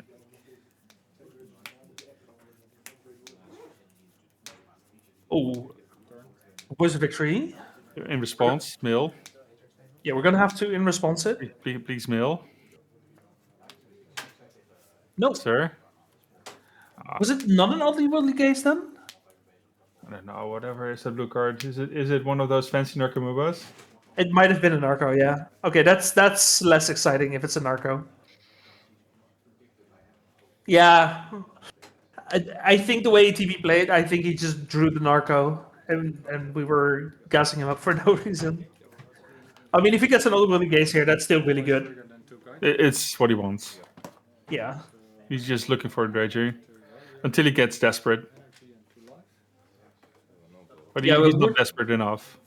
We're not quite there yet. We're getting there. Mink is doing things. Yeah, but this is the life as Dredge. Yeah. They just, once in a while, Blue Moon, you just mulligan yourself into oblivion. The advantage is against Boros Energy main board, so he actually does have some time. Let's see, another 2-drop Amp Raptor for Mink. Yeah, all he needs is a single Dredger to get going. He can get out of hand real fast. Finds a Sand Scout. It's not going to trigger because TB has not enough lands. So no free Lasso points. It won't ever trigger in this matchup. No.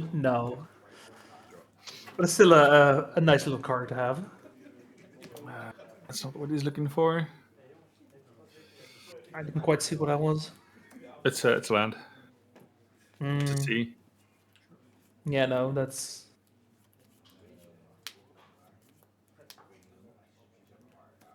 Well, he has a Cabal Therapy as well.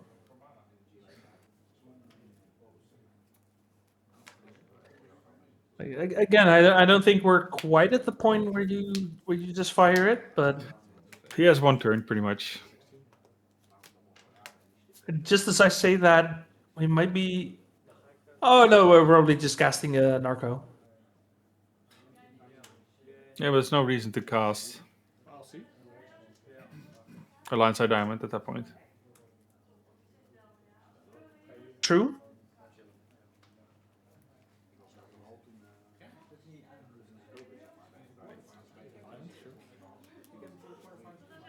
Get a basic island, just make sure you don't get wastelanded out of this game.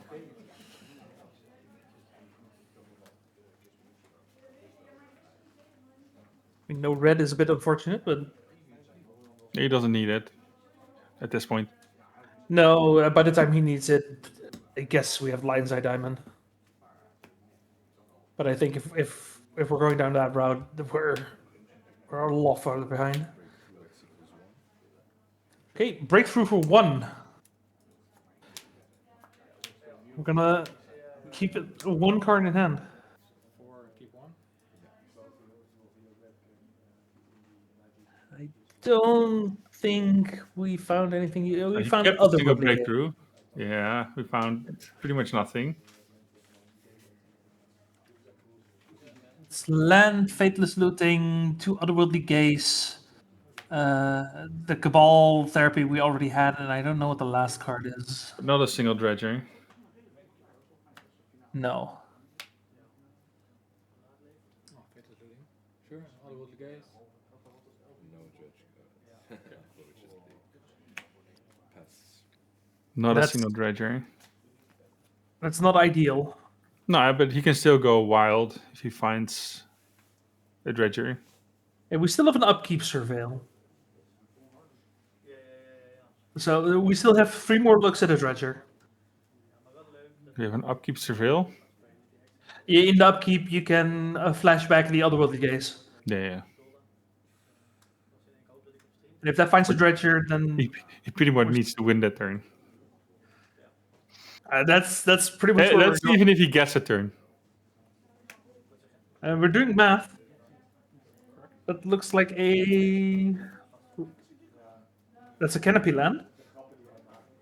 It's a redraw. That's interesting. 1 mana. It's Guide of Souls. 1 energy short of getting 2 triggers. 3, yes. No, if you stack it properly, the Voice of Victory means you can get 2 creatures with 2/2, or 1 with 4 extra power. Yeah, but he's not dead. No, but it's gonna hurt like hell. He's very close to dead.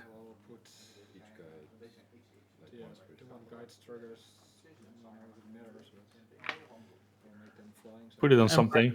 And the Voice of Victory. 9, 10, 12. And it's gonna hit TB for 12. It's 12, right? Those 3, 7, 9, 10, 12. Yeah. I'll go 4. Yeah, so Math TB is goes- happening, so he's down to 4. Sure. C is down. He expected. Yeah. Which means we're not flashing back an Otherworldly Gaze, but we still have Otherworldly Gaze in hand, I believe. Yeah, upkeep. And this is gonna have to be it. I think. This will be a dredger. Oh, it's from your hand. Ah, sure. Oh, sorry. No. I think I saw Stinky. I think he is good. Stinky would help. I hope it's enough. We're actually putting 2 cards back. That means he wants to one- dredge them. 1 card back. A Stinky and a Bridge from Below, and we're actually drawing the card, which is a Lion's Eye Diamond. That makes a lot of sense, actually. Okay, now we get to see how Dredge likes to play the game. We're going straight for the Faithless Looting. We're not going for a Surveil in between. We get another Stinky There's a start, there's a Dredge return. and a Grave Troll. And a Poxwalkers.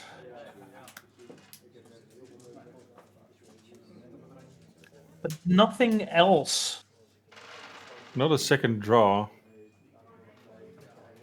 But we can go for a Otherworldly Gaze here, which then triggers Poxwalkers.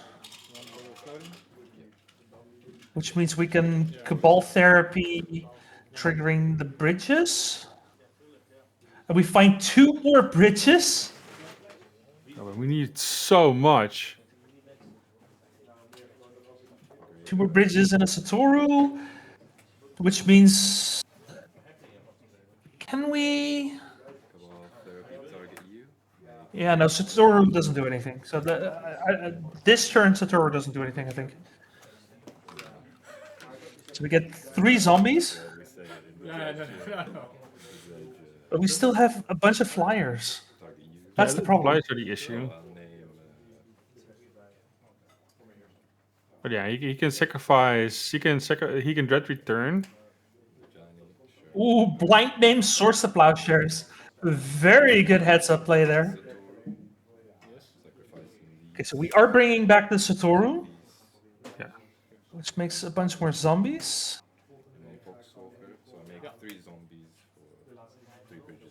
Sacrifice first. No, yeah, you trigger differently. Yeah, there's a bunch of things happening. Trigger. Do we have anything else we can cast? Oh, it triggers on itself? Yeah. Oh, yeah, because you didn't... Yeah, it triggers on itself. It specifically names itself. So now he gets something going. But since he has a Poxwalker, keeps going. Poxwalkers come back, you draw, you dredge again. So now he needs to find... He pretty much needs to deck himself. Yeah.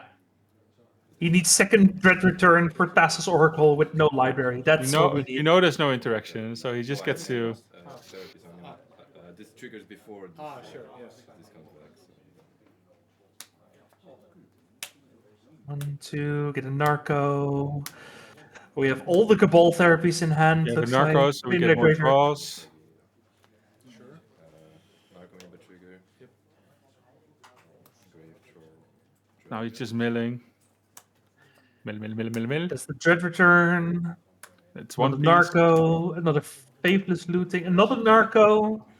Couldn't really if I tried, but... And the Narcos trigger separately, so there's separate dredges. One enters first, and then that triggers the tool, and then decide on the second one. Now we have to count how many cards we have in deck, because you're not allowed to dredge for a number of cards that are not in your deck. So math actually becomes important here. Yeah, but it's 665, 655, all works. The Poxwalkers. Also, let me quickly check if this is a May. He needs to be with 2 or less cards. Satoru is not a May, so you need to keep that in mind as well.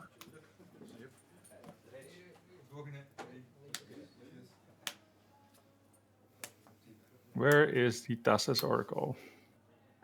If it's... It's the final card. No, we mulled the 4. We mulled the 3, so we know the bottom 4 cards of our deck, right? No, we fetched. It shuffled.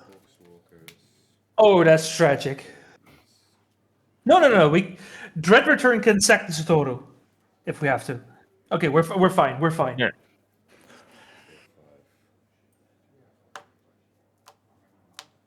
Yeah, but before that happens... Yeah, we still have to get to the... Yeah, so now he needs a... Format of Thassa's Oracle.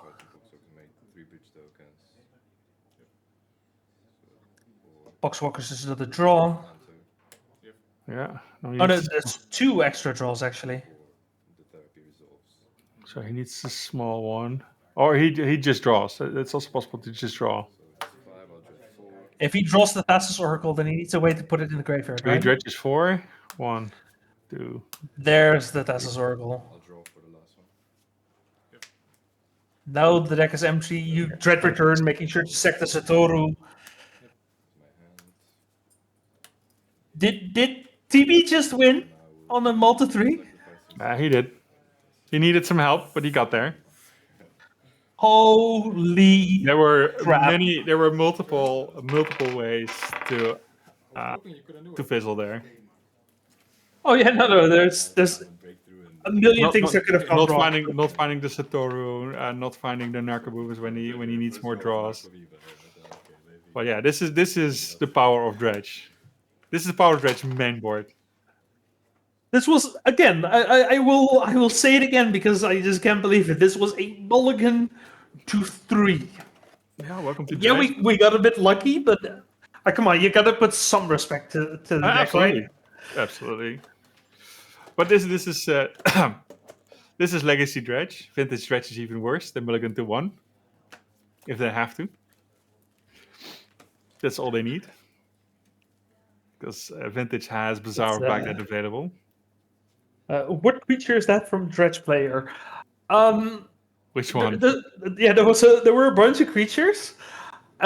You're thinking of either the Thassa's Oracle, which won the game, or the Satoru, the Infiltrator, which gave a card draw every time something came back from the graveyard. Which, every time your Narco comes back, you dredge. That's pretty nuts. That's pretty disgusting, actually. This is pretty much what happens with Dredge, right? Mainboard, they have pretty good odds. There's a few decks that have mainboard hate, but now the hate comes in. Now you will see 6/6+ cards being added. Right? I mean, the containment space coming in. There's surgical extraction coming in. You can probably still put in the Pyroblast. I'm putting in the Pyroblast. Yeah, you have to at this point. And there's the Null Rods you can consider against the Lions and Diamonds. Crazy thought. What about Deafening Silence? That was impressive. Yeah, it's possible. But at that point, you might remove too many creatures. Yeah, that was very lucky. I needed this is something you need. Quite a lot. But yeah, you can take out your Goblin Bombardments and Static Prisons. I mean, maybe not the Bombardment. The Static Prison is pretty safe. Your Hexing Squelchers you can remove. Those are fine.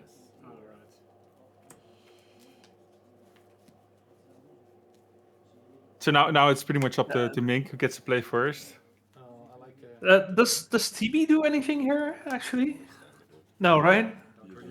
He doesn't. It depends on how well he knows the sideboard.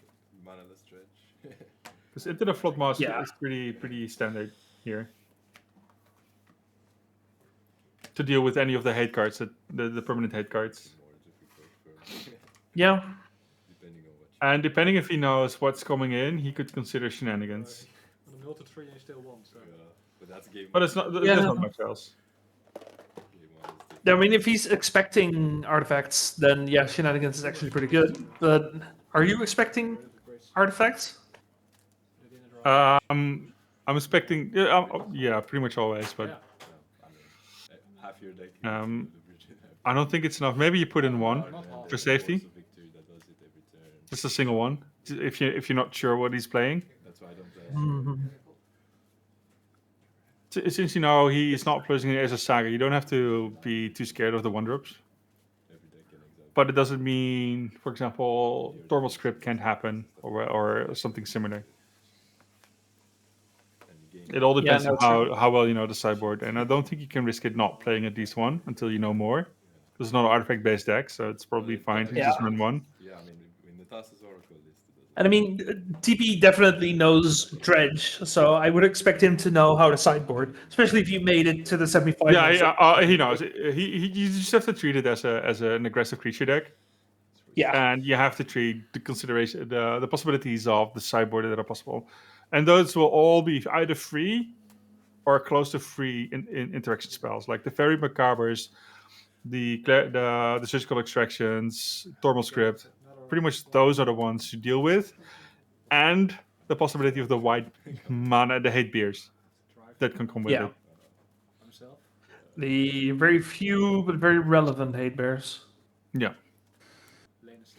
And you could consider, and this is something he doesn't know, Rest in Peace. But I don't think the Rest in Peace is a card he's too afraid of. Since it's 2 mana, he probably tries to win or wants to win before, but since he's on the draw, he might have to risk it. Yeah. But that's why I said I pretty much always board into the Flotmos post boarding against pretty much anything. Yeah. Agreed. If it's a dove, very good. If it's not, Yeah, we're gonna have to see how this game plays out. Yeah, and if he gets a chance to look into his opponent's hand or his sideboard plans, he might be able to board something out again. Ooh, Mink going to 6. TP is considering keeping his hand. Mink just wants any form of interaction at this point. Yeah, no. If you don't have any interaction, might as well not do it. The amount of functional hands that Mink has in this matchup are so much lower than average. Yeah. She just needs something. He needs something. I hope he just boards out the Sand Scout, the Squelchers, and the Static Prisons, and bring in the Containment Priests. I think the Deafening Silence is good enough. But I'm not sure if I bring in all 4. Yep. There's Deafening Silence. All it prevents him going off in one turn, but it doesn't mean he just makes tokens after tokens after tokens. No, true. Also worth mentioning, TB get to 7 here. That's also very scary if you're Mink. I can also imagine Mink just boarding out the Sword Supply shares. Just being like, sure. Oh, that's a good question. Because if you can kill the Satoru, that helps a lot. You can kill the Satoru. It does something. You could also consider just Sword Supply sharing the Tassos Oracle. And then it depends on the amount of Anarchimobus players in play. So it's very hard to beat that part. That's a lot sketchier. You could exile the Poxwalkers. That also helps a lot. That one Poxwalker came back like a million times, right? It does. It depends on where you want to interact with the opponent. The only thing you have to be careful of is not ditching too many creatures from your main board. You need to attack with something. You need to put in the pressure. Yeah. And hinder your opponent while doing so.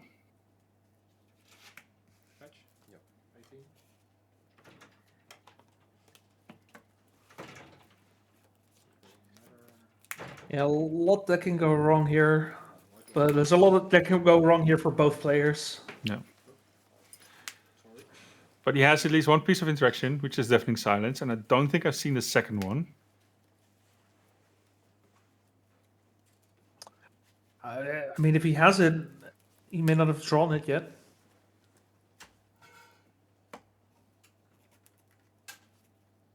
Or you mean while he was fetching? No, I did just look in his hand. It's like an Ajani. It's a land. It's a Raptor. You know, the hand is not too exciting here. It was mostly the Deafening Silence with some. The good thing is, if he just plays confidently enough, the Dredge player does have to be careful, right? He doesn't know how much interaction there's coming. At least, yeah. He might figure it out pretty soon. I mean, that Narcomer was coming in. The question is, he's going to fish for something. Fish for something. Are we going to therapy here, though? Because that is our one creature that we use for other ends. No, we can use this creature. It doesn't matter. He doesn't have to use it yet. Right, we have a threshold. We can just go for that first. There's where the imp is gone. If he had interaction here, this would have been the moment. Oh, we find Boxwalkers and a bridge. 2 Dredge return. No other dredgers. And now he has to discard, so now he gets to put all his dredges back in. Yeah. Now, if, for example, if he had a surgical extraction, it would have been a perfect moment to take out all the trolls here. Oh yeah, in response to the. But he still has, it wastes 1 turn. You could also just consider not doing it and take out all the bridges, which is probably a mildly stronger play, or the Poxwalkers. Yep. So we discard a Golgari Grave Troll, a Stinkweed Imp, and a Bridge from below. So 2 dredgers go back. He still hasn't cast a spell. We have 2 bridges, right? Yes, we have 2 bridges. And we have the Boxwalkers also coming back. We get the 2 zombies. We might be looking at just a fair plan. I mean, this is nothing fair about Dredge.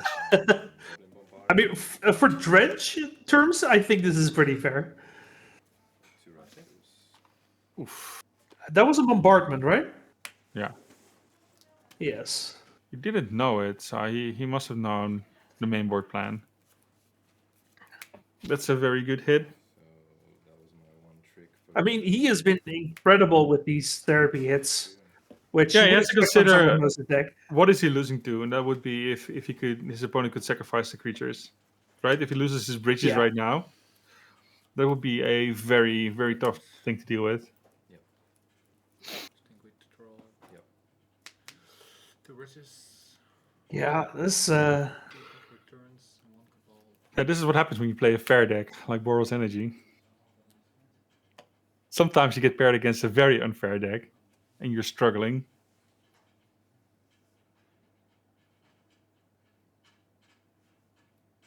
Take 2. No blocks? No blocks. Yeah, trying to fish for that Johnny flip, but TB does not care about his life total at this point. No. That's the Raptor cast. As long as it's more than 1. Yeah. Mink might start carrying somewhere in the near future, depending on how this turn plays out.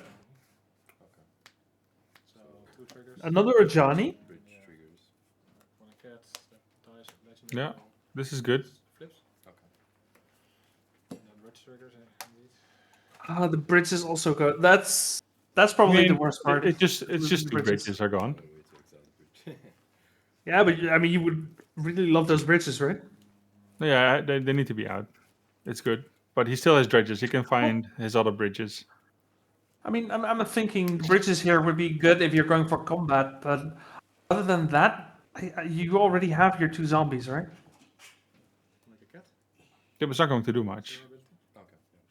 He got some advantage, but he's still not winning.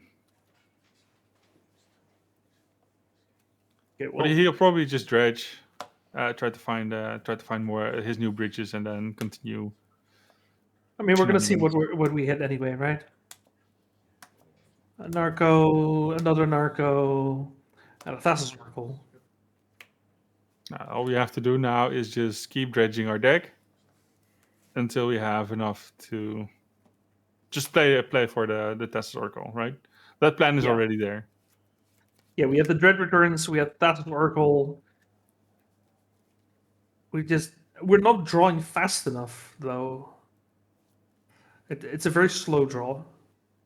Yeah, but we still have a bunch of creatures, right? We can still punch face. Yeah. I mean, right now I think you're punching the Ajani if you can.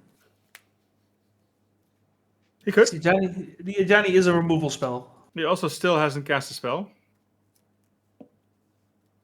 True. We still have options. So the Johnny 0 is for Do we still have an otherworldly gaze in the graveyard? I don't think we do. So yeah, he wants it to plus it next turn. And they just wipe the board. Right? Oh, the Ajani isn't a removal spell yet because you need a red permanent. I just realized.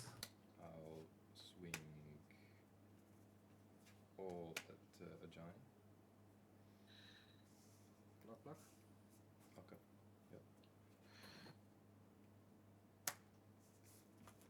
Yep. Yeah, just a bit of pressure, clearing the board a little. Yeah, because TB is in no rush here. No. It's like He's feeling great. He's He getting his can creatures back. he can play at the tempo that Mink sets out for him.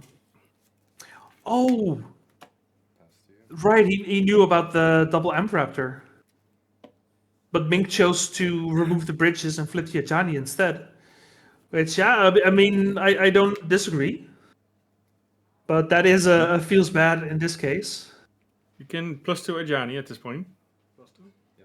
He has to. which probably makes sure it allows Sejani to stay alive. The Ocelot Pride was a really good draw here. Yeah, it's about. I mean, it's about as good as it gets at this point. But yeah, he is still racing against the clock, right? He was just mill. Get Keep another milling. Narco. We haven't found Satoru yet. Assuming that's still in. I assume it's still in. It's just a one-off. Yeah. He brought it into the flop mouse as expected, and that's all we've seen so far. Yeah. I don't think he needs more.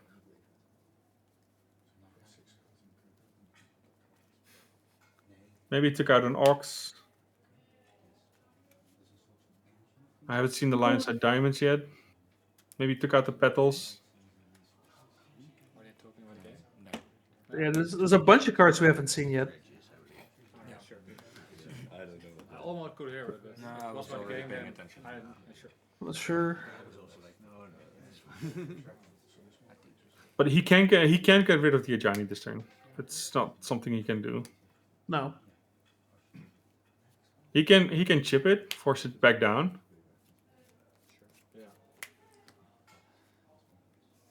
Let's see, we got a Dredge 5 off the Fatal Looting.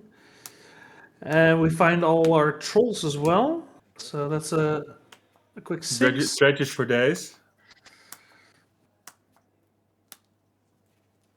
Okay, we do still have the Ox. Yeah, those are the Cura's dismissals. So those are both gone as well. Yeah. Don't have the mana to Ox to this turn, but we can do it next turn. I think he can get pretty close to a win next turn. I mean, he has to, right? He can just use the Ox and then Dread Return. Yeah, if the And Ox he can mill for 18. So I don't know exactly how many cards he has left in his deck, but it could be that much, right? Yeah. I'm too lazy to count. 10, 15. And even if somehow there is still too many cards in the deck, then we, No, I think he can't can do it. I think he can mill 18 and get there. It's 3 dredges. It should be, yeah.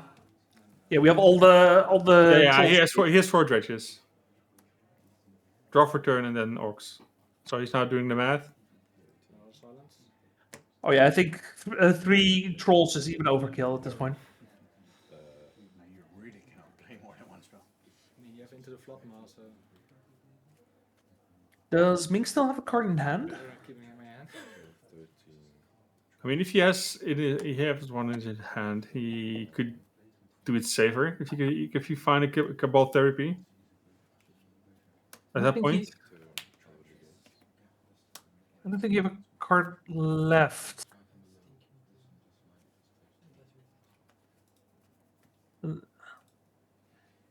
If Mink has nothing, then I'm pretty sure TB just wins here. He can, yeah. He just needs the math to work out, which he should be able to fix with this Otherworldly Gaze. Yeah, he has plenty. Yeah, he also has 2 Nakamura, so he has 2 to spare. And we already know he has the Thassa's Oracle in the graveyard, right? Yeah. Yeah, the Thassa Oracle's there, the Dread Return's there. He just needs All to he needs to do is do math. work. Yeah. Looks like he kept everything on top as well. So 5, go down to 8. 2, 3. There's the Lionside Diamonds, another Poxwalkers as well. And now we Ox. Ox is a creature, so the Deafening Silence does not do anything yet. We get all the useless cards out of here. And then we Dredge Return for the Thassa's Oracle, and that is going to be the Dredge Master TB taking down Boros Energy 2-0 and headed for the finals. God, these finals will be so fast. Potentially very fast. Yeah, he's gonna have to beat Peter for the win here. He does have the slot for the European Legacy Master, so congrats to TB on that one. And now let's see if he can up his prizes by beating Peter van der Ham, playing Affinity combo. We have a Dredge Finals in 2026. Ladies and gentlemen, having beaten 88 other players today. Well, not all of them, but having outperformed 88 other players today. We have Affinity versus Dredge in the finals. Yeah. They look like the Thalias. Yep. I love this. 2-0, right? Yep. I hope everyone at home is also enjoying the hell out of this, because I certainly am. We have about 160 people watching. You could be doing anything, but you decided that watching Dredge is the best thing you could be doing right now. You know what? I don't blame you. I really don't. Because this is awesome. Search a look for the Oracle. Yeah. Then it was a game, I guess. Pretty much, because I had like bridges. You see Peter here. All I had Was just waiting to go. He finished his semifinals when the other semifinals started. Because it was a really long quarterfinals for TB. They about finished game 1 when all the other quarterfinals were pretty much done. First strike, all my creatures are 3-1. Dredge against Mono Green Lands. I couldn't win through combat that game. Because It's apparently a matchup that's very, very, very grindy, but he won that one 2-0 as well. 3-1 and just like games live, blocks everything. I mean, this one just took a bit more time because of the deafening. I couldn't win through combat. The deafening Yeah, that happened. the deafening silence really slowed him down, but not enough. No, in the end, it doesn't do much against a Dredge deck. No. Could hit less, but If- I also needed to get out. So that's why I said it's just a doubtful card if you really need it. But yeah, he couldn't get his grade. He doesn't have enough graveyard interaction to make the deck sweat itself. He really needed either to get the Thalia in, to make sure he's not allowed to cast at all, or just punish with the Containment Priest and the Surgical Extractions. But yeah, if you can't find any of those on time, it's rough. Yeah, and like we said, he doesn't have much interaction because that's not his game plan. I mean, it's not his game plan against graveyard-based decks. He didn't sideboard for it. Most of the current graveyard-based decks are just either tempo decks, which the deck already has a pretty good matchup against. Yeah. Oh, But interesting you mentioned graveyard decks. These are technically both graveyard decks, even though Peter probably functions a lot better under a Rest in Peace. Yeah, but he's not happy about it.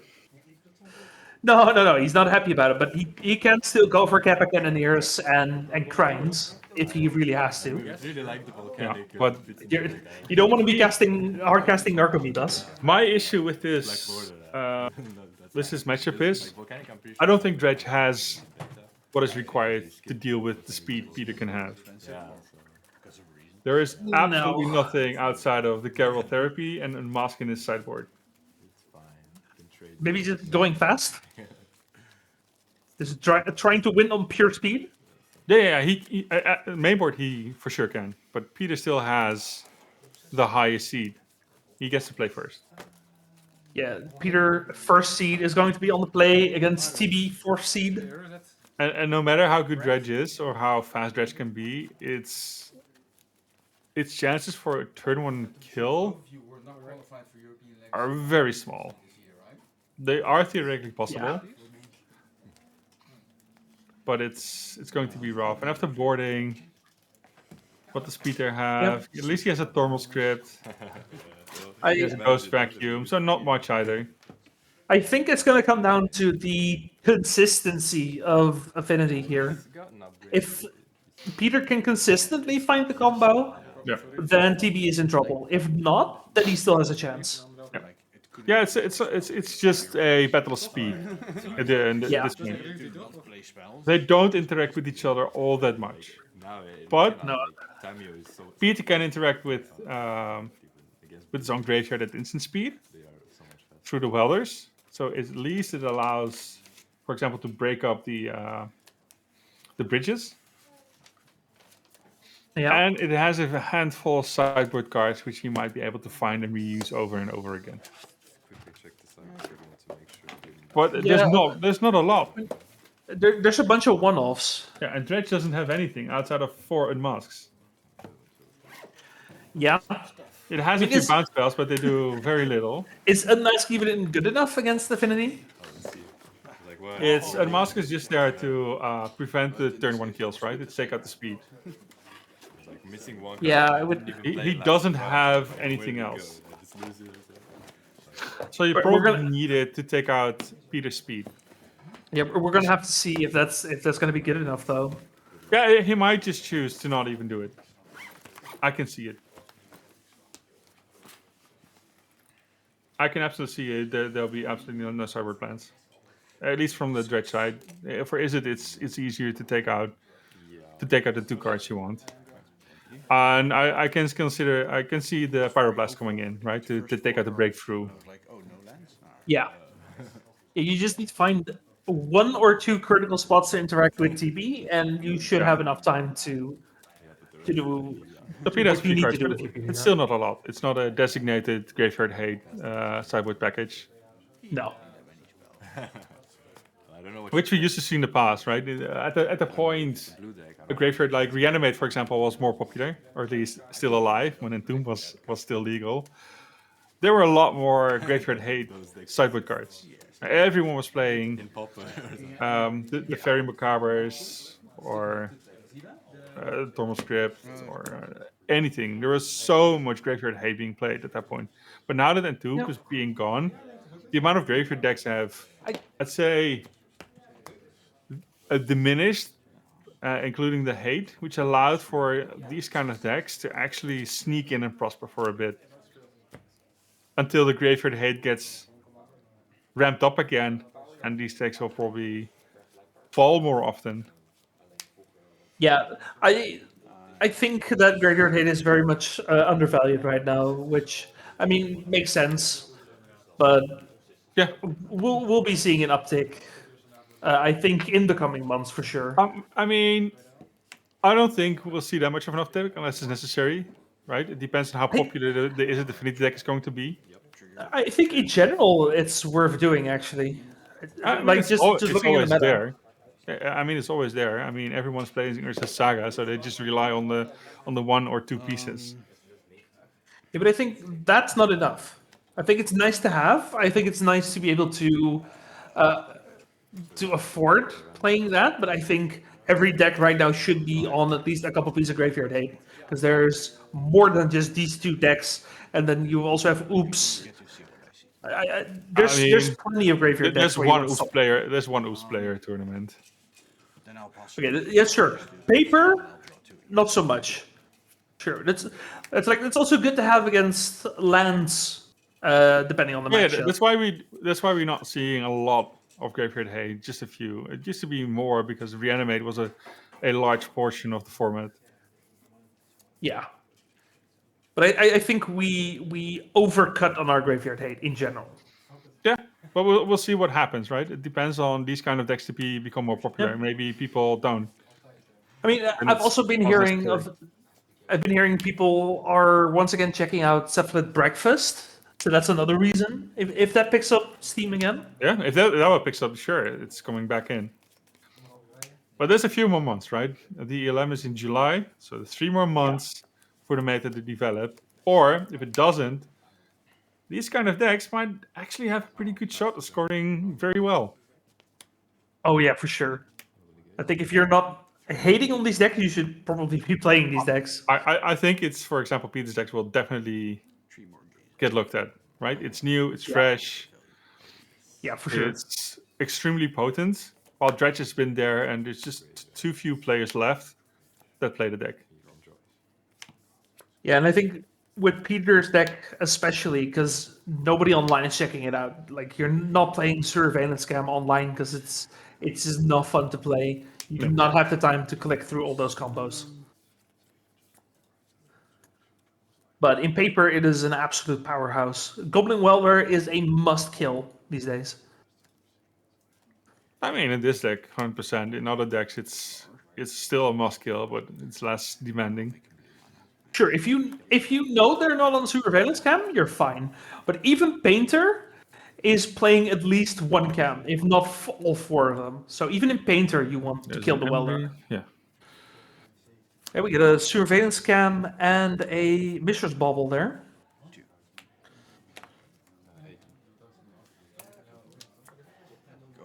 Gonna come in for 2, not 3.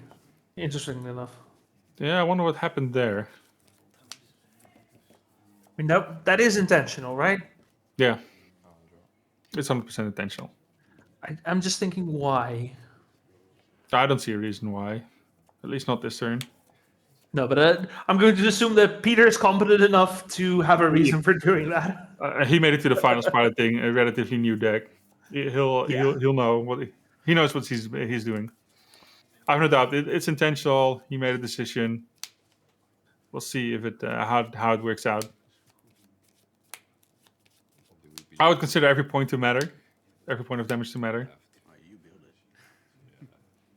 Yeah, I wonder. Maybe he knows it's dredged, but he's afraid for the card that's not being played. What's the haste guy again? The Anger? Zealot? No, the Zealot. I'm not sure. Which gives everything haste. Yeah, I thought that was Anger, the one you put in the graveyard and then. No, it's a different one. You board in, it gives everything +1/+1 in haste. Not sure. Flamekin Zealot. It's old. Yeah, not sure if I'm thinking of the right card. Yeah, if it ends the battlefield, creatures you control get +1/+1 in haste. It used to be played as a mass finisher. Interesting. But it's you make it like a whole bunch of zombies and then you reanimate that one and win on the board. To flashback Fated Looting. Yeah, no, sure. Trigger Boxwalkers. Looting results. All right, we got a bit of dredging going on here. Yeah. And when I say a bit of dredging, I'm pretty sure we're already halfway through the deck at this point. I think the dredge player currently is very happy with the state of the game. Yeah. We already found several bridges. He doesn't see a welder yet. He gets to do what he wants. Yeah, this is what I mean. It's like Peter has the opportunity to go faster, but how consistent is that going to be? No. He already got again, so he didn't have infinite risks. True. And like, if you're wondering how consistent is Dredge, if you let Dredge do its thing, it's pretty damn consistent. Yeah. Also, the reason for him keeping back the drone. Okay. Yeah. What is he even potentially blocking? Only flyers. Oh boy! that is a hand.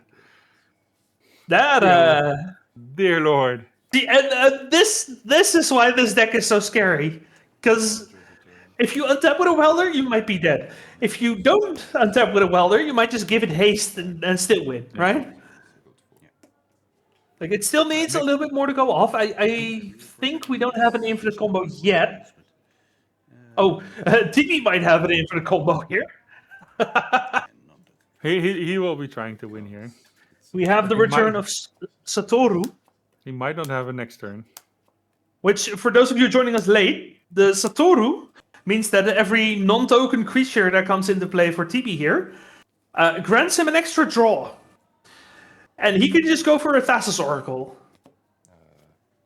He has... Does he have 2? I'll judge 6. Sure. There's the first one. Yeah, he triggered. He triggered 2 Narcos. Yeah. Oh, now he's another Narco. He's there. He just has to do the math, make sure that he's not. Yeah, he needs 5 cards in his deck. Enters Dredge 5. Yeah. We know that Peter doesn't have anything. Nope.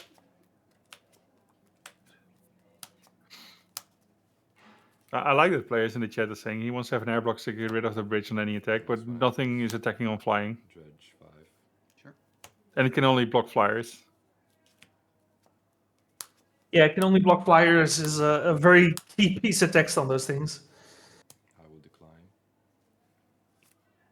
Maybe it's just there to make sure if his opponent knows everything it does. On the where is the Thassa's Oracle? Let's see, Dredge return, sacking the Satoru, making sure that TB doesn't deck himself. Yeah. And he takes it 1-0. That's game 1. This is a very important game for Dredge. Yeah. It's a very big game. He pretty much is what they call in tennis, for example, breaking serve. Peter did have the initiative. He did have play first. And when it comes to pure speed, you just want to be faster. So it's very important to pick up this game, because otherwise he would have been on game 3. He would be on a draw again. So I kind of like it. Now the question is, does TB know what exactly he needs support in? That's a very good question, because Peter's not playing a standard list here. No. And now all the studying of your encyclopedia as your internet searching, it has to check out, right? Do we know what could potentially be in there? What am I afraid of?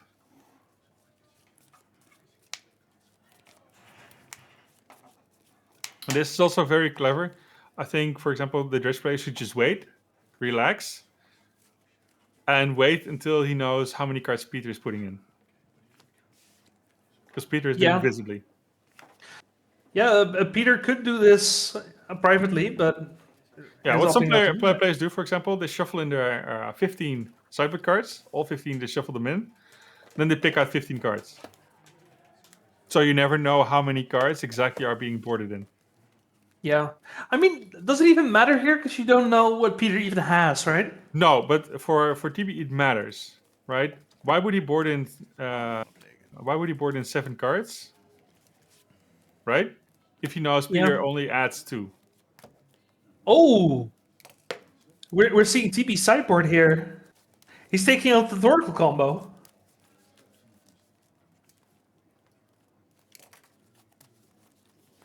That is quite the risk. Interesting. Yeah. A Thoracle, a Boxwalker, the Dredge returns, the Satoru. But I think he's keeping 1 Dredge return in the deck, actually. Yeah, there's still 1. But we're no longer on the Thoracle plan. No, it's just going to be creatures, which I don't like. I wonder how that's going to affect the matchup. When you made the sideboard this morning, like... But it makes sense if you are afraid of playing against things like Thermal Script and things like... Bother to sleeve these. What is it called? Surgical Extraction. Or Fairy Macabre. So it matters if you're afraid of that one. But I think he just has the time to just use this game to see what Peter boards in as well. True. There's no pressure on him. No, he can board it out. If he loses, it's fine. Then he can board it back in. So this is the moment where you just have to trust the player's judgment. See, this is the board he thinks he needs. And if it's not the board he needs, he will swap it again after this game and puts the combo back in. Yeah. That is if he gets shown what Peter's dealing with. Yeah, Peter's going to have to show his sideboard cards here. In order for Dredge to lose, for TB to lose, Peter will have to show something. Or he shows a turn 2 kill. In that case, he doesn't have to show anything. Yeah, I mean, TB does have interaction for a turn 2 kill. It's the greatest of interaction, but it's definitely something. I mean, the Interfloat mods and the Unmasks are not the spiciest answers. Literally, all his answers are, "I'm gonna put it back in your hand and then make you discard it." You've Yeah. already upset the balance. Yeah. Which is not helping much. Play every match in the top 8 on the draw, so for my deck, that's. No, if you're winning them anyway. Yeah. This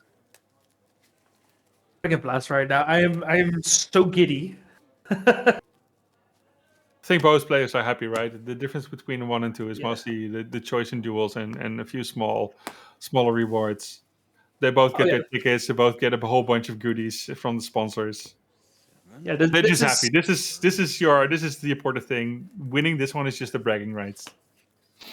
Yeah, because there is definitely a difference between a volcanic island and a tropical island, but at least they're both going to Belgium, right? You're both going to Belgium. You both get a blue best jewel. You both get some fancy binders, some deck boxes, and stuff. Oh. The sponsors have geared out the players well. That made it to top 8. I should not keep this. Judge, can I still? It looked like Peter keeps his 7, TB going to 6. I had an opponent keep 1 cage, 5 landers.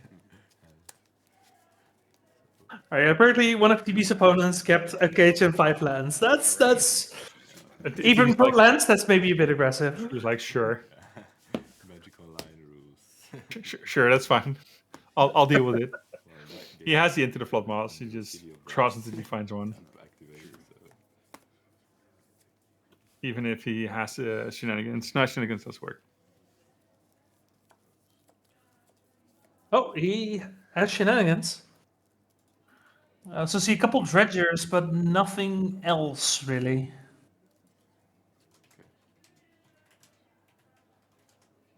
Let's have a Colosseum. Keep 6. But we are keeping the 6. Panic and a Welder. For those of you in chat who are curious what the price support is, there's a quick link for you to check out. All of our prices, thanks to our sponsors. Step 1. There's a welder. Yeah, there's the welder. It'll be active. I wonder if Dredge. You used to have the old Dredge card that gets something -1/-1. I think if the Affinity deck or this kind of decks gets more popular, if it gets back in. The Deckmore Salvage? No, Dark Blast. Dark Blast. Blast, yeah. The Salvage is the land, but the Dark Blast could be a possible inclusion for if the meta changes into it being necessary. Yeah, if you're a Dredge player and your worst matchup is Goblin Welder, definitely bring in Dark Blast. And this it's very niche, but it used to be a lot better because it used to be played against other bears as well, like the Talia, for example. It used to be a prime target. Yeah, if it has enough targets, it's definitely a good card. Yeah. Sadly, everything now has 2 toughness. Ooh. Yeah.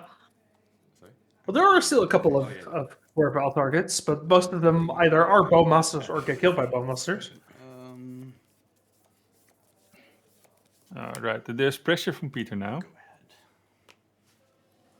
This is a very fair start so far. Yeah, but if he doesn't have the surveillance cam, he's not yet there. No.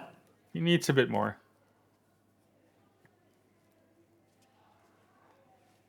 But it doesn't get much better than this. It does get better, but... I'm thinking like an Embry here would probably be the absolute nuts. Yeah, but it could be next turn, right? If he has one, he can still play it next turn. Because with the cards that we have in play right now, a Surveillance Cam would make infinite blue. Yeah, it would help. And he already has a token. Infinite blue and keep things tapped down. Yeah. So then TB would be playing at instant speed or not using his mana. Which question? How afraid is TB of whatever Peter might be holding? How aggressively can he go off? Or wants to go off? You know what's funny? I think infinite skateboard triggers is actually not that good against Dredge. I think Dredge is one of the more resilient decks against skateboard shenanigans. Because of things like Lion's Eye Diamond or sacking your Cephalid Colosseum and stuff like that.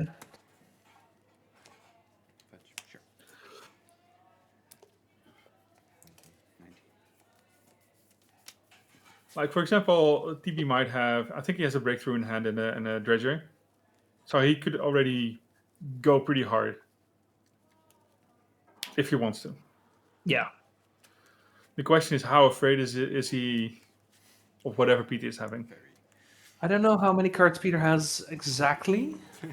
He does have a few. He has a few, yeah. I think he's holding 3. Yeah. But if he can make infinite blue mana, he can grab his deck already, right? He can just at some point play his emissary again and just keep. Oh yeah, shenanigans also just kills the Seed of Design up. Yep. In that case, I'd like to make my drone into a. Oh wait, no, I do that wrongly. Sorry, I want to make the skateboard into this one. Yep. Okay, so we're flipping the skateboard for some mana. Yeah, I did it much, which he targeted, as long as it's gone. And there it starts. I'll swap these two. Yep. He can swap a few times. No, he just has infinite blue and infinite skateboard triggers. Yeah, but now he can make the emissary as well. 10,000 mana. Okay. Oh yeah. No, he's missing. Oh yeah, he still has 1 red. Yeah. Yeah, he has 1 red. And I'll put untap. The emissary does say cast, but at least keeps like the infinite tokens going. Yeah, that's afterwards because he still has 1 draw. Oh right. Yeah, he can just make infinite tokens. That is true. No, he can make infinite tokens. It is cast. Oh, it is cast. Okay, sorry. Yeah, but he can start. He can start drawing cards. I wish he would play the emissary here and then just he can draw his deck, right? At that point, if he finds 0 mana artifacts, right? You get this one. He can just keep going. because then you make then basically every artifact you play at that point represents 4 cards drawn. And he's not now. He's not developing the 1/1 tokens, which I think is. I think he's still drawing enough cards though. He might have already forgotten about the emissary. emissary. Yeah, he said he made a mistake. He just realized that he could just bid the emissary. So it's not me being stupid. All right, we got it. Now I can just draw whatever. I'm pretty sure he can draw his entire deck here. It's not entirely deterministic, but it is pretty deterministic. It's like 99th percentile deterministic. Every 1 mana or 0 mana artifact he finds. Okay. You're ready to do triggers. He finds a twin shot sniper. He then loops the cam with the twin shot sniper to keep shocking TP every time, and that's going to be good enough. And then I realized I had no way to get a great artifact into the graveyard. And then you blew up my land. I was like, oh, then I can win. Well, the good thing is we get a match 3. I was like, yeah. The bad thing is the Dredge play has no clue what was boarded in. Small thing that never matters, but now it does. Yeah, and it's like the shenanigans actually ended up helping Peter because he needed a way of getting an artifact into the graveyard. I think TB's realizing that's a problem. The shenanigans are coming out. He could have taken out the token. But now the question is he bringing in the Thassa's Oracle combo? I think he should. He should go for speed. No, he's bringing the unmasks. Yeah, I think that's what the unmasks as well, yeah. But is the deck then still fast enough? What is he afraid of? Also, I'm glad he made it to the top 8 so I can get 100 sleeves instead of just 16. Yeah, I don't know what happened there. Thing is this what we call unfortunate business decisions. I didn't know that interaction. Well, it is good for us though because we get to see what he's actually sideboarding most of it. And I was quite slow. Yeah, she was happy about it because I didn't do anything. I feel like Unmask might have the same issue as shenanigans, right? Against this matchup, it potentially can, but it can take out the Welder or the Embry. Yeah, it has more relevant targets. More relevant targets on turn 1. But Yeah. they are mostly against combo decks. Combo decks are highly interactive decks. They need a turn 1 answering, pretty much to be somewhat safe. All right, that makes sure, am I safe this turn without spending mana? Yeah, we're gonna have to see how this goes. Well, we get a game 3 for finals. The Dredge Master versus the Set Review Master. I read it earlier, but I was Absolutely. Two aggressive graveyard decks. right. One game for the volcanic. I'm kind of want you to have the volcanic, but I also want to win. So yeah, good trade. Peter kind of wants TB to have the volcanic, but he also kind of wants to win. He says they can deal with it. I mean, to be fair, I wouldn't mind losing to Dredge in the finals. Because they're exiled in the same pile. So. I mean, if you made the finals, the losing doesn't matter. But you aim to win. Yeah. But if you lose, you're like, yeah, I still have a good feeling about the deck. I still have a good result. The winner gets this little toy. now I don't want to win. Now I really want to win. Yeah. I have to win now. Well, we're gonna have to see. Everyone, thank you for watching as we go into this game 3 of the finals. Well, this is prize sport. This is it. That's it. To give you all an idea of what the ELM is going to be like. I mean, ELM is 8 rounds, right? It's probably 8 rounds and then top 8. Might be. Yeah, I'm not entirely sure. I think last time we had enough players for 8 rounds. I don't remember exactly, but it's still brutal. You still need to get your X1 in. I think we had 8 rounds for the last chance qualifier and 7 rounds for the actual event itself. Oh, that might be. It's been a while. Because I think we need to clear 128 players for 8 rounds, and I think we had like 110. That would be. But yeah, if you had to play both events, it's back to back. It's tough. I mean, we had someone who went top 8 in one and almost top 8 in the other one. More than other people do, but this time we're like, I'll trust the people that build these kinds of decks, not this deck, but absolutely smashed it. And everything like what was it? Experience. 8-0-3 on day 1, and then 6-2 on day 2. I hate it when people do that. Something like that, yeah. Yeah, it was the Izzet Temple player.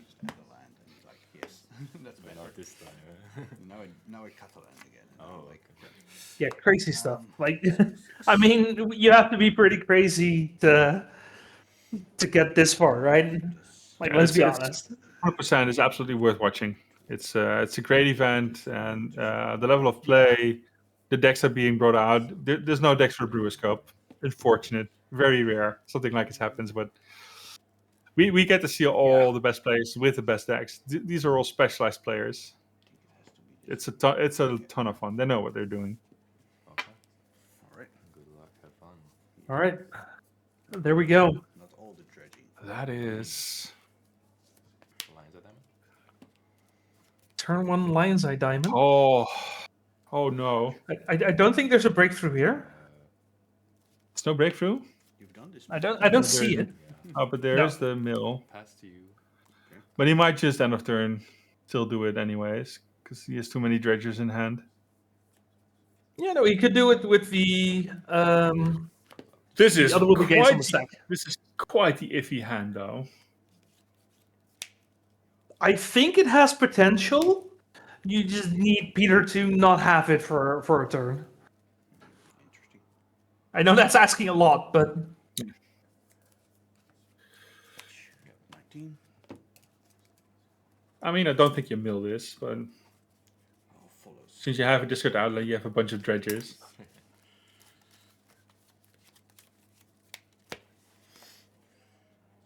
See, volcanic. I'll also add a 0 mana art. But he still doesn't know the hate he's playing against. Oh boy. Oh, That is he not the just thing. found out. He does not want to see that one. Fanbuster.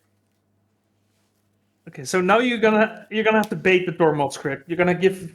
He You're can, gonna he can have to bait give it. something. He can end of turn. He can bait. If he finds a dredger, he can bait. It's fine. Just throw your deck into his graveyard. But is Peter gonna bite? That's the question. He could also end of turn bounce, but it's too risky.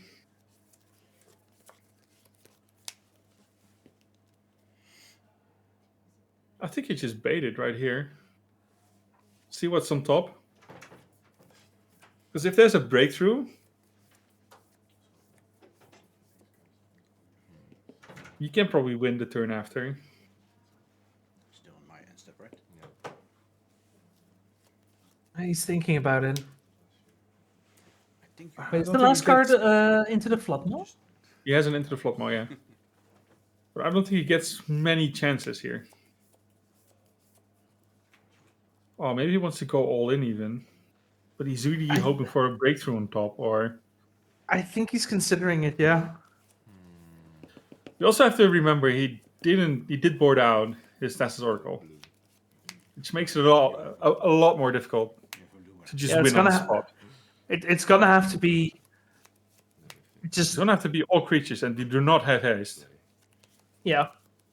Well, like that's like the least of our worries. You need to be able to build a board and not just have it die out of nowhere, right?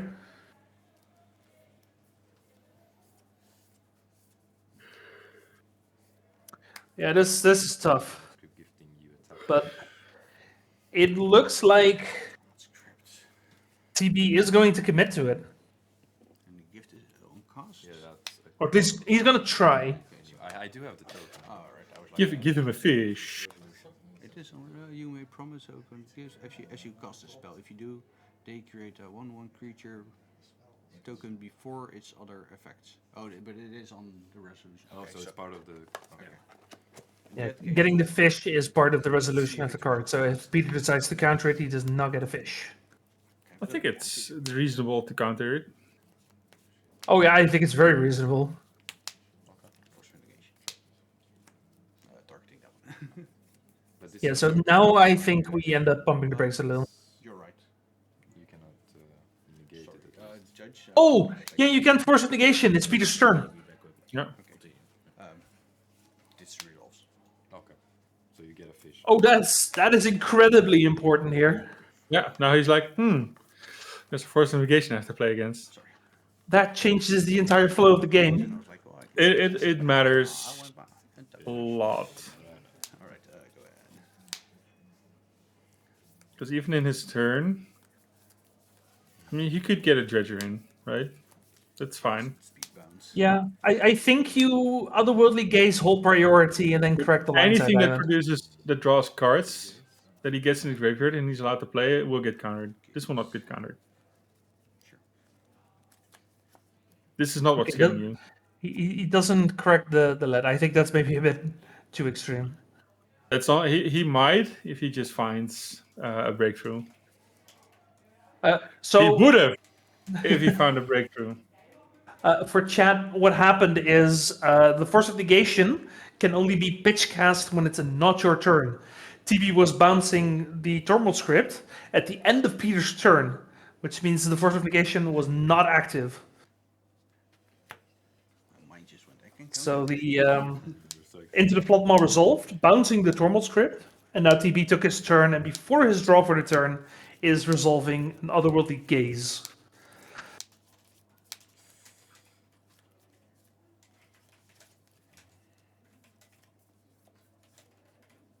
To see if he can find anything here, because if he has to correct the lion's eye diamond to get a dredger, that's very scary. Yeah, it's not happening. He will not do it unless it's mandatory. Draw a step.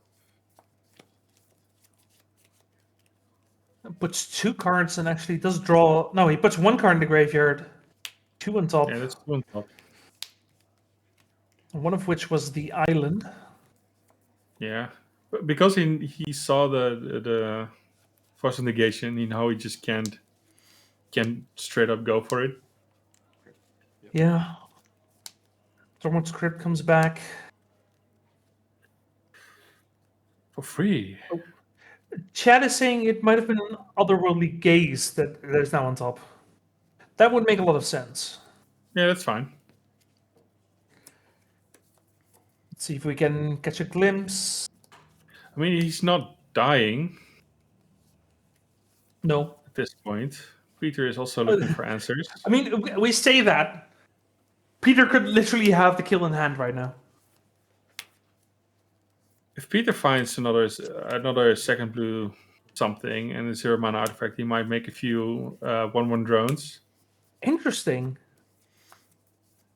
Yeah, it wasn't Otherworldly Gates on top, but we're not drawing it yet. We're gonna flashback the other one, get back a Poxwalkers. I mean, Poxwalker is a nice start.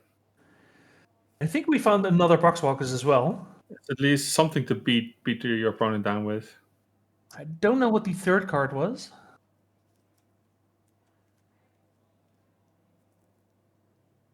I hope Peter, like for Peter, he just wants to make a second artifact so he can use it twice. Yeah. That's why I wonder what his hand was and why he didn't. Why he didn't use his emissary for a drone token, so he has 2 uses. Okay, so we got another Poxwalkers. We ended up drawing the Otherworldly Gaze. Oh, but I'm thinking I'm seeing a Surveil. A cam. Yeah. End step Surveillance cam. Welder. But there could be an artifact in the graveyard if we sack the Dormal Script here. It could. But there's no payoff yet. No. That's why I'm hoping he's playing the he needs something to help with the is that a skateboard? That is a skateboard. That's The Embry is a lot scarier. That will help. That's infinite mana. Yeah, there we go. Now we have something to work with. And we have a skateboard in hand. Looks like skateboard, Pinnacle Emissary, and the Force of Negation. Add a blue and tap that one. Add a blue. I'd want to do this thing again and make a lot of blue mana. Yeah. But we have a Mox Opal, right? We can just make infinite of every color. Yeah, but he can just go off straight here. Because he has the skateboard. He has all the mana in the world. Sure, you can always equip it to Embry. Okay, so Embry the bubble. Yep. Oh yeah, because now with Embry we can cast the bubble. So we add the sacrificed bubble to the loop, which means we have infinite. Oh no, we have the Surveillance cam. We just draw our deck now. We just draw our deck now. This one. Is it okay if I draw 2 cards? Yeah. A bunch of times. Yeah. F6. Yeah. And I think that's going to be it for this game then. And at some point he will get the what is it? You get additional artifact in play, so yeah, he's good to go. He has infinite mana. He can draw his deck 2 cards at a time, and he's probably just looking for a Twin Shield Sniper to finish it off. Oh yeah, I do. Warp Emissary. Now he has a bunch of tokens. Or it's on cast, right? Yeah, on cast. So I'll make 2 Yeah. tokens. Every token's potential 2 draws. I'll draw 2. And we're gonna let Peter play it out, but I'm pretty sure that it is going to be a victory for Peter Vanderham here. PVDH Magic. I think most of you will know him. There's the Twin Shield Sniper. Then he goes infinite. Dredge doesn't board against graveyard based decks. No. All right. Incredible stuff. What a showing for that deck. I think if there was any doubt that Surveillance Cam is a legacy power level card, this performance should dissuade you from that thought. This is a legacy card, and you should be respecting this deck. Just because it doesn't show up online, you're gonna see more of it. Yeah, this is a paper. This is a paper card, a paper deck. Yeah. If you're playing in paper, expect to see this deck. Yeah, I really want to ask the Dredge player why he really wanted to board out his combo. Yeah, I think it's probably because of what you said. Too much interaction. I think he was just scared of that. Yeah. There you go. Some prizes. All right. Congratulations to both these players for getting their European Legacy Master slot and their duel. Congrats to Peter for winning this event. And thank you to all of you at home for joining us here. I hope you had a blast today. I sure did. I think you too, Robin. Not to fill in for you, but I'm pretty sure you had fun. I absolutely enjoyed it. We got to see so many different decks again. A few fun decks at the start, like the Brewers Cup. And we got to see at least a nice, fast and early top 8 with 8 different decks. But even one creep that had nothing. Yeah, we saw we saw a lot of cool matches, cool decks. Legacy right now is great, and I hope it continues to be great. Going into the European Legacy Masters halfway through July. So I hope to see you all again then as well. There should be one more qualifying chance for Bazaar of Boxes itself, right? There should be one more Bazaar of Boxes, yeah. I believe in 2 months, but there's no date announced yet, as far as I know. So follow the channels to make sure you're updated for the next one, so you can also fight for the ticket. Yes, check the social medias. Definitely check out the YouTube for any matches you may have missed. We have a lot of cool matches, so we'll definitely see you in the YouTube comments. Once again, everyone, thank you for watching. Thank you to everyone organizing, to all the judges, to our wonderful sponsors that are Cardmarket, RageSquid, Ultimate Guard, Magic the Gathering Online, and of course, the one and only Goat Enterprise. And of course, thank you, Robin, for joining me again today. You're welcome. And we hope to see you all next time, so take care, everyone. See ya.